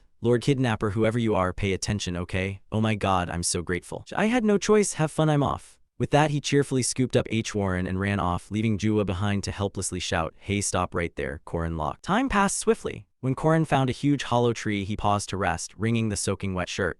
He wondered, phew, did I pick the right day? Or the wrong one? From a fleeing perspective, this storm is useful. It will dull the senses of the guardians and knights pursuing us, so the chase might be delayed. Unfortunately, the hostage's condition wasn't great. Hey, are you okay? He asked, turning to look at Warren lying inside, but she didn't answer a word. Seeing that, the protagonist gently approached and placed a hand on Warren's forehead. She was panting and dazed, and when he touched her brow with the heel of his hand, he felt it was quite hot. Excuse me, you're running a fever. I guess I'll have to use this. Saying that, he produced a vial of medicine he'd been carrying. Take this, it'll help. Swallow it. Then he gently lifted the slight frame and fed her the medicine. It was the commercial Maris medicinal pill. From the name, it seemed supplied by Lady Mariette. Honestly, using such a valuable item just to treat an ordinary fever felt wasteful, but it proved worth the cost. Right after she swallowed, Warren's face improved a little. Where is this? She asked weakly. Huh? It looks roomy, doesn't it? This is an owl bear's nest. Where there's nowhere suitable to burrow, an owl bear hollows out a big tree like this to make a den. That's common knowledge passed to guards crossing the monster forest. An owl bear living here means it's monster territory. So it teaches us how to hide quickly, and this time it can serve as shelter from the rain. He then noticed Warren's flushed face and frowned. This girl is definitely not okay. Meds take time to work. This is bad. Thinking that, he stood as if to leave. Where are you going? Warren asked. To find fur, Korin replied he was sure an owl bear lurked nearby. Wrapping its fur around her would help keep her warm. But before he could leave the tree, Warren forced herself to sit up, reached out, and gently tugged him back, saying, don't go. Back in Warren's hazy mind, she suddenly remembered the first day she descended to the mortal world. When I opened my eyes, the first thing I saw was Hugh. A man began speaking, my daughter. At last you're awake. The master looked at me with tear-filled eyes. Kang Du called me his daughter. He called me Lan. Father Hugh kept repeating the name, though I didn't know its meaning, and the father broke into tears of joy. He hugged Hugh tightly. Perhaps in that moment, instinctively, Hugh realized she had to impersonate Lan. If father discovered the truth, she feared he would abandon her immediately. She feared he would try to find the real Lan after leaving this body. She feared the future. Things she didn't want to imagine, but very quickly. The lie she planned to hide her whole life was exposed by a very small accident. That was the first time she saw blood. Using the excuse of scouting for a water beast in the city, her father ordered her to deal with the creature on the Lord's command. When she returned, the Taoist King Ryan praised her. A Jiangshi can easily defeat a high-level monster. Well done. Huo, he said as he looked at H. Warren with the kind of gaze you reserve for a treasure, which made the girl uneasy. He was her father's elder brother and had come to instruct her. He was the one who named her Huo. His eyes burned with greed, and her father grew cold when he discovered she wasn't his biological daughter. That was the first time she realized her usefulness. After that, as they wished lord, royalty, Taoists, demons, spirits, whether human or not, they ordered her to slaughter them all. In fragmented memories, she saw people burned to cinders yet still alive. Huo thought she had escaped her weak former self by taking over this body. Thus a demon from hell was born under the moonlight. Back in the present, Korin used his archaic script to inscribe a stone, causing it to emit a glow and a wave of heat that warmed the whole hollow. This helped H. Warren shake off her scattered thoughts. With the she blurted, "Am I a child of darkness? Get some sun and cover up, you idiot." No, she started to say she didn't need it, but before she could finish, the male lead tossed a red blanket straight over her. "Oh no, cover up, you'll be shivering and complaining later. The sun's not up yet, so just sleep. I'll wake you when it rises. Looks like it won't rain anymore," he muttered. Watching his actions, H. Warren's face flushed even more, whether from fever or something else, she couldn't tell. After a moment of silence, she turned and asked, "You want something from me, don't you?" H. Warren said this based entirely on experience. Everyone she'd met wanted to extract something from her, the lost daughter, a healthy relative, a tool to distract others. Back to Korin, after H. Warren finished speaking, he was silent for 2 seconds before answering. "Do you remember the first time we met? You told me I'm not the rightful owner of this body. You said I'm a thief who stole and seized. I'm not entitled to do this. My answer now hasn't changed. Being born isn't a crime." H. Warren's expression hardened when she heard this. She snapped that it was an irresponsible thing to say. Releasing a monster with vague words like that, do you know how dangerous that is? Josephine and the headmaster know this. Do you think your pretty words can stop me from becoming a monster? Do you think the world will change? She shouted. I don't know if the world will change or if you'll become a monster. I'm not sure. I just want to save the person in front of me. Isn't that enough? Korin reminded himself as he spoke. Those trapped in preordained misfortune have been set that way. I'm the only one who can save them. Hearing Korin's words, H. Warren's resolve seemed to weaken. She buried her face in his blanket and sobbed. "I'm so scared this body isn't mine. It never was. People tell me I should give it back. I know I must return it, but if I do, what will happen to me?" she asked, turning to look at Korin. He remained silent and said nothing. "Answer me, should I return it?" she pressed. This time Korin looked at her sternly and said, "Yes, you must give it back." "So in the end you do," her voice tinged with disappointment. However, Korin added, "But first we should talk, like, for example, about a landlord. I'll pay the deposit and rent, so could we live together? Stuff like that." He smiled as he proposed the plan, which made her startle and repeat that such talk was human. "You know my true nature." Hearing that, Korin shook his head slightly and explained, "What's wrong?" "There are people who act far worse than demons, those villains who pose as heroes but stab others in the back. The important thing is choice and action. It's always been that way, so whatever you are doesn't really matter. You still haven't made any choice. Until then, I'll help you, so don't worry and just go to sleep. Anyway, remember that, I'm going to sleep." With that, he immediately rolled over and slept like a pig, leaving H. Warren alone with 1,000 thoughts. A fate predetermined from the start. I can't return this body to Lan. I can't tell him the truth. Because if I do, the only hand reaching out to save me will withdraw. It hurts. H. Warren can't grab that hand, but she can't push it away either. Time passed quickly. The next day, Korin led H. Warren wandering through the forest, making her curious and ask, "Where are you going?" But he didn't answer. Korin kept scanning both sides until he reached a tree trunk. "Must be around here. Why is it so ruined? Things aren't usually smashed up like this," he said, inspecting the tree before him. "What is this?" H. Warren asked again. "A crabapple tree struck by lightning. What do you need from it?" she wondered. Korin quietly broke off a piece of wood from the trunk. He then asked softly, "We're in the woods, shouldn't we take something useful?" "Hugh, you're a Jiangshi. Do you know Jiangshi with heavy yin energy have certain weaknesses? Baichamak contains a large amount of yang energy. It's usually used to repel evil. If you absorb it, it will temporarily balance yin and yang, and your Jiangshi abilities will be neutralized. If you take this, you'll lose control of your body," he said as he placed the piece of wood into H. Warren's hand. Immediately after hearing that, she panicked and threw it to the ground. "Why did you give me this?" she demanded. Korin wasn't overly surprised by her reaction, but Huo had to choose. She couldn't take everything and benefit without bearing any responsibility. "Because I know of someone with bottomless greed. I hope you won't become like him. Whatever you choose, H. Warren. I hope you'll take responsibility for your actions." Thinking that, he picked up the wood and placed it back in the nun's hand, repeating, "You know that, right?"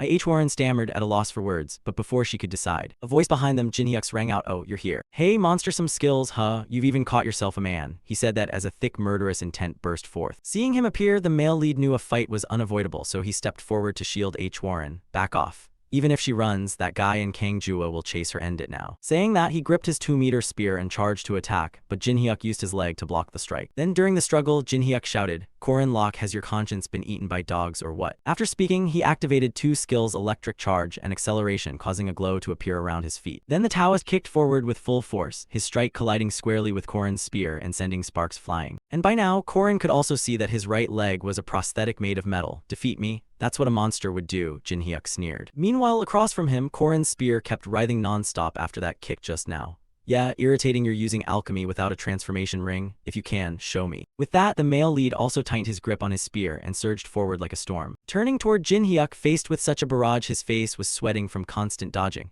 The rate of fire was terrifying, on par with 100-fold, no, maybe even more. Thinking that, he activated a skill called Finglun and counterkicked, forcing Korin's assault to falter by a beat. Isn't he being reckless? So many openings. Korin chuckled and prepared to land the finishing blow while the opponent hadn't yet recovered his guard. However, at that very moment, suddenly a cold voice rang out. "Playtime's over," the voice finished. From the sky above, countless talismans plunged down and surrounded Korin. Then they formed some kind of array that sealed him inside, pressing him to his knees from the crushing force.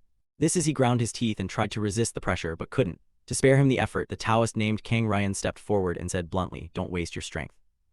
This is a protective talisman using the Bagua principle, something that can strengthen will, train muscles, and circulate inner energy. It's not something that does whatever you want." Now then," he said as he glanced at the woman Warren at his side. "Damn it, run, Warren," Korin shouted. However, with her weak body and her power sealed, how could Warren escape them? Right afterward, the Taoist stepped in front of her and placed a talisman on her forehead. It immediately caused Warren to lose consciousness like a puppet. Seeing this, the woman Jua behind her curiously asked, "Master, that talisman, it's a talisman that seals the mind of fire. A soul whose consciousness is erased will vanish forever and be crushed to fragments." He nodded, which made Jua breathe a sigh of relief. Finally, Lan is saved. Back with Korin, hearing them discuss and decide Warren's fate like that, the deity couldn't help but roar, "Kang Ryan, you damned, you'll pay for that delusional dream of yours." There was no time to trade words. Kang Ryan paid him no mind and immediately led the two away. "Now go be monster bait," and with that, the 3 of them left coldly, leaving Korin behind still roaring in impotent fury. "Kang Ryan, damn you, what happened to Alicia? I can't let Warren go like this."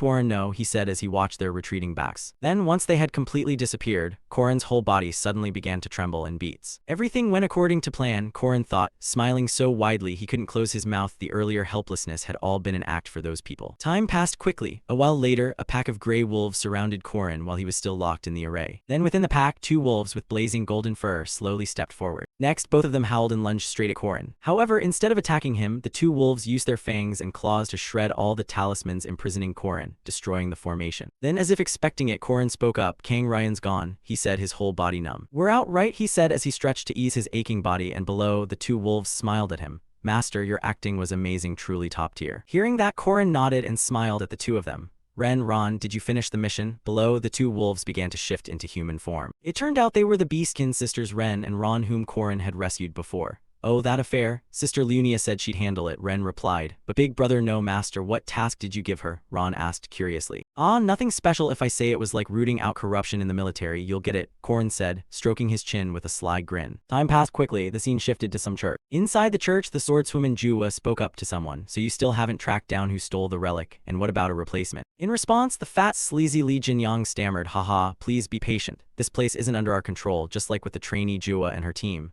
Come to think of it, you brought quite a lot of goods here, didn't you?" she said with a pointed tone. The sight made the bastard's face vein pulsate with anger as he privately despised them. These heretics dare speak like this. How could they have ever addressed a bishop like this in the past? "I must endure this humiliation. The church isn't what it used to be, so I need to borrow their strength," he thought, and dared not argue aloud, instead offering a mild explanation. "They're just phantoms. They wouldn't reveal themselves casually. I found a caravan that can provide a suitable replacement, an experienced trader with long-standing business in the eastern colonies. He'll bring the item today." "What's the name of that trade caravan?" Jua asked. "The Mandragora Trading Company," Li Jinyang replied. The name of that trading company sounded vaguely familiar to Jua, as if she'd heard it somewhere before. Time passed quickly. The scene shifted to the grand arena, where the announcer's voice echoed around the stands. "The final duel is about to begin. Who will claim victory in this last round?" At the same time, inside the candidate's resting room, the Taoist Jua's voice called out, "Where's the item?" "Here it is, sir," another replied. Good, it's still intact. He said this while looking at H. Warren with a lifeless gaze as she sat inside a coffin. In her hands, she still clutched the lightning-struck piece of wood tightly. Back in the arena, the announcer continued. Now please welcome the contestants to the field, and at that, the crowd extras in the stands roared loudly. Pausing briefly, the announcer introduced Team A and Team B of Kangjoa. Team A and Team D of the Merkaba Academy. Team D has one member disqualified, correct? Because Team Korin Lock's captain is missing and he didn't show for the one-on-one match, the team battle will proceed accordingly, the red-haired teacher explained.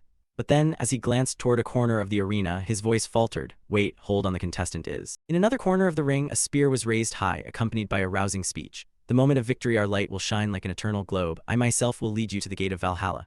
Are you ready? Give it your all, Korin cheered, prompting the loyalists behind him to chant like they'd taken a stimulant. Long live Locke, long live Locke. Hearing that, Korin glanced contentedly at Kang Ryan and said, everyone's here, so shall we begin the match, Professor? Above, Kang Ryan, seeing Korin alive and appearing here, felt some irritation but had to admit Korin's extraordinary presence. Thinking this, he waved his fan and immediately formed an array that altered the arena's terrain. Walls rose all around the stands, linking together into a vast labyrinth. Having done this, he explained, the match begins. The rules are simple in this format. 8 gates will keep moving and serve as disguised traps. The team that finds the correct gate, reaches the center, and takes this golden dragon emblem will win the final. This is the Bagua representative match. At the center of the maze stands a golden dragon statue. Seeing that this test had nothing to do with strength or intellect, everyone froze in disbelief. Amaze. Damn, that's terrifying. Back with Kang Ryan, he frowned, pondering the male lead's plan. The arena had changed and the contestants were separated. Korin Locke, I don't know what scheme you're hatching, but the end of your lone wolf path is inevitable, he thought smugly. At the same time, the TV screens showing the contestants' status suddenly had problems.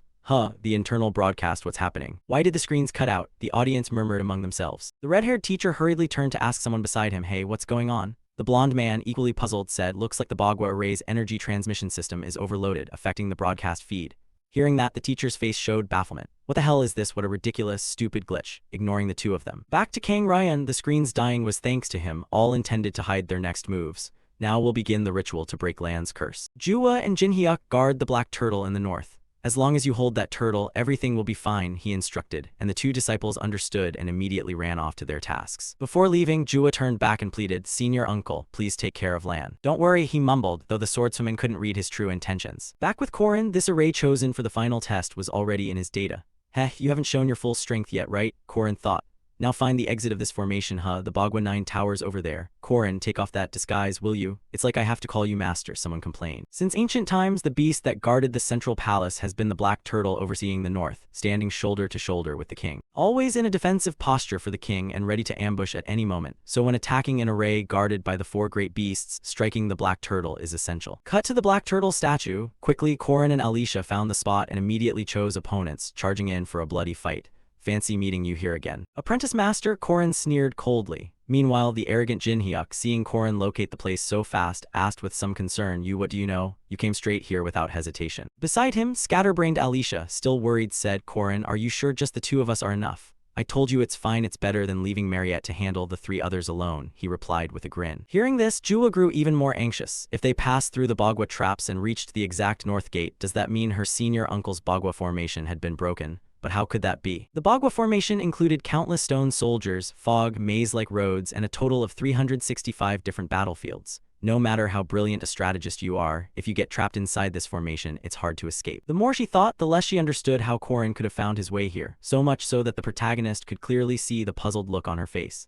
I can hear your head spinning. Did you recently buy a new relic? I traced the seal carved on that pile of relics, he said, shrugging. A relic? How did you know that? Jua asked, quickly reanalyzing the situation. The relic used to form the array was recently stolen by a band of raiders, so I had no choice but to buy a new relic from the Mandragora trading caravan. As she thought that, a flash of realization linked everything together in her mind. Impossible, she exclaimed. Korin nodded and admitted it. Yes, I stole it and I sold it to you. As he spoke, he drove all his force into his spear and sent the arrogant Jinhyuk flying backward. The Mandragora raiders, the man-dragoned caravan, it's all mine. Haha, the general laughed heartily, enjoying both the money and the chance to prank these people. Across from him, realizing he had been led like a chicken, Jua ground her teeth in fury. Damn it, so what if that's the case? You think you can outplay me? She snapped, then swung her sword to shove Alicia back. Alicia, this time we'll get revenge right. Last time you lost to King Jua, Korin said with a grin. Hearing that, the scatterbrained Alicia hurriedly protested. That was because of you, Korin, you told me to lose on purpose. Faking a loss is hard, you know. Take it easy, sis, Jinhyuk said with a glance at Jua, which only made her angrier. Shut up, Jinhyuk. Finish this quickly, give it everything you've got. Of course I'm planning to do just that, he replied.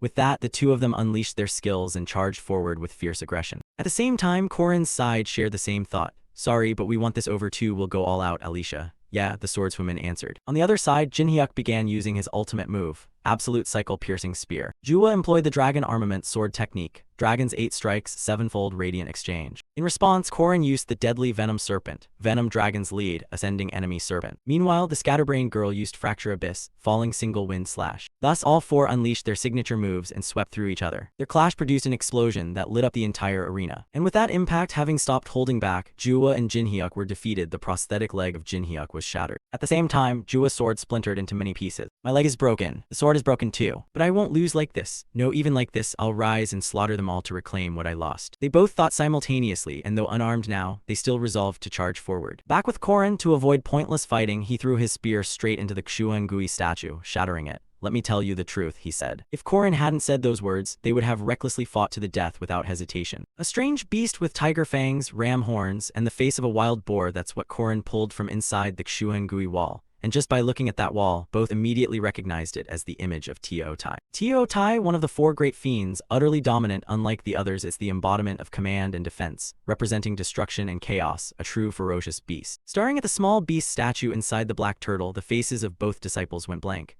Why is Tio Tai inside the black turtle's shell? Could it be Korin? No, it can't be Master Jua. The Taoist should have noticed. The more she thought, the more her mind spiraled into confusion. To buy time, Korin also cleared things up for them. Jua, Jinhyuk, you two thought the grand destruction ritual was to lift Lan's curse. But it's the opposite. That ritual was never meant to separate the fire from Lan. From the start, Kang Ryan had no real interest in Lan. What he wanted from the beginning was to kill Lan, destroy her so the fire could take over that body. That was Kang Ryan, the cultist's ritual. Don't blame senior uncle. Small fish have to be sacrificed to achieve greater things, right? Kang Ryan said, breaking into a smug smile as if he'd already seen his victory. 3 years, a time both long and short. After witnessing the fire his own brother Kang Du created, I became mesmerized by its power. That fool only cared about finding his daughter. By the time he realized control of the fire had fallen to me, it was already too late. In the end, he was framed as the perpetrator of the Lunar City massacre and captured by the royal army, torn to pieces. How gratefully ironic. He didn't just die in my place during the lunar massacre, he also birthed the Phythene Dakoa, the fire. What I didn't expect was that Kang Zu entrusted H. Warren to the headmaster of Merkaba Academy. Even as a genius battle mage and head professor of Griffin, I could hardly interfere in the affairs of another continent. And while I was desperate, that man appeared. Tates Balthaser, the legend from 80 years ago, the creator. That man asked only one thing of me, go and raise. Kill as many people as possible and destroy the headmaster's cover, so she would be forced to leave the royal palace. An enticing proposal. With the fire in hand, what is the destruction of this tiny city? Soon, Shin's chains, the sacred relic of the Western Church, would bind and drain her boundless inner power. And whatever trapped H. Warren in human form, the soul of Lan would be completely annihilated. Finally, feeding her the 10,000 people shame pill that Balthaser gave me would make H. Warren immediately ascend to Empress, awakening into a true Dakoa.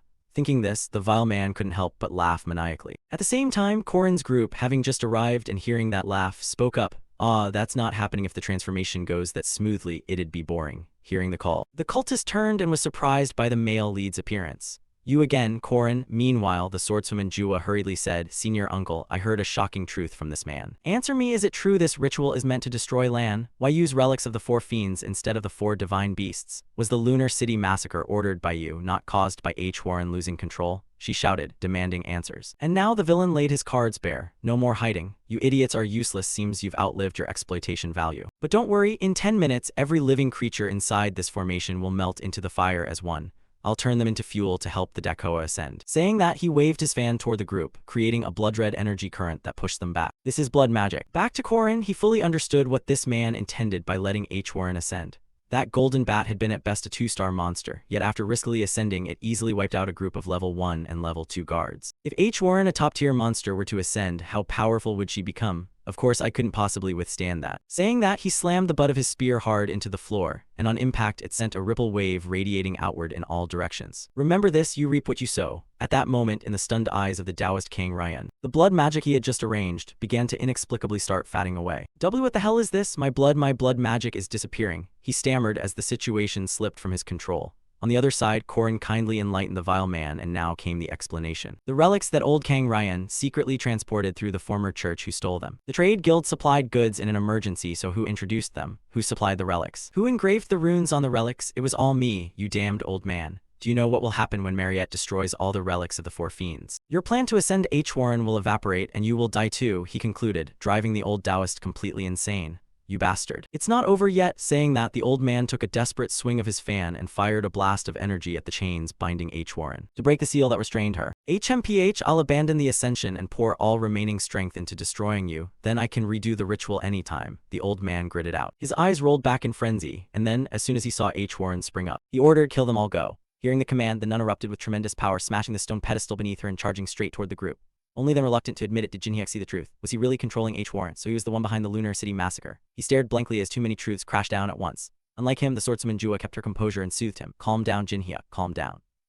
We should be seizing that bastard right now, Jinhyuk replied, oblivious to his own situation. With no other options, she had to remind him, your prosthetic leg is broken and Sis has lost her sword. We can't do anything now, leave this to them. We have other things to deal with. Back to Korin. Upon seeing H. Warren rise, he immediately shrouded the tip of his spear in a violent energy to prepare a counter. Alicia, get back. Plan like when we face the Iron Mountain King. I'll stall and you finish with domain slash. Okay, the scatterbrained Alicia nodded in agreement. With that, both sides began colliding relentlessly, leaving huge craters across the floor, and the deafening explosions in the air left Alicia's face utterly blank with shock. Oh my god, this is terrifying, Alicia exclaimed at the scene unfolding before her. Their dance looked like meteors plunging through the atmosphere. If I had to face Korin now, I couldn't last more than 30 seconds. Is there anyone in the world who could beat Korin right now? She wondered silently. But that thought was completely wrong, because for the Phythene Dakoa H. Warren, for her, this moment was no more than a light steam bath. Those extraordinary strikes posed no difficulty to her at all. Damn it, Korin ground his teeth when he saw the opponent still intact. 1 minute and 20 seconds after the battle began, despite pouring everything into attacks that burned like fire, the opponent this natural disaster still hadn't budged at all. Turning toward H. Warren, he saw her begin to gather an energy mass in her left palm. She released it forward like firing a projectile, forcing Korin to hastily dodge aside. Korin, Alicia shouted anxiously. And right after that shout, the nun lunged forward and literally delivered a kick to his face, sending his body flying backward like a sack. This is bad. The power, the remaining aura, the physique, everything is just too different. Just trying to match her movements is enough to shred my insides. Damn, I'm at my limit. Regeneration is useless. Am I about to die? One more hit and I'll be gone, but no matter what. Korin's face twisted in pain as he saw the opponent right above him. Then, at the critical moment, Alicia couldn't wait any longer and unleashed her domain slash, slashing straight at H. Warren, and after executing the move, she herself was bleeding from the pressure of the strike. Alicia, he began to warn, but before he finished, Alicia cut him off. I know the plan, but Korin will die otherwise. After saying that, her whole body trembled as if merely speaking caused her immense pain. She had taken dozens of steps inside the domain, enduring stresses worse than absorbing H. Warren's attack. Back to H. Warren, the domain slash only slowed her. It couldn't wound her at all. Immediately, she began gathering energy in her fist and lunged forward. Seeing this, Alicia gripped her sword tightly, ready to intercept. Korin, seeing her make such a reckless move, rushed forward yelling, "Damn it, you idiot," and then a massive explosion occurred where they stood, blasting earth and rock outward. When the dust cleared, Korin and Alicia were gone from H. Warren's sight. In that dangerous moment, Korin had managed to dash in and drag the greedy girl into a corner to hide.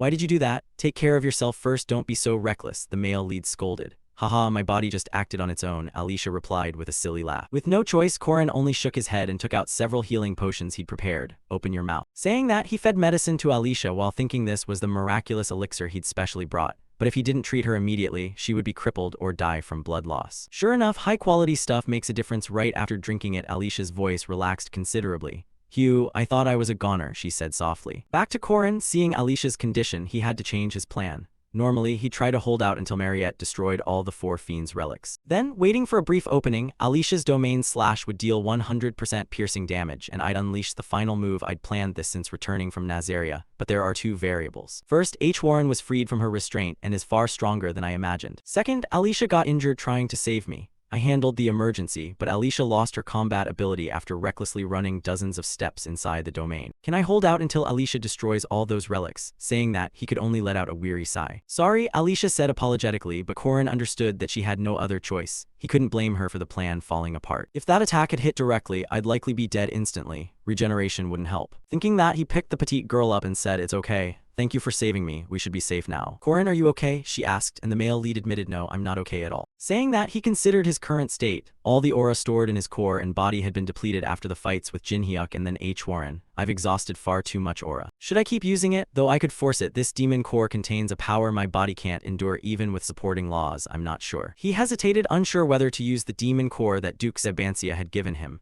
At the same time below, Alicia called up to warn him. Corin, listen. H. Warren from start to finish has never used her right hand. It seems she's clutching something tightly. Hearing that, Corin snapped awake and clicked his tongue with a smile. In the end, she still has to choose for herself. She's still carrying that burden. So it's still there, H. Warren. Looks like I have no other choice, he thought, and with that decision, Corin stepped forward to face the nun directly. They have to choose. She can't keep being selfish and taking the benefits without accepting responsibility. I know well those who only think of themselves. I don't want her to become one of them. I want H. Warren, whichever path she chooses, to take responsibility for that choice. Are you still there, H. Warren? Corin asked inwardly as he looked at the small figure before him. Then he raised his spear high toward the sky. I remember now. The cursed blade that Duke Sabantia had, the one I saw in his castle. Its demonic power has certainly been passed on to me. Duke Sabantia, the great hero from 800 years ago. Now I will recreate that legend, he thought, and a bizarre surge of power began to emanate from him. You've waited long enough, haven't you? First demonic spear. Black abyss, he muttered, then thrust his spear forward at wind-tearing speed. Meanwhile, opposite him, H. Warren also focused energy into her fist and charged to clash with him. Thus the two attacks collided, producing an utterly terrifying explosion. The floor cracked into countless pieces from the impact, and shockwaves began to spread outward. A clash worthy of anticipation. This isn't just a fight between me and H. Warren, it's Phythene Dakoa against Duke Sabantia, a duel between two legends. On the other side, the old Taoist Kang Ryan, seeing Corin trading blows head-on with H. Warren, nearly had his eyes pop out.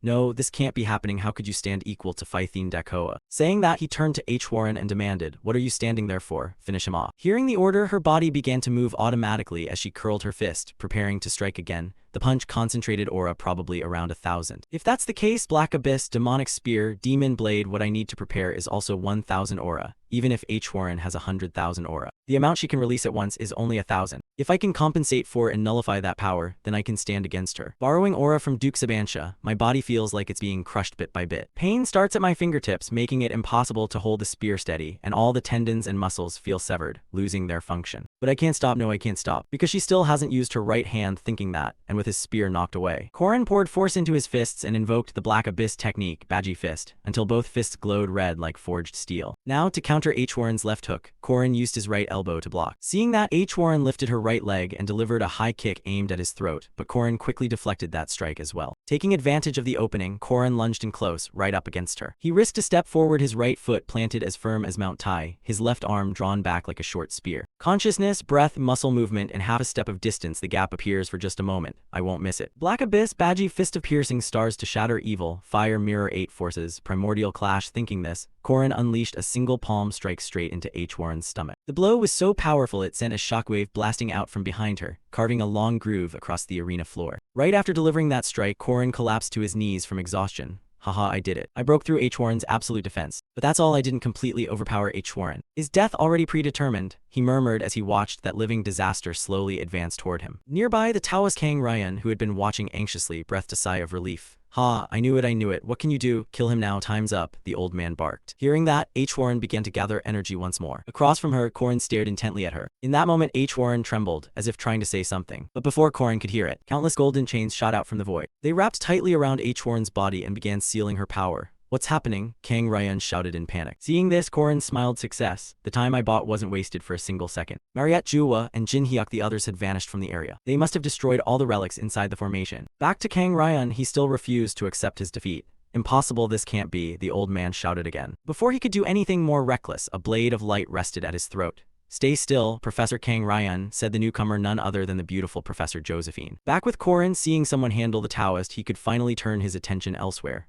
Okay, that side's done. So he looked back at H. Warren. She was completely sealed, sitting like a statue on the ground. Seeing the talisman on her face, Corin shook his head. How could someone use such a disgusting thing on a girl? Without hesitation, he removed the talisman. Like a robot that had powered down, H. Warren collapsed backward the moment the talisman was removed, and Corin quickly caught her before she hit the ground. Then the lively light returned to her eyes. Ah, she's decided, Corin said. You why? She exclaimed in surprise. I told you I'll help you until you make a choice. Make a serious, proud choice so you won't regret it, he said firmly. Back with H. Warren, hearing this, her hand unconsciously clenched. I must repay his kindness. I must prove I'm not the monster they say I am, defined by choice, not by what made me. Thinking that, she suddenly felt an emptiness in her right palm and looked down. She saw the lightning-struck log had crumbled into black dust. Crushed by a supernatural force, the blue algae wood had turned to powder, useless now. No matter what I choose, the outcome won't change. I want to show him now. I want to repay his kindness. What do I do? H. Warren said, her face full of panic. The blue algae wood was pulverized. She's truly strong. But there are still many ways. Anyway, thank you for responding to my kindness. After saying that, Corin collapsed onto H. Warren's shoulder. I am a monster. I hurt you. I've killed many people. I stole Lan's body. Can I be forgiven? Warren asked, trembling. Hearing that, Corin was stunned for 2 seconds. Then he gave a small smile and gently hugged the slight body, comforting her. I don't know, but let's find the answer together. Hearing him, Warren couldn't hold back her tears and sobbed like a child. To sum up, the awakening ritual performed by Kang Ryan failed. Handle the aftermath as usual. I've received instructions from Professor Josephine and Principal Iryu on how to deal with this if it's handled smoothly, more precisely, covered up. The fact that Griffin's head professor caused this tragedy is a major issue. But the ritual using Warren could make people afraid and wary of her. Those who fear Warren will condemn her, and others will covet her power. Cut to Corin's infirmary room. The beautiful professor was informing him of the outcome.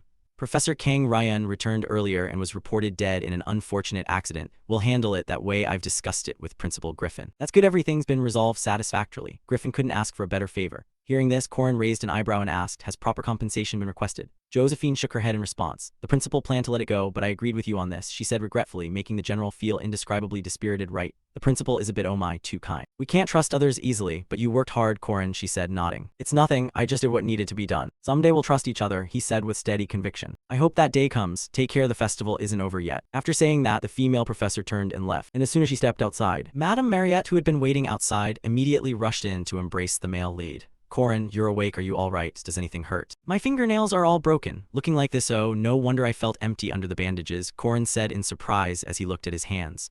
Mariette scolded him a bit. Really, Corin, you're always reckless. You're always getting hurt and ending up in the hospital. Honestly, her voice began to break as she spoke. Why are you crying? Is something wrong? Corin asked. I'm crying because I worry about you, she snapped. Did you get hurt anywhere? Did you destroy the stone walls and relics by yourself? Ah no. Jua and Jinhyuk destroyed one too, Mariette added. So that's why they left. If so, I barely survived, Corin thought to himself. But Mariette wouldn't have it. She slammed the bed in anger and shouted, it's all their fault. Seeing her like that, Corin hurried to calm her down. Don't say that they're not bad people, they were put in a difficult situation. He explained being a gamer, he understood. Jinhyuk wanted revenge for his family and Jua wanted to save her cousin. They were just doing their best. The real villain is Kang Ryan. He exploited their desperation. We shouldn't mistake who to hate. Turning to Mariette, she could only sigh at Corin's words. Corin's always so mature, he should be more grown up, or call him Anne, he suggested with a smile. That phrase, call me Anne, Corin always liked being called that. I just hope Corin stops getting hurt, she said, then added, but Corin will get hurt many more times, won't he? She looked him straight in the eyes, waiting for an answer. Corin fell silent at that. He couldn't deny it. He carried the burden of saving the world, yet he had no special power compared to gamers. He was just a player clinging to martial arts, and his body would have to endure a lot. Seeing Corin quiet, Mariette continued, aren't you going to say anything? Corin, it feels like you're living in another world. I'll fight alongside you. Like this time, I'll always be by your side to help whoever you fight. I'll support you, she said with a smile. Her words lifted the general's spirits a bit. Thank you, I really appreciate that, he said, touched. From now on I'll be fighting those with evil ambitions and false beliefs, and powerful enemies who want to destroy the world. How can I save the world facing foes like that? The answer is always simple. Together, he said, lightly bumping fists with his small wife, making her squint with a smile. I'll sign up for the guard squad, she said. So soon? Corin asked. The Harvest Festival is coming. If we don't register now, everyone will be busy with the holiday, she explained, reminding him. Oh right, then leave it to me. Okay, Corin will be captain and I'll be vice captain. What about the others? She said, pulling out pen and paper to take notes. Well, Corin stroked his chin but hadn't finished his sentence when the whining voice of forgetful Alicia sounded nearby. Hey, Corin. Corin turned and smiled. Oh, Alicia, hello, welcome, Junior Alicia. Ha ha ha, you look like a mummy, Corin joked at her bandaged limbs. Whose fault is it? Alicia complained, which chased away his teasing mood. Yeah, my fault, he scolded himself, then turned to thank Alicia. I'm really sorry and thank you, he said with a laugh. Across from him, Alicia's face flushed. She avoided his eyes. Oh, okay, that's enough, she replied. Thanks to the miracle herb Mary, her bones have healed, but Alicia still has to rest for 2 weeks even with the best medical care. The festival ends in a week, so she can't take part in the closing bonfire. She'll be discharged soon, but she needs to rest and recover first. Sniff, I want to join the bonfire, Alicia wailed. There's still the winter ball, Corin reminded her. They're two different things, she shook her head dolefully. On the other side, Corin began to understand how she felt. That's true, he's been to these events many times, but this is Alicia's first time. With that in mind, to comfort the swordswoman, Corin promised, when the winter ball comes, I'll buy you a Jessier dress.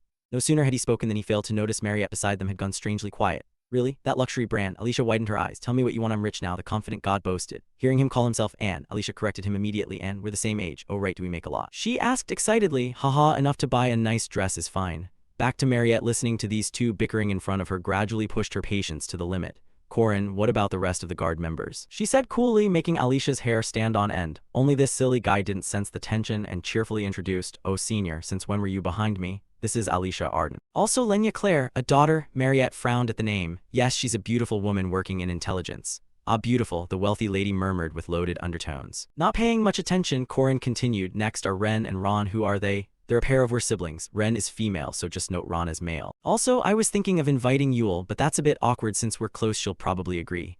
Back to Mariette, as she wrote, the pen in her hand began to tremble violently. That druid girl, are they really that close? Oh, we're close enough to tease each other and occasionally share a meal. Finally, H. Warren, she'll definitely join, so put her name down. No sooner had she said that than the pen snapped in half under the pressure, and Alicia began to sweat profusely. Not noticing this, the chatterty god babbled on. Professor Josephine already agreed, so there's no problem. Hey senior, hey senior. Corin stammered a line when he finally realized Madame's mood was a bit off. Corin, are you trying to make me lose my mind? She snapped, her eyes already blazing red. Returning to H. Warren's thoughts, everyone is afraid, they're on guard. They condemn her, say she should never have been born, they throw stones at her and do the most contemptible things, calling her a monster. But this time she hurt Corin, almost harmed everyone. Like before, power is the only thing that matters to her. It's the justification for pushing the original out and taking this body, so I can't be weak, I can't rely on anyone. Thinking of that, Corin's earlier words echoed in her ears. I'll help you make a proud choice so you won't regret it. Let's find the answer together. Regret, what am I supposed to do? The warmth that pains, the concern and worry feel like sharp knives stabbing her heart. I hate you, Corin, you hurt me. H. Warren has been solitary since birth. She lived a life of being used, so she doesn't allow anyone into her world. Yet thinking this, something in the little girl's heart seemed to choke up. At that same moment, Corin appeared at the familiar window, reached out, drew aside the curtain, and looked inside. Hello, are you feeling better? Are you okay? Over the past while, without waiting for him to say more, as if guessing the purpose of his visit, H. Warren spoke up. Hurry, Lan, do you have a way to change all of that, right? Hearing this, Corin's face fell into a serious expression, how pitiful. He thought for a moment and reached his hand forward as if to comfort the girl. H. Warren hurriedly grasped his hand and, voice trembling, said, Do you want to eat? She asked, looking so fragile. Corin grew more convinced of his thought right, she must be terribly frightened. Then, like a protective instinct, the male lead reached out, stroked the young nun's small head and nodded, It's okay, when this is over, I'll definitely buy it for you. Scene shifts outside, looking at H. Warren's figure standing atop the tree. Corin said seriously, let's begin. He then looked at the gem set on his spear. It was the death god's jewel he'd traded for before, a guaranteed hit item that severs the soul from the body, bypasses all defenses, a soul harvesting artifact with 100% accuracy. Of course, if a human used it, the accuracy would drop drastically and become useless. Let alone me, someone who can't sense souls, so the accuracy would be nearly zero. As he spoke, he hurled the spear straight at H. Warren, and as he predicted, the spear, upon approaching her, suddenly twisted and plunged into the ground as if it had collided with something. What's that? H. Warren asked, puzzled by the strange sight. Corin didn't elaborate. Look, I'll show you a spell. He took out the flawed magic stone used at the festival that he'd bought from the tavern owner. This thing spread radius grows larger as accuracy decreases, making it harder to control by its dispersion mechanics. At the lowest accuracy of 1, the maximum range is 100 meters. But if someone like me with 0 accuracy uses it, the dispersion range becomes infinite. Putting aside that I can't influence souls or trigger its effects precisely, this isn't my attack, it's the dispersing magic stone's attack.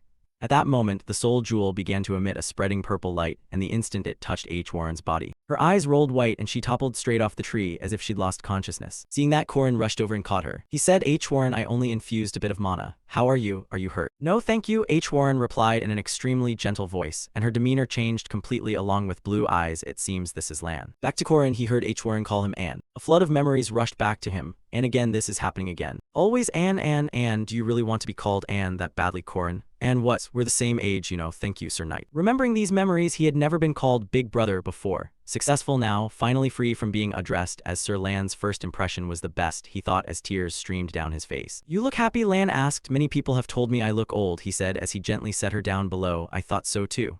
It seems you really want Huo to call you brother, she shrugged in reply, and with that, Corin's gaze also calmed. Oh, she had been watching everything. Huo had occupied this body for 3 straight years. She had been trapped inside and observed everything. Thinking of that, he casually asked a question. Having her body taken for 3 years and you don't feel angry? In response, Lan fell silent for a moment. Then she grabbed her skirt and skipped forward like a child. Wow, look, I'm running. This is the first time since I got sick that I can walk and run like this. It's all thanks to Huo. Thanks to Huo replenishing the energy reserves so I can do this, she said cheerfully while Corin hastily warned, Hey, your body isn't used to this yet. Don't overexert yourself. Turning back to Lan, he slowed his steps. She admitted, at first I hated her. I yelled and tried to take back my body, but she couldn't hear me. Huo often talked to herself, but I know she wasn't ignoring me. She always felt remorse and guilt. I understand. How hard it was to overcome that fear and anxiety. I understand. After all, we lived together in one body. So I don't hate her anymore. Huo summoned all her courage to return the body to me, Lan said as she idly splashed the puddle at her feet. He felt reassured hearing her say that. That's forgiveness and acceptance. Someone who had their body taken for 3 years willingly forgave Huo. She's pretty mature, he praised. Of course I stopped aging at 13, but Huo is only 3 years old, right? I've always wanted a little sister and now I have one, Lan replied happily. And Corin agreed with that. She's not wrong, now it's like two sisters sharing the same body, he thought before Lan stood up and continued, but you know. If I fall into danger again, you'll still come save me like last time, won't you? Just say it any time. Corin nodded and said, I knew you'd answer like that, as I've heard you're wonderful. Corin, I also like fish. It seems Huo and I share interests in food, music, books, and even men, she whispered into Corin's ear, making his face flush bright red. Huh, what? The flustered fool stammered. If you become my husband, you'll have 2 legal wives, she said as she unbuttoned the top button of Corin's shirt, sending him into a panic. No, wait, what are you doing? Answer me now, Lan teased, while undoing a button at her own collar, revealing a patch of pale skin, and the more he looked at it, the more the male lead broke into a sweat. He was even at a loss for words. No, I mean I. Don't tease people like that. After saying this, he hurriedly pushed her away before the nervous bridegroom lost control. Across from them, seeing his awkward, tangled demeanor, Lan couldn't help but burst into laughter. I'm not joking, where do you think I come from? At this age, I've done everything. That, you know, a relationship and so on. Since you're sharing a body with Huo, you should consult her opinion too, the general advised. But it seems there's a certain resolve brewing in that head. And as soon as he finished speaking, Lan tiptoed and planted a quick kiss on his cheek so Corin couldn't react. Thank you, she whispered. What are you saying? Corin stammered. But when Lan didn't change her answer, Lan's body slumped against him. Then the familiar red-eyed look returned. Don't get delusional. That just now was all nonsense, she said, rolling her eyes as she glanced to warn Corin, which completely dashed his earlier intentions. Oh really, that easy to switch? He thought to himself before seeing H. Warren already stride forward muttering, who are you calling little sister? Shut up, it's just a misunderstanding, be quiet. What the are Lan and Huo talking to each other? Over here, seeing Corin still lingering, H. Warren turned back to remind him, not coming? 7 o'clock, the place we usually eat. Oh okay, Corin replied with a start. Maybe this is H. Warren's way of apologizing with food. Anyway, she's still just a kid, Corin exhaled in relief. But when he thought of what Lan had whispered in his ear, the general grew a bit suspicious. Still young, right? Time passed quickly, cut to some cave. At this point, countless bodies lay scattered across the cavern floor. Damn it, the old cathedral poured so much effort into the Merkaba festival, and yet I was sure we'd take down those opposing the archbishop. What a total failure. Who the hell was that guy? How did he know all of our plans? I had summoned the 14th Crusade as Bishop Li Jinyang ordered, and the tunnel had been built 100 years ago. To trap H. Warren, I took an enormous risk, and yet that man. He destroyed everything, he said, glancing at Corin while Corin remarked, the Crusader army. If you valued this so much, knights should have been sent here instead. Turning back to the scar-faced man, oblivious to his own situation, he still dared to mouth off at the protagonist. You think you can get away from here? You think you can walk out? And before he finished speaking, Corin drove a spear into his face, knocking him unconscious. Watching this, Professor Josephine, observing at the side, said, I can handle this myself. No problem, I also want to test a new technique, he said as he retracted his spear. You mean that throw that took out the whole bunch just now? Anyway, don't overdo it. Thanks for the support, I'll take care of capturing these people, Josephine said as she turned to leave. Before she went, Corin didn't forget to warn, as a precaution, take the pill from the right cheek of each of them. Turning to Josephine, his reminder left her pensive. How does Corin know so much information? From the look on her face, the protagonist could guess what she was thinking. Josephine had many questions, like how did he know the old cathedral's tunnel had been prepared 100 years ago, and why he initially told her to be on guard during the cathedral. Professor Josephine issued restrictive orders to the other engineers. Cut to H. Warren's room, the confidence of a born genius with a body that can't be killed. This made her daily routines slower than others. In short, H. Warren was very lazy. Although she had opened her eyes to the morning, she had no intention of leaving the bed, forcing her sister Lan to chide, get up Huo, it's morning, get up now. Too noisy, H. Warren complained, covering her ears, but it was useless because the sound rang directly in her head. Hey, how are you talking to me like that? Let's eat, hurry up, Lan shouted. At the same time, strange metallic sounds suddenly rang out outside for some reason. Hearing that, the lazy girl dragged herself down to investigate. I'm coming out not because you told me, just because I'm curious. Saying that, she also spotted the dope sleeping on the floor. Corin. Why is he lying here? Wake him up, Huo, Lan said. Why? H. Warren wondered. If he keeps lying there, he'll catch a cold. Hurry up, the older sister urged. However, H. Warren still had no intention of waking him. Instead, H. Warren reached out and poked Corin's cheek. Hey, I like Corin too, right? Lan suddenly asked. I don't know, he always does whatever he wants, does things nobody needs, always so serious. I don't get it, H. Warren frowned in reply. So you don't like him? Lan pressed. I don't hate him, H. Warren answered. Then, hearing her younger sister say that, Lan shot her a suggestive glance. So you do like him? Oh no, I hate him, H. Warren corrected when teased. At the same time, Madame Mariette appeared downstairs. Seeing H. Warren next to Corin, the potato elder let out an exclamation. Up early today, just because it's noisy, H. Warren replied. But she didn't bother to turn toward her. Seeing that, Mariette paid it no mind and ordered her young attendant, so, Diaku, take her back to bed or H. Warren will lose sleep because of Corin. If you're sleepy, go back to bed, she said as she followed Diaku. But at that moment, for some reason, H. Warren suddenly asked, a bit annoyed. The sofa, why not let him sleep on the couch? In response to this, Mariette gave a smile that wasn't really a smile. What? There aren't any blankets here and it's cold. He'll catch a cold. There's stew in the dining room. Let's eat. I'll eat with my Corin, okay? I can finish it all, she said cheerfully, marking her claim. Then wait for her and go. Warren mumbled something only she could hear. My sister. Time passed quickly. Cut to the lecture hall. The professor was still lecturing attentively, so in such a situation, everyone should use nearby materials in an emergency. Back to Corin, the teacher down front lectured while his mind remained hazy like he was on cloud 9. The festival isn't over and we still have class. I've had this lesson before, so I'll focus on other things. Saying that, he checked his new status board. Here, Corin Lock, Aura level 8131 increased, Magic level 6770 increased, Skills, Rebirth ability damage resistance, 3rd core, new, Magic release. New. Looking at those status lines, Corin focused and pondered. At this point, my stats already surpass Alicia's. Moreover, I've obtained the 3rd core and unlocked Magic Release. Right now, my aura rank is upper-lower. In other words, ordinary knights at this stage would typically only have the 1st aura core. But I have the Radiant Heart from Silver Ginseng plus the Demon Core inherited from Duke Sabantia. So while other knights only have the 1st aura core, I already have 3. Alicia said she also has a Radiant Heart now. The 10-depth abyss seems to have strengthened Alicia a lot. This time, her Radiant Orb rank reached upper-lower. It was only mid-lower before. In 6 months, she's grown far stronger than originally, and she'll be much stronger in the future. Magic Release is a skill that accumulates innate power under high pressure. It can store and release up to 20% of total mana, an extremely powerful ability. My current Radiant Emperor level is 8130, so 20% would be 1600. That's terrifying. The thing is, I've carefully tested it in the hunting grounds, but I still don't fully understand it. I thought I could do something like Duke Sabantia's ultimate demon sword. Damn, could I slash across the sky and kill a dragon with a spear? He groaned in thought, and while he was still calculating whether he could hit a dragon, the female professor's lecture ended. 5 minutes before the end of class, I'll check your notebooks. Hearing that, Corin jolted. He wasn't the only one. All the students in front shared the same reaction. Check notebooks? Why suddenly check notebooks now? Seeing the angry look on this busty woman's face, he quickly guessed the issue. We're doomed. She's probably mad because everyone looked sleepy in class. This is bad. From what I know about Lulala from 4 years ago, her punishments are mild, like making you sweep the classroom. The problem is this class is archaeology. The residue from experiments won't come off even if you scrub until morning. It's maddening. Once this class is over, I'll be free all afternoon. I was planning to enjoy the festival. I have to write something. As he spoke, he hurriedly reached out to grab his pen, and he accidentally brushed a small hand, which made him flinch slightly. Jaeger on the left, and on the right, he looked at Warren and quickly withdrew his hand. But at that moment, the small hand suddenly clenched his. It made the young man's face flush red. Was it Lan? That's right, wanna see mine, big brother? Lan said, smiling with satisfaction. See, notes, what notes? Corin stammered, not believing Warren was actually paying attention to lessons. Just flip from the right page to the left. Hey, would you like to have lunch with me? Lan offered cheerfully, and just hearing her call him Anne a few times made Corin's eyes go wide, forgetting everything else. Oh, of course I'll treat you. I'll buy you something delicious, he said pleasantly. Behind them, other students whispered and gossiped. Who is that? He's so close to Warren. Up until now, Corin was the only one who talked to Warren. What happened? That cad, they spoke carelessly, not knowing that Diaku behind them had heard every single word. Time quickly passed until class ended. Corin and Lan walked together, and the protagonist asked, "Where's Huo?"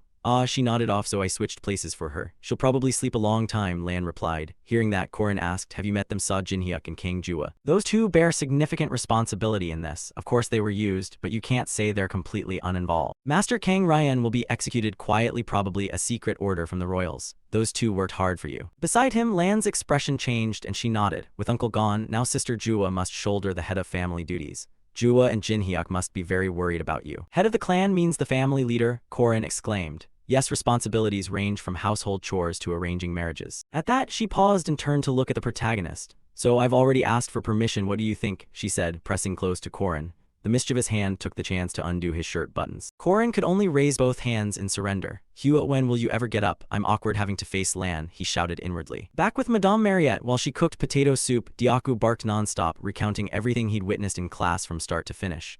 Tell it slowly and in detail, Mariette shouted. Upon hearing this, Diaku barked as if the house were on fire. So it's like that, so that's how it is, Mariette said, her whole body emitting a fierce aura. Although Corin and I aren't lovers, well, Mariette is fairly rational. Even if it's more instinct than affection, this recurring odd behavior must mean something special. If you marry me, you'll have 2 legal wives, you know. Husband, 2 wives. Diaku began reciting the main points. Mariette became so excited, she snapped the chopsticks in her hand, then felt a surge of intense danger. This won't do. We need to take stronger measures. Should I buy a potato farm and a diamond mine? Or should I be bolder? Saying that, she imagined herself in a sexy nightgown and shook her head. No, I've done enough already. No, but this, the more she thought about it, the more a fire seemed to flare up inside her, leaving Diaku momentarily speechless. Then, as if not knowing what to do, Mariette turned and asked, Hey Diaku-san, what do boys like? Hearing his young mother's question, Diaku's eyes suddenly lit up and he flashed a sly grin. Time quickly passed, scene changed to the cafeteria. Who knows what Diaku had suggested to his young mother, but now she sought out Korin.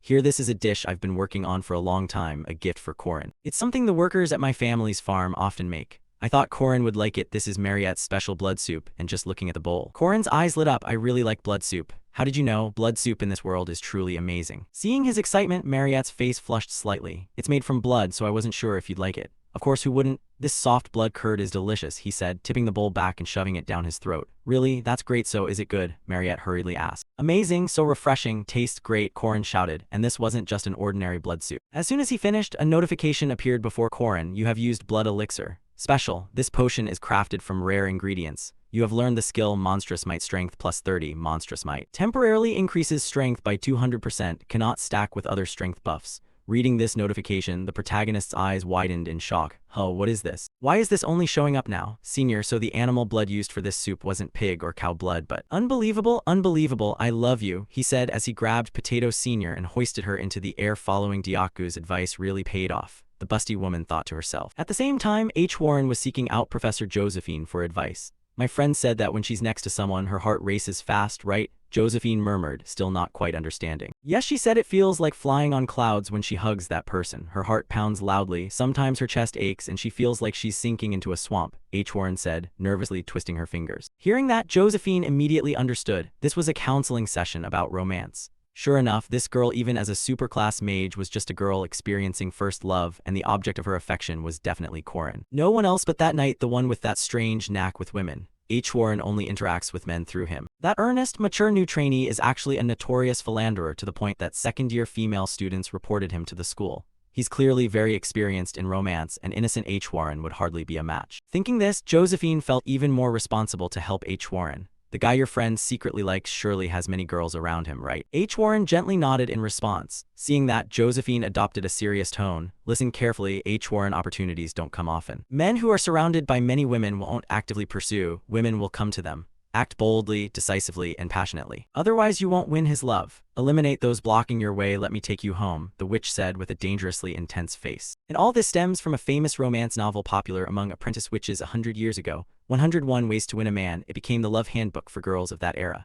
Ironically, the love counselor's knowledge comes from romantic novels she read a century ago. A 117-year-old witch who's never been in love. But since both Huo and Lan were inexperienced girls, they took that cheesy novel-based advice to heart. Stepping out of the spatial gate, H. Warren said, I'll head back now. Okay, good luck, said the young professor, offering encouragement. At that moment, H. Warren's face suddenly froze as her eyes caught sight of something. At the window ahead, two figures entwined together. Those two were none other than Madame Mariette and the male lead, Korin. Their breathing grew rapid and the air heated between them. Then, on that armchair, Mariette laid herself over Korin, making the atmosphere even more suggestive. Turning back to H. Warren and watching their actions, she suddenly gritted her teeth. You said you'd search for the answer with me, you said you'd help me, you promised you'd stay by my side. I know that meddlesome person isn't only kind to me, that kindness is also given to that senior vampire. I know, but my heart still hurts. Have I been arrogant thinking I'm special? Why do I feel so upset seeing them together? That look definitely wasn't one reserved for a junior or a senior. H. Warren thought to herself as she watched the possessive look directed at Potato Senior. No choice facing her naive little sister who hadn't lived much. Sister Lan immediately blew the whistle and switched places. Huo, leave everything to me now. I'll remove whatever stands in your way. Time passed quickly. Cut to a tea party where Korin's group happily drank tea together. This chocolate mousse is delicious, Alicia said, her face flushing with excitement. They don't have this in the East. It's rural there, no pastry shops, so we make it at home, she explained with a smile, which made Korin feel a bit sorry for the head of the dorm. No pastry shops at home, how remote is she? I've been to the East a few times on missions, but it wasn't relevant to the main plot. I was just out to relax before the upcoming break. Expecting a little sweet snack, none of them anticipated so many people tagging along.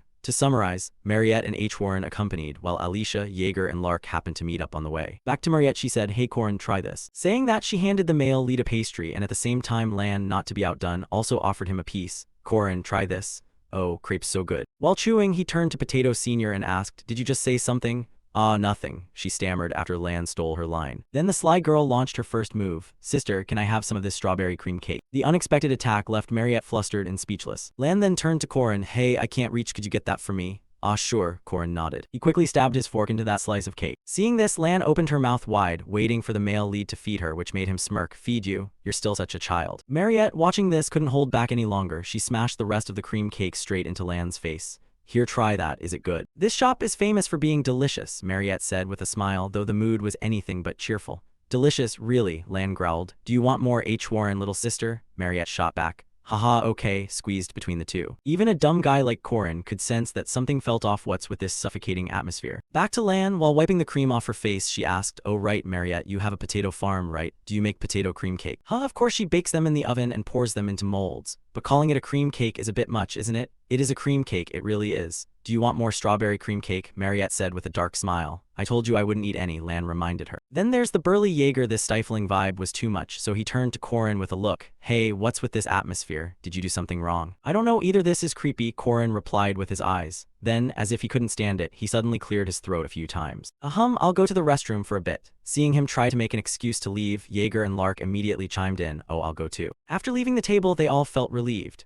Oh my, are those two fighting? From what I see, you're the worst, Jaeger sneered. Agreed, you scoundrel, Lark nodded. Watching their backs as they left, gluttonous Alicia was left alone to endure it all. Or rather, she endured even more. Once Corin was gone, the barbed remarks came out openly. Right, I've heard the East is a remote countryside. It must be wonderful to have a country home with fresh air unlike ours, Mariette said with a smile. Yes, living in a beautiful forest with clean water beats living in the stench of livestock, Lan retorted sarcastically. Their tone was heavy, though they laughed, there was no joy. Alicia worried inside so much that the food in her mouth lost all taste. Back to Mariette, the war of words continued. Anyway, this winter Corin will come south with me. There are some hot spring inns there. He should relax there a bit. Responding to that, Lan smirked. Oh, you plan to invite Corin to Zion's sanctuary so he can receive the blessing of the Saintess. Surely the Saintess's blessing is far better than those stinky hot springs, right? As for Alicia, whatever she was thinking, she dared to butt into their conversation. Hey, I don't think you two heard Corin already agreed to come to my house. No sooner had she finished than Corin, in the restroom, suddenly felt a murderous aura. I heard he has business in the East, so he formed a party with me to watch the eclipse together, Corin. She didn't tell everyone, Alicia stammered, explaining under their probing stares. The more she met those looks, the more Alicia's scatterbrained mind scrambled until she could hardly think or speak. And this all started a few days earlier. The green-robed druid Yule unexpectedly approached Corin and said, Corin, this morning a spirit from the eastern forest came to see me. From the eastern forest, that far, the male lead exclaimed. He knew druids favored by spirits often traveled with them regardless of closeness, but a spirit coming from such a distant place was quite rare. Could it be the god guest? And Yule nodded. Yes, I found the people you mentioned, Druid Uskia and Druid Findia. Findia, the forbidden land that hides the fourth relic, the sun Klausolas, and its guardian Druid Uskia. In the game, 4 forbidden lands contained 4 relics that only existed in legend.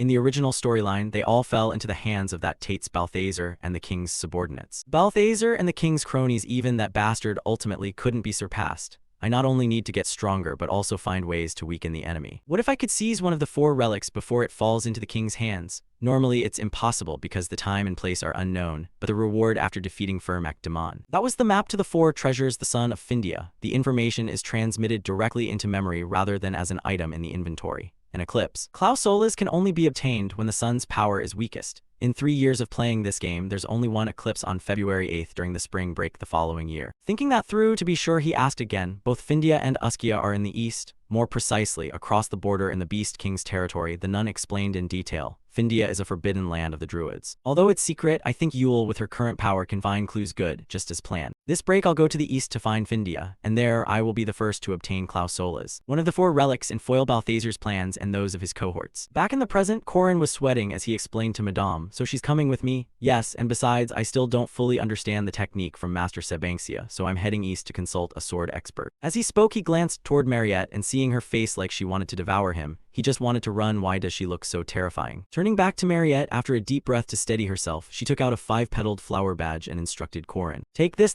is the emblem of my family, the Duke's house. With it you can get help in most places. Looking at the badge in his hand, Corin was a bit dazed and asked once he realized how valuable it was. This is too precious, are you sure it's okay to give it to me? It's fine, because you're not an outsider, said Mariette, her face flushing slightly. I'll go right away, go ahead and leave first, wait for me. Across from them, Alicia could only awkwardly scratch her head. Okay, thanks, I already said it, but it seems a dangerous person might appear, so I need your help.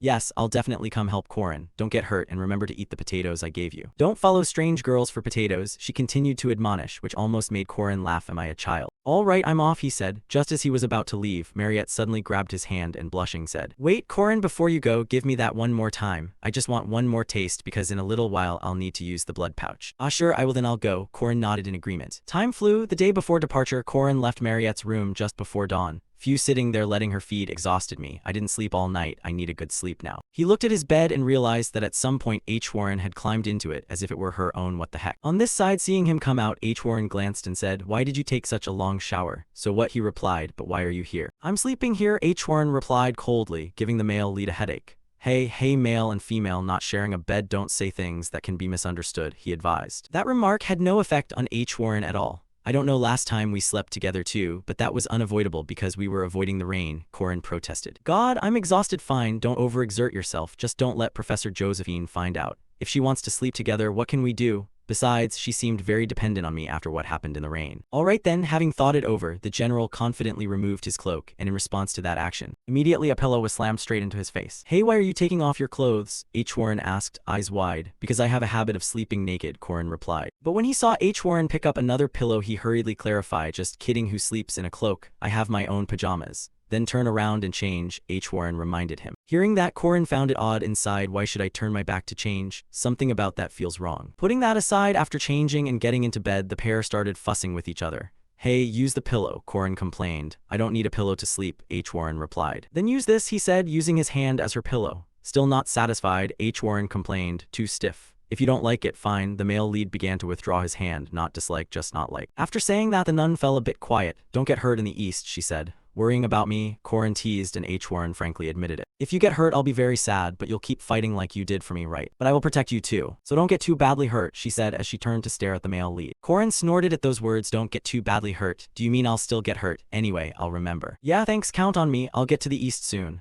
"Okay, that'll do," Corin nodded. H. Warren's words that day had strengthened him. Time flew to the next day. Corin, along with Alicia and Yule, were happily having drinks at some cafe. Looking at the newspaper in his hand, Corin suddenly asked, "Hey Alicia, is this you sword Emperor Garand entrusts the fifth sword to his niece in the Arden family inheritance dispute?" Hearing this, Alicia, sipping coffee up front, choked and pretended she'd never heard the news. I knew nothing," she stammered. The protagonist didn't pay much attention and began reminding the swordswoman, "Although it was predestined, you're no longer discarded. Have you packed warm clothes and supplies?" In reply, Alicia cheerfully held up a bag for him to see. "Here's my coat, rations, and clothes." Beside her, the nun Yule shook her head. "I am one with nature, so I don't need to prepare anything." Back to Corin, hearing their carefree answers, he realized these two farm girls were hopelessly naive. Such rookies who know nothing. "We're flying straight to the east on a wyvern. You two get my meaning? You're going to regret it," Corin said with a knowing smile. The two girls opposite had no idea what he meant. Only a few hours later, as they boarded the flying lizard to head east, did they grasp what Corin was referring to. On the wyvern's back, Alicia was so scared she was in tears. "Corin, I can't open my eyes, help me," she screamed. Meanwhile, the nun Yule fared no better. The wind up here was so strong she couldn't even close her mouth. This was beyond the spirit's expectations. Humans must stand on their own. Beside Corin, who watched the scene and could only shake his head in dismay. Idiots. At 1 kilometer altitude, in any season you must wear warm clothes and goggles. Consider this a harsh lesson for them. And so the group rode the wyvern straight to the east, to Taklaken. At the same time, from behind, Alicia suddenly started babbling and kept pointing down, which made Corin curious. What is she saying? He wondered and looked downward, then discovered a herd of mammoths below. Their eyes blood red, the mammoths were charging madly forward, as if something had provoked them. From behind, Alicia babbled a warning. "There's a village over there. If this keeps up, that village will be flattened." Hearing that, Corin realized the seriousness and quickly formed a plan in his head. "No, it's not too late. We have enough time to save a village. We'll stop them. Yule, create a wall of roots across their path." "Next, Alicia, can you do it?" "Yes, I can," Alicia replied. As assigned by the protagonist, the nun Yule quickly formed a wall of roots to block the mammoth's path, while tendrils of roots surged from the ground and wrapped tightly around their bodies. While the mammoths were restrained, the swordswoman Alicia dove down from above and unleashed a powerful sword technique. Unfortunately, the mammoth noticed in time and used its tusk to block the strike, leaving the swordswoman stunned. "What? It blocked it," she shouted. Then the mammoth went berserk, thrashing so violently that the roots couldn't withstand the force and shattered into pieces. "The roots can't hold any longer," Yule shouted. Seeing this, Corin leapt down from the wyvern and issued orders. "Focus on binding the lead mammoth tight, keep it there. Leave the rest to me." No sooner had he finished than a group of riders came charging past Corin's party from behind. And the mysterious rider skills were no ordinary feat. They rapidly launched a series of deadly strikes, targeting precise weak points on the mammoth's bodies, so that the beasts fell before they could even resist, collapsing in pools of blood. They were Arden's monster hunters, and Corin recognized them at once. With their appearance here, Corin suspected someone notable was accompanying them. Sure enough, as he guessed, the voice of Lunia rang out. "You're still as pathetic as ever, can't even handle a slow pig like this," she said coldly, prompting the swordswoman Alicia to stammer a greeting. "Sis, second sister." The nun Yule, unfamiliar with their identities, asked Corin, "Who is that?" "That's Lunia Arden," Corin explained. On the opposite side, Lunia's tone grew sterner, exerting real pressure. worthless wanting to hunt a monster nearly caused a catastrophe. Seeing her attitude, Corin felt a flicker of worry and wondered, is she scolding her sister? Is this about that article this morning? Unaware of Corin's thoughts, Alicia suddenly threw something at the two of them. Take this. One for you too. Seeing that, Corin reached out and caught the object Lunia tossed over. When he opened his palm, he discovered it was a honey blast candy. Nearby, the gluttonous Alicia immediately popped the candy into her mouth and complained to her sister. Sister, you scared me. Lunia kept her cold expression. Be more careful next time, don't charge in thoughtlessly. Then she turned to the protagonist, Corin. I hear you reached level 1 good. Keep it up. Thank you, Corin replied calmly. He wasn't overly surprised by Lunia's demeanor. She was, after all, always so cold. Then Lunia seemed to recall something. She abruptly stopped and turned to say, oh, by the way, Corin, would you like to marry me? Her sudden question left the two other girls in the group staring with their mouths agape. As for Corin himself, he still almost didn't understand the situation. Dunulift is a great house in the south, holding fertile lands, countless islands, and vital trade routes. In contrast to the east, which not only faces a heretical empire but also endures harsh nature and constant magical assaults from those barren lands. Yet despite such hardship, the East has maintained a solid reputation, certainly thanks to its frontier guardians, House Arden. At that moment, Corin's group had returned to House Arden, and as they arrived, a line of clan members bowed with hands clasped. Welcome home. Seeing that, Lunia nodded and instructed her younger sister. She's my sister and her friend, prepare rooms for them. Yes, ma'am, the group chorused. Then Lunia turned to Alicia and told her to follow her somewhere. Time passed quickly. Cut to a private guest room. Corin and Yule were happily playing chess, and given Corin's level, Yule easily realized she was being dominated. This is a tough game. How are you so good, Corin? The nun wondered. Corin shook his head modestly. Hey, how much experience do I have? He answered, just occasionally. Putting the game aside, Yule lowered her voice and asked Corin, is Alicia okay? The atmosphere earlier looked tense. After saying that, her face showed some unease. Only Corin seemed unconcerned. It's fine after all, they're sisters, he waved off. But for some reason, Yule grew more anxious. Do you think she's going to punish us because we failed to handle those mammoths? Come on, she's not that kind of person, Corin reassured her. Before the conversation went any further, a servant entered and informed Corin, Mistress Lunia wishes to see you. Hearing that, though curious, the protagonist quickly followed to meet the swordswoman Lunia. Cut to Lunia's location. Seeing someone arrive, she turned and said, you're here, sit down, we have a lot to talk about. This isn't about punishing me, is it? Corin joked. What are you talking about? Lunia asked. Oh, nothing, Corin waved his hand. As Lunia poured him a cup of tea, she asked, you're almost 18, right? Same age as my sister, have you married yet? Opposite her, Corin had just brought the cup to his lips and hearing the question, spat it out. Why are you asking that? Seeing Corin's reaction, Lunia concluded inwardly, so you're not married then? If you don't have anyone, would you marry me? She proposed, which nearly made Corin burst out laughing as he wondered if Lunia was serious. Lunia's cold face replied, do I look like someone who jokes about that? Objectively speaking, you're exceptional, talented in martial arts, hardworking, and your face is decent enough. You meet my standards, she said, stroking her chin with an appraising look that surprised Corin. I didn't expect you to care about looks. Lunia casually shared her view. I am a woman. After all, I at least have to consider the appearance and physique of the man I'll sleep next to. From Corin's perspective, of course, he didn't take things so simply and asked, tell me the real reason, why are you bringing this up all of a sudden? For Corin's question, Lunia paused thoughtfully for a few seconds before answering, it's because of my sister. After Alicia defeated me in the sword duel, that old senile sword emperor suddenly appeared and declared the appointment of Alicia as the 5th sword lord. The old man vanished right after saying that, leaving my supporters restless, and you, the one who advised Alicia and devised that bold plan, surely understand. My position began to wobble. And to regain that standing, I kept receiving invitations to meet renowned swordsmen and heirs of prestigious houses.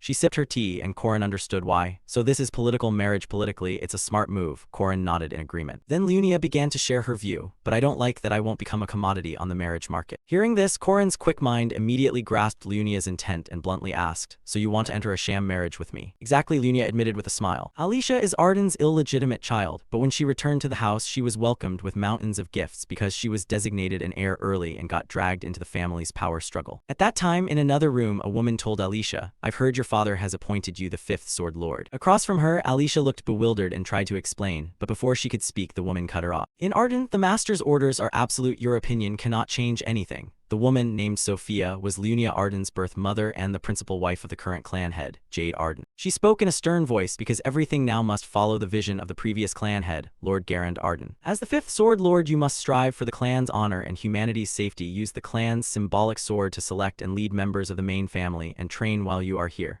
As she spoke, she set the sword down in front of Alicia. In response, the food-loving Alicia took the sword with vacant eyes. She didn't resist, more precisely, she couldn't resist. Obedience had been bred into her since childhood, and that hadn't changed, even though she knew she would never truly be accepted by this house. After taking the sword and leaving Sophia's room, she passed by the room where Corin and Lunia were talking and happened to overhear Lunia's voice. All right, think positively. Then tomorrow we'll spend the whole day together, go out and have fun. Hearing that, the food-loving girl paused and thought for a beat. Her and Corin dadding, her lip tilted slightly, her tone more excited than usual. That mismatched comment was really only something her sister would say. Of course, a serious matter like marriage needs justification. But she must have good intentions, I sensed that from the midterm test. Lunia was both curious about and fond of Corin. She respected a talented swordsman and longed for territory. But if she didn't like Corin, she wouldn't have made the offer. This is good, the glutton murmured. Because Alicia cared for both of them, Lunia was the half-sister she'd always admired, who had cared for her like a mother since childhood. Though they now faced off, she truly wanted her sister to be happy. Corin was also someone special to Alicia. He had believed in her talent, supported her, and helped her survive those who pursued her sister. The two of them were truly well matched, and both people she deeply loved and respected. It would be good for them to be together, Alicia thought to herself. Back with Lunia, Lady Sophia handed her a paper and explained that it listed famous Eastern swordsmen and the eldest sons of distinguished families. Without further words, Lunia understood that it was a roster of candidates for her prospective son-in-law. For Lunia, a quick scan of the names made it clear. Most supporters were loyalists of her mother's house, so she couldn't ignore the pressure from these meetings, but she had accidentally blurted out. But he's handsome and, objectively speaking, a good man. Moreover, he has a driven, improving spirit in martial arts. After all, the one who decides the next heir is Grandpa, Sword Emperor Garand Arden. Corin has reached the domain level, so even if someone objects, Grandpa will just overrule them. Thinking of that, she recalled Alicia's feelings for Corin and grew a bit pensive. Not sure how deep that girl's feelings really were. At least a fondness or perhaps more. I suppose my sister's feelings, what's hers is mine. I have claim to it. Being a leader means I can't fuss over trivial things, Lunia reminded herself. At that moment, her subordinate Jenny appeared behind her and prompted, Miss, are you going to date Corin? Lunia calmly replied, date? That sounds off. I find it unpleasant. This is a marriage assessment. Aren't you okay with that? Seeing that, Jenny furrowed her brow and asked, is he really superior to the men Lady Sophia brought? That's why we lost the duel. Moreover, he dominated Lena at a very young age and achieved impressive accomplishments. He's worthy of her. Hearing that, the swordswoman turned slightly and praised, indeed, Jenny, you have an eye for people. Then Jenny asked again, so are you going to court him looking like that? Her question made the swordswoman exclaim in surprise, what's wrong with that? At the back, Jenny fell silent after hearing that. Time flew to the next day, cut to the meeting place where the two had arranged to meet. Corin was dressed in a dapper western suit, but when he saw swordswoman Lunia standing before him, Corin's face flushed pink with embarrassment. His voice even stuttered and blurred. Why are you looking at me like that? Is something on my face? Lunia asked, wearing a traditional outfit that gave her an elegant air quite different from her usual stern look. Corin hurriedly waved his hand. Ah, nothing. Then let's go, Lunia said as she took Corin's arm. And so the two happily went on their date. Meanwhile, food-loving Alicia was commanding a house force to deal with problems caused by monsters. Masters, there are signs of fiends near the border, someone warned. All right, then let's head there quickly, Alicia ordered. Thus, while Corin and Lunia were enjoying their date, swordswoman Alicia was slogging through battle, cutting down monsters. After finishing, she exhaled in relief and told those behind her, good work today, everyone. Elsewhere, after enjoying the concert, Lunia asked Corin, did you have fun? Ah, yes, the title angel voice isn't an exaggeration, Corin nodded. But that wasn't what Lunia meant, so she repeated, no, what I mean is, did you enjoy yourself? Corin nodded and said it was a new and thoroughly enjoyable experience. Hearing that, big sister Lunia squeezed Corin's hand and whispered, that's good. The most important thing is that you're happy today was wonderful. She said this as she bent and kissed Corin's hand, leaving Corin momentarily stunned. You couldn't help but ask curiously, isn't it improper for a man to kiss a woman's hand? Lunia replied that she was used to doing it and said, next time it will be your turn. See you tomorrow then. I've prepared a lot for you. She waved goodbye to Corin as she spoke. Yes, be careful on your way home. See you tomorrow, Corin replied. At the same time, elder sister Lunia also noticed Alicia standing dazed at the doorway, her appearance bloodied.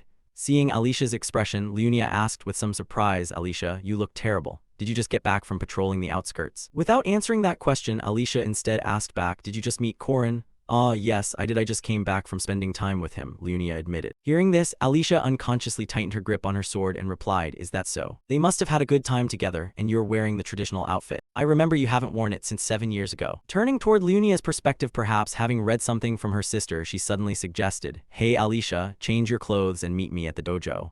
Let's spar a match. Normally, Alicia would avoid sparring with her sister. She didn't know why Lunia had made the offer. But Alicia couldn't refuse. Yes, ma'am, she answered bluntly. Time passed quickly until evening. The scene shifted to the dojo practice area, where elder sister Lunia remarked that Alicia had changed a lot. She was always avoiding sparring. Yet today she agreed, and with no one else around now, just fight freely. She paused for a beat and then, as tradition required, introduced herself before the match, the orthodox disciple of the one-sword sect Arden. Lunia Arden. Across from her, Alicia responded, first-rank swordswoman of the one-sword sect Arden, Alicia Arden. After the introductions, Lunia said they should begin. Saying that, she slammed the wooden sword she held down hard against the stone floor. She struck forward violently, cracking the floor and sending countless shards of stone hurtling toward Alicia. The sudden attack startled Alicia. She swung her sword forward and shattered all the rocks, but while she was still busy dealing with the debris, Lunia's figure abruptly appeared behind her fierce tiger, Golden Rooster, the second technique. Do you still remember? Blocked Huangyi's eye, swift light. As those words rang out, Lunia began swinging her sword straight at Alicia, producing a dozen flying blades aimed at her at once. Seeing this, the gluttonous swordswoman's face broke out in sweat from tension.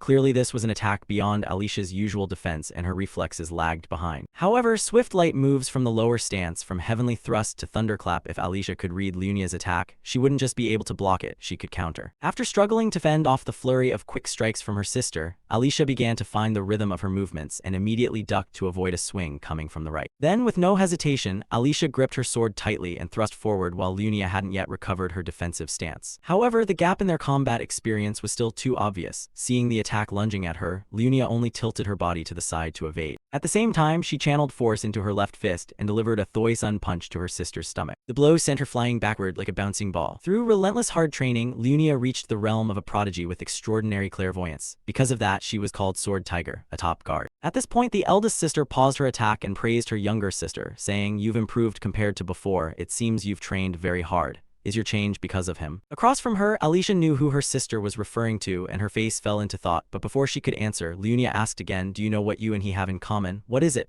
Alicia asked. Not wanting her sister to wonder long, Lunia answered immediately. "It's that neither of you waste your power. Our sword philosophy is the same. You don't need to use complicated techniques against a person. Just a brief moment, less than a span of a hand, the moment of death. You'd better dodge the next strike." As she spoke, Lunia thrust her sword forward at lightning speed, so fast Alicia nearly couldn't keep up. Alicia could read Lunia's attack, but the next strike. She truly didn't know how to evade it anymore, for in her sight countless sword shadows had appeared around Lunia, having no other option. The food-obsessed girl threw her weapon to the ground and voluntarily gave up. I lost," she said, then fell silent with her own thoughts. "I once thought I'd caught up to her somewhat. I even beat her in a previous duel, but that was just arrogance. The victory then was only luck." There remained an unbridgeable gap between Lunia Arden and Alicia. From Lunia's perspective, seeing Alicia drop her sword, she didn't press the attack. Instead, as she passed her younger sister, she warned, "Keep training. Otherwise, you'll always be just a shadow of me and him." Her words seemed to awaken something inside Alicia. Her teeth clenched together in unwillingness. Time passed quickly. A few days later, Madame Sophia and Lunia were having a conversation about finding a husband for Lunia. Pouring a cup of tea for her daughter, the madam asked, "You still aren't planning to get engaged this year, Lunia? I heard you've been seeing a young man lately." Across from her, Lunia replied calmly, "I have already found my intended." Hearing that, the madam didn't forget to remind her daughter, "Bedroom matters can wait until after engagement. Men are tools to elevate the family's status. You should choose the one who brings you the greatest benefit," she said with a cold face. On this point, Sophia Arden, who had once been the strongest swordswoman in the East in her youth, after her husband Jade Lunia's infidelity, her views on marriage had been warped. In response, eldest sister Lunia held a firm view and answered, "Mother, don't worry. I'm certain he's a far more outstanding warrior than the useless men on the match list. He reached mastery at a very young age. His martial talent is no less than my grandfather." Madame Sophia, surprised, asked again, "Lunia, what is his talent?" Lunia nodded and said, "Yes, it's not merely strength, but something very special. Talent that leads to victory. I have the same talent, and he's very handsome too." Her remark made her mother exclaim in astonishment. She hadn't expected her daughter to say something like that. Ignoring the expression on Sophia's face, Lunia continued enthusiastically, "His face is exactly my type, and besides, there's the thrill of taking what my sister covets." Across from her, the madam broke out in a sweat and stammered, "That mother thinks your views on marriage are a bit strange." Today was the first time Sophia realized her warped view on marriage wasn't right. Time passed quickly. 9 days after Corin's group arrived at the Lunia household, the domain was unusually lively today because the New Year celebration was underway. It seemed the region's theme resembled that of Korea as the festival was winding down. Corin's group's original purpose for coming east was to search for Findia, the place where 4 relics were hidden. Findia's forbidden lands, guarded by druids, were fertile territory full of magical beasts and towering mountain ranges. They lay beyond the border, under the jurisdiction of the Arden clan. Cut to the eastern border, Corin's group had arrived and Lunia even accompanied them. They owed getting here in part to the nun Yule, who had asked a spirit to guide them. "Thank you for leading the way. Do you want a pastry?" Yule said, offering a piece as if to someone, and then a portion of the pastry suddenly went missing, as if an invisible creature had eaten it. Seeing that, Corin blurted out, "Is that a spirit?" Beside him, Lunia praised without reserve, "Having Yule along is really convenient. We won't get lost in this land." Returning to Corin's perspective, he didn't forget Lunia's help so far. "Because of you we made it here. Thank you for helping us cross the border." In response, the eldest sister gave Corin a mischievous wink. "It's nothing. I don't know why you all want to find that forbidden land, but you're all underage and you're my betrothed, so I should take responsibility to protect you." To Corin, ordinary guards were a burden in these monster-filled mountains. With H. Warren and Mariette absent, Lunia represented a tremendous source of strength. From food-obsessed Alicia's point of view, hearing her sister call Corin her betrothed made her inexplicably uneasy. She warned, "Hey, sister betrothed, you shouldn't say that. People around us will look at us weird." In front of her, Lunia's face stayed cold as she said she didn't care what others thought. As for Alicia, if it were a normal matter she might have stayed quiet, but about this she stubbornly persisted. Sister, you really don't have a responsibility to Korin, yet you're blocking his marriage prospects. I don't think that's right. She said this while awkwardly wiggling her index fingers together. Hearing this from her younger sister, Lunia suddenly smiled as if she'd guessed something. You think so? She said with loaded meaning, leaving Alicia confused. While they were still talking, Nun Yule in the front found the entrance to the secret area and warned, "We're almost there, just past here." Hearing that, everyone turned to look and discovered a strange circular sigil ahead, radiating bright light. But at that moment, the space around them suddenly cracked like shattered glass. When it reappeared, Korin realized there was no one around him. He narrowed his eyes and scanned his surroundings warily. They'd been tricked. This place was worthy of a sage-level druid's protection.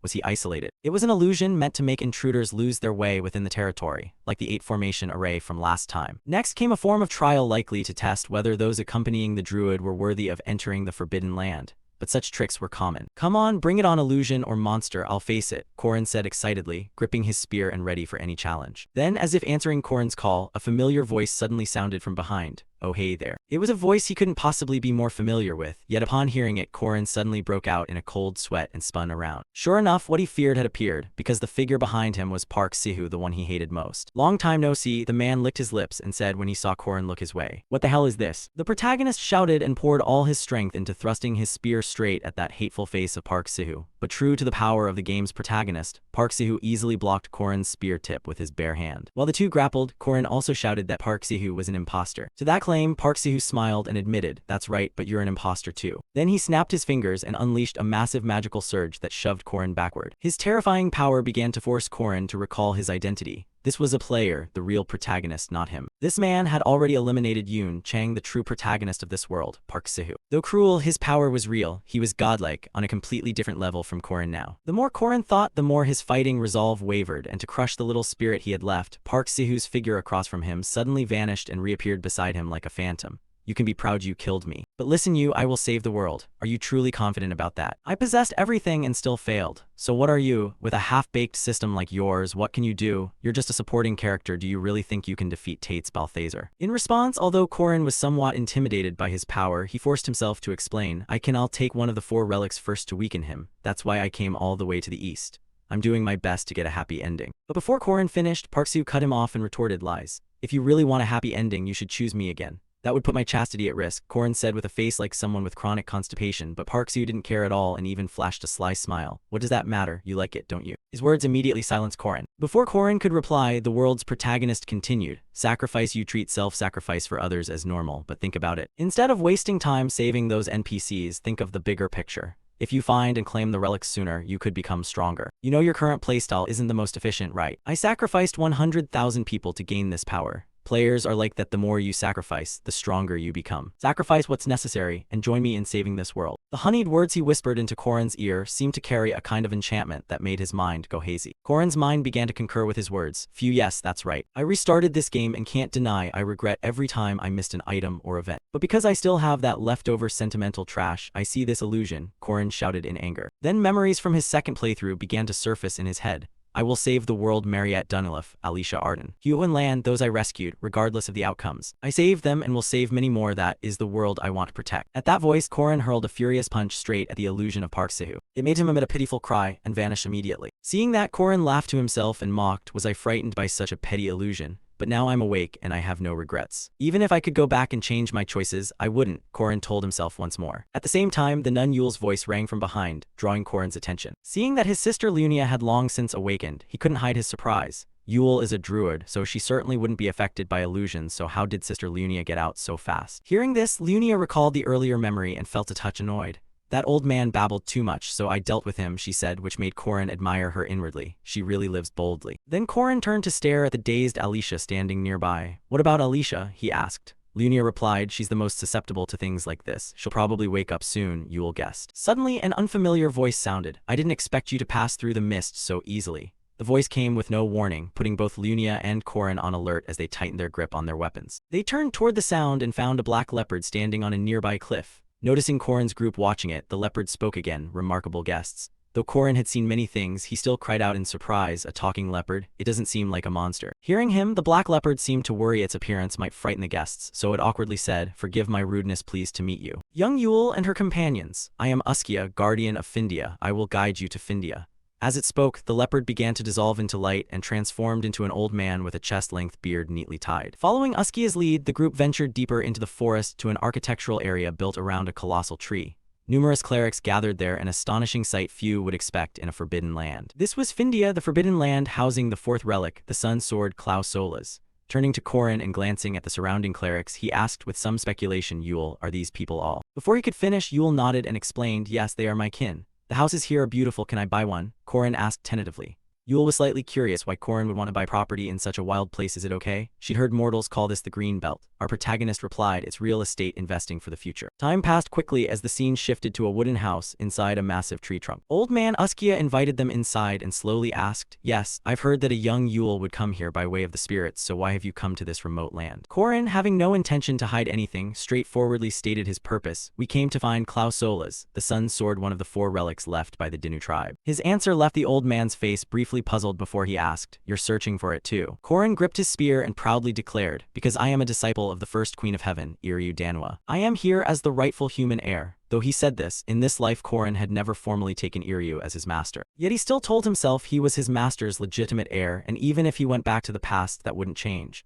Thinking that, he remembered old Uskia's remark and asked, "What did you mean by you too?" Before the old man Uskia could answer, a sudden hacking cough came from behind the group, and then a tall shadow stepped inside. "The air reeked of blood, so that's it, you're the brat who killed Firmak. I expected someone to come, but I didn't think it'd be an even crazier one." The voice belonged to a strange figure with pointed ears, unnaturally tall build, and a cowboy hat on his head. This was a Muria monstrosity, king of darkness, beast lord Dun Sky. He stepped forward toward Korin and stared at him. "You know me, Queen's Hound, kid, there is only one Lord of Darkness. When the age of darkness comes, your goddess will be torn apart and become feed for the beasts." He said this with a gruesome grin. But then, suddenly he fell silent, turned to the side and barked at the air, "Don't call me, I told you not to call me." Then he smiled and addressed Korin's group as if suffering from split personalities. "Oh, sorry everyone, my friend can be a bit loud, please disregard him." Seeing this, old Uskia stepped forward and declared, "Because both of you want Klausolas, I have no right to decide who will possess it. I only set the challenge." Back with Korin, the old man's words made him stroke his chin and ponder. Druids are always neutral, but this isn't good. I don't know what the challenge will be. And that guy might not know either, but in the last playthrough Tate's Balthazar's side held all 4 relics. If the story follows its course, he would pass the challenge. Unaware of Korin's thoughts, old Uskia asked, "Both of you should return to your rooms to rest. We'll announce the challenge details after we discuss." Hearing that, Dun Sky replied with a hearty laugh, "Haha, I love challenges. The brat who killed Firmek, I'm looking forward to this." Time passed quickly. By night, the scene shifted to Alicia's bedroom. She was still deep inside the illusion the druid had created. Inside her dream was the scene of Korin and Lunia happily married. They had a brood of children as big as a football team. A warm, happy family. The 2 people she loved and respected had married and loved each other.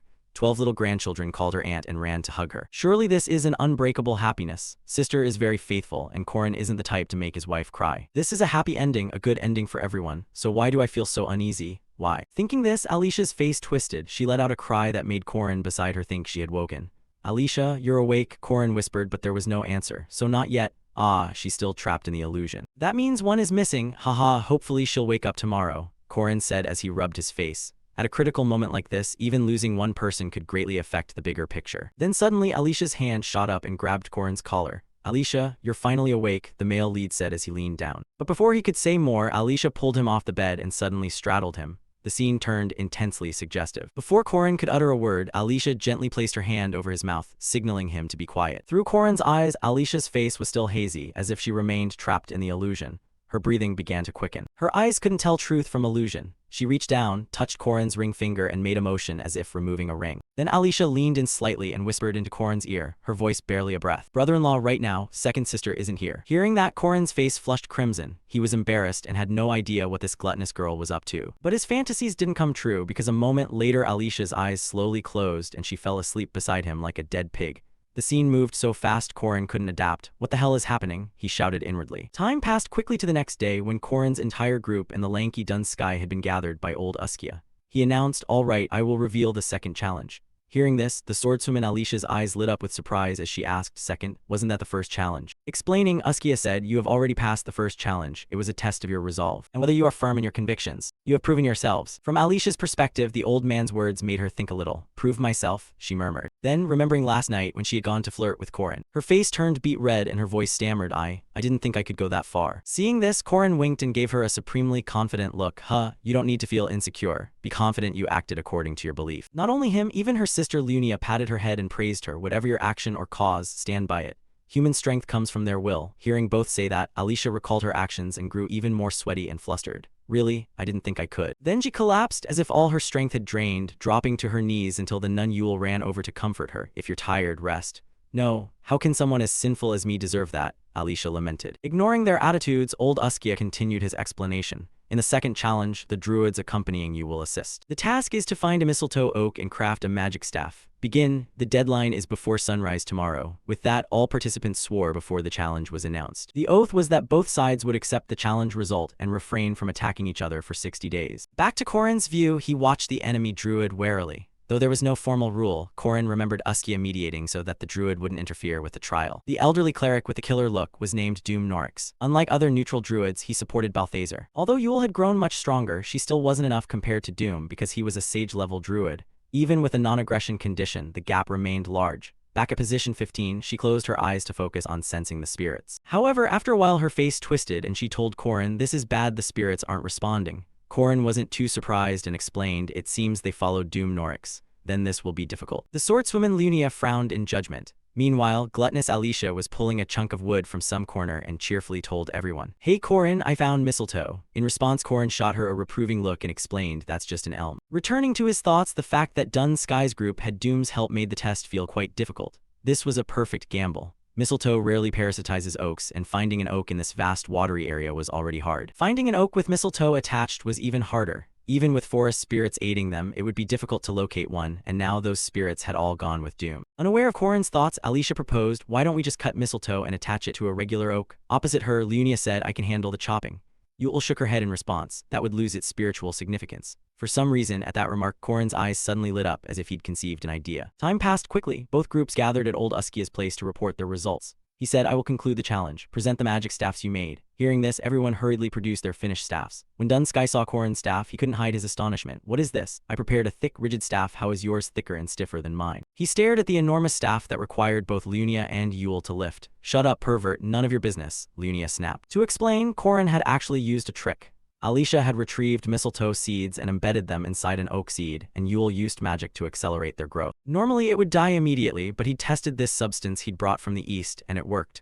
Corin thought this while staring at a vial of yellow liquid in his hand. Back at old Uskia's position, he turned serious and nodded before continuing. "All right, you have all excellently completed the second challenge. Everyone passed. I will now announce the final challenge. In the northern forest, there is a mata tree bearing red berries. Your task is to bring one of those berries back here." Following his directions, by late afternoon Corin's group and Dun Sky's party arrived before the oak. However, just as Corin predicted, the final challenge was not going to be that simple. As soon as they arrived, a cold bead of sweat formed on his face. "I figured it wouldn't be that easy." At that moment, the ground suddenly rumbled under everyone's eyes. Next, a giant rose up from the earth and coldly observed the group. "Whoever dares to seek the berries must prove their worth." This was a sky colossus, the same kind that guards the sun Findia and a figure named in the hero Arhin legends. "How a giant!" Dun Sky's eyes showed delight. Even Lunia felt daunted by the towering figure. "Taking him down looks a bit difficult," she remarked. Corin immediately shut that idea down. "Don't even think about it, Lunia. Win or lose, we won't get Klausolas that way." He reminded himself once more, "Right, they won't force us to fight this giant.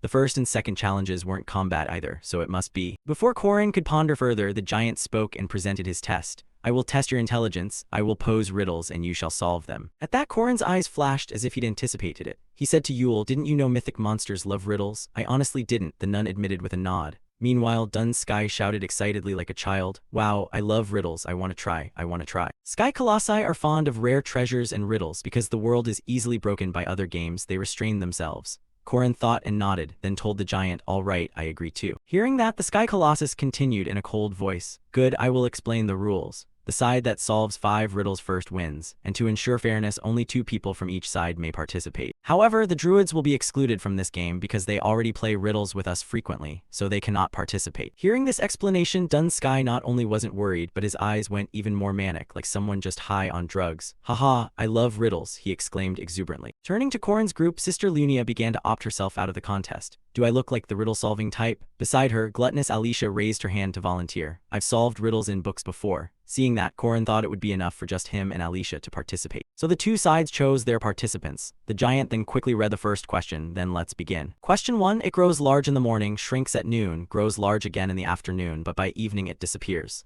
What is the answer? Hearing this, Corin felt his head go fuzzy. He began to stroke his chin, deep in thoughtful contemplation. Grows large in the morning, shrinks at noon, grows large again in the afternoon, then disappears in the evening. Think a little more and it's obvious, Corin thought. But within seconds, Dun Sky raised his hand and answered. The answer is a shadow, correct, the Sky Colossus replied coldly. Corin and Alicia blinked and watched Dun Sky. He didn't look like someone good at riddles at all. Was that just a coincidence? Alicia said in astonishment. Unlike her, because Corin had memories from a previous life, he remembered that although Dun Sky appeared mentally unhinged, his mind was extraordinarily sharp. I forgot, because his appearance is so unusual. Dun Sky's particular ability wasn't a mere coincidence. It felt like facing thousands, tens of thousands at once, Corin thought. Meanwhile, the Sky Colossus didn't want to waste time and immediately posed the second question. This thing exists but cannot be seen. Nothing can defeat it. It is certain to come, but once it passes, it stops forever. Dun Sky even looked a bit disappointed and complained as if the question were too easy. Time, the answer is time. The Sky Colossus then presented the third question. This thing is sometimes joy, sometimes comedy, sometimes tragedy. A play in which all living creatures are actors.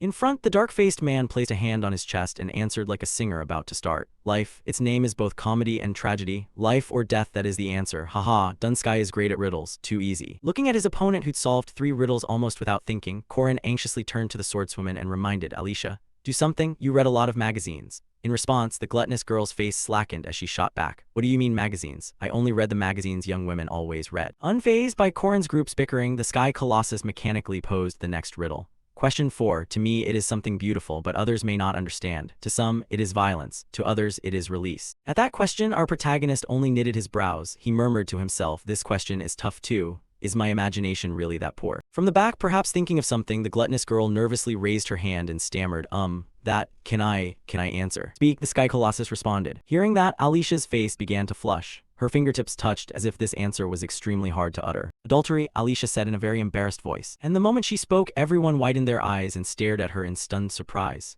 Even the Sky Colossus's gaze brightened a little at her answer. Facing Alicia and being stared at like that made her even more flustered. She stammered back it could be right. Interesting, your answer is also correct, the giant praised. A little embarrassed, not wanting to seem familiar with the gluttonous girl. Alicia, what do you usually have in your head? The protagonist asked. Hearing that, Alicia immediately turned pale with regret. She grabbed Corin's arm and wailed, "Oh no, I'd rather say it's wrong, I'll take it back, okay? It's not like that, it's not, don't avoid my gaze, please give me a chance to explain." Next, though it broke the momentum, perhaps due to beginner's luck, Dun Sky answered the next 2 riddles correctly, causing Corin's group to lose. The loss was crushing. Up front, the dark-faced Dun Sky held a bunch of berries with a joyful look. Haha, the berries are beautiful, I'm so good, right?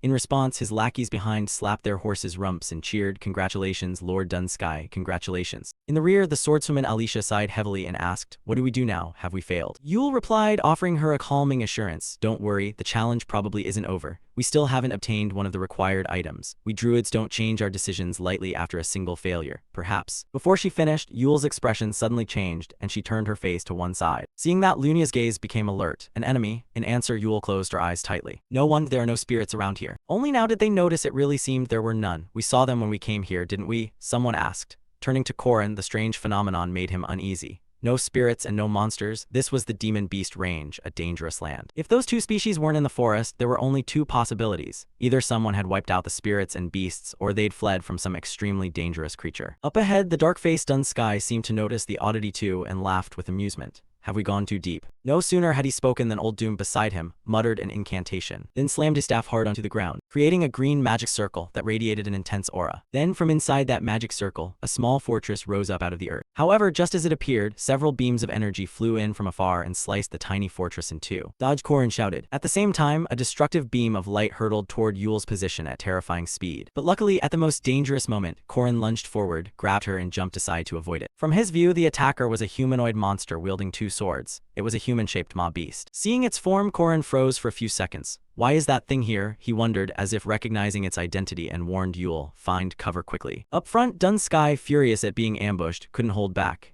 His sleeves turned into countless purple snakes that lunged forward to counterattack. However, the snakes hadn't reached the maw beast before its paired swords cleaved them to pieces, shattering them into countless fragments. Watching the sword techniques it used, Lunia's face broke into sweat because she recognized them. Was that Arden's one-style sword? Standing before them now was the strongest swordsman from the Ahan hero legends, the Sword Demon. Across Arden's border lay the Demon Domain, where the most insane beasts and monsters claimed dominion over the Greenwood, forming a strange balance. What had been shaking that balance was the old poison sword. At that moment, the old man coldly looked at the creature before him and demanded, "That sword belongs to me." In his eyes, the thing standing before him was a humanoid monster. They weren't called demons by lineage, yet humanoid monsters were born only rarely. Were they created to survive or to slaughter? Seeing a monster wielding a sword, the old man smiled. From that moment began a one-sided schematic relationship from the swordsman. On the 8th day, he had called the monster out alone and began to fight it, nomming it the Sword Fiend. For now, that name was known only to him and the mad old swordman. But in the future, the whole world would come to know that name, because it was the strongest swordsman in the Ahan hero legends, aligned with Balthazar. Watching its power as it attacked Dunsky and Balthazar's heavenly sand beast, it temporarily appeared to be on our side, but it was too early to celebrate. How can I stop that thing? Am I the next target?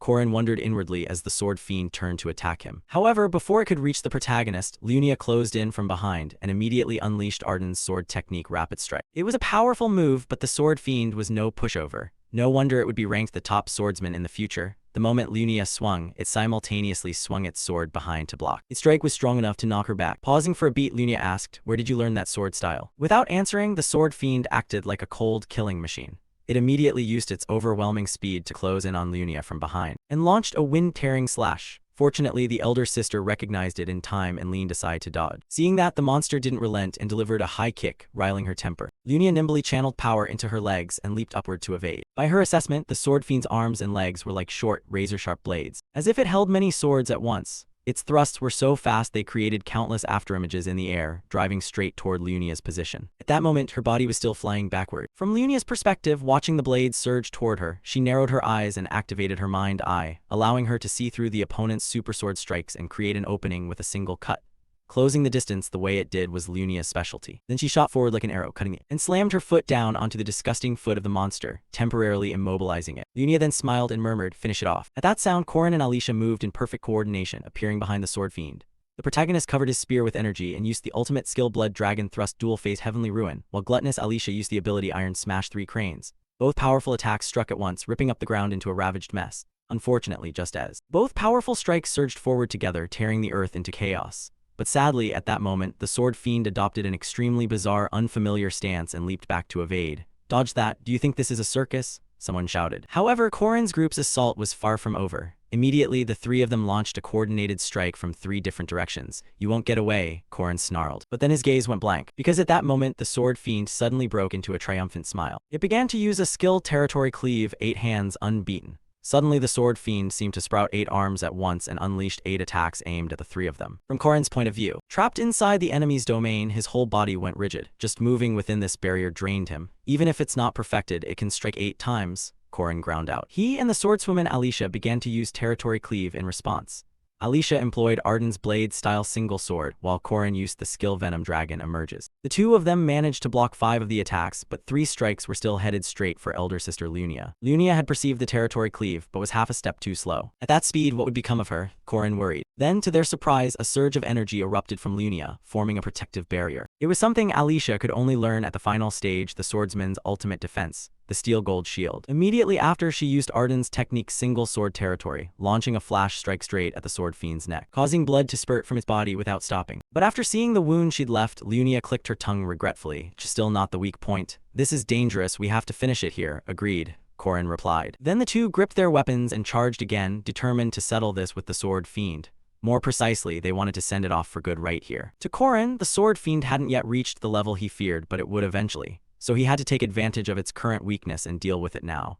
As he closed in, Korin prepared to use his skill Peerless Thousand Hands, making the sword fiend's face confused as it let out panic cries. However, before Korin could strike, the dark-faced Dun Sky suddenly appeared behind it and called out, "Hello, my friend." The unexpected voice came from behind with no warning, startling the sword fiend, which immediately spun around and unleashed countless sword kai at once, tearing Dun Sky's body into innumerable pieces. Pieces of his body began to fall in a shower to the ground. However, those body parts then transformed into a pool of black liquid, and from that pool, countless venomous snakes with reddish-pink eyes lunged straight at the sword fiend. Seeing that scene, even a berserk monster like the sword fiend couldn't hide the confusion on its face. But things weren't over yet. Immediately after, a magic circle appeared beneath its feet. From within the circle, thick roots sprouted up and coiled tightly around its legs. This was the combined attack of Dun Sky and Doom. They were the Emperor's slaves. With no other choice when facing such a twisted duo, the sword fiend could only roar in fury and swing its blade like an executioner, shredding all the snakes that had attempted to attack it. After finishing, it tucked its legs in and fled. Facing an almost immortal opponent, the Dun Sky and the Darkscale Judge were Korin's mortal enemies. Seeing the scene, Korin couldn't help breaking into a sweat and muttered, "Monsters." Time quickly passed into evening, cut to Yule's resting chamber. She was fretting to the two before her. "I'm sorry, I couldn't help at all." Hearing this, gluttonous Lunia shook her head to reassure her. "Don't worry, it couldn't have been avoided."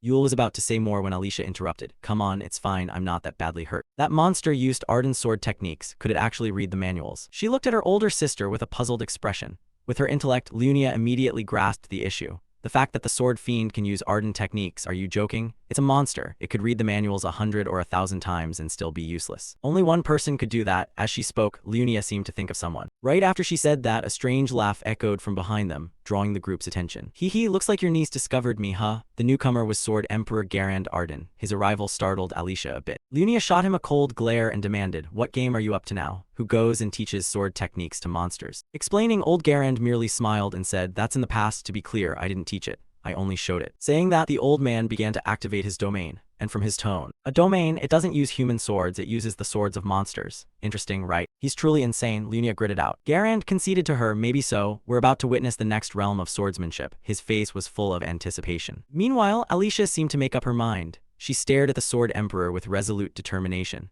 "I don't want to feel helpless anymore," she told herself. Having witnessed the power of the two monsters Dun Sky and Doom, she then spoke up, "Sir, please teach me swordsmanship." "All right, of course I will teach you," Garand replied cheerfully. This was the moment Alicia's terrifying natural sword talent began to awaken. Anger surged up.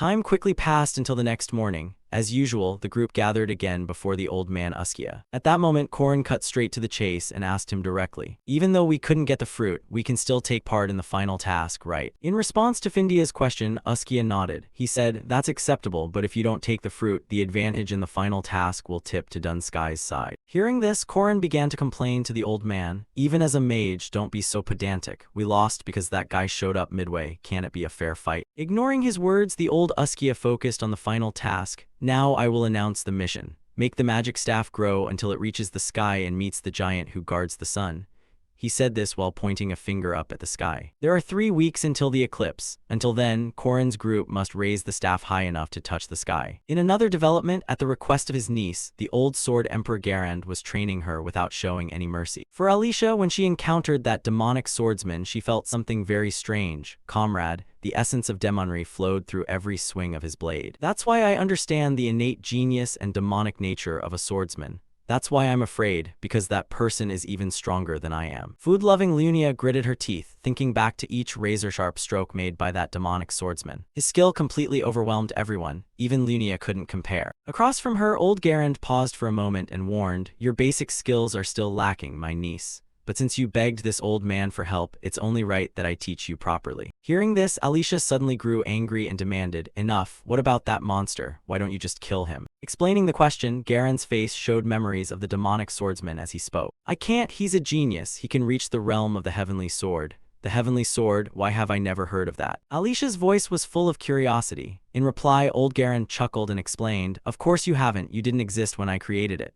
Hearing this, Alicia froze for a beat. Her face turned visibly angry. She gripped her sword and lunged at the old bastard. "Don't mock me." From Garand's point of view, he also clenched his sword and coldly explained, "Those who reach that realm can cut through the sky and split the world in two. I want to see a swordsman like that." Having said that, he swung his sword with full force forward, colliding directly with Alicia's blade. The moment the two blades clashed, a deafening sound rang through the air. Their strike was so powerful it produced a shockwave that spread outward. To his notion, Alicia could only shout, "You crazy old man." "Ha, you're getting more like your sister every day," Garand said with eyes brightening in excitement, while Alicia clicked her tongue in annoyance. Cut to the kingdom of Elriz. At the southern castle, Busty Mariette had just taken off her heavy cloak and asked, "Mother, can I go now?" She quickly changed into her familiar outfit and told herself, "The spring festival ends in 4 days." Korin sent word that he'd meet her before the eclipse on February 8th. "Of course, I've ridden the Skydrake many times, but I'm still worried." Thinking of that, Mariette's face flushed slightly. But before she could leave the house, her father rushed out and shouted to stop her. "No, where do you think you're going, Mariette? Holidays are for staying home and being with family. I'll get married there, father." Mariette replied, and at the same time her mother darted over with lightning speed, slapped her husband's throat, and clamped his neck. She admonished her daughter, "Our Mariette is old enough, go on, hurry and give Diaku a sibling." With that, the lady dragged her helpless husband back to the room. Meanwhile, Mariette muttered about which means of transport would be fastest. "A Skydrake? No, I'll borrow the Bloodcrest bird. Let's go, Diaku, go find your father." This is the instinct of a high-ranking vampire. Mariette Dunlop herself knew that. Besides her, a new enemy had appeared. Cut to the great cathedral of the first sanctuary, Jerem, where H. Warren and Professor Josephine were present to meet someone important. The person she needed to meet today was the Holy Maiden Estelle Hadatha El Rath. At that moment, her face looked a little dreamy, as if praying. But the instant she spotted Josephine and H. Warren approaching, she immediately tossed the prayer aside and ran to embrace H. Warren. "Oh my, it's H. Warren, we've been hearing about you at the festival. Are you okay? Of course you're not hurt." Then she pinched H. Warren's cheeks with both hands and pulled them apart, while H. Warren, not wanting to waste time, spoke bluntly, "Get out of here, it's important, quickly break the seal for me." Why? Estelle asked curiously. At her question, H. Warren's face flushed and his voice stammered and unclear. It's uncomfortable, you do it, opposite me." The Holy Maiden slit eyes slightly opened a bit, then she, "Are you Lan?" In response, Lan cheerfully said, "Hello, your highness, I feel the same, we need power." "Why?" Estelle asked further, and for this Lan playfully shared, "Because I want to become his wife." Her words made the Holy Maiden opposite her pause in thought for a few seconds. But then she accepted the request. Estelle placed her hand on H. Warren's head and used her holy power, causing a glow to appear on H. Warren and slowly fade away. Seeing that, the fire girl regained control of her body and asked, "The seal has been lifted, right?" "Only the first seal," the Holy Maiden Estelle clarified further. However, for H. Warren that was enough. "Good, I'll be off then," she said, and turned to leave in a great hurry. Meanwhile, Professor Josephine, who had been watching from the side, reminded them, It's 24,000 km from here to the eastern border. You'd best ride a Skydrake there. Wouldn't I be faster going on my own? I can't arrive after her anyway, H. Warren said, looking a bit embarrassed. No, Lan said no. Then H. Warren accelerated and leapt straight out the window, ignoring Professor Josephine's loud shout behind her. That will take 3 weeks. Why are you jumping out the window? Only 2 days, H. Warren answered. Meanwhile, the holy maiden Estelle watched their departing figures and gave a knowing smile. How interesting. Vampire Mariette and swordswoman Lunia Arden Alicia, successor to the Sword Emperor Alicia. From defeating the Iron Mountain King to preventing H. Warren from turning into a monster. Many such events are connected together. What kind of person is the junior Corin Locke? Time passed quickly 3 days later. Back with the main character, who is now helping the gluttonous Alicia bandage her wounds. Looking at the wounds on her body, Corin clicked his tongue in annoyance. That old man really showed no mercy to anyone. You'll bleed to death before you can climb that tree. Saying that, Corin tightened the bandage in his hands and tied it off. The pain made the scatterbrained Alicia cry out in tears. I feel like I'm going to die. Stop it, you idiot. Dying now would be far too soon. Corin scolded her. From Alicia's viewpoint, she began to look at the 2 staffs the Corin group and Dun Sky's group had planted in the ground. Then said with a puzzled face, I think I can climb it, but I'll need several more lifetimes to see all the wonders of this world. By her gaze, the staff they planted had hardly grown at all, while Dun Sky's staff had already become a gigantic tree. Impossible, Alicia said helplessly. However, our protagonist already had plans in mind, so he reassured her, don't worry, everything will fall into place. Corin's confident voice made Alicia drift into a daydream, always like that. Whether it was stopping a giant boar from escaping Professor Permack's matter or facing an undefeatable demon, how did he always keep such firm faith? Even when facing impossible tasks, he never worried. Thinking this, the scatterbrained girl couldn't help but ask Corin, what exactly do you want to do? Hearing this, Corin stroked his chin thoughtfully, as if considering whether to reveal his plan. But before he could, suddenly the voice of the old man Doom rang out in front of them. You still work hard though night has fallen. Corin Locke, Thuong D stroke letter 1 EBF, I want to speak with you at least once. The old man stroked his beard and his appearance put the pair on alert. Speak of what? Corin asked. In reply, Doom's face showed some puzzlement. Why do you humans want to stop the heavenly path? Opposite him, Corin rose and answered clearly. Because countless people will die, surely you know that. Why would a nature mage like you side with them? Not clear enough. After living for centuries, I've reached a conclusion. To protect nature, humans must die. Doom said coldly, and this crazy idea left Alicia stunned. From her perspective, Doom didn't even seem human. Those dry eyes were more like a plant's. His thoughts were filled with malice toward the world. Turning back to Corin, who saw Alicia's bewildered expression, he patted her shoulder and said, Look closely, Alicia. What I want to do is kill scum like him to the last one. At Corin's declaration, even Doom couldn't help but chuckle. Ha ha ha, go this far to stop us, you're serious, but at least for now you won't win. Look over there, what do you think? See the difference? I've lived with nature for centuries. No magic on this continent can bridge that gap. That's the law of nature, of God's logic rules. It's your problem, what do you think? Do you even know? At this, Doom paused slightly because Corin had begun to slowly approach the staff, as if he intended to do something.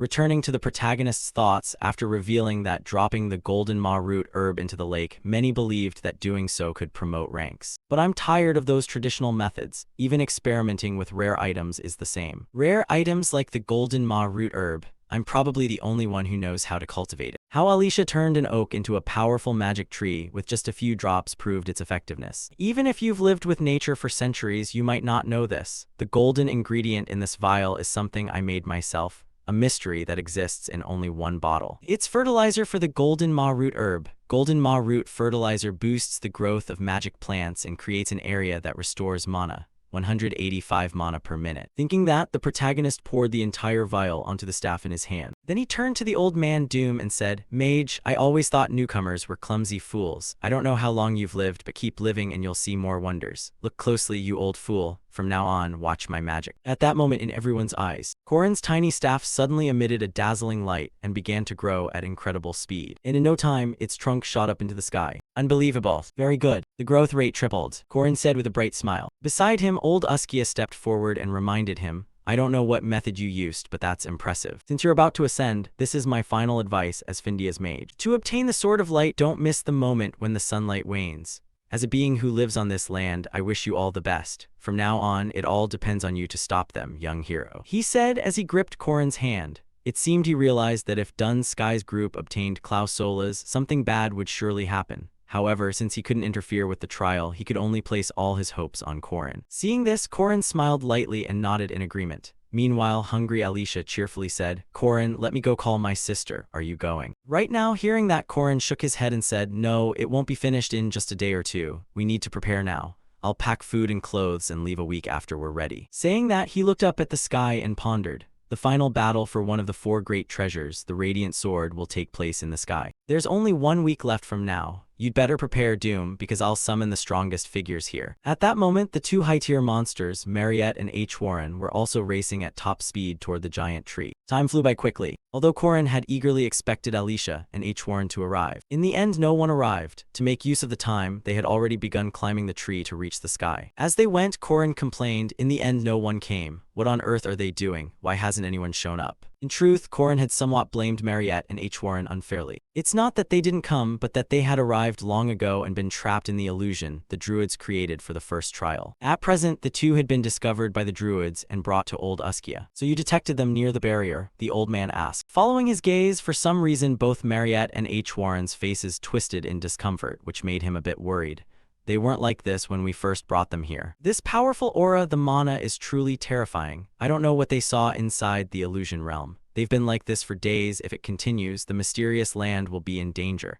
I must enter the illusion realm and pull them out. Uskia's voice was full of anxiety. At this moment, like an instinctive reaction, Mariette and H. Warren's powers kept surging outward. At any moment, it might erupt and turn this entire area into a battlefield. Hearing this, the 2 druids behind hurriedly asked, is there anything we can do? The old man closed his eyes, focused his mind, and explained, no need, I will split my spirit and bring both of them out. Having said that, his spirit began to divide in 2 and entered their dreams. The first dream was that of busty Mariette. The scene was some kind of ceremonial hall. Inside the hall, a few children with faces identical to Corin's were running and playing around. Seeing this scene, Mariette's face involuntarily broke into a smile. At the same time, a few murmurs rose around her. I heard she had a child even before graduating the academy. Oh, that's against the rules, right? The boy looks exactly like his father. Indeed, this is a wedding, Mariette thought to herself before being jolted awake by a loud proclamation. The groom is entering the hall. Hearing this, everyone in the hall turned toward the entrance. There, Corin, dressed as the groom, was slowly proceeding in. At his appearance, appreciative murmurs sounded. Oh my, he looks so dashing. Seeing that, Mariette's cheeks flushed.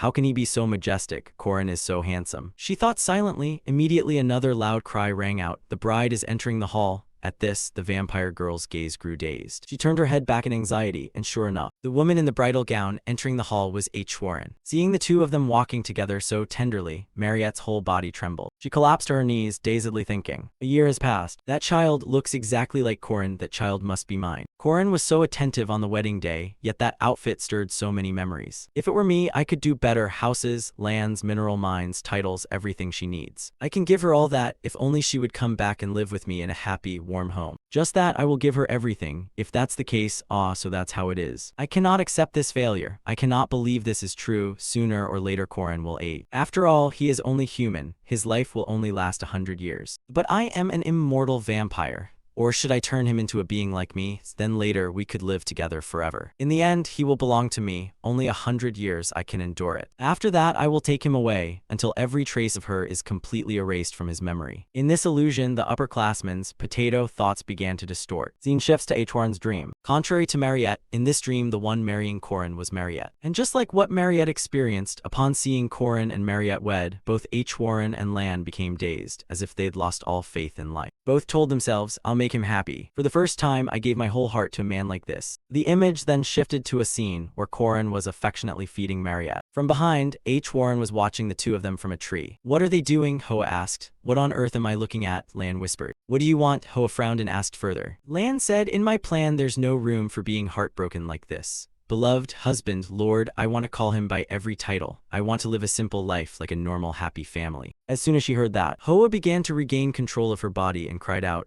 why can't I do that? Help me. I also want that happiness. Next, H. Warren moved to meet Corin alone. Seeing her appear, the protagonist cheerfully greeted, long time no see, how have you been? In response, H. Warren said nothing and immediately lunged, grabbing Corin's hand and pinning him down on the bed. Take off your clothes, H. Warren bluntly said. With a single motion, she tore Corin's shirt off. Corin tried to struggle, but H. Warren's monstrous physical strength left him unable to move. He began to ask, why are you doing this? In reply, H. Warren's voice scolded, you're awful. Instead of looking at me, you look at someone else. Saying that, Warren bit straight into Corin's neck, where Mariette's bite mark remained from before. Afterward, she looked at the protagonist with a cold gaze and asked, "Why did you do that, Corin? I gave him everything I had, so he must belong to me." Warren told herself this, and so a man and a woman stayed beside each other all night, holding hands tightly. The image shifted to a scene of Warren cradling some newborn baby in her arms with a face so happy it brought her to tears. "Like this, I'll surely have a baby, I'll be happy." Well, that was her delusion until both Mariette and Warren woke and found themselves holding each other's hands, not Corin's.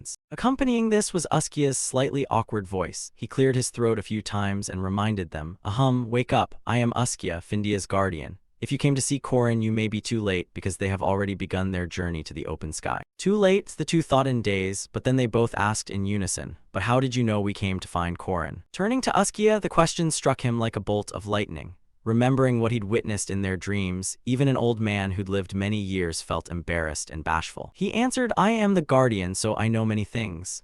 After speaking, he silently prayed for the two in his mind. "Guardian Druid, I will do whatever it takes to make you feel fulfilled." The scene cut back to Corin's group. At this time, they had reached the topmost part of the giant tree. But aside from feeling freezing cold, the group couldn't find anything else here. "It's freezing, there's nothing here," complained the glutton Alicia. "Hold on a bit, we're almost there," Corin replied, drawing an ancient rune on the tree trunk. For him, having gone through the scenario once, it was clear what would happen next.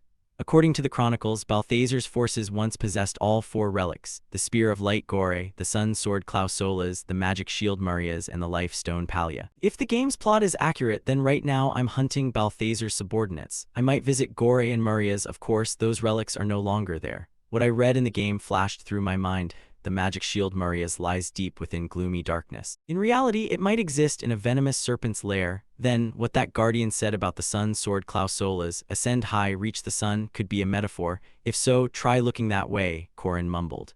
"Hey, the clouds are coming down, you're about to touch them," Yule warned. However, things weren't as she thought. Rather, the tree was continuously growing. "It's not the clouds coming down, it's the oak growing up," Corin replied, so the group clung tightly to the trunk. Time passed quickly and the trunk pierced through the cloud layer. When it stopped growing, Corin's group discovered an island above with colossal structures. Next, the group hurried to the front of the city gate. Only when they saw it up close did they realize it was larger than imagined. The wall's height was 50 meters too tall. Corin exclaimed while his sister Lunia was somewhat surprised. "But it looks small, not like I pictured. This could be the fortress of a giant watchtower, it does look majestic." Beside them, the nun Yule added, "Lord Uskia said there's a bachelor who guards the sun here. And whoever stands watch, it's hard to get in here. The fruit of the Mada tree is the ticket to enter the gate." "All right, let's try knocking," Corin suggested enthusiastically, which startled the nun. Then the protagonist took a deep breath and shouted loudly forward, "Is anyone there?" His voice was so loud it made those nearby cover their ears. As if hearing him, the giant door slowly opened. From the top of the gate, some dust fell, as if it hadn't been opened for a very long time. Seeing this, Alicia couldn't hide her worry and warned, "Corin." Hearing that, the protagonist calmly said, "All right, let's wait and see." Then, through everyone's line of sight, as the gate slowly opened, a horde of big, fierce giants stepped out.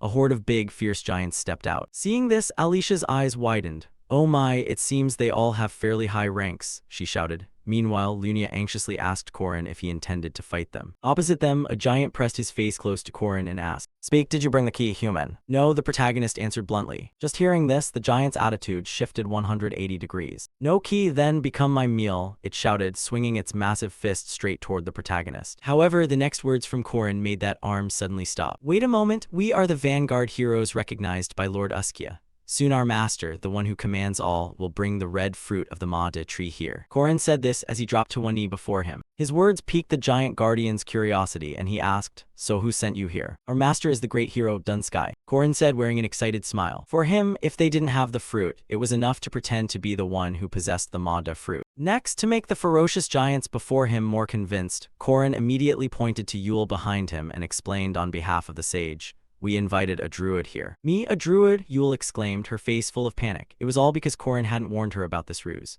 Meanwhile, the giant opposite looked a bit astonished at Corin's convincing performance. "The one even Zavin and Findia recognize," the giant said, pressing his face close to the nun. Why yes, that's right, Yule stammered in reply. Then Korin prompted, go on, do it. Hearing that, it seemed the nun's mind started working. Yule intoned a spell and summoned a giant golem right before everyone. Seeing it appear, the monsters were immediately convinced. HMPH, they know about the Mada fruit and can command worker man. If they're Uskia's representatives, that's not surprising. As for the key. Before the giant could finish, Korin jumped in with the right cue. I know, I get it. Without the Mada fruit you can't take the Sun Sword.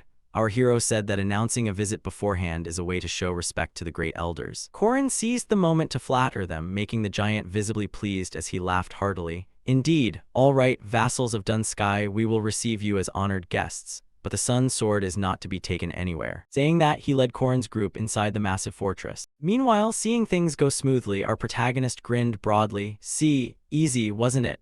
Korin said with a mischievous look, prompting Alicia and Yule to regard him with appraisal.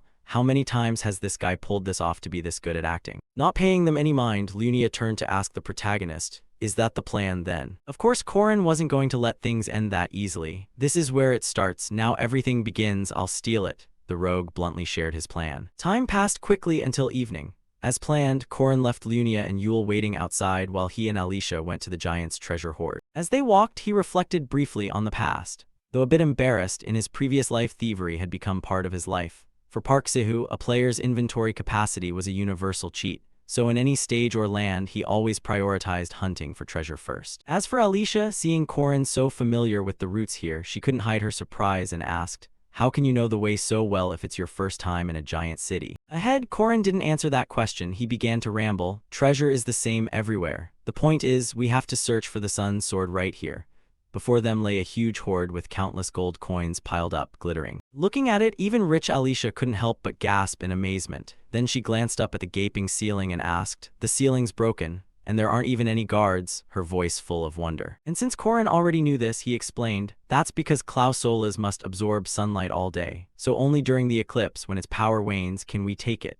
So just take it at night then. Can we find the Sun Sword in a place like this? Alicia said, eyeing the treasured sword in her hand. Meanwhile, Korin looked at the hoard before him with a disappointed expression. I think the reason there are no guards here is because you can't find the sun among all this stuff, right? So that's why there are no guards, Alicia conceded.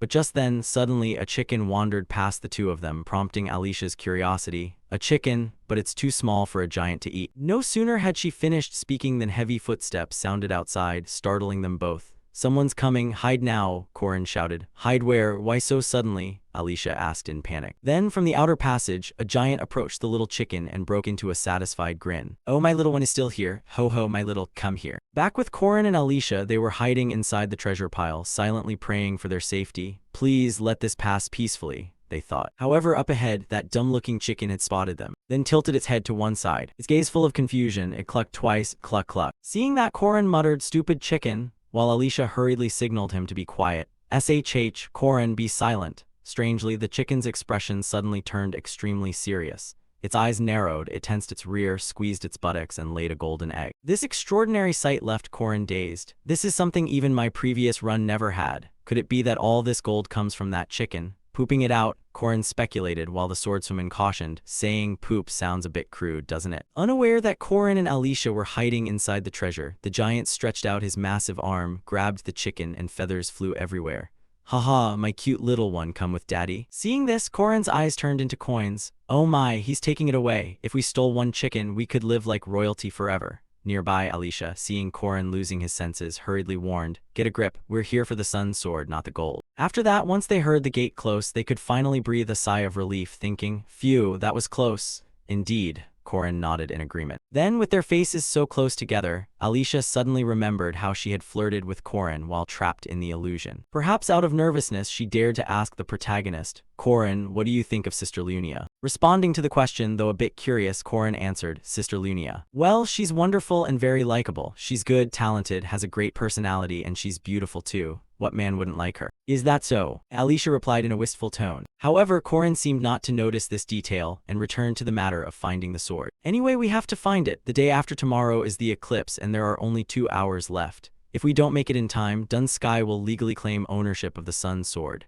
Hearing this, Alicia let out a heavy sigh. I see. Having said that, her gaze suddenly landed on something and she remarked, but hey, Korin, there's something strange here. What is it? First, step back, Korin frowned, but then he too seemed to notice something and fell silent. By day this place is always flooded with sunlight, yet at night it's a spot the light can't reach. However, during an eclipse some places lose their power. Could it be, today is the new moon, right? From Korin's perspective, if his thought was correct, the moon before them should be waning, not perfectly round like that. Klaus Sola's, the sun is disguised as a moon, hovering above the sun isle. Time quickly passed, cut to Korin's group's resting chamber. He relayed his discovery to the others, causing both of them to utter an astonished, "Oh, so by day it's the sun and by night it becomes the moon floating over the island." Yule asked to confirm. Korin nodded and added, "Exactly, but in reality it won't be as distant as the sun or moon. It likely creates a barrier to hover above this isle. Still, it's not something we can easily reach." Hearing this, the two women's brows knitted, and Yule asked Korin if he had any way to reach that moon. Answering that, Korin said he didn't know yet. There was nothing they could do for now, but the eclipse was in 2 days, so for the moment they'd quietly look for a method, he said, stroking his chin. And so time quickly passed, and 2 days later arrived. And now Korin's eyes were rimmed dark from sleepless nights planning, yet he still hadn't found any solution. Indeed, whatever plan he made, finding a way to touch the sky in 2 days was no easy feat. Dun's Sky and Doom were also close at hand. Arriving 2 days early offered them no advantage. Thinking this, Korin heard the giants whispering behind him. "Aside from the druid, the rest we can eat. Just wait and see, maybe they're different." Their words reminded Korin that these giants were no small problem. Indeed, they were tough as oxen. The Sky Giants, the Sky Guardian Savin had engraved commands into their bloodline, that they must not attack a druid, and whoever brings back a cluster of berries will be awarded the sun. Elsewhere, the giants, unaware that Korin had overheard every word, were grinning with anticipation at the thought of a feast.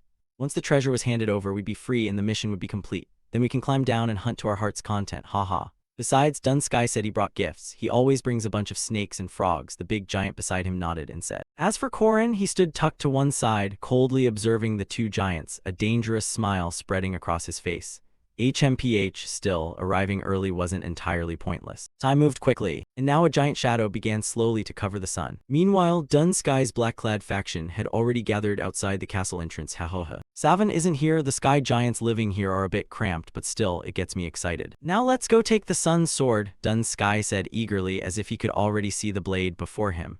But before he could call for his big men to open the door, the gate swung open on its own. Along with that came a furious voice that reached their ears. "Stop, seize that one for me!" The shout changed Dun Sky's expression, and following his gaze, the giant wooden golem Yule had summoned pushed the door outward. Next, when Korin saw Dun Sky standing there, he said excitedly, "My great master, at last you have arrived." "Master, I have completed your command," he said, offering the golden egg-laying chicken up to Dun Sky, which left the latter looking bewildered. "Hey you guys, what's going on?" Dun Sky asked dumbfoundedly. At the same moment, a giant sword cleaved the wooden golem's shoulder and split it in two with a single blow. Then a mob of giants armed with clubs charged out in a fury like a gang ready for a brawl. "How dare you steal our treasure?" the leading Sky Scholar shouted. Before he could take in the scene of Korin presenting the golden egg-laying chicken to Dun Sky, and continuing to report his results. "Oh, my outstanding hero, by your command I seized the fool's treasure for you." Out front, Dun Sky began sweating profusely and hurriedly protested. Me, when did I order that?" Without explaining any further, Korin simply smiled, turned to the charging giants and suggested, "Then now, let's wipe out those idiots together." Meanwhile, Old Doom immediately realized he had walked into Korin's trap and began preparing his magic to fight. And sure enough, the lead giant hurtled at Dun Sky like a meteor. Kill them all, tear them apart, and devour them. At his command, a group of giants surged forward and swung their fists at Dun Sky's crew. As a result, with a single assault, they rounded up Dun Sky's lackeys into the giant's grasp. They began screaming miserably as they watched some of their comrades being chewed in the giants' mouths. "Help, don't eat us." "Ha, I'll eat Dun Sky," one giant cried eagerly, yet his face broke out in sweat. Moments later, countless venomous snakes crawled out of his mouth, causing the giant to retch violently. Below, Old Doom could only turn angrily to Korin's group, but was powerless to act. From the protagonist's perspective, he had planned this. No one can stop it. Not you, Dun Sky, nor Balthazar, none of you. If you can't seize the sun's sword Klausola's, then I'll reduce it to ashes. Haha, now let them fight among themselves, the better if they all die together. Korin said with a grin and led the group in fleeing. Sister Lunia, hearing this, wanted nothing more than to sever ties with him immediately. "Hey, Korin, don't you feel ashamed?" "Haha, the shameless don't know shame." Korin replied cheerfully, but his words only confused his sister more. "What is shameless even mean?"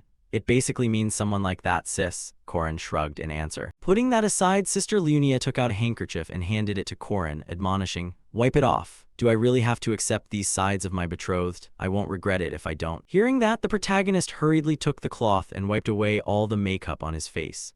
At the same time, the glutton Alicia ran alongside Korin and asked, But what if Dun Sky defeats the giants and seizes the sun? He had anticipated that, so he shared, "No problem, if he comes down to the ground, I'll chop down all the oaks." He said this with a wicked smile. If you didn't know beforehand, no one would guess this fellow is the story's protagonist. "So cruel, you're truly evil," Yule shouted, but Korin remained proud of the plan he devised. Only the victor can write history, haha. For Korin, if he could seize Klaus Solas, that would be perfect. But if he comes down first and chops down all the trees, he can leave Balthazar's 2 lackeys stranded on the Sky Isle forever. So far, everything was going according to Korin's plan, or at least that's what he thought. But as if things would go that smoothly, they hadn't run far when the group ran into an unexpected obstacle. "W8, what is that?" Lunia warned. Before Korin could react, the whole party was immediately trapped inside a domain space. The one who deployed the domain was the Sword Demon, a monster craving the cold melody of honed steel, where hot blood mingles in a life-or-death clash. The Sword Demon appeared before them and was gathering power, preparing to unleash its skill. Next, the Sword Demon let out a terrifying hiss and lunged straight at Korin's group like a rabid dog off its leash. Seeing this, Sister Lunia stepped forward and clenched the sword in her hand and prepared to intercept. "Leave it to me," she said. She unleashed a defensive skill, creating a curtain of energy to protect the entire group behind her. However, what she didn't expect was that the Sword Demon completely ignored her and attacked the people behind her. "He's ignoring me. Is he aiming for someone else?" Lunia wondered. To Korin, the Sword Demon would become the greatest swordsman in the hero legends, later to be recruited as Balthazar's subordinate, but for now, it's still just a demon. It doesn't yet possess the power to destroy the world, so in this fight, relying on oneself was the only option. With that thought, he wrapped his spear in energy and unleashed a move, Dragon's Rampant Fury. He struck straight at the tip of the Sword Demon's blade. The clash instantly produced a massive explosion in the air. However, the Sword Demon was a tier above Korin. Even if it wasn't the strongest swordsman yet, against Korin's current power, it was extremely difficult to withstand. In the blink of an eye, it launched 3 slashing attacks at Korin's body. This was its 8-armed twin blades skill, ridiculously powerful, wielding 2 swords as if they were 8. Even Korin couldn't match its attack speed and took the hits. Next, before our protagonist could react, the Sword Demon coiled its leg and kicked Korin, sending his whole body smashing into a tree and leaving large cracks. Seeing her comrade pummeled like that, the swordswoman Alicia was also alarmed. However, before she could run over, Korin shouted a warning, "Don't come near. During the fight, only look forward." At the same time, another domain was deployed, and its creator was none other than Sister Lunia. She ordered Alicia to stand aside and challenged the Sword Demon behind them. "How dare you ignore me?" Alicia gritted her teeth, gripped the sword at her hip, and moved in from a drawing stance. "If this space collapses, the technique will be executed," moving half a step slower than the field, the technique of Lunia, Void Sever. Outside the field, Lunia's strength surpasses that of Korin and Alicia combined. Even the Sword Demon must be cautious when fighting Lunia. However, that's only when outside the field. Once again, the Sword Demon began to deploy its own domain. Getting in once was hard enough, but deploying a domain twice in a row. At that moment in front of her, the Sword Demon once again used its skill, 8-armed twin blades, to attack, aiming at Alicia in the back, making Lunia wonder, is the Sword Demon deliberately targeting them? Lunia planned to strike the moment the Sword Demon's domain ended, so she could use her half-step domain advantage to cut the Sword Demon down immediately. However, as she watched, she realized that the swordswoman Alicia could only block at most 3 of the monster's attacks. If they waited until the domain fully ended, Alicia would likely be sliced to pieces. Seeing that, the elder sister clicked her tongue in annoyance and immediately rushed forward to block the Sword Demon's attack. She used both hands to successfully block 2 strikes, while taking 3 other blows herself. Fresh blood began to stream from her wounds, but it only seemed to enrage Lunia more. "This useless field," she cursed. Then Lunia let go of her sword to change the blade's angle, and drove the sword deep into the Sword Demon's body, causing it to scream in agony. However, it immediately bit back, clamping its jaws down on Lunia's shoulder. Seeing that, Alicia rushed in and swung her sword straight forward. Unfortunately, the Sword Demon nimbly leapt back to evade. With no time to spare, Alicia immediately turned to try to catch her sister as she fell. However, Lunia shoved her hand away and coldly snapped, "In a fight you don't look back, you stupid brat." After saying this, her whole body went limp from exhaustion. From Alicia's perspective, seeing her sister Lunia faint made sweat pour down her face. She wondered how she could possibly stand against that Sword Demon. Then, before she could think much more, the nun Yule freed the group by summoning a giant golem to block the Sword Demon's path. At the same time, she helped Lunia to her feet and told Alicia, "Alicia, it's time, run." When she said this, Yule's complexion tightened, making Alicia worry and ask, "You summoned it without a sacrifice, twice in a row." Cut to the front, the giant golem began pounding its massive hand down toward the Sword Demon, as if trying to swat an ant. Looking at the hand about to crush it, the Sword Demon showed no fear at all. It gripped its weapons and used the twin sword Arden style, Twin Dragon Heavenly Demon, releasing countless dragon-shaped sword breaths, shredding the wooden hand into splinters. And because Yule was the one who summoned it, she also suffered the backlash, coughing up some blood and collapsing before Alicia, which made the gluttonous girl even more panicked. I'm so scared. So scared I want to run away. But I can't do that. Seeing that, Yule asked Corin, are you okay? And while she was struggling with the monster, Corin managed to crawl up to Yule. Seeing that, Yule asked Corin, are you okay? In reply, Corin took out a blue potion and said, I'm fine, heal Lunia first. Hearing that, the nun hurriedly took the potion and slowly gave it to Sister Lunia to drink. Watching Yule tend to Lunia, Corin thought, if I had more time I could recover. But in this situation I can't. I have neither strength nor speed. Just as he thought this, as if fate decided Corin's group hadn't suffered enough, a familiar voice rang down from above. Hey, you look pathetic right now. The owner of the voice was Dun Sky. At that moment, he and Doom were free-falling down from above. Behind them, several giants were chasing, determined not to let them go. However, Dun Sky didn't care much. He immediately reached out, grabbed Corin's head, and laughed loudly. Hee, you don't need to worry about them. Thus, Dun Sky pulled Corin to fall with him, leaving Yule's bag even unable to react, only able to shout in worry. Ignoring her, Dun Sky was ecstatic to have captured the protagonist. The bastard killed Firmak, let's see how good you are, he roared, but for some reason Corin suddenly smiled and said, thanks. Saying that, he thrust his hand forward and summoned his spear. As soon as he gripped the weapon, Corin used a technique called Eternal Sky Shift, Chaos Spear. Corin's strike speed was so fast it left countless afterimages in the air, and immediately shredded the coiling venomous snakes to pieces. Finished, he planted the spear tip into the tree trunk and stood on it to rest for a moment. Opposite him, Dun Sky transformed his arm into several tentacles and wrapped them tightly around a branch to stop himself from falling further. Seeing that, Corin asked him, doesn't the oath forbid us from attacking each other? Explaining this, the dark-faced man chuckled and admitted, hee, that's right. If we deliberately break the oath, our heads will explode. Tusk tilde that's what would happen. As he spoke, the man's head began to emit a beam of light, and then exploded right in front of Corin. However, Dun Sky didn't seem to feel any pain at all. Shortly after, his head regenerated. The dark-faced man calmly put his hat back on. Honestly, whether it's a quest, a riddle, or who solves it first to claim the sun's sword, haha, I'll just kill you and take it, right? On this side, Corin nodded in agreement. This guy made a lot of sense. I know, and I think the same. Then he even gave him a thumbs up. But before the two of them could rush at each other, several blood-stained spears flew in at wind-dripping speed, turning the dark-faced Dun Sky into a beehive. The ones who had just struck were Mariette and H. Warren, who had just climbed up.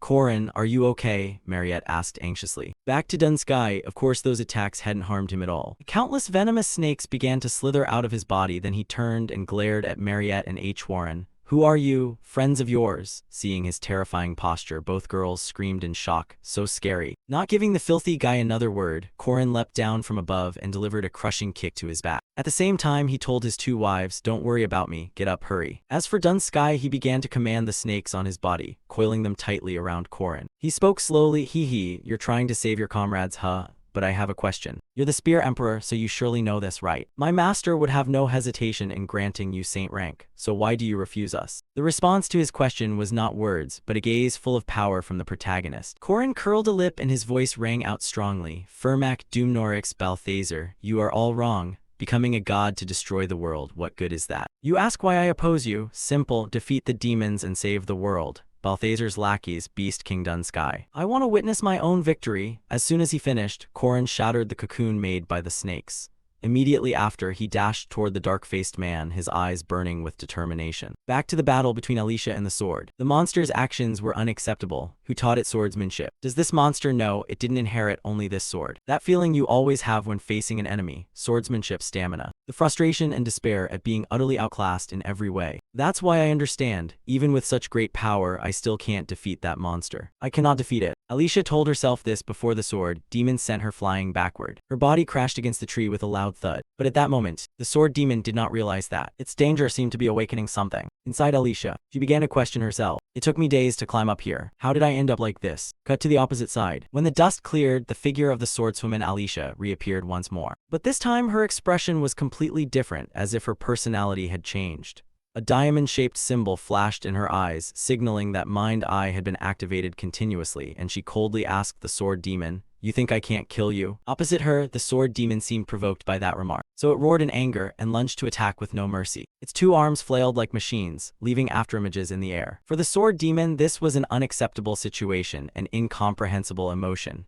I'm the hunter here. The opponent is prey that could die at any moment, so why hasn't she collapsed? Why hasn't she been cut to pieces? How can she still be smiling? By its gaze, each of its sword strikes began to be gradually blocked by Alicia. She, the gluttonous girl, even broke into a crazed smile. Immediately after, Alicia unleashed a skill called Shallow Slash, Radiance, a lightning-fast strike that brushed across the sword demon's shoulder. It struck before it could react. Hey, you're getting slow, Alicia warned. However, the sword demon was fully aware of its condition. No, I am still very strong, not slow at all. That's because the prey has grown faster, returning to Alicia's viewpoint. It seemed the more she fought, the more her instincts awakened, becoming stronger. Alicia gripped her sword tightly, slowly raised it high, and employed the Arden sword style. Theme sword, twin dragons falling from heaven, Arden sword style, lone sword fist. Two blinding techniques were unleashed simultaneously, forcing the sword demon to hurriedly swing its blade to block. Even so, it was pushed back. Furious at being increasingly oppressed, the sword demon let out a thunderous roar. Once again, it began to use a skill, Domain Cleave 8 unmatched strikes, at which point its body seemed to sprout 6 additional arms, continuously swinging blades toward Alicia's weak points. But facing her mind eye, those skills had no effect at all. Alicia had read the direction of every attack. She planted her sword into the ground, vaulted into the air, and evaded the entire barrage, leaving the sword demon's face momentarily stunned. For it, this was the first time after using Domain Cleave that it felt nothing.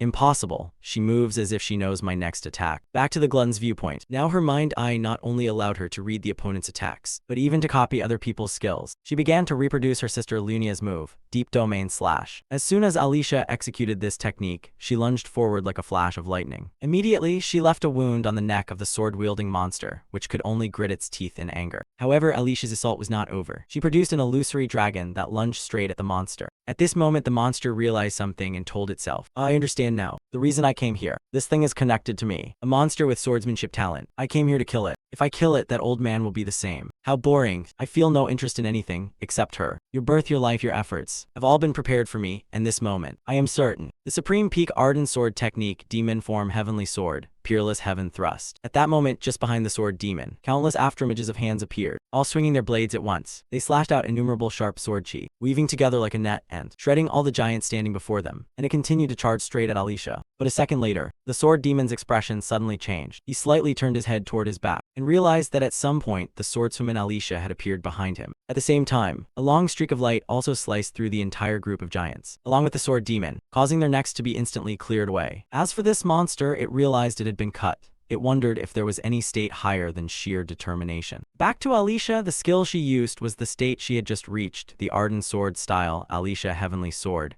This is a level an ordinary person could never attain. Alicia's nemesis, the sword demon. Great things are always formed from a simple step. A small step can create a miracle. The technique Alicia just used is called Infinite Rift Break. Returning to Corrin's battle, now countless large timber fragments shattered by Alicia were falling below. Their impacts made the trunk shake considerably, forcing Corrin to struggle hard just to hang on and not fall. Meanwhile, the black-faced Dun Sky was still right on his tail, showing no intention of giving up.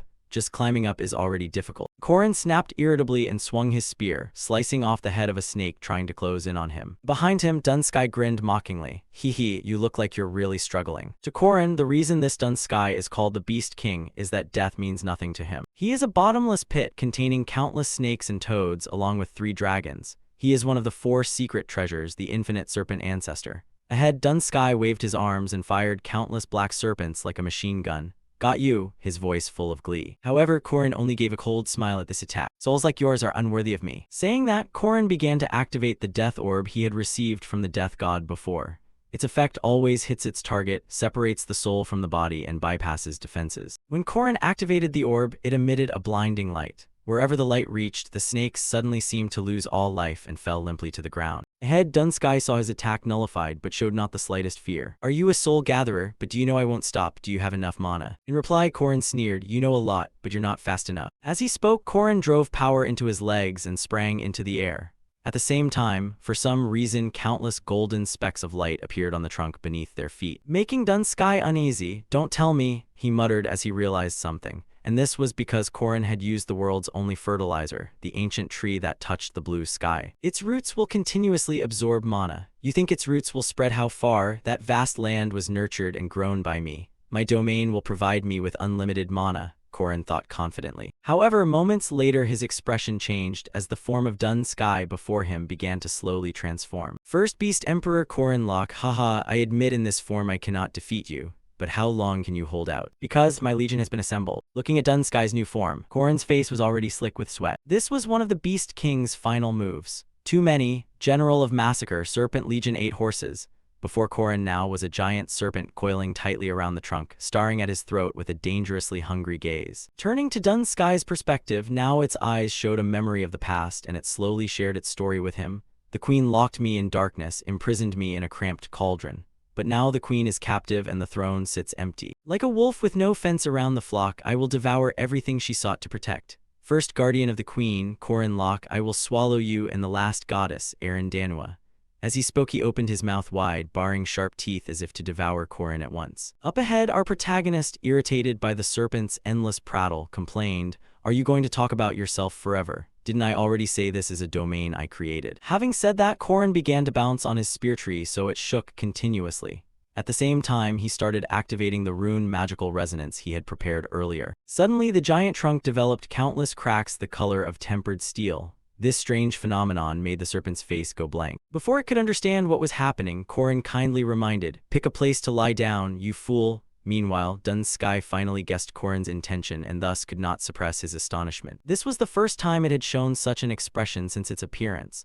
"What you madman," Dun Sky shouted. This goes back to when Korin first began climbing the tree. From the moment he started climbing the oak, every ancient rune had been carved bit by bit onto the trunk and now were simultaneously activated with abundant mana, turning the trunk into a pillar of searing flame. And the thing coiled around that pillar of fire, Dun Sky, suffered considerable damage as a result. It began to scream in pain and turned to the protagonist. "You create such a hellfire, do you think you'll be safe?" In answer to that question, Korin flashed a sly smile. "You came here to fight me, I only came to take that thing." Korin's words snapped Dun Sky awake, because from the start their goal here had been to seize that sun sword. Back to Korin, while the giant serpent remained trapped in the flames, he nimbly climbed atop it to return to the Sky Island. At that moment the eclipse entered totality, which was also the best time to take the Sun Sword, one of the 4 sacred treasures that only appears during an eclipse. The Sun Sword Clausola's. Anyway, now that we're here, whoever masters the power of Clausola's will win, and those who cannot will fall to their deaths, right? If you want to live, fly away quickly.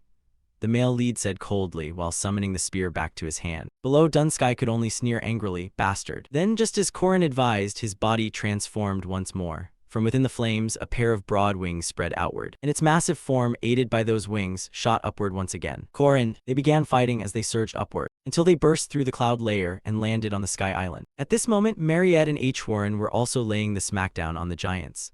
All around, countless giant corpses lay strewn everywhere. In front, the vampire girl turned in surprise when the protagonist suddenly appeared. Meanwhile, the black-faced Dun Sky praised Korin, "For a human, you've held out quite a while. Now, let's finish this." Korin whispered. Before him, Dun Sky's form had completely changed, becoming a black dragon radiating a vicious aura. This was his second form, the mysterious legend, Dragon.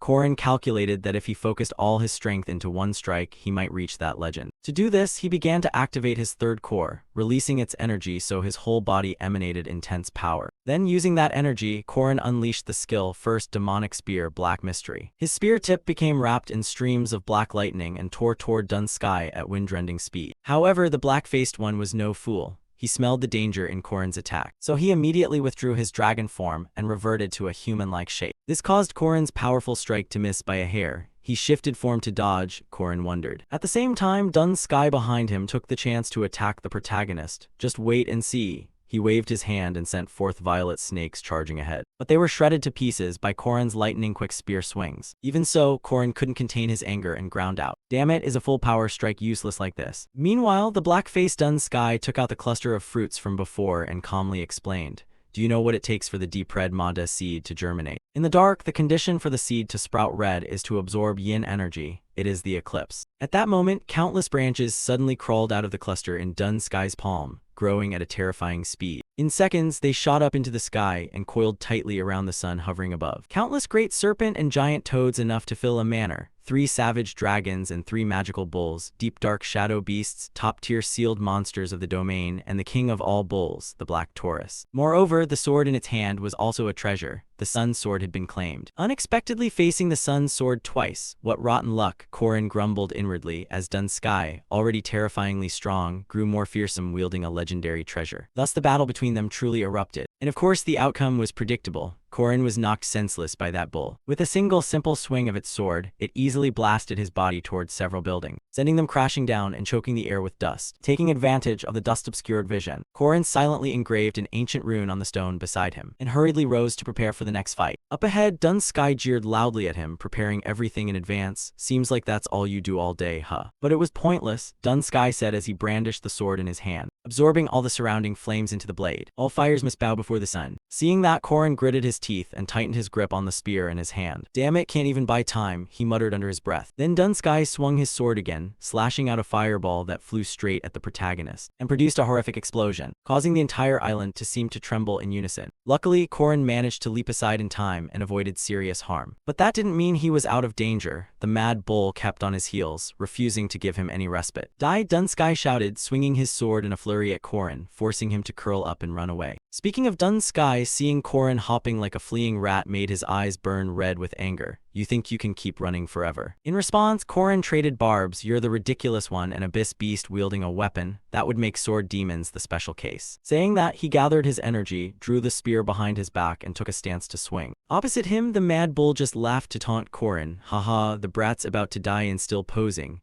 Die. With that, he swung his sword, cutting straight at the protagonist once more. At the same time, Korin thrust his spear forward, and at the moment the two were about to collide, Korin activated his domain, and simultaneously used the Ascension Angel skill, Soul Dragon Emergent. Thus, both figures, one large and one small, slid past each other, and both their weapons were flung away. Yet with a single move, he lost his weapon. His 2 mana-accumulating cores were exhausted. And now, the final move, Ultimate Spearpoint, piercing even the unbreakable diamond, a desperate strike, Black Mystery 8 Trigram Extreme Fist. Thus Korin unleashed his strongest fist technique, his hands enveloped in pitch-black mana and struck straight at the bull's face. The blow was so powerful that, even from the outside one, could see a massive explosion occurring inside the castle. However, when the dust cleared, the scene we saw was, Korin sprawled motionless atop the bull. The monster had poured everything into the attack, but still could not be defeated, the male lead thought bitterly. Cut to the battle between Mariette and H. Warren, and the Sky Giants, the giants of the fortress in the sky. These entities, classified as giants when fully grown, are demonic beings whose power reaches at least standard rank 1. But of course they were facing 2 super special grade beings. Even so, for Mariette and H. Warren this was by no means easy. After taking a full punch from H. Warren, the giant opposite her merely stroked his chin. It's certainly not easy, the nun sighed. On this sky island, as many as 50 giants existed. Among them was even one giant far stronger than the others, wearing a king's crown. And this was thanks to Alicia.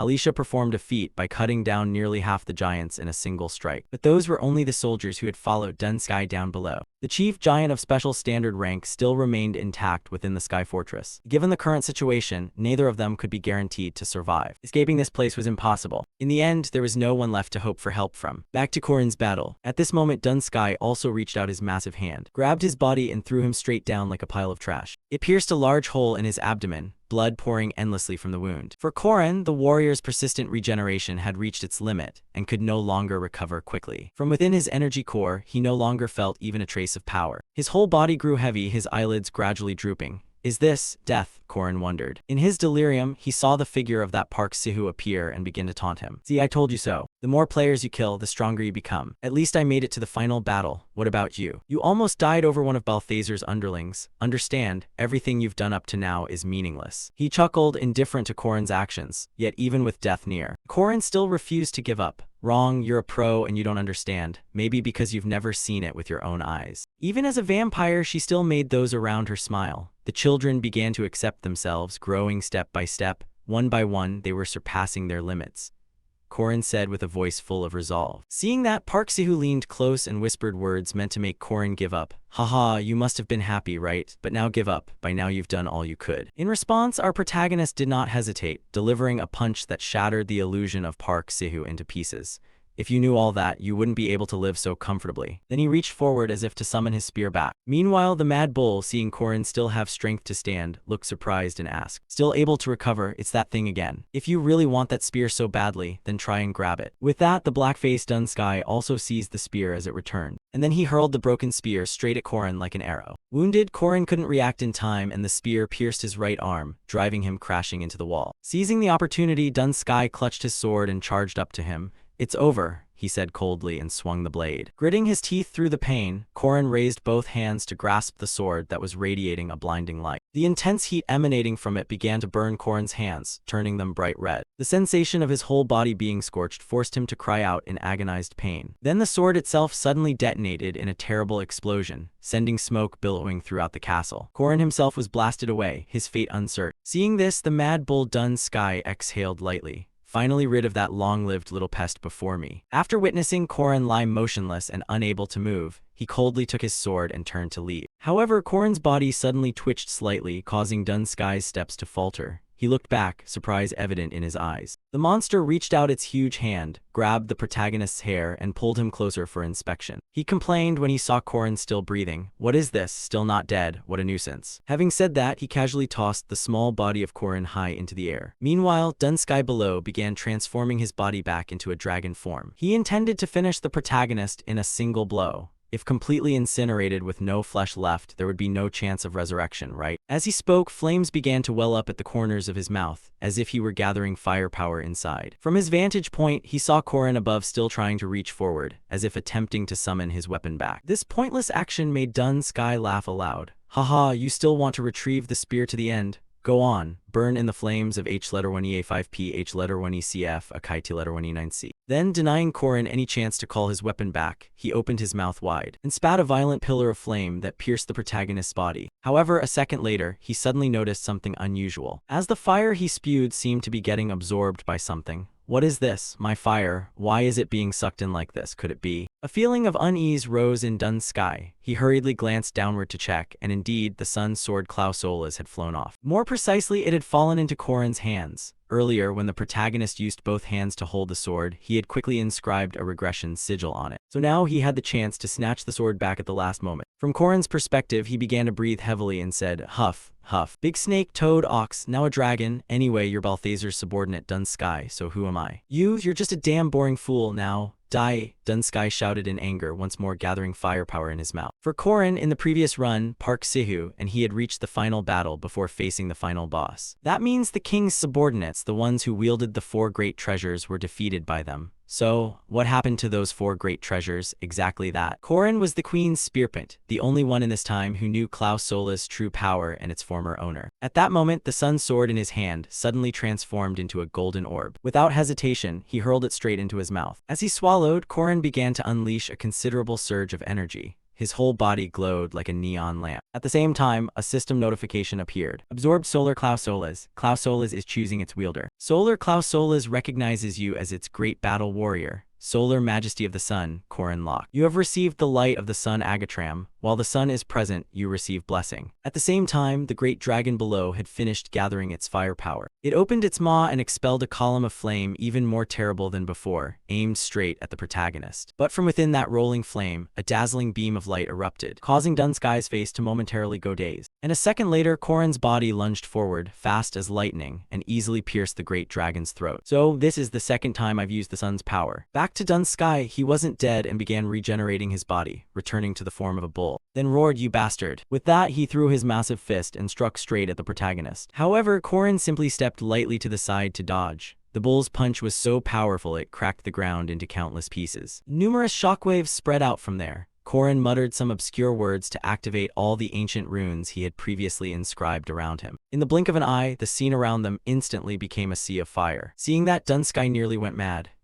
That's mine," the bull bellowed. From Korin's perspective, he began to harness Klausolas' power, concentrating all the heat and fiery energy around into the spear's tip. The flame formed by the rune magic converged to a point. when he felt the energy fully accumulated. Korin released it forward, aiming directly at Dun Sky, who was charging like a tank. At that moment, it seemed all color reduced to black and white. The Mad Bull took that devastating blow, and could only let out a few pitiful cries before his body was blown away. Korin's mighty strike also destroyed part of the castle. Looking at Dun Sky, who had been pulverized to dust, Korin told himself 1,000, 10,000, or a million. Increase it by however much it takes. Charge on, I will never stop until the world is saved. Return to Mariette and H. Warren's battle with the giants. At that moment, H. Warren cloaked her fist in energy and launched a punch straight into the giant opposite her. It made him spew blood from his mouth nonstop and fall backward. Seeing that, another large giant behind them bellowed angrily, "Bastards, my comrade." As he spoke, he swung his massive fist straight at the small body. However, before he could do so, countless blood-tipped spears descended like rain from the side. By the time the giant realized it, his body had been riddled like a honeycomb. H. Warren, Mariette cried out anxiously, and H. Warren hurriedly leapt beside her to keep a temporary distance. Next, the vampire spoke up. "Hey H. Warren, do you feel it too? Something's wrong with Korin. The problem is there are too many of them. If that's the case, then I'll..." Before she could finish, a blinding light suddenly appeared above the group. Then the giants' expressions shifted wildly as they shouted to one another, "Captain, that is impossible." The large giant stared in bewilderment, because in their eyes, inside the glowing orb suspended in the sky, Korin's image was slowly appearing. In his hand was also a small sphere of light, the divine power of the sun. At the sight of this, the giants' bodies automatically dropped to their knees in salute. They had no choice but to submit instinctively to the power that had bound them here, bowing before the might of the sun. "Oh, that's," H. Warren said, eyes wide, before she realized the vampire Mariette beside her had vanished. Up ahead, Mariette had rushed over like the wind, hugged Korin tightly, and began to sob loudly. Seeing that, Korin anxiously said, "Even if you've become an adult vampire, this intensity of light must be uncomfortable for you. Are you okay?" In reply, the potato senior hugged him even tighter. "What's important about that? Why are you so badly hurt like this? I can't stand it, I can't." Hearing that, Korin could only reach out gently and pat her back a few times to comfort her. Meanwhile, the nun H. Warren awkwardly stepped forward toward Korin and said, "You're injured." "Yeah, I know, but we're fine now," Korin replied with a smile, reaching out to ruffle H. Warren's small head. Then Korin's sun form suddenly extinguished without warning, and his hair color returned to normal. At once, the giants' attitudes changed abruptly. They began to stare at Korin with wide, bovine eyes, making his face break out in a cold sweat. Being stared at by dozens of hulking figures made him nervous. "Actually, it's not very good." The protagonist stammered while the giant's captain immediately commanded his men, "Kill them, now is the perfect time." Ahead, Korin's group, seeing the giants recklessly charging, could only pick themselves up and run. "God, I didn't think it would turn off so fast," Korin said in frustration, while the succubus woman complained, "These damn monsters have enormous strides." And sure enough, as she said, with a single bound, the giant's captain lunged straight to the front of the group and blocked their escape. "I will kill all of you, then go down there and devour all humanity on the surface." Saying that, the giant swung his massive hand, smashing it down toward the group like he was swatting a fly. Looking at the huge hand coming at them, Korin had no time left to dodge. "We're going to be captured," he said anxiously. But at that moment, a blue energy sword suddenly shot in with no warning. It instantly sliced through the giant's arm, spraying fresh blood everywhere. The giant captain looked at his severed hand with a bewildered gaze. Meanwhile, Korin was overjoyed to have found a way out of certain death. "Do you think I'm too late?" Korin said excitedly. The one who just acted was the old sword Emperor Garand.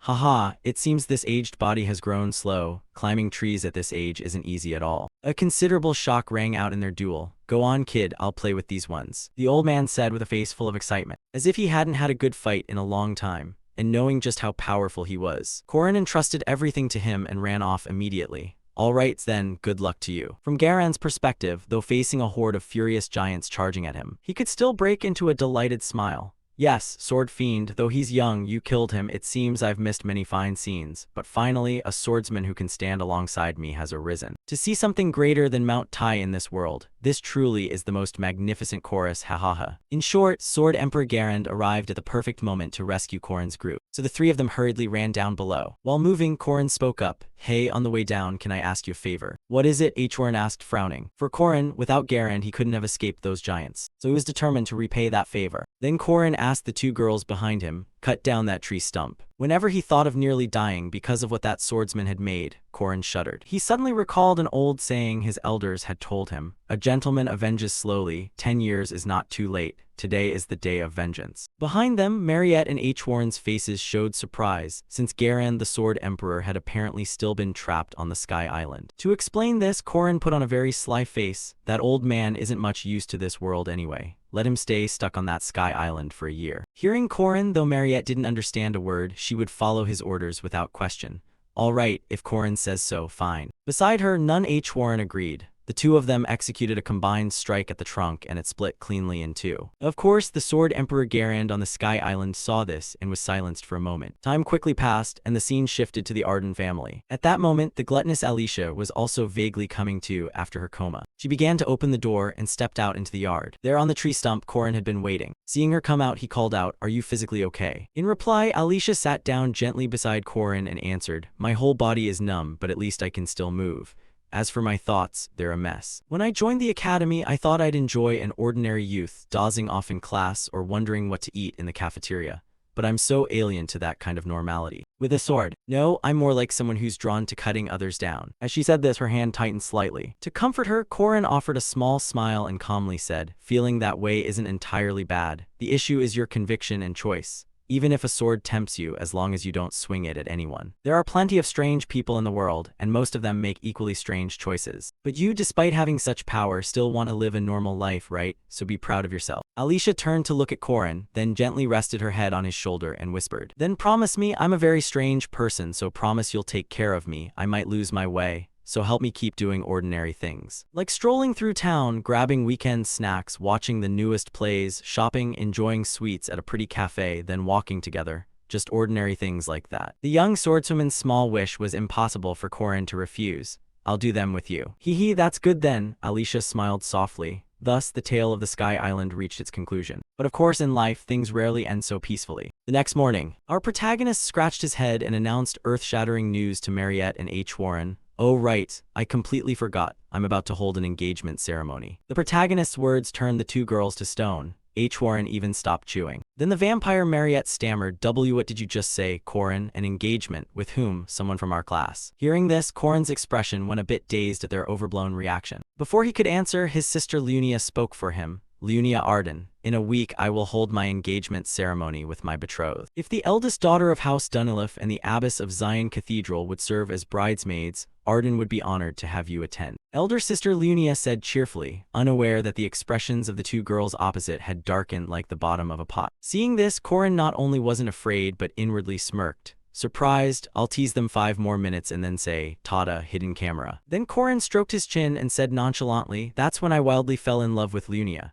Hearing his nonsense, Lunia's face paused and she let out a soft HMPH, looking no different from a young girl newly in love. Though young, his integrity was very attractive. "So on that full moon night, we confessed our feelings," Korin continued. However, Mariette seemed unable to bear watching them flirt any longer. She stood up. "I'm leaving." 100 years, Mariette muttered, as if she hadn't forgotten the things she experienced in the druid's illusion. Looking at that somewhat cold killer's expression, a terrible unease began to rise in Korin. He broke out in a cold sweat. Meanwhile, little Lan sobbed uncontrollably. "Congratulations, I wish you happiness." Seeing Lan like that, Korin couldn't keep joking. He hurriedly explained, "No, Lan, actually this is a lie." Before he could finish, the girl covered her face and ran out of the dining hall, leaving Korin behind with a stunned expression. What should I do now?" the bewildered gentleman said, while his sister Lunia burst into laughter. "Haha, I really am a cruel person, and yes, my betrothed is too." Time quickly passed until evening. At this time, the morning's events still haunted Korin's mind. Where did they go? If I find them, I'll bow and apologize at once. But if they run off again, what then? With their physique, there's no way I can catch up. The male lead sighed, then suddenly little Lan appeared behind him like a ghost, making Korin startle and turn around. "Lan, I have something." Before he could finish, Lan cut him off. "I don't want to talk to you." As she spoke, the girl shrugged off her outer layer, leaving only a thin nightgown. Then she slowly moved toward Korin, causing him to back away in concern, until he sat on the bed. "Tonight, I'm going to sleep here," Lan said, her face unusually distant, her tone commanding, leaving Korin no room to refuse. Looking at her expression, Korin suddenly wondered, is Lan really Lan right now? Or is she Hoa? 5 minutes later, all of Korin's worries had completely vanished. He looked at little Lan sleeping soundly beside him and shook his head softly. She was saying such scary things earlier. but she's still just a child, right? And she even wanted to hold hands to sleep. Well, I should consider myself lucky, he told himself. Time quickly passed until the next morning. When Korin woke, he found Hoa was already up. Land, no Hoa, up so early, the gentleman said, yawning a long yawn. Meanwhile, Hoa was still staring intently at the distant sky through the window, then wondered. It didn't come, that stork, why didn't it come? From behind, Korin also stretched to wake himself and replied, there are no storks around here, you'd have to go north to find them. Up north, near the northern kingdom, there might be places where they live. For now, let's have breakfast. To explain a bit, Hoa believes that bobbies are brought by storks. So when she sleeps with Korin, she always hopes a stork will bring a child the next morning. Time passed, scene cut to the dining hall. After Korin explained the engagement was fake, he immediately received a punch to the face from the nun, leaving one of his eyes bruised. So it was a fake engagement? Warren asked again to be sure. Korin stood before her and awkwardly nodded. Yeah, I only meant to tease a bit. I must have been insensitive. Please tell Lan for me. Oh, well done then. On this side, Hoa gently tore off a piece of fish and offered it to Korin. You're always busy. Eat. And if something like this happens again, remember to bring me along. Looking at the piece of fish before him, Korin pondered for a few seconds, then smiled and nodded. Yeah, thanks. After finishing the meal, having explained things to Warren, he only needed to tell Mariette. Now, we have to find Mariette. However, even the servants at the Arden main house don't know her whereabouts. If so, the only one who could know where number 3 is would be Diaku. But why is this guy so popular? From Korin's perspective, the red dog Diaku was now sitting arrogantly, surrounded by countless bitches staring at him with heart-shaped eyes. In Korin, he looked like nothing more than a servant standing beside him, begging his master. Korin started bargaining. When we get back, I'll buy you a prime black ox, top quality from the south. How's that? Say thanks, but help me find Mariette first. Hearing this, Diaku sneered as if mocking him, reminding him whose dog he was. Then Diaku produced a check from his person with a staggering number on it that nearly blinded Korin. He couldn't help but wonder, how is this dog richer than me? I risk my life for money and still can't match it. After some jeering and disdain, Diaku finally revealed where Mariette was, cut to the hidden annex in House Arden. Good heavens, why didn't you say so earlier? Senior Potato shouted. Sorry, Korin forced a smile. After the senior learned the whole truth, she seemed so embarrassed she crawled under the blanket and kicked it repeatedly. Hey Korin. I always believed whatever Korin said, I never doubted him. If Korin said he'd triple my gold, I'd believe it. If someone told me a meteor would fall tomorrow, I'd believe it. So Korin, you absolutely must not lie to me, she said, turning to Korin with sparkling eyes, tears still at the corners. Yet behind that cute appearance was a very dangerous thought. Mariette told herself, no matter what happens, in 100 years Korin will be mine. In short, the girls who once had feelings for Korin now knew the engagement between Korin and Lunia was fake.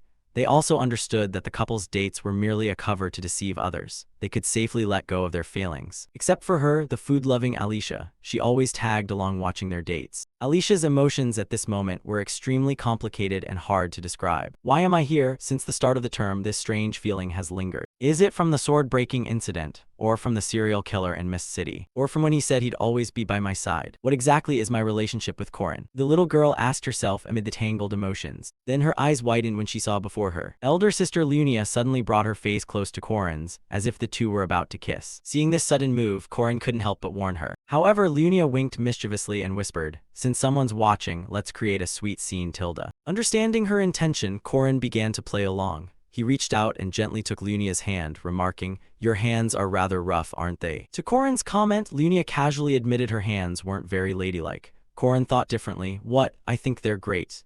At that, she leaned close and murmured in his ear, thinking, good, but my instincts are really awful. Instincts, did I miss something? Korin asked curiously, but Lunia didn't explain further. No, it's fine now, I'll go ahead, she said, then glanced at the table where Alicia had been sitting, only to find no one there. Meanwhile, Korin still didn't understand a thing. Didn't this last date please her? If you want to keep me like this, it's not so bad, very sweet, my betrothed, Lunia said with a smile. Time quickly passed until the engagement ceremony day. At this time, the Arden main house was filled with countless guests congratulating the family's eldest daughter. In her wedding dress, eldest sister Lunia's beauty drew admiring gasps from the assembled guests. Even the protagonist couldn't help but praise her, very beautiful. Ha ha ha, truly a young man who knows how to please people. Lunia smiled, though her expression looked somewhat unbelieving. I'm serious, Korin added in explanation. Then the host's voice rang out in all directions. The engagement ceremony of Korin Locke and Lunia Arden is officially beginning. Around them, people began to clap enthusiastically, wishing happiness for the young couple. But at that moment, the swordswoman Alicia suddenly rushed forward to intervene. Wait, this engagement, I object. Seeing her appear, memories of Alicia as an infant began to flash through Lunia's mind. When someone called Alicia a filthy illegitimate child, Lunia immediately retorted, Filthy, how could that be? This beautiful girl is my sister. Lunia had watched Alicia from when she was a tiny newborn weighing only 2 or 3 kilos, to when the child became a little girl with wide, sparkling eyes. Then grew into a child who more often looked at the ground than at others. Hasn't it been less than half a year at the academy? She had always been clumsy and careless with her belongings before, but now she's grown. Finally, you've made up your mind, haven't you?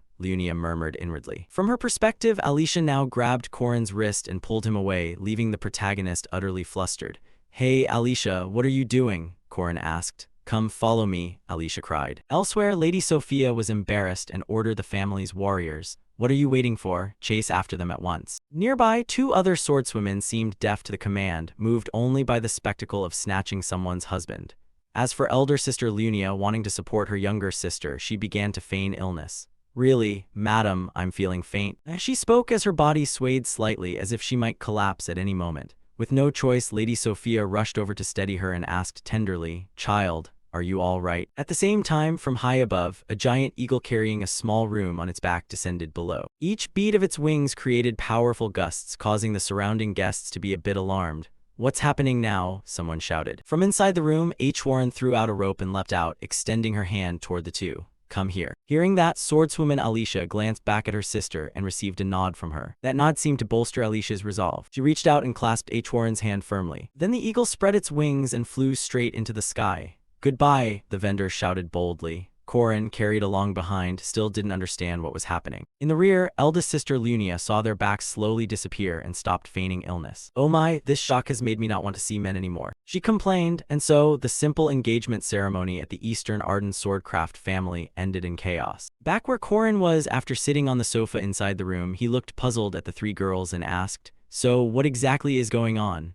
As he spoke, Corin casually took off his vest. And by chance, a slip of paper fell from inside it that read, From now on, I will officially come to pick you up, my betrothed. Reading those words, the food-loving girl awkwardly said, You already knew everything, didn't you? Haha, well, yes, Corin chimed in. Up ahead, Vampire Senior Mariette also asked Corin, Hey Corin, where are we heading now? Just keep moving forward, there's still a lot to do. The male lead replied with a smile. I found reliable teammates. And so, our vacation from the academy to the east came to an end. In another development, in the zombie city where Master Iryu remained trapped in her endlessly repeating task. It was the 3rd night, she was still swinging her spear, cutting down the hordes of zombies before her. Her close companion who always watched her death suddenly asked, Why are you smiling? Hearing that, Master Iryu shrugged, Why wouldn't I have a reason to smile? The skull-faced one truly couldn't understand the explanation. The Undying King's legions are growing stronger, and you're approaching your limit. If you fail to fulfill your promise to cleanse this place, that boy's life will end. The deadline is approaching, don't you feel worried? Instead, you seem quite cheerful, Death said. In response, the master's face flushed slightly. Yes, it's a sign that Corin is about to return. At the start of the chapter, we flash back to Corin's past. He suffered his first defeat in a sparring match against his master.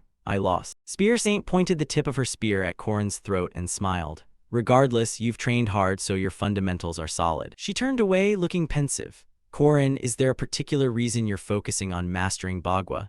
Ah, well, among the martial books in the library, it was the first thing that caught my eye. Oh, and why did you choose spear techniques? Corin scratched his chin and stammered, Because I heard the spear is much easier to use than the sword. Hearing that, Spear Saint only smiled faintly. Very practical, but if given the choice, I'd prefer to teach you my spear methods rather than just Bagua's spear. Spear Saint waved her hand in refusal. No, that would consume the soul of a student like you, Corin. Invest another half-year into Bagua's spear. Corin's face showed regret at being denied the final secret technique. Balthazar is the 6 Harmony Spear. When Corin said he wanted to learn the 6 Harmony Spear, Sihu introduced someone to him. But having to learn hundreds of things at once, after more than a month he still saw no significant progress. Corin truly felt jealous of Sihu. He only needed to open his skill panel to use great magics without any training. Truly, the protagonist is a different kind of big muscle type. But just standing here feeling jealous won't solve anything. So just keep working little by little, and progress slowly but steadily. So Corin buried himself in training day and night without rest. He practiced spear forms day after day with the basic stances until they became second nature, ingrained in every cell. But Corin knew clearly that he needed something far beyond that. And then, on a clear, breezy night, he finally cultivated his unique ultimate skill. Did I really do it? Spear Saint grasped his hand, astonished. Succeeded in only 2 months. I thought you'd need more than half a year to learn that spear technique. Why do you want to become stronger? If it's just power that's needed, Sihu alone is enough. Corin replied calmly and gently, even a hero needs help, right? At the very least I should be able to be the driver beside him.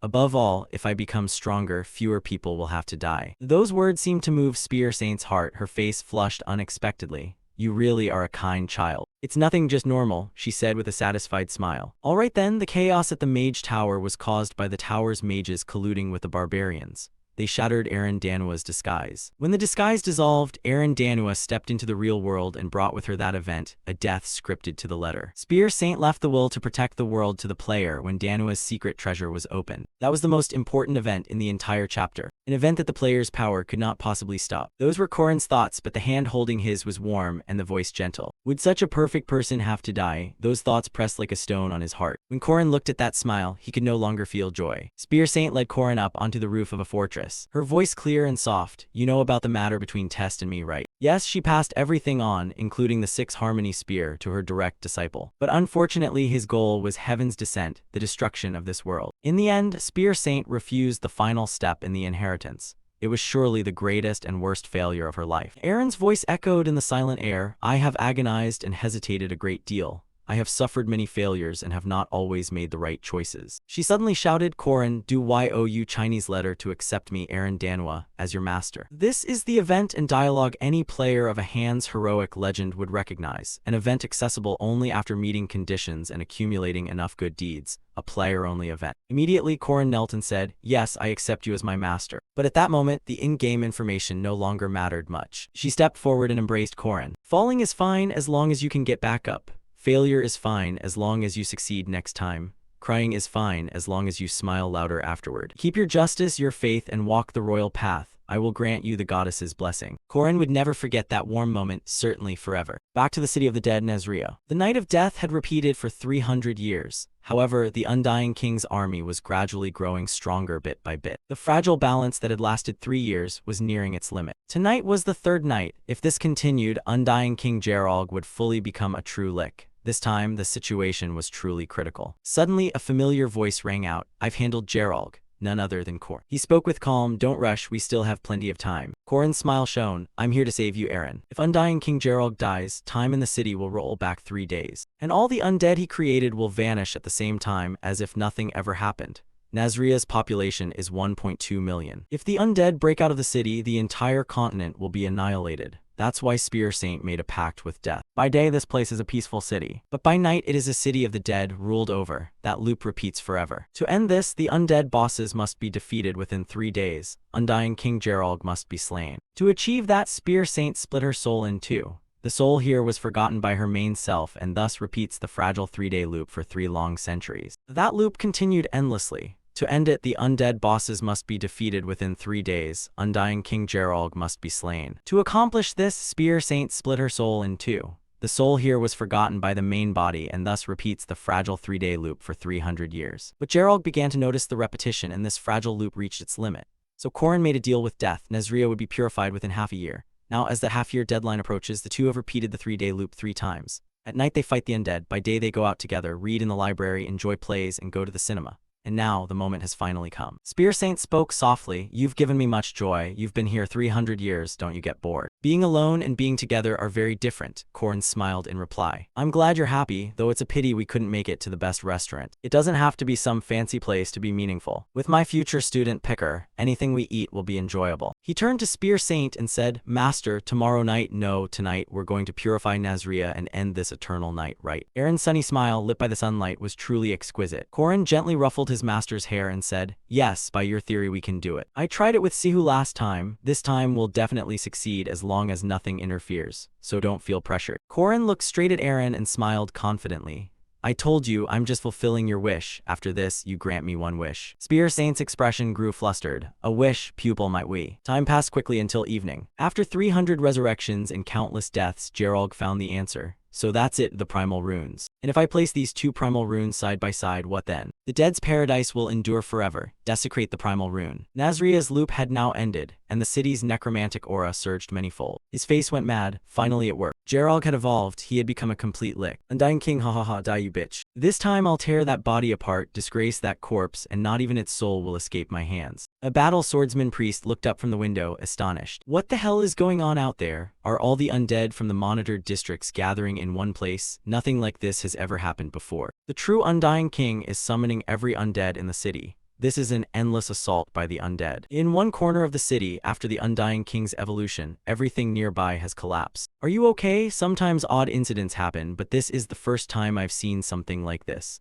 First, we must hide, then figure out how to respond. Yes, before the sentence finished, an attack came flying from somewhere. Damn, another thunder burst. Korin shouted, it's not over yet, that undead skills have spread here. Infection is encroaching on the deadland. Korin glanced around irritably. The sky was full of lightning and the ground was all poison. Why do they just keep pouring out endlessly? Spear Saint pulled out her cloak and ran off. It seemed Geralg had fully become a lick. If so, his magic in this city was nearly limitless. Don't stop, we must keep moving. As the two ran from the sky, a pack of mid-level hellhounds, Inferno hunters, suddenly leapt down and launched a surprise attack. Wasting no time, Korin used his sixth form, Usura, to sweep away the monsters. But Spear Saint's face was deeply worried. Don't use that skill. If you're midair, how can you dodge an attack? But in response, Korin gently cast the Primal Rune for hardening, and the Wind Primal Rune, allowing himself to spring and jump in the air. He bounced back and forth, evading the attacks with great finesse, and he didn't even sustain a scratch. Seeing that, his master's eyes filled with pride. You really are strong. Don't use that skill. If you're midair, how can you dodge an attack? You slippery eels, wriggle about, go die already. He unleashed 10 consecutive thunder bursts, a triumphant grin clear on Geralg's face. Ha ha ha. But before he could revel for long, the smile faded. What is this? A brilliant light was illuminating the entire area, leaving the Undying King stunned. Impossible, is my thunder burst disappearing? Korin replied confidently, 300 years of night activity, you forgot, now open your eyes and look. No, it can't be. Yes, exactly what you're thinking. Connect to the sun, deploy a temporary empowered light, this will burn you to ashes. That face and smug smile made the opponent's ears burn. You say the sun. Ridiculous, how on earth could you suddenly produce such a tremendous power? He poured all his strength into releasing his most powerful thunder burst and charged at Korin without hesitation. Ha ha ha, do you really think you have a chance to defeat me? The moon's endless mana protects me. Here, I am invincible. But before he could finish, the ground suddenly flashed with brilliant light. The Undying King's eyes hurriedly looked down, only to see sun runes and fire runes painted everywhere below. Impossible, how could you possess so many runes? Korin slowly produced a miniature sun in his hand and spoke. You're right, such power doesn't just appear out of nowhere. The last day Korin spent beside his master was the time when he truly became a disciple. A hero who cared nothing for being forgotten. Someone who had built everything by himself for 300 years. It was thanks to the remnants left behind after battles that they had what they have today. Because the master had inscribed runes across the city through countless fights, Korin activated his power, gathering light of the sun, initiate luminous art. It's a pity, but this is our final night. Now it's your turn to disappear, Undying King. Klaus Solas, the embodiment of the great sun, melted, it burned, it purified everything. No cleric, no source of power had ever carried out a purging on such a scale.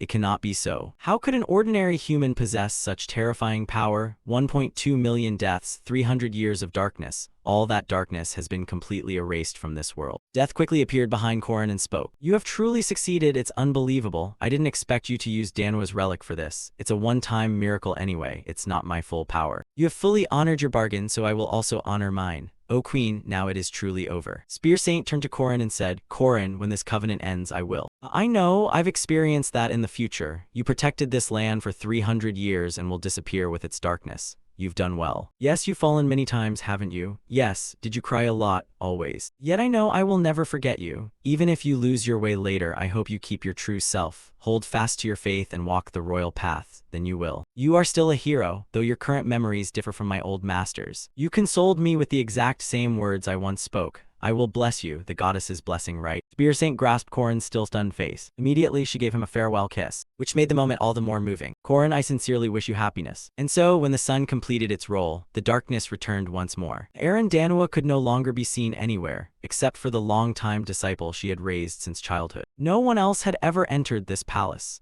Balthazar, betrayed by the disciple she loved as heir, the queen had been sealed here for over 80 years. The only thing that woke her from that long, silent sleep was a flood of memories that unexpectedly returned after the covenant was fulfilled 300 years earlier. During her wandering days, Nazria, for some reason, was forgotten, but now it was reappearing. Is this the 3784th time? The endless war with the Dark Mage is also bound to the city. It must have been so lonely and painful. For 300 years, the self of another persona. But then Korin appeared. Isn't this boy Balthazar's disciple? I thought he betrayed Balthazar and came for me. This time I want to save him. I told you this time I'll save him, Master Aaron. As the queen's questions continued, the final memory surfaced. No, wait, it was that farewell kiss. I will grant you the goddess's blessing with a deep, passionate kiss. Suddenly a spatial portal opened, and the academy professor stepped through. Aaron, I've brought a new book, want to read it? But before her was the image of Spear Saint, mortified with embarrassment. Ah, I'm going mad, I'm really insane, what are you doing? The memories had merged and could not be erased. That became the Queen's first kiss, a memory that could never be wiped away. Corin, my student, returned to Zion's second sanctuary at the great cathedral of Nasria. The city with 1.2 million undead was purified in a single night. What? Yes, it's like the sun, a kind of blessing for humanity.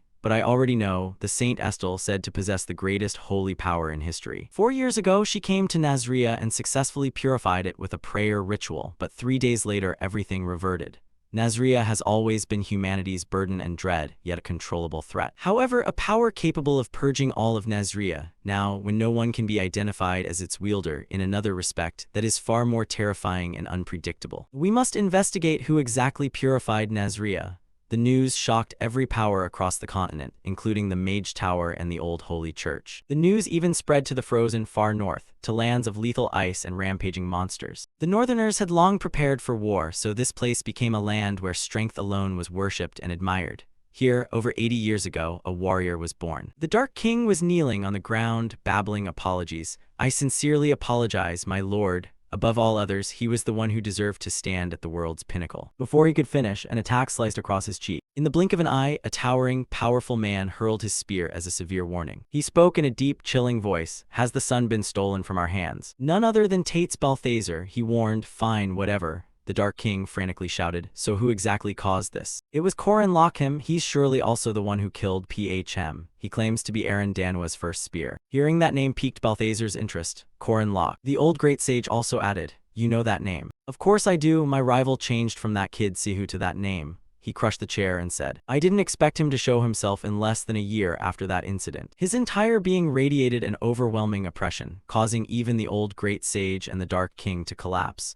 Hey, what power is this? My beloved master, the one I cherished and the one I hated. Aaron Danwa, if you dare call yourself her first spear, I will come there myself to find you. We will meet soon, Corin Locke. Pumped with zeal, Corin murmured. So this means I'm starting my second year now, right? Cut to another location, a place created to manage the Academy's special demons. In other words, this is the isolation dormitory made for H. Warren and Mariette. Only a few people live here. Professor Josephine serves as head of the dorm, overseeing everything. After she returned from the Queen's palace, she encountered something strange. What is this? It was a bluefin tuna. H. Warren was holding a giant fish over her head and said, this food is great for the brain, you know, it boosts intelligence. She stepped forward and saw Corin cooking here with the others. What's going on here? Explain yourself, Corin. He forced a smile and replied, Senior Mariette said there would be many visitors, so she wanted to buy really large furniture. H. Warren bought the bluefin tuna at the market, so we decided to share it. No, it's mine. Alicia came over to help slice the sashimi. After all, she uses a sword. Corin beamed excitedly. Professor, please have a seat. I'll give you a discount. Hearing that, the professor lost interest and didn't bother to reply. Enough of this nonsense. Go prepare the rooms for the freshmen as discussed. Ah, if that's the case, you don't need to worry. The freshmen I mentioned are a pair of twins. So they'll probably share a room, okay? I'll also help prepare new rooms for the other students. There are still 2 rooms to arrange. More importantly, the freshmen arrive tomorrow. Can I ask you to guide them? At that, Corin gave a very sly smile.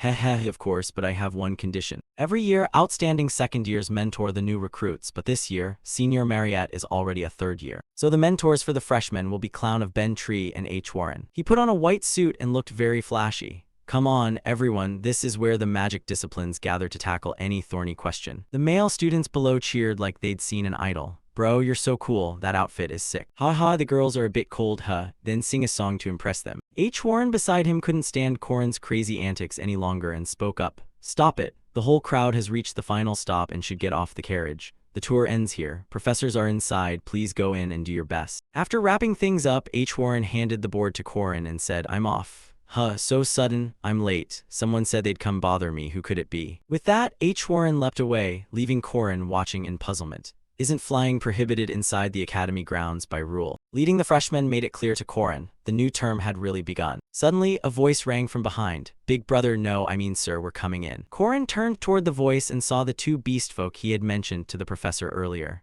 All right, do your best. Come on, of course I'll be fine. There are a few notable freshmen this year, but these 2 will definitely be highlights. While Corin was thinking, a familiar voice called, This way, everyone, be careful getting off the carriage. Corin waved and asked, Alicia, you're in charge of the West Gate, right? But answering that question was someone entirely different. You are Lord Corin, aren't you? Pleased to meet you, Lord Corin. My name is Muroem Elizabeth El Rat. A girl with blazing red hair slowly stepped down from the carriage, poised, graceful, radiating an authority not to be underestimated. Corin had been wrong to think she and John would be the most talked about freshmen this year. Corin quickly knelt and saluted, to Alicia's astonishment beside him. Perhaps no one remembered her face or name yet, but certainly everyone knew the El Rath line. She was the nation's second princess and the villainess of the century in the legend of hero Ahan. Corin took the princess's hand and lightly kissed it as a polite greeting. She smiled pleased and said, "How refined, who taught you that?" Corin pondered, recalled, and replied, "I learned it from an acquaintance. Actually, it was your wife in my previous life who taught me that. When standing before a beautiful lady, a gentleman should kiss her hand and ask her to dance." Of course, Corin still remembered. The two of them in the previous life had many far more interesting experiences. "Look, Lord Corin, she is our daughter, isn't she beautiful?" Back in reality, the second princess looked at Corin with eager, possessive interest while Corin was fearful and sweating. Corin had met her in the prior loop, but not at the academy. Suddenly, another voice interrupted, spoiling the atmosphere. "Oh my, isn't that Lord Corin over there?" In the script, the princesses weren't supposed to appear yet. What on earth is going on? "Hello, my name is Estelle Hadatha El Rath. Shall we shake hands?" Corin hurried forward to shake hands and said, "Saint Estelle Hadatha El Rath, it's an honor to meet you." The saint replied lightly, "No need for formality, we're classmates now. I don't use honorifics either, right?" She glanced at her younger sister and said, "Muro, is that you? Sorry I didn't see you earlier, you were too small. Small in another sense, not in stature." The second princess retorted irritably, "I told you not to shorten my name." Estelle, the saint, teasingly said, "Call me Sister Estelle or Senior is fine too. I took a break from school for over 2 years, but today I'm back." Muroam's face filled with annoyance. "You should use honorifics with those better than you, and besides, the only thing you have more of than me is surplus muscles, big and surplus." With that, the second princess turned and left. "Alicia, I'm heading to the free hall, thanks for guiding me." The saint also quickly went inside. "I have to go too, see you later, juniors." Alicia's face showed confusion. Yes, I mean, it's an honor, your highness." Only Corin understood. What the hell is happening this time? I'm done for. Cut to outside the dormitory, the two Beastfolk siblings were marveling at how grand the place was. "Wow, are we really going to live here?" "Now keep your voice down, don't act so rustic." "Boobut, this place is so big, it's like a castle." Suddenly something touched Ren's back, making her turn around. Both stammered apologies, but it seemed ineffective. The second princess calmly introduced herself. "My name is Muroam Elizabeth El Rath. We're in the same class, right? Let's shake hands." John stepped forward slowly and cautiously. Hello." But suddenly Muroam grabbed his wrist tightly and said, "How strange, your beastfolk were slaughtered mercilessly by us before. I didn't expect a few pieces of trash like you would still be left here. If you dare touch my wand again, I'll gut you while you're still breathing, understand?" The two sisters sat holding each other and crying, too afraid to do anything, silently watching the second princess leave. Everything here felt like walking on thin ice. Nothing could be predicted. Two characters who were supposed to appear later in the story at the academy, Muroam Elizabeth El Rath and Estelle Hadatha El Rath, had arrived together. Could some butterfly effect have occurred? Maybe it's related to the purification of Nazria. Damn it, I've attracted attention way too quickly. This trip's doomed. While Corin was still dazed in thought, the professor called out, "Student Corin Locke, already distracted on the very first day of school." "Ah yes, sorry, quickly explain the concept of a peace adjudicator to me." That is." And as expected, he had points deducted. "What the hell kind of classes are these? The first day is supposed to be orientation. It should end early." He strode down the corridor muttering, "Haven't the others arrived yet?" The special dorm was supposed to include Professor Josephine, myself, Mariette, H. Warren, and the Wolf siblings. But she said she had 2 more rooms to prepare. Wait, don't tell me. And just as predicted, the remaining 2 rooms were for the 2 princesses. "Welcome, Lord Corin." She sat upright on the bed and said proudly, "Aren't you going to be a bit more polite? Come here and kiss me." Corin stepped in slowly and said, "A gentleman only kisses a lady once a day, your highness." "Ha ha, how amusing. A commoner like you knows such noble etiquette. Fine, I'll be blunt. Support me in the succession dispute next year." Hearing that, Corin stammered, "I'm just an ordinary guardian. Do you really need my support?" Of course, a knight who possesses a relic recognized by both the old and new churches is another matter, isn't it, Klaus Solas? She immediately moved closer to Corin and said, "Haha, you look deep. Are you doubting me? If so, I can give you what you want in advance." Saying that, she embraced Corin and lay down on the floor. The whole room was enveloped in a deadly, bewitching haze. Her legs even tightened, leaving Corin no escape. "Tell me, what do you want from a noble like me? I'm willing to indulge any pleasure you desire. Ask, demand anything you crave, Lord Corin." Corin's face went blank. It seemed the enchanting smoke was taking effect. Corin said nothing, his eyes glazed over, and a single touch of his hand set her aflame. "Yes, oh hero." Her rapid heartbeat led to an overexcited tone. My destiny, devour me and make me yours. Her red lips parted slightly, waiting for the young man to come closer. Corin swallowed, he suddenly waved his hand and the crimson haze vanished in an instant. Corin stood up, the corner of his mouth lifting slightly, looking quite seductive. He raised an eyebrow and asked earnestly, "You really used enchanted incense just to seduce me? That doesn't suit someone of royal blood about to inherit the throne." Meruem Elizabeth Elrath acted as if nothing had happened. She playfully licked her lips. Marrying the champion of the sun god is an extremely powerful political move. Marriage and reproduction are the oldest forms of exchange. Lord Corin, you button your shirt back up. What fate was she referring to? She was amused. Don't you understand what I'm saying? Seeing that, he quietly walked away. Fine, let's drop it then. Meruem Elizabeth Elrath sounded a little regretful. Try again next time when you're in a better mood, okay? But Corin showed no emotion and simply turned his face and left. No chance of that. She clearly didn't believe him. You might change your mind after hearing my proposal. How can you be so sure? Corin smiled faintly. I learned from an acquaintance, be careful with beauties. The door shut with a loud bang. Meruem Elizabeth Elrath licked her lips hungrily, eyes curved. Then I'll just have to try harder. As soon as Corin left the room and returned to himself, he gasped. That's dangerous. These things have been happening a lot recently. Even Senior Mariette did that. She had looked at him and blushed. Corin, thanks again for today. And Alicia, at times utterly unlike herself, her eyes brimming with moisture. That sent shivers down Corin's spine. I know you chose drama as an elective, but why pick such a messy adultery play, Alicia? The two of them said the story was beautiful, while he was about to lose his mind. Warren was always like that during breaks. If she wasn't holding hands, it wouldn't do. Corin was a bit at a loss. Do you really feel comfortable with that? Feeling his large hand, she blushed and nodded slightly.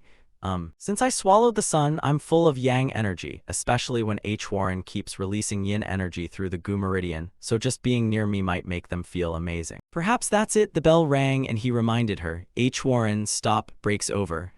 Warren playfully put a finger to her lips just a little longer. Of course, Warren appeared from time to time. He complained about this to his friends. I see, that must be exhausting. Lark pretended to understand. Ah, so your problem is girls cling to your body, spot on. He took a sip of tea, his tone serious. Corin, I'm talking to you seriously as a friend. He smiled and raised his middle finger. Go to hell, seriously. The two friends wailed and raged. Just pick one girl already. Corin was still innocent, utterly bewildered. Why are you suddenly so angry? Lark's decision was pointless. Gerald, kill this philanderer. Suddenly a sweet voice rang out, freezing the three of them. Hello, Corin. He looked up and saw the red hair that made his skin prickle and those deep red eyes. Wow, princess, what brings you here? Meruem Elizabeth Elrath made a proposal. I'm going into town. Would you mind being my guide? He felt awkward and scratched his neck.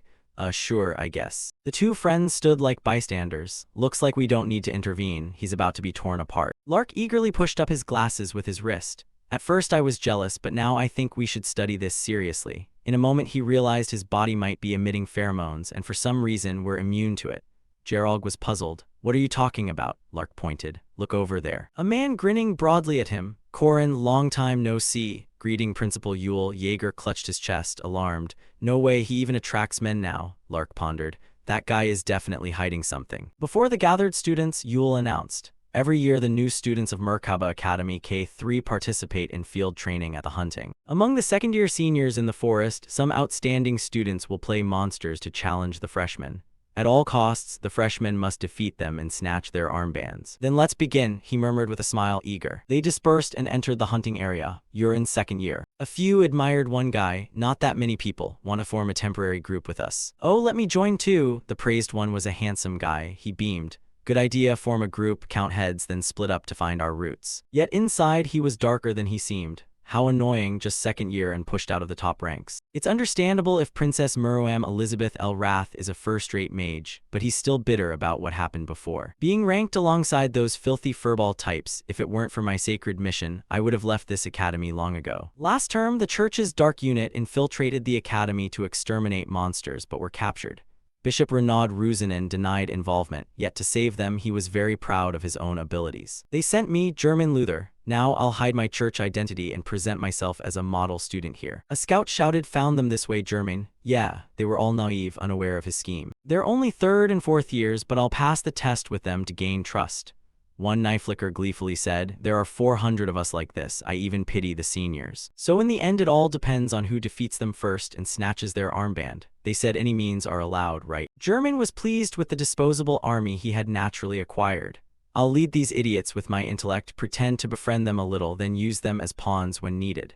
Suddenly, a flash of light flared and an explosion thundered down. Josephine stood on a branch, watching. Even though that's how seniors often acted, she recalled Corin's triumphant and sinister expression. I'll lead the freshmen for this hunting forest exam. Allow me to choose the seniors I request. She sighed, unable to hide her worry. The request was granted. Was this really a good idea? The freshmen had no idea as a large shadow descended over them. As for the second-year students at Merkaba Academy, Yule, who had mastered Dri Lu Enhan's final secret technique in only half a year, instantly crushed all their confidence. The recruits had to fight vines striking relentlessly and a host of bizarre things. What the hell is this? Corin had successfully invested and obtained a top-tier cursed sword set, including Doron, a mercenary swordsman. Similarly, thanks to successful investments and someone giving him a golem crafting book, no one can stop me. There's Cranal Ludin, the supreme golem-controlling mage, and another not needing introduction. This one's hard to handle. Behind them lay countless defeated foes. She was Bon Ika H. Warren, and the next heir of the Arden family. The soft sound of swords being drawn rang out, even Alicia Arden. The freshman knew the rumors about her. Run, she's smiling. She looked embarrassed and scratched her cheek. I'm just smiling, that's all. The entire army the rookie had gathered scattered in an instant and ran off. Spare me. What the hell is happening? One who crawled out from their ranks laughed maniacally. German frowned, snorting coldly in mockery. He raised his sword, his tone contemptuous. You pathetic lot, you run away just because of a single clown. Suddenly, he felt that something was wrong. The ancient fire script Kenna, a yellow arrow marker, appeared on the ground. A massive explosion went off, an entire area flaring bright. All the core second-year students of Merkaba Academy K3 became ultimate weapons. Anyone who tried to run was impaled by the clown in a single strike. Amid the blazing sky and sea of flames, Corin had gathered a bundle of armbands, the corner of his mouth lifting as he eyed the last survivor. He pretended not to know, right, what's going on here. Now everything was clear. It was that clown.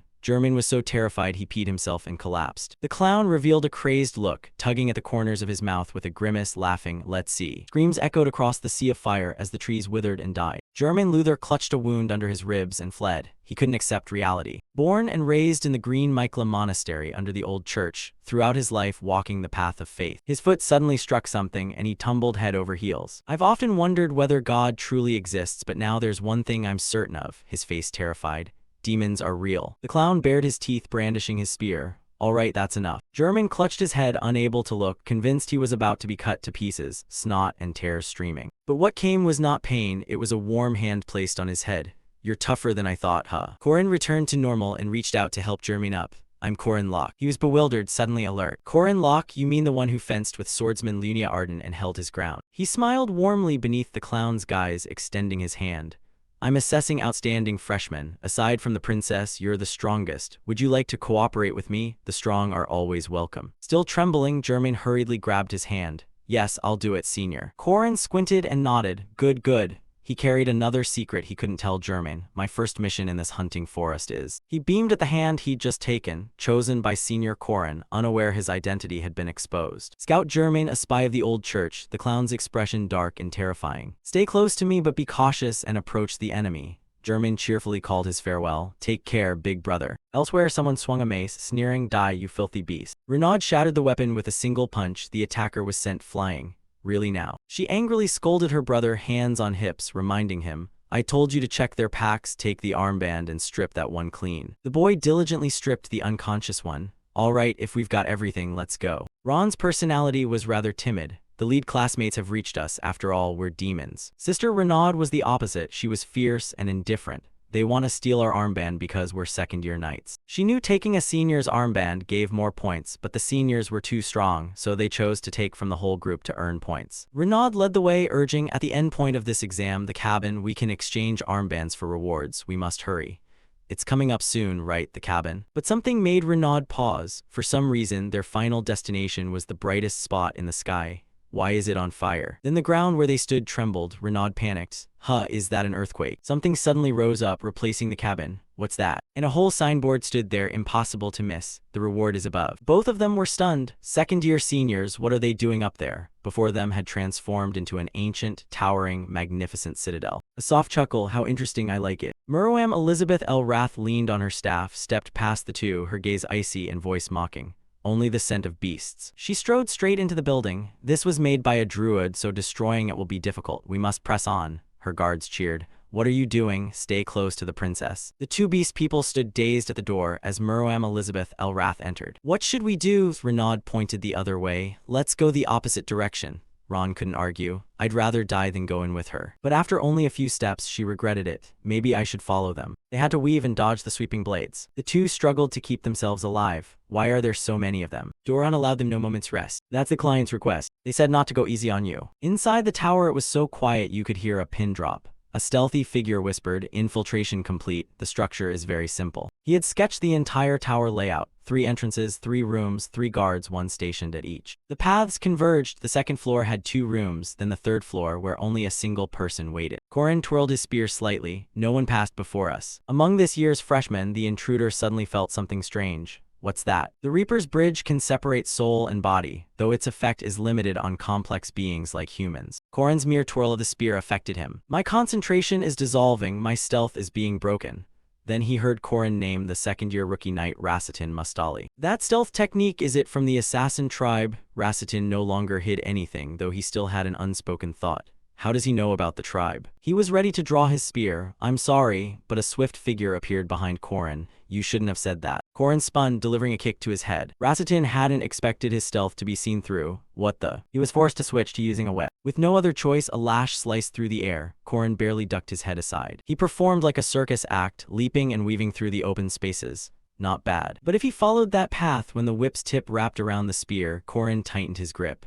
The assassin tribe of the underworld's strong pull when they strike, so what will you do? A thought flashed through Racitin. I hate that blood-soaked doctrine. I came to the academy to run away. Toward a life that's not about killing, I abandoned my clan. Racitin suddenly let go. If my identity is exposed and the whole tribe is endangered because of it. Racitin opened his shirt, inside were explosives, as if ready to die. Then I must seal that secret with my own death. A blinding flash lit up, the entire room filled with a sea of flames. But suddenly Corin exhaled. Phew, you're walking a dangerous path. He gently gathered the flames into a single ball. Lucky for you, the fire and heat are under my control. With Racitin staring wide-eyed, Corin stepped past and lightly patted his shoulder. I don't care whether what you learned was assassin skills, swordsmanship, or magic. That stealth technique, I think I'll need it soon. The second objective in this hunting exam, Corin slightly curled his lip. You'll come with me on a job. This tests the abilities of promising faces. Renaud and Ron took a long time before Doran gave them a thumbs up. Next up they faced H. Warren. She was indifferent. Keep it up. The two beast people timidly stepped in, their small noses twitching.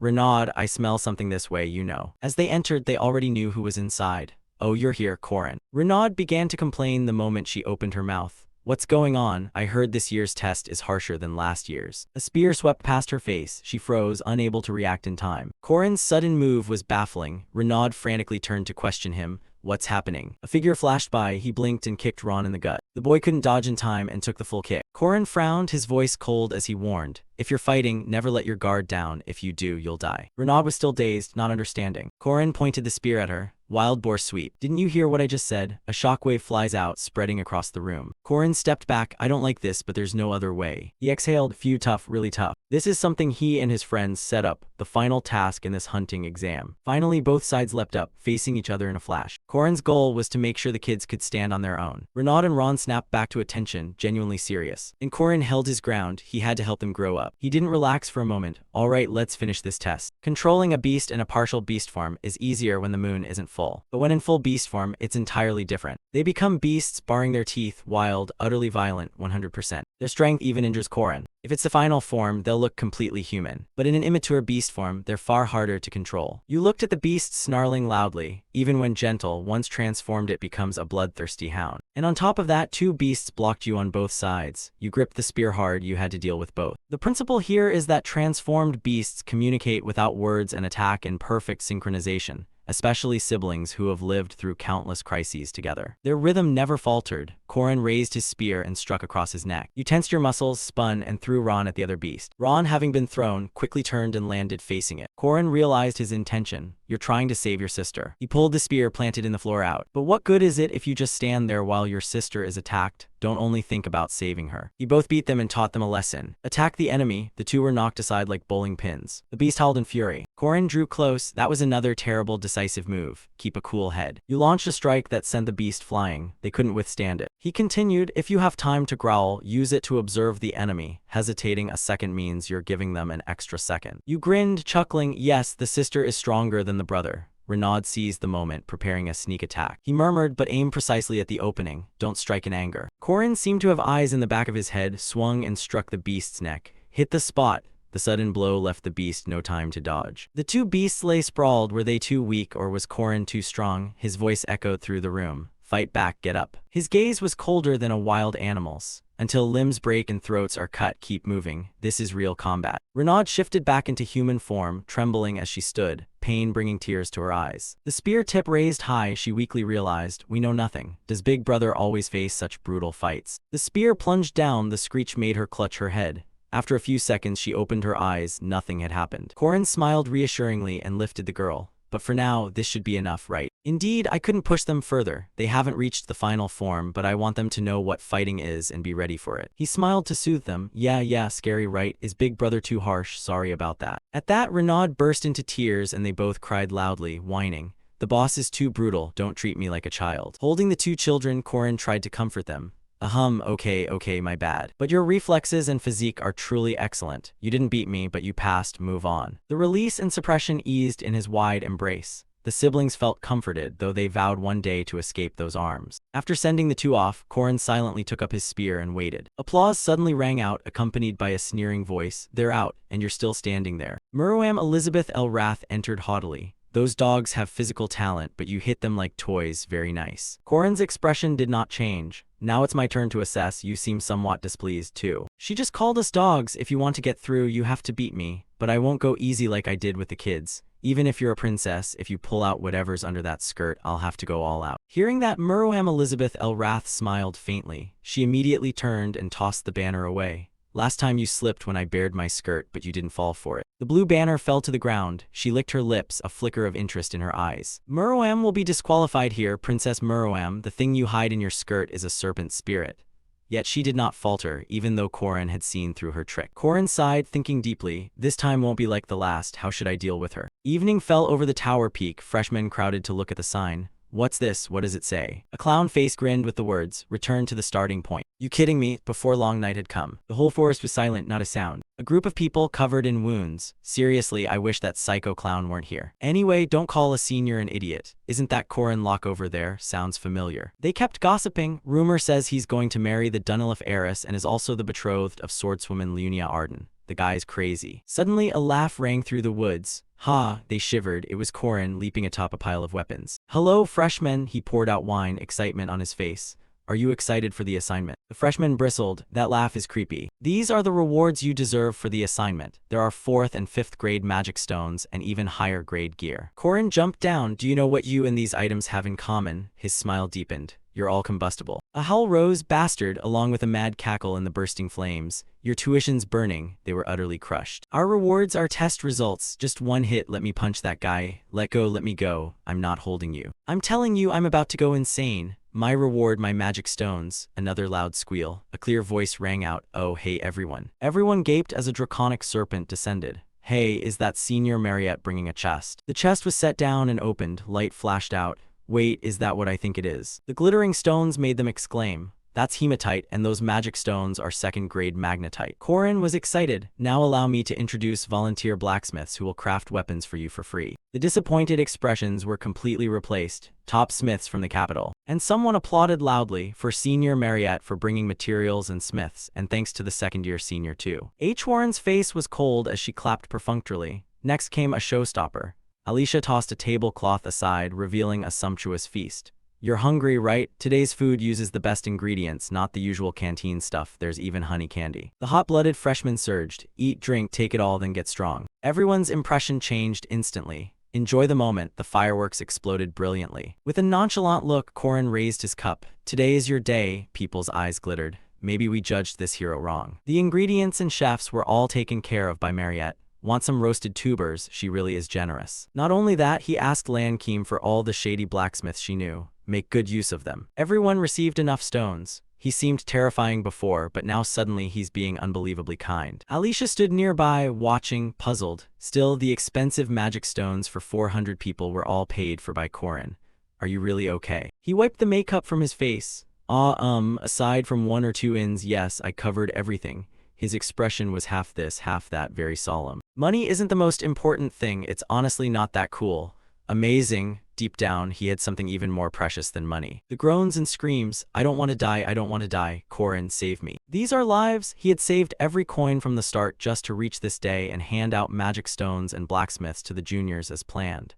Having good gear doesn't mean you'll win immediately, but your survival chances will skyrocket. This was all Korin's wholehearted intent. They ate their fill. "Senior, tell us something." "Me." Even though I poured everything in, a sense of unease remained. Alicia's bright eyes turned to him. Korin, this time is special, you can't avoid it. Actions different from the previous life. Keep German close, recruit reserves, provoke Renaud and Ron. It was all part of the preparation. The huge upcoming challenge will take place at When Did Korin Disappear? Kor, where did you go? Because he had something else to do here. Because that matter will happen right at Merkaba Academy, somewhere in the forest, where someone carries a lantern to light the way. Elder Admalik of the Red Magic Tower lurked. We must capture that creature, a failed experiment, neither human nor beast. With him was Elder Morin of the Black Magic Tower. Everything is ready, that creature will fall into our hands and the Golden Mage will take part as well. They all came here with a conspiracy in mind. Mariette Dunilif, that vampire, must belong to our magic tower. Chaos in the magic tower, the official script has begun. At first, that vampire girl will be captured under the pretense of library data research. But history was about to be redirected. The hooded men filed through the night. A lone figure stood under the moonlight. Korin had been watching them for a long time. He had been preparing quietly beforehand. Sunlight shone on the academy, the special dormitory housing those the academy valued.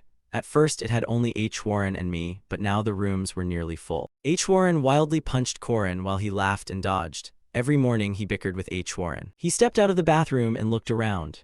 After bathing, coming up from two crowded places, the students were caught off guard. In front of Korin were two opposite rooms in the corridor. At the far end were the rooms of the two queens. Korin glanced over, towel in hand. The first queen, Estelle Hadatha El Rath, had gone to the chapel for morning prayers. The second queen, Muroam Elizabeth El Rath, had gone to her laboratory wing. The two queens had begun their routines at the academy, different from the original timeline, so I felt uneasy. Something was bound to happen. He grabbed the doorknob and pulled. At the end of the opposite hallway, Korin propped a hand on his hip, grinning eagerly, calling into the room, "Hey, you two twins, time to wake up." The boy in white lay in a corner of the bed, groggy and complaining. "Big brother, give us 3 more minutes." Beside him, the girl in yellow squinted, her body half collapsed into the mattress. "Yeah, big brother, just 5 minutes." He looked at the kids and judged that, according to the original story, these two adorable children would grow up to become villains. Then the three of them headed into the bathroom to freshen up. He reminded them, "Come on, brush your teeth." The boy in white climbed onto his shoulders to brush, while the girl in yellow, still sleepy, yawned, handed over her brush and took the toothpaste. I hate toothpaste. Some parts of the exam had been pushed to the limit, so they were probably exhausted, just like little kids. Korin recalled the brutal images of the two children as they grew up in the original story. In the original, they were minor villain bosses, so their combat power was considerable.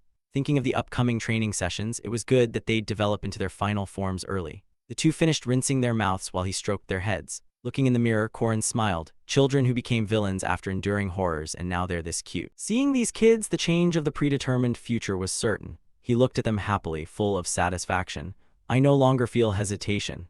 In the headmaster's office, a voice rang from inside. Mages from the magic tower are visiting. Korin stood before Professor Josephine and Yule, puzzled. What is their purpose?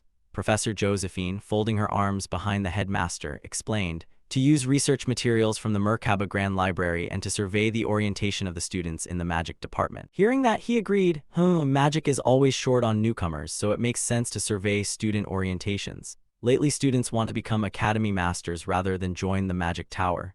She crossed her arms over her chest and looked at him with suspicion. You know about magic, student Korin? Korin thought of the White Tower and assessed. Originally, the place that monopolized all mages in magic was the Magic Tower. It was a place full of injustice, where young mages were exploited and all Chinese letter WERE taken by senior mages.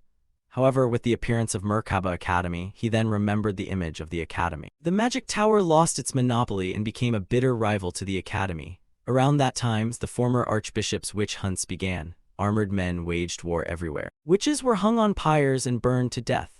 The Magic Tower, which had always disdained the academy and treated magical beings as test subjects, naturally became the former archbishop's henchman.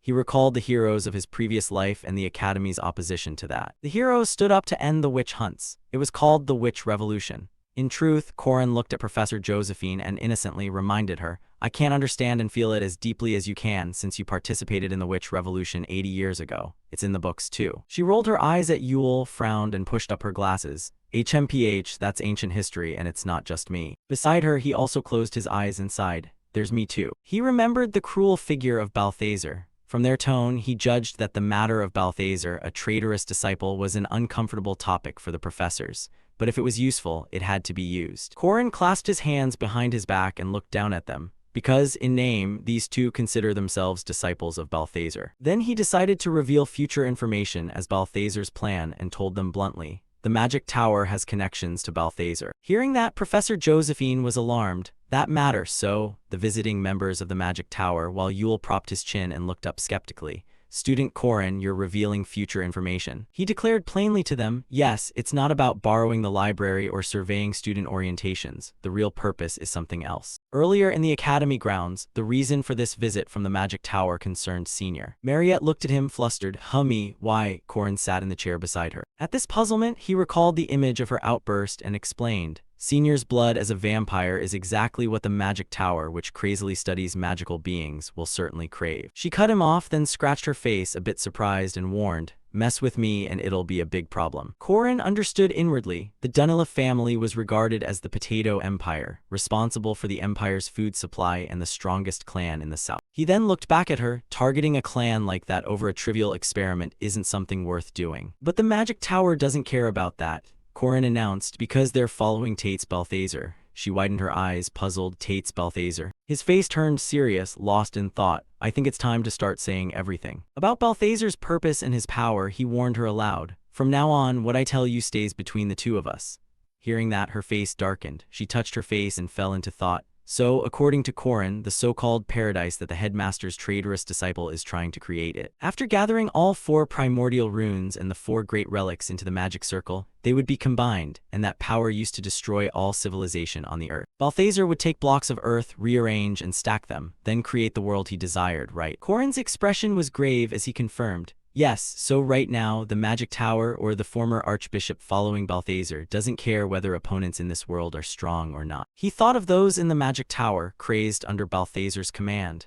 They believe that everything will vanish anyway, leaving only what they desire. Mariette looked at him with doubts. Is something truly that terrifying happening? He reaffirmed, though it sounds like nonsense, Balthazar has the power to do it. Then he looked at her with deep feeling and asked her opinion. So this may put pressure on you, Senior, but I have a favor to ask. She clasped her hands, gripping the bread's color, cheeks flushed, murmuring, how amusing, without me you can still do anything well, yet you need my help. Yeah, then she looked at him, smiling shyly, assuring, Corin, you don't have to ask, I'll help you with anything, just say it. Receiving her reply, he beamed and answered, Senior, then there's something I need you to do with me tonight.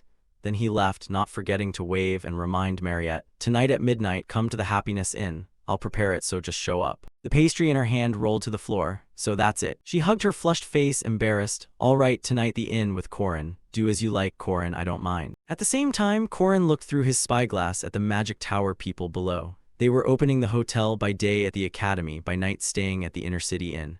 The magic tower lot. From the tree, he watched the group enter. 50 mages from the magic tower had come to visit, but among them 3 were classified as notable names. He looked at the one at the front, shouting at his subordinates, and judged. First was old Malik of the Red Magic faction, a conservative old man, fiery-tempered and leader of the Flame Mages. He pointed angrily, I told you to bring document 13B, hurry and bring the new one here. The other bowed, embarrassed. He glanced to the side at Elder Morstan of the Black Magic faction.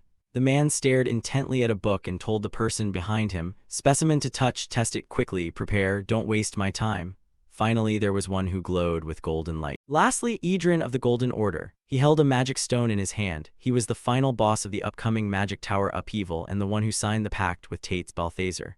Corin clenched his spyglass and pressed his lips. Catching that man is the most important thing. The problem is not knowing who he is among those 50. Elsewhere, one of them pointed and angrily shouted, Hey, over there, low-born magic monkey, bring the luggage here now. If anything drops, I'll crush your mana core. Lark ran over holding a pile of items. Yes, yes. He tried to carry them while gritting his teeth, clearly flustered.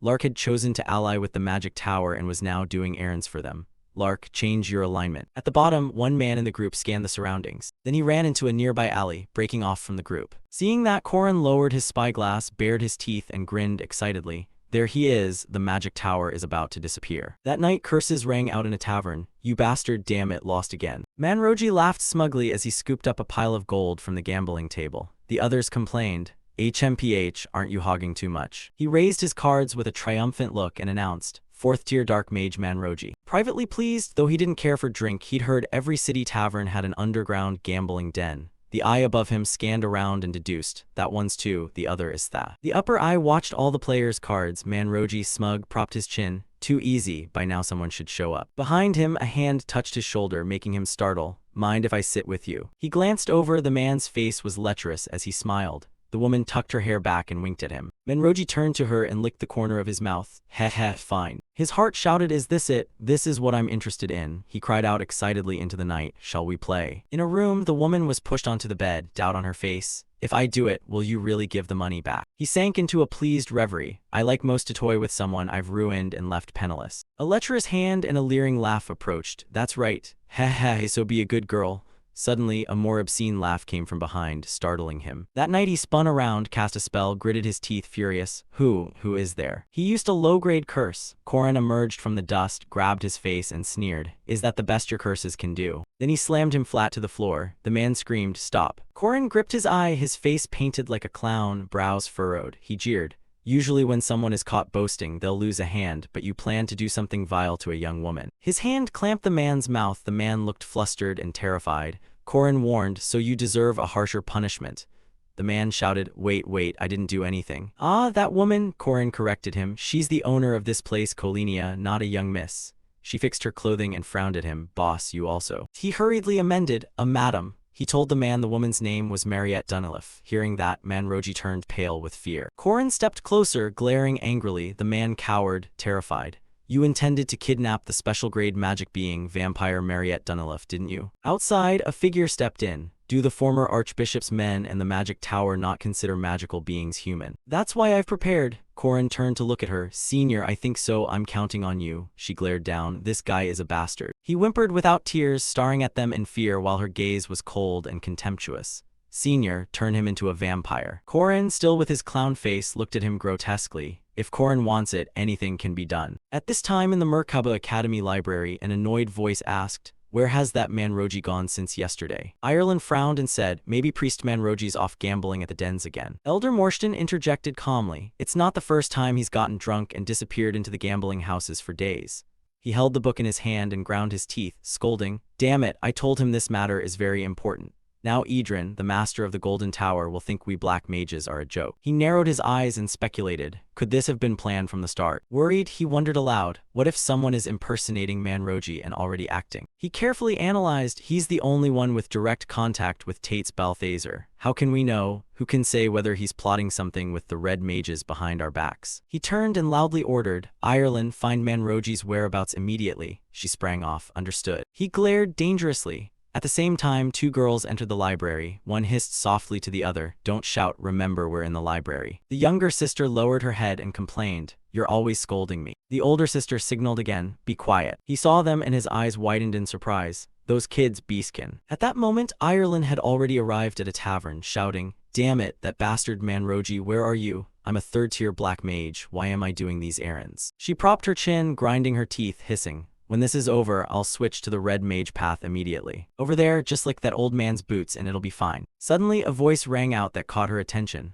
Uncle Paul, 2 martinis, stirred, not shaken. A well-dressed young man with his hair in a bun, strikingly out of place, introduced himself. I am Korin Locke. Then he slid the martini toward her and asked, sister, did you come here alone? She sneered. You too, a bit young to be flirting, aren't you? He shamelessly replied, perhaps the tower mages are all prodigies, even the rookies. Then he calmly sipped his drink. He recalled painfully that was the end of Alicia's acting exercise. Knowing drama was an elective, why did they pick such a cheap adultery play? Alicia retorted, it's a beautiful story, this script is perfect.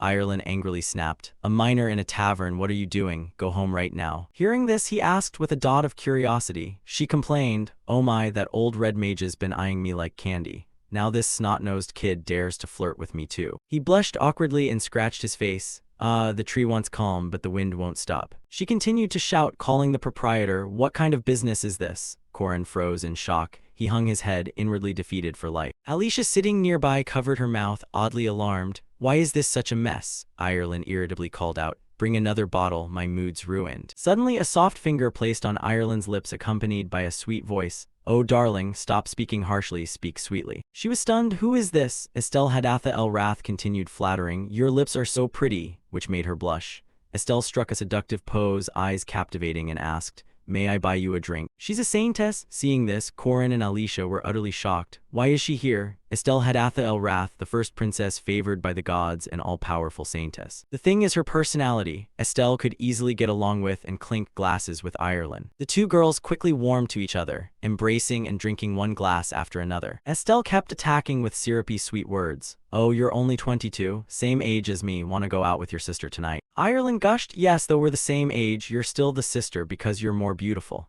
Estelle was known as vain and indulgent. In no time, numerous empty glasses lined the table. Here, drink up, but undeniably she was truly beautiful enough to charm both men and women. Estelle trailed a finger across Ireland's face, making her flush. Not as good as me, but you're cute too. Ireland finally got drunk. She mumbled, Sis, I'm not drunk yet. What puzzled him was why someone like that was here. Ireland now slumped over the table. He stood up and offered, We'll take Ireland with us, we're also going to acting class to prepare for this mission. She crossed her arms and teased, Oh please, this mission succeeded because of my looks. I just saved this one from disaster, now you want to take the credit. As she said it, she snapped her fingers. Meanwhile, the patrons in the tavern began to rise. She announced, We've been preparing for this mission for a long time. He was astonished. What? Alicia audaciously grabbed a sword and blocked in front of him. There are 2 first-rate knights here. Step back. He hurried to restrain her. Alicia, stop. Corin stared at them and guessed. You are those who secretly punish those who oppress mages. You are the secret counterintelligence unit of the new church. Realizing their identities were exposed, they asked in shock, How do you, kid, knowing too much is dangerous? He gave a faint smile. You're mistaken. I'm in no danger at all. Corin put his hands in his pockets, brimming with confidence, and declared, I can handle this whole unit even without Alish. Hearing this, Morkai flew into a rage and reached for his sword. You insolent brat. But Estelle stopped him. Hold, Vice Captain Morkai. Her eyes were calculating, she thought. Indeed, she could clearly see who held the sun. Corin Locke, now confident, proposed, Let's make a deal. I have 2 conditions. Estelle cheerfully agreed. All right, the first condition, you want this person, right? What is the price? He continued, Elder Morstan, leader of the Shadow faction, if your goal really is to capture those who oppress mages, then there's no more suitable target. He calmly stated, I'll provide evidence of the illegal mage experiments he's been conducting. Estelle stroked her chin, hesitant at the level of intelligence. Corin added, a private villa behind the village of Antich to the northeast. There's a hut there, quite close to the tower. She asked in surprise, You're giving away this kind of information without asking for terms? Estelle curiously asked, In return, what do you want? His expression darkened as he replied, My objective is, then he looked up with a sly smile. The brat snapped, Arrest every mage who came from the tower. The tower is corrupt now, from the lowest ranks to the elders and inner disciples, not a single one of them is clean. Morkai's eyes went wide, mouth agape, both astonished and contemptuous. That's ridiculous. Do you think you can arrest them all? He emphasized, if we leave them be, they'll ally with Tates Balthazar and betray humanity. They are pure demons. Corin said confidently, I've already agreed to hand over Elder Morstan. You can go arrest him. I'll handle the rest myself. Estelle was silent for a moment, then said, Fine. She bargained, I'll hand over those we captured today to you. I'm excited about this. I gave you quite a lot in the first request, didn't I? Morkai behind them shouted in protest. The saint ignored him, looked at him with her green eyes and asked, What's your second request? Corin cheerfully offered, From now on, cooperate with each other. So long as it's not political, I'll proactively support you. From now on, cooperate with each other. So long as it's not political, I'll proactively support you. The saint replied, In return, pray for me. She stroked her chin, intrigued. So you know about my power, do you? Estelle smiled and reached out. All right, I'll pray for you until my holy power runs out. We're under the same roof, so it's not hard to manage. A saint's prayer is usually a strong buff, only obtainable late in the game. He shook her hand and quickly reached the agreement. Then I'll follow your prayer schedule. The saint suddenly said, Call me sister. His face panicked. What? She beamed and demanded, Call me sister, little brother. They teased each other like that to the fury of her teammates. But how could I dare? You're the saint and a princess. Hey, I told you to call me sister, okay? She took his arm and winked adorably, saying, Don't you think we'll be together for a very, very long time? he, as her little brother, wondered, everything is moving so fast, is this really okay? Scene shifts to a room with the door shut. Jolin bit his nails anxiously. Still no word from Ireland. I don't care whether that bastard Manroji lives or dies. But he held the ring in his hand and wailed, Ireland I resurrected for our Rin. When she joined our ranks, I planned to keep her around a long time. I even prepared a slave seal. Who dares touch our Ireland? Suddenly, a delivery voice sounded outside. He replied indifferently, leave it at the door. Jolin opened the door and found a stone in front of him. What the hell is this? Curious, he picked it up to inspect. It was a recording stone. Suddenly, the screen expanded, and he saw the image of his pale moonlit darling Ireland. Jolin was stunned speechless. No Rin. Beside her stood a tall, burly young man. Oh ho, a young and beautiful mage. Simply splendid. I'm so lucky today. He shouted in panic, Ireland. On the screen, she covered her eyes and screamed frantically. Help me, this is the city's outskirts. Jolin anxiously urged, no, don't do anything, I'll come right away. Then he ran off at full speed to rescue her. I'm coming. But little did he know someone was watching from behind. Corin stepped out with a smug smile. From the start, my target wasn't these small fry but the tower's golden mage, Idrin. The issue was that among the 50 mages who entered the academy this time, no one knew who the golden mage was, but at least I could tell who wasn't the golden mage. By then, Jolin had reached the house on the city's outskirts. He quickly pounded on the door and burst in. Ireland began a side quest called Belated Love. He had fallen for a young woman of the dark faction. Seeing the girl he loved so brutally tortured, he angrily asked, Ireland, who? Does this have anything to do with that old mage Jolin? He ground his teeth. Who dares do this? At the same time, Corin appeared from behind with bloodshot eyes holding a staff. Originally, in the script, there was a side quest. If the protagonists are Ireland and Jolin, then at least those two aren't the golden mage. He blurted, I'll save her. But before he could act, he took a crushing blow to the face like that dark mage Manroji I caught earlier. At that time, you were doing the side quest, the gambler's trick. He was originally supposed to be caught for cheating at gambling. You listed each name, Ireland, Jolin, Manroji, everyone tied to the script's side quests. None of them could possibly be the golden mage. When he came to, Jolin's face was swollen, his hands bound tightly to the chair, and he shouted, what kind of place is this? You bastard, do you know? Before he could finish, Corin clamped a hand over his mouth and held up a round object, threatening him. He broke out in a cold sweat but still spat defiantly. What is this? How dare you torture me without asking anything? Ask me. Ignoring him, you coldly fastened the ring over his mouth. Anyone else who shows up in side quests might lie, you know, so I captured them one by one. Corin grinned savagely and poured a bowl of blood down. Drink up, it's delicious. This is concentrated blood soup. Then you decided to turn them into vampires. After who knows how long, countless bowls were piled high on the table. This one even fought back. He had to drink 10 bowls of blood soup before becoming a vampire. You stroked your chin, admiring your masterpiece, then added, another ghoul, huh? At that moment, Jolin's eyes had turned blood red and fangs unconsciously sprouted. Ghouls, vampires, minions, a virgin turned Dracul, or a Draculize who is no longer a virgin, becomes a ghoul. You complained, rubbing your head like Manroji. Why has everyone lost their virginity? Am I the only pure one left in the world? Mariette raised her hand and innocently declared, ah, me too, I've only ever held my father's hand. Suddenly she smiled with a bewitching air. I see, so that means Corin will turn into a vampire. At the thought, she gleefully transformed into a vampire with blazing red eyes. Jolin trembled and looked up. You ordered, more importantly, brainwash this one first. After all, he's a slave now, he can't lie anymore. Saying that, Corin began to paint his face like a clown. With a grotesque face and a sly grin, you squeezed his face. All right, my friend, spill everything you know. You demanded, what's your name? He trembled and answered, Jolin, my name is Jolin. Then the real interrogation began. First question, you said, tell me your plan. Jolin, why did you come to this city? He answered honestly, to kidnap Mariette Dunilla. Of course it wasn't that simple, and you pressed, and then, he confessed, to assassinate headmistress Iriu Kassar. With the plot revealed, the second question, why he hesitated, made you angry. You prompted, answer me. Jolin moaned in pain. He fumbled an answer. The Tower Lord, the great dark golden mage Idrin, is the only one who knows. We were only following his orders. He said this was very important and that he would personally take part in the mission.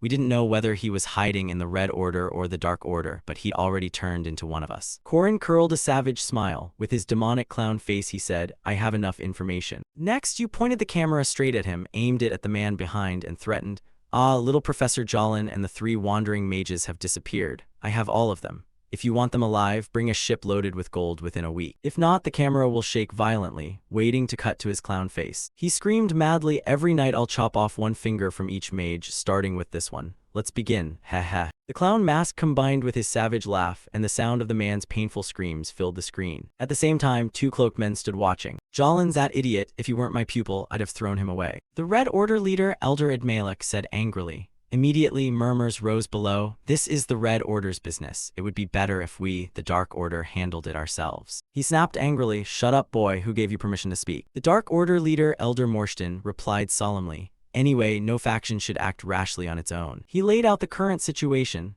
The space witch, no matter if we try to capture the vampire and the headmistress, that witch will simply teleport them away. That's why we plan to create major chaos during the academy's midterm, so the space witch would be busy rescuing students.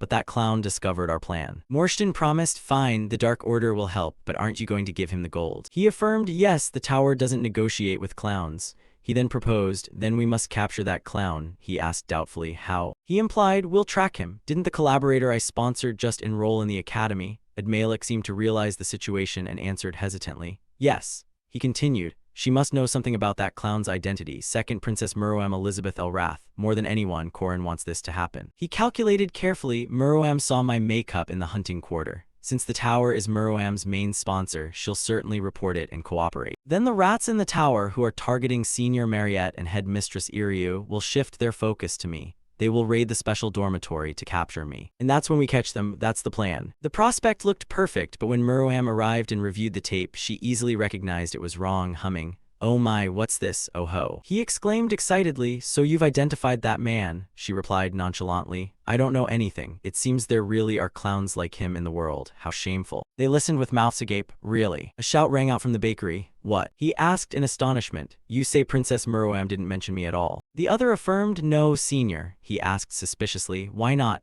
Of course, he was also confused. I don't know, after all, your name never appeared. He frowned, thinking, what's going on? There's no way Muroam would side with me. This threw the whole plan into disarray. Suddenly, Corin stood up dazed and asked, Senior, will you explain? Yes, thanks, I have something to do so I must leave now. I'll send your payment right away as promised. He shook his head awkwardly and said, no, it's not that. I think you should rest a bit. Are you all right? He replied nonchalantly, I'm fine. Then, having a plan in place, he walked off while thinking grimly, calculate every variable. I won't lose my master hopelessly like last time. Both sides lined up as Estelle had Atha Elrath accused. Elder Morstan, Tower Mage, you are arrested for illegal human experimentation, murder, kidnapping, and unlawful detention. He turned to you and demanded, what does this mean? Are you planning to mistreat the tower? Princess Estelle smiled faintly and replied softly, of course I acknowledge the tower's authority, but we've received reports. This matter is too serious and the evidence is too clear. Then someone brought up the evidence. He was startled. How can this be? Why are the research documents here? Hearing that, she thought sharply, I should be the one asking. Morstan's laboratory moved constantly, so even our squad couldn't track it down. Estelle sighed, I don't think he's lying. Still, I didn't expect the evidence to be seized so quickly. And the data Corin Locke handed over isn't pre-prepared, it's completely up to date. If the academy stirred, Morstan would likely move again. She folded her arms and guessed, so he prepared everything himself in a few days. Does he really intend to bring down the tower by himself? As for Corin Locke, his thinking was obvious. For the advancement of great knowledge, sacrifice is inevitable. The witch hunts originated from discrimination and abuse of mages, but the old church and the tower were defeated by 3 heroes allied with the new church. Afterwards, the witch hunts were called the Mage Revolution. The power of the old church and the tower gradually waned. Eventually, the old church and the tower allied with Balthazar to overthrow the academy. They assumed it would be easy, until recently. Inside the tower, he cursed in fury. Damn it, how did the new church find and raid the secret laboratory? Don't tell me this is that clown's doing too. Is that clown connected to the new church? We must act sooner. Before my master is taken to the church sanctuary, we'll burn the academy and use the chaos to rescue him. Someone among them snapped angrily, shut up, it's bad enough that this freakish clown wrecked things. What mission can we undertake now? Return to the tower immediately. Just then, from the sea of flames, a pair of feet stepped out slowly and he bellowed, silence. A crimson blaze flared, and from afar Admalik's silhouette gradually emerged. Members were all stunned by his appearance. Everyone call Elder Admalik. He appeared in a strange form, one eye blazing and his whole body seeming scorched. He couldn't hide his shock and shouted loudly, Lord Idrin. Then he continued to preside and reassured everyone. with Elder Morshton captured. My current power is insufficient. Now you Tower Master must provide support. One of the members seemed pensive, and suddenly the flames spread to him. Strange talismans appeared, radiating golden light around him, finally arranging into a secret cipher. He read in doubt, capture witch how. The talismans trembled again, changing into lines that indicated the method. Suddenly he brightened and murmured happily, it can be done. Then he led the band directly, departing. We will proceed immediately. Cut to northwest Merkaba, where a secret seal known as the Mark is kept. It was carved during the Witch Wars. Only 2 people know it, Aaron Danwa and Josephine, just those 2. So when the Mark sent a signal, I immediately thought of Aaron Danwa and rushed there. Professor Josephine was horrified. She did not expect to encounter someone she shouldn't. She was terrified and exclaimed in shock, you people. He greeted her warmly, long time no see witch. While forming the spell array to surround her, a fierce fire suddenly erupted. She formed a barrier, struggling to resist. Josephine shouted, you activated the Mark, didn't you? How did you learn its location? He did not hesitate, sneeringly replied, because the Tower Master has powerful allies and one more person knows the Mark's location. A thought flashed, one of the heroes who fought in the Witch Wars. There were 3 of them. A name rose in Josephine's mind, Tates Balthazar. She could hardly believe it and demanded, You really colluded with him. How do you plan to deal with the consequences? He said leisurely. Law is meaningless now. He suddenly grew mad. From the start, letting magic follow the law was a mistake. Wasting time protecting experimental subjects like wild beasts with things like human rights and ethics is utterly ineffective and drags ordinary people into it, just to recklessly teach them magic. Your academies are only obstacles to magical progress. She ground her teeth, full of hatred. Do you know what? You people haven't changed at all. First demons, then mages. Having said that, she fought with all her strength against his assault, then emphasized, continuing. Then you witches always hate and hunt anyone who uses magic and opposes you. But when the hunt ended, you locked me up as a child and began debating how to dissect and experiment on me. In the end, you argued over whether modifier or possession is the core. In the cold prison, they let her scream and cry, suffering torment day and night. Yet one day, Aaron Danwa appeared with a gentle face and said, I have come to save you. She continued, arrogantly confronting, until Aaron Danwa's spear opened my heart. She raised her voice, mocking, you don't care about magic, you're just pathetic worms who need hatred to live. Ha ha, she laughed self-mockingly while surrounded. He praised approvingly, indeed, you are the star of the witch revolution. Then kindly advised, don't resist pointlessly, seeing her struggle in pain. At the same time, he laid out the grand scheme to her. I can maintain the seal, bind you for 3 days. Unfortunately, the main task must be handed to the Dark Order. But while I hold you, the tower will kill Headmistress Iryu and capture the leading vampire, then return in glory. He laughed gleefully. In 3 days, the academy will collapse. Only the chosen will pursue the pinnacle of magic, a new paradise. Suddenly, a voice that stunned him rang out. 3 days, even 3 minutes is too long. He turned in astonishment. Who is it? Then reflexively used fire talismans. They quickly lunged at Corin. He stood there casually with his spear in hand. She cried out anxiously, step back, Corin, he's an elder level. Suddenly, Josephine froze at his next question. Madam, do you know why they never change? Because they haven't been hurt enough. And here, the plan. He arrogantly pointed the spear's tip at the opponents and said, first, you lot must take some punishment. Thus, the professor rescue operation began from that moment. On the train the next morning, the twins dashed in breathless, yelling, we're here, you're so late, students Rentry Ron. Both panting, sweat streaming down their foreheads. We're sorry, sir. Professor Rentry angrily barked, today is your first day on the mission to eliminate magical beasts. Even if it's just a common rank 4 beast, with that attitude, what can you accomplish? I hate repeating myself. What did I say? Both answered in unison. A good guard needs not only strength, but also the discipline to keep time. Very well. He turned, stepped into the carriage and said, right, let's depart now. Today's mission is to eliminate low-level magical beasts. The 2 kids turned to chatter with each other. Because our brother wasn't here today, that's why we're late. Exactly, he's usually the one who wakes us every day. Where did he go so early? Their brother returned to the battlefield. Corin thrust his spear at the Red Tower group and said, I'll let you lot take some punishment first, then we'll see. Professor Josephine's face showed astonishment. Apprentice Corin, why are you here? The reason is simple. When cornered, the Red Tower's people will surely target the hardest opponent, Josephine. That's why he had prepared a backup plan long ago. A tracking phrase was engraved on the professor's robe. Corin lowered his stance, voice full of provocation. Elder Admalik, what a disappointment. This is not where you should be right now. Isn't your prized disciple in danger, master? Seeing that smile and face, the old Red Tower mage immediately recognized him. He shouted in fury, you are that damned clown. His armor resisted mid-level magic thanks to fire resistance, but that proved useless. He formed a massive fireball and roared, do you think me, a Red Tower chief, am a joke? Immediately, those nearby contributed heat to fuel his fireball. Together, they unleashed the Red faction's ultimate technique, capable of incinerating any obstacle, the sky of Muspelheim. He broke into a gleeful, arrogant smile. The red flame, what can it burn, now die. He remained calm, as if nothing significant was happening. A mysterious smile crossed his lips, accompanied by absolute confidence. The colossal flame descended, radiating terrifying heat all around Korin. But the old red tower mage's expression changed. This can't be. There, standing in the heart of the giant fire, was a deathly smile. The flame the elder prided himself on couldn't even scratch him. This isn't merely fire resistance, it's countering an absolute counter. Korin warned, whatever you call it doesn't matter. If you use fire, you're not worthy to face me. Korin quickly absorbed the surrounding flames to retaliate. Klaus Solas gather the sun's light. Alone, Korin couldn't have done this, but with the heat from the previous attack, he could do it without much difficulty.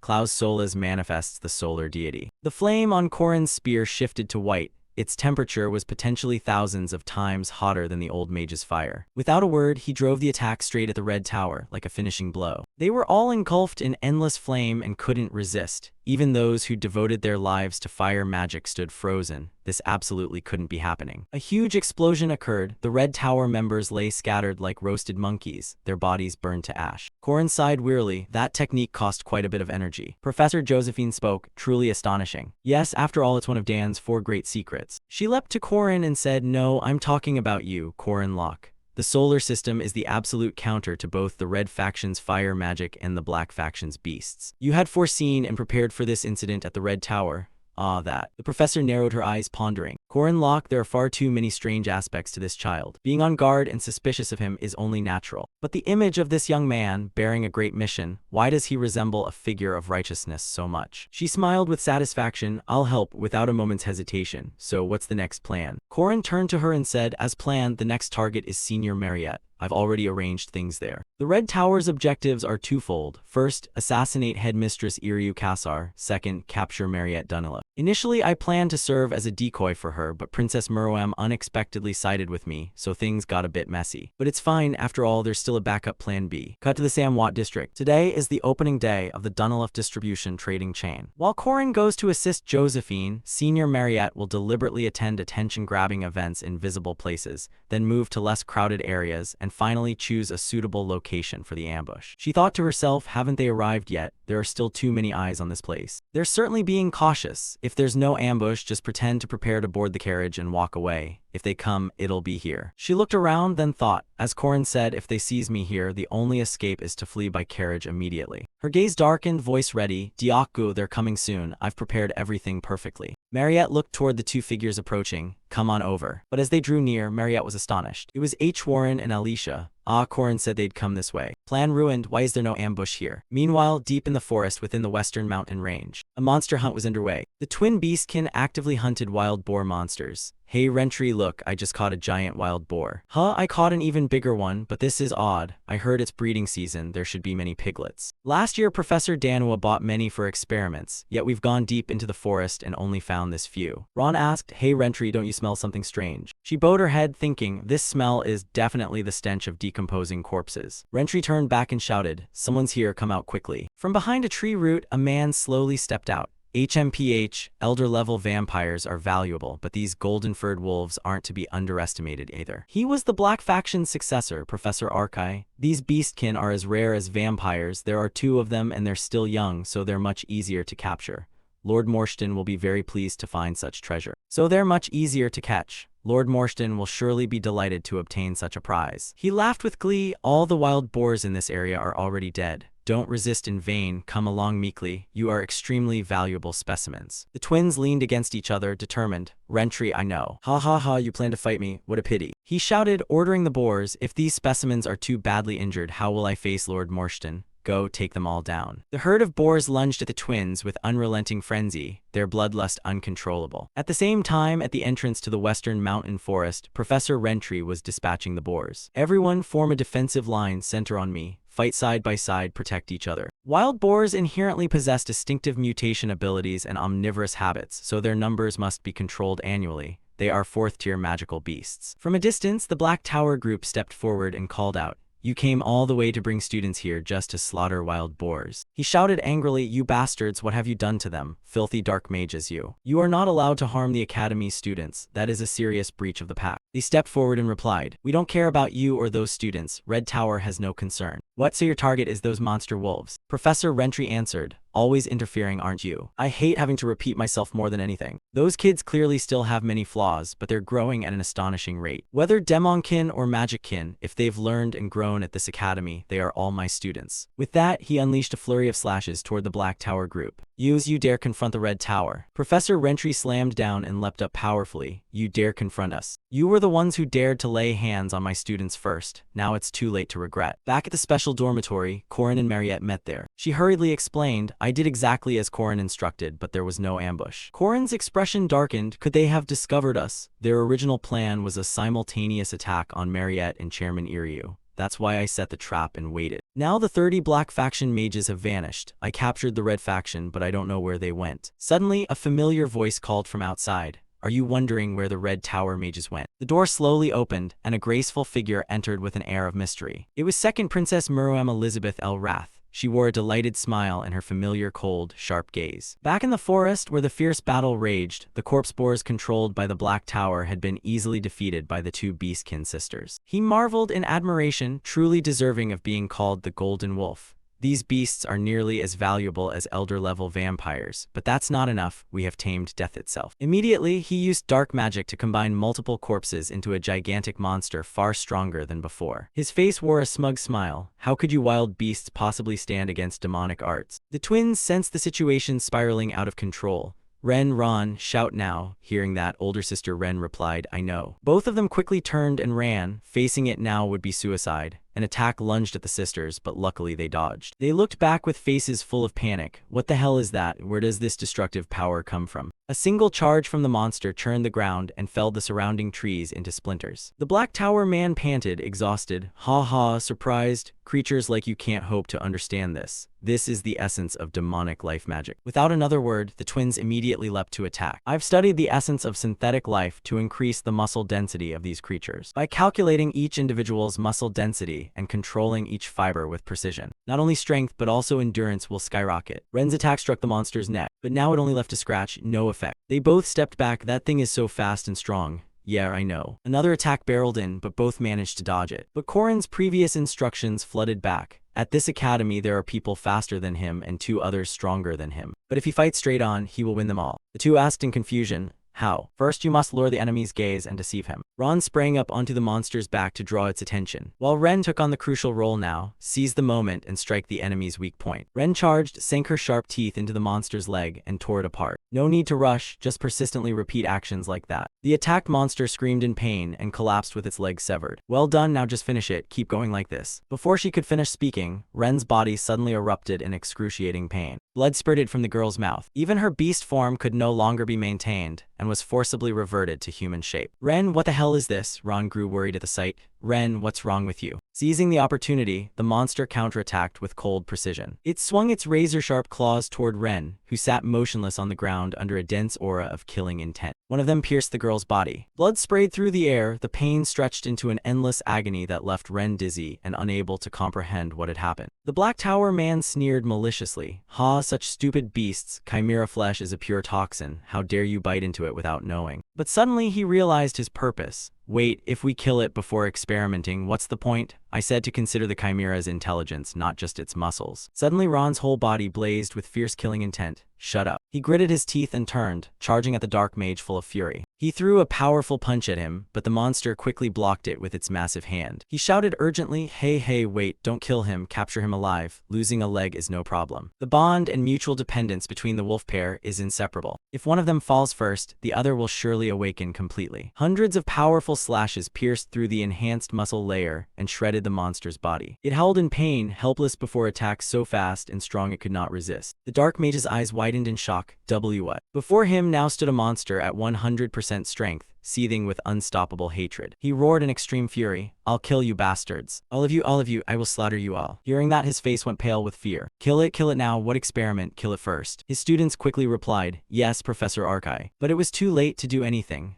Ron charged like a bullet from a sniper rifle. In an instant, the surrounding air was stained with countless people's blood. Bodies were torn to pieces, leaving nothing. The professor collapsed to the ground, his voice filled with despair. Huh, impossible, my disciples. Ron turned to him and screamed, die. The entire forest plunged into chaos. A cataclysmic explosion threw everything into turmoil. Through the thick smoke, Corrin appeared and intercepted Ron's strike before he could rip Arkai's face apart. His voice rang out, a sadness spreading through the forest. Ren is dead. Why are you only arriving now? You should have come earlier. He pummeled Corrin repeatedly as if venting his anger. The twin wolves always live for each other. When one dies, the other goes mad and loses all reason. Corrin stepped forward, embraced Ron, and said, I'm sorry I'm late, aren't I? But Ren is still alive. Her wounds are severe. If I had arrived a bit later, it would have been truly dire. Right now, she's only unconscious. Everything is okay. Ron burst into tears, clutching him. Brother, I'm fine. It's okay. I'm sorry. He remembered what Princess Meruem had said earlier. The Black Tower had been concentrating on hunting those wolves. Corrin was astonished at what he heard. Why would she tell me that? Princess Meruem is backed by the Black Tower. There's no way she'd willingly reveal the mage's locations. The second princess continued, I just gave up something very big. There won't be a next time. Corrin stepped past her and said, consider this, I owe you a favor. Of course. The princess's expression grew sly and crafty. You will definitely pay for this debt. Returning to the present, Corrin grabbed all the soldiers by the collars and forced them to kneel. Black faction or red faction doesn't matter. Line up properly and kneel still for me. The terrified group replied, yes. Lower your heads more. Who do you think you are, sticking your faces up like that? The professor presiding over the class stepped forward and said, luckily none of the first-year students were seriously injured. Yes, that's thanks to Professor Arden risking himself to protect them. He smiled and continued, no, it's not my credit. The armaments of this year's freshmen are far superior to last year's. Thanks to the expensive monostone gear, the kids were able to protect themselves. Also thanks to some senior who emptied their fortune to buy those costly monostones for them. Corrin burst out laughing, embarrassed. Haha, not all of it, only half. Suddenly Professor Josephine's voice rang out, Student Corrin. Corrin turned surprised, yes ma'am, the situation has just stabilized. Not that, it's urgent. She shouted anxiously, the Merkaba the chairman holds is reacting violently. His face darkened. What? Could it be Princess Meruem's earlier words? You will pay for this favor. The red faction attacked Professor Josephine, while the black faction ambushed the twins Ren and Ron. Then there's still one who hasn't appeared. Where did the Golden Mage go? Could they be simultaneously ambushing the chairman? Even with the regressor's solution being me, the scenario is gradually reverting back toward its original course. Professor Josephine opened a portal and said, we must go now. Stay alert. This is different from the black versus red stunts you imagined before. Corrin replied confidently, I know, in any case I'll go. This time you're no longer helpless like before. Mariette's group eagerly wanted to follow. I'll go too. Me too, I can't let you shoulder everything by yourself. The lineup now included a senior-level vampire, a Jiangshi with incredible physical strength, and an Arden family swordsman with powerful territory. Finally, Corrin Locke, the one who holds the sun and possesses 3 aura cores. The current force is enough to confront the Golden Archmage Idrin if they actually meet him. They stepped through the teleport gate, and the scene before them completely shattered Corrin. They could easily see Chairman Iryu lying on the ground after being defeated. Chairman. Fortunately, his body wasn't completely destroyed, but the one who did this to the chairman was truly a formidable opponent, an elite-grade mage. But when he turned around, there was no golden mage there at all. Instead, 4 very familiar figures appeared. Advance, advance. A notification appeared. The 4 relics of Tuatha De Danann have gathered in one place. The Light Spear Eradwa, the Infinite Alchemy Undry, the Fate Stone Riafal, and finally the Sunsword Klaus Solas. The old Great Sage also added, long time no see, permanent captain of Iryu. Among them, a handsome man appeared and said, well, we meet again on the Bridge of Fate. Why has destiny placed us in this situation? To die or to kill? That is the question. He was the versatile beauty king Ohard Brez. Another notification appeared before him. The coronation ritual in heaven has been unlocked and is displaying backups. The system is assessing relevance. Tom Norik, relevance level A+. Don Sky, relevance level A+. Ohard Brez, relevance level A+, C++.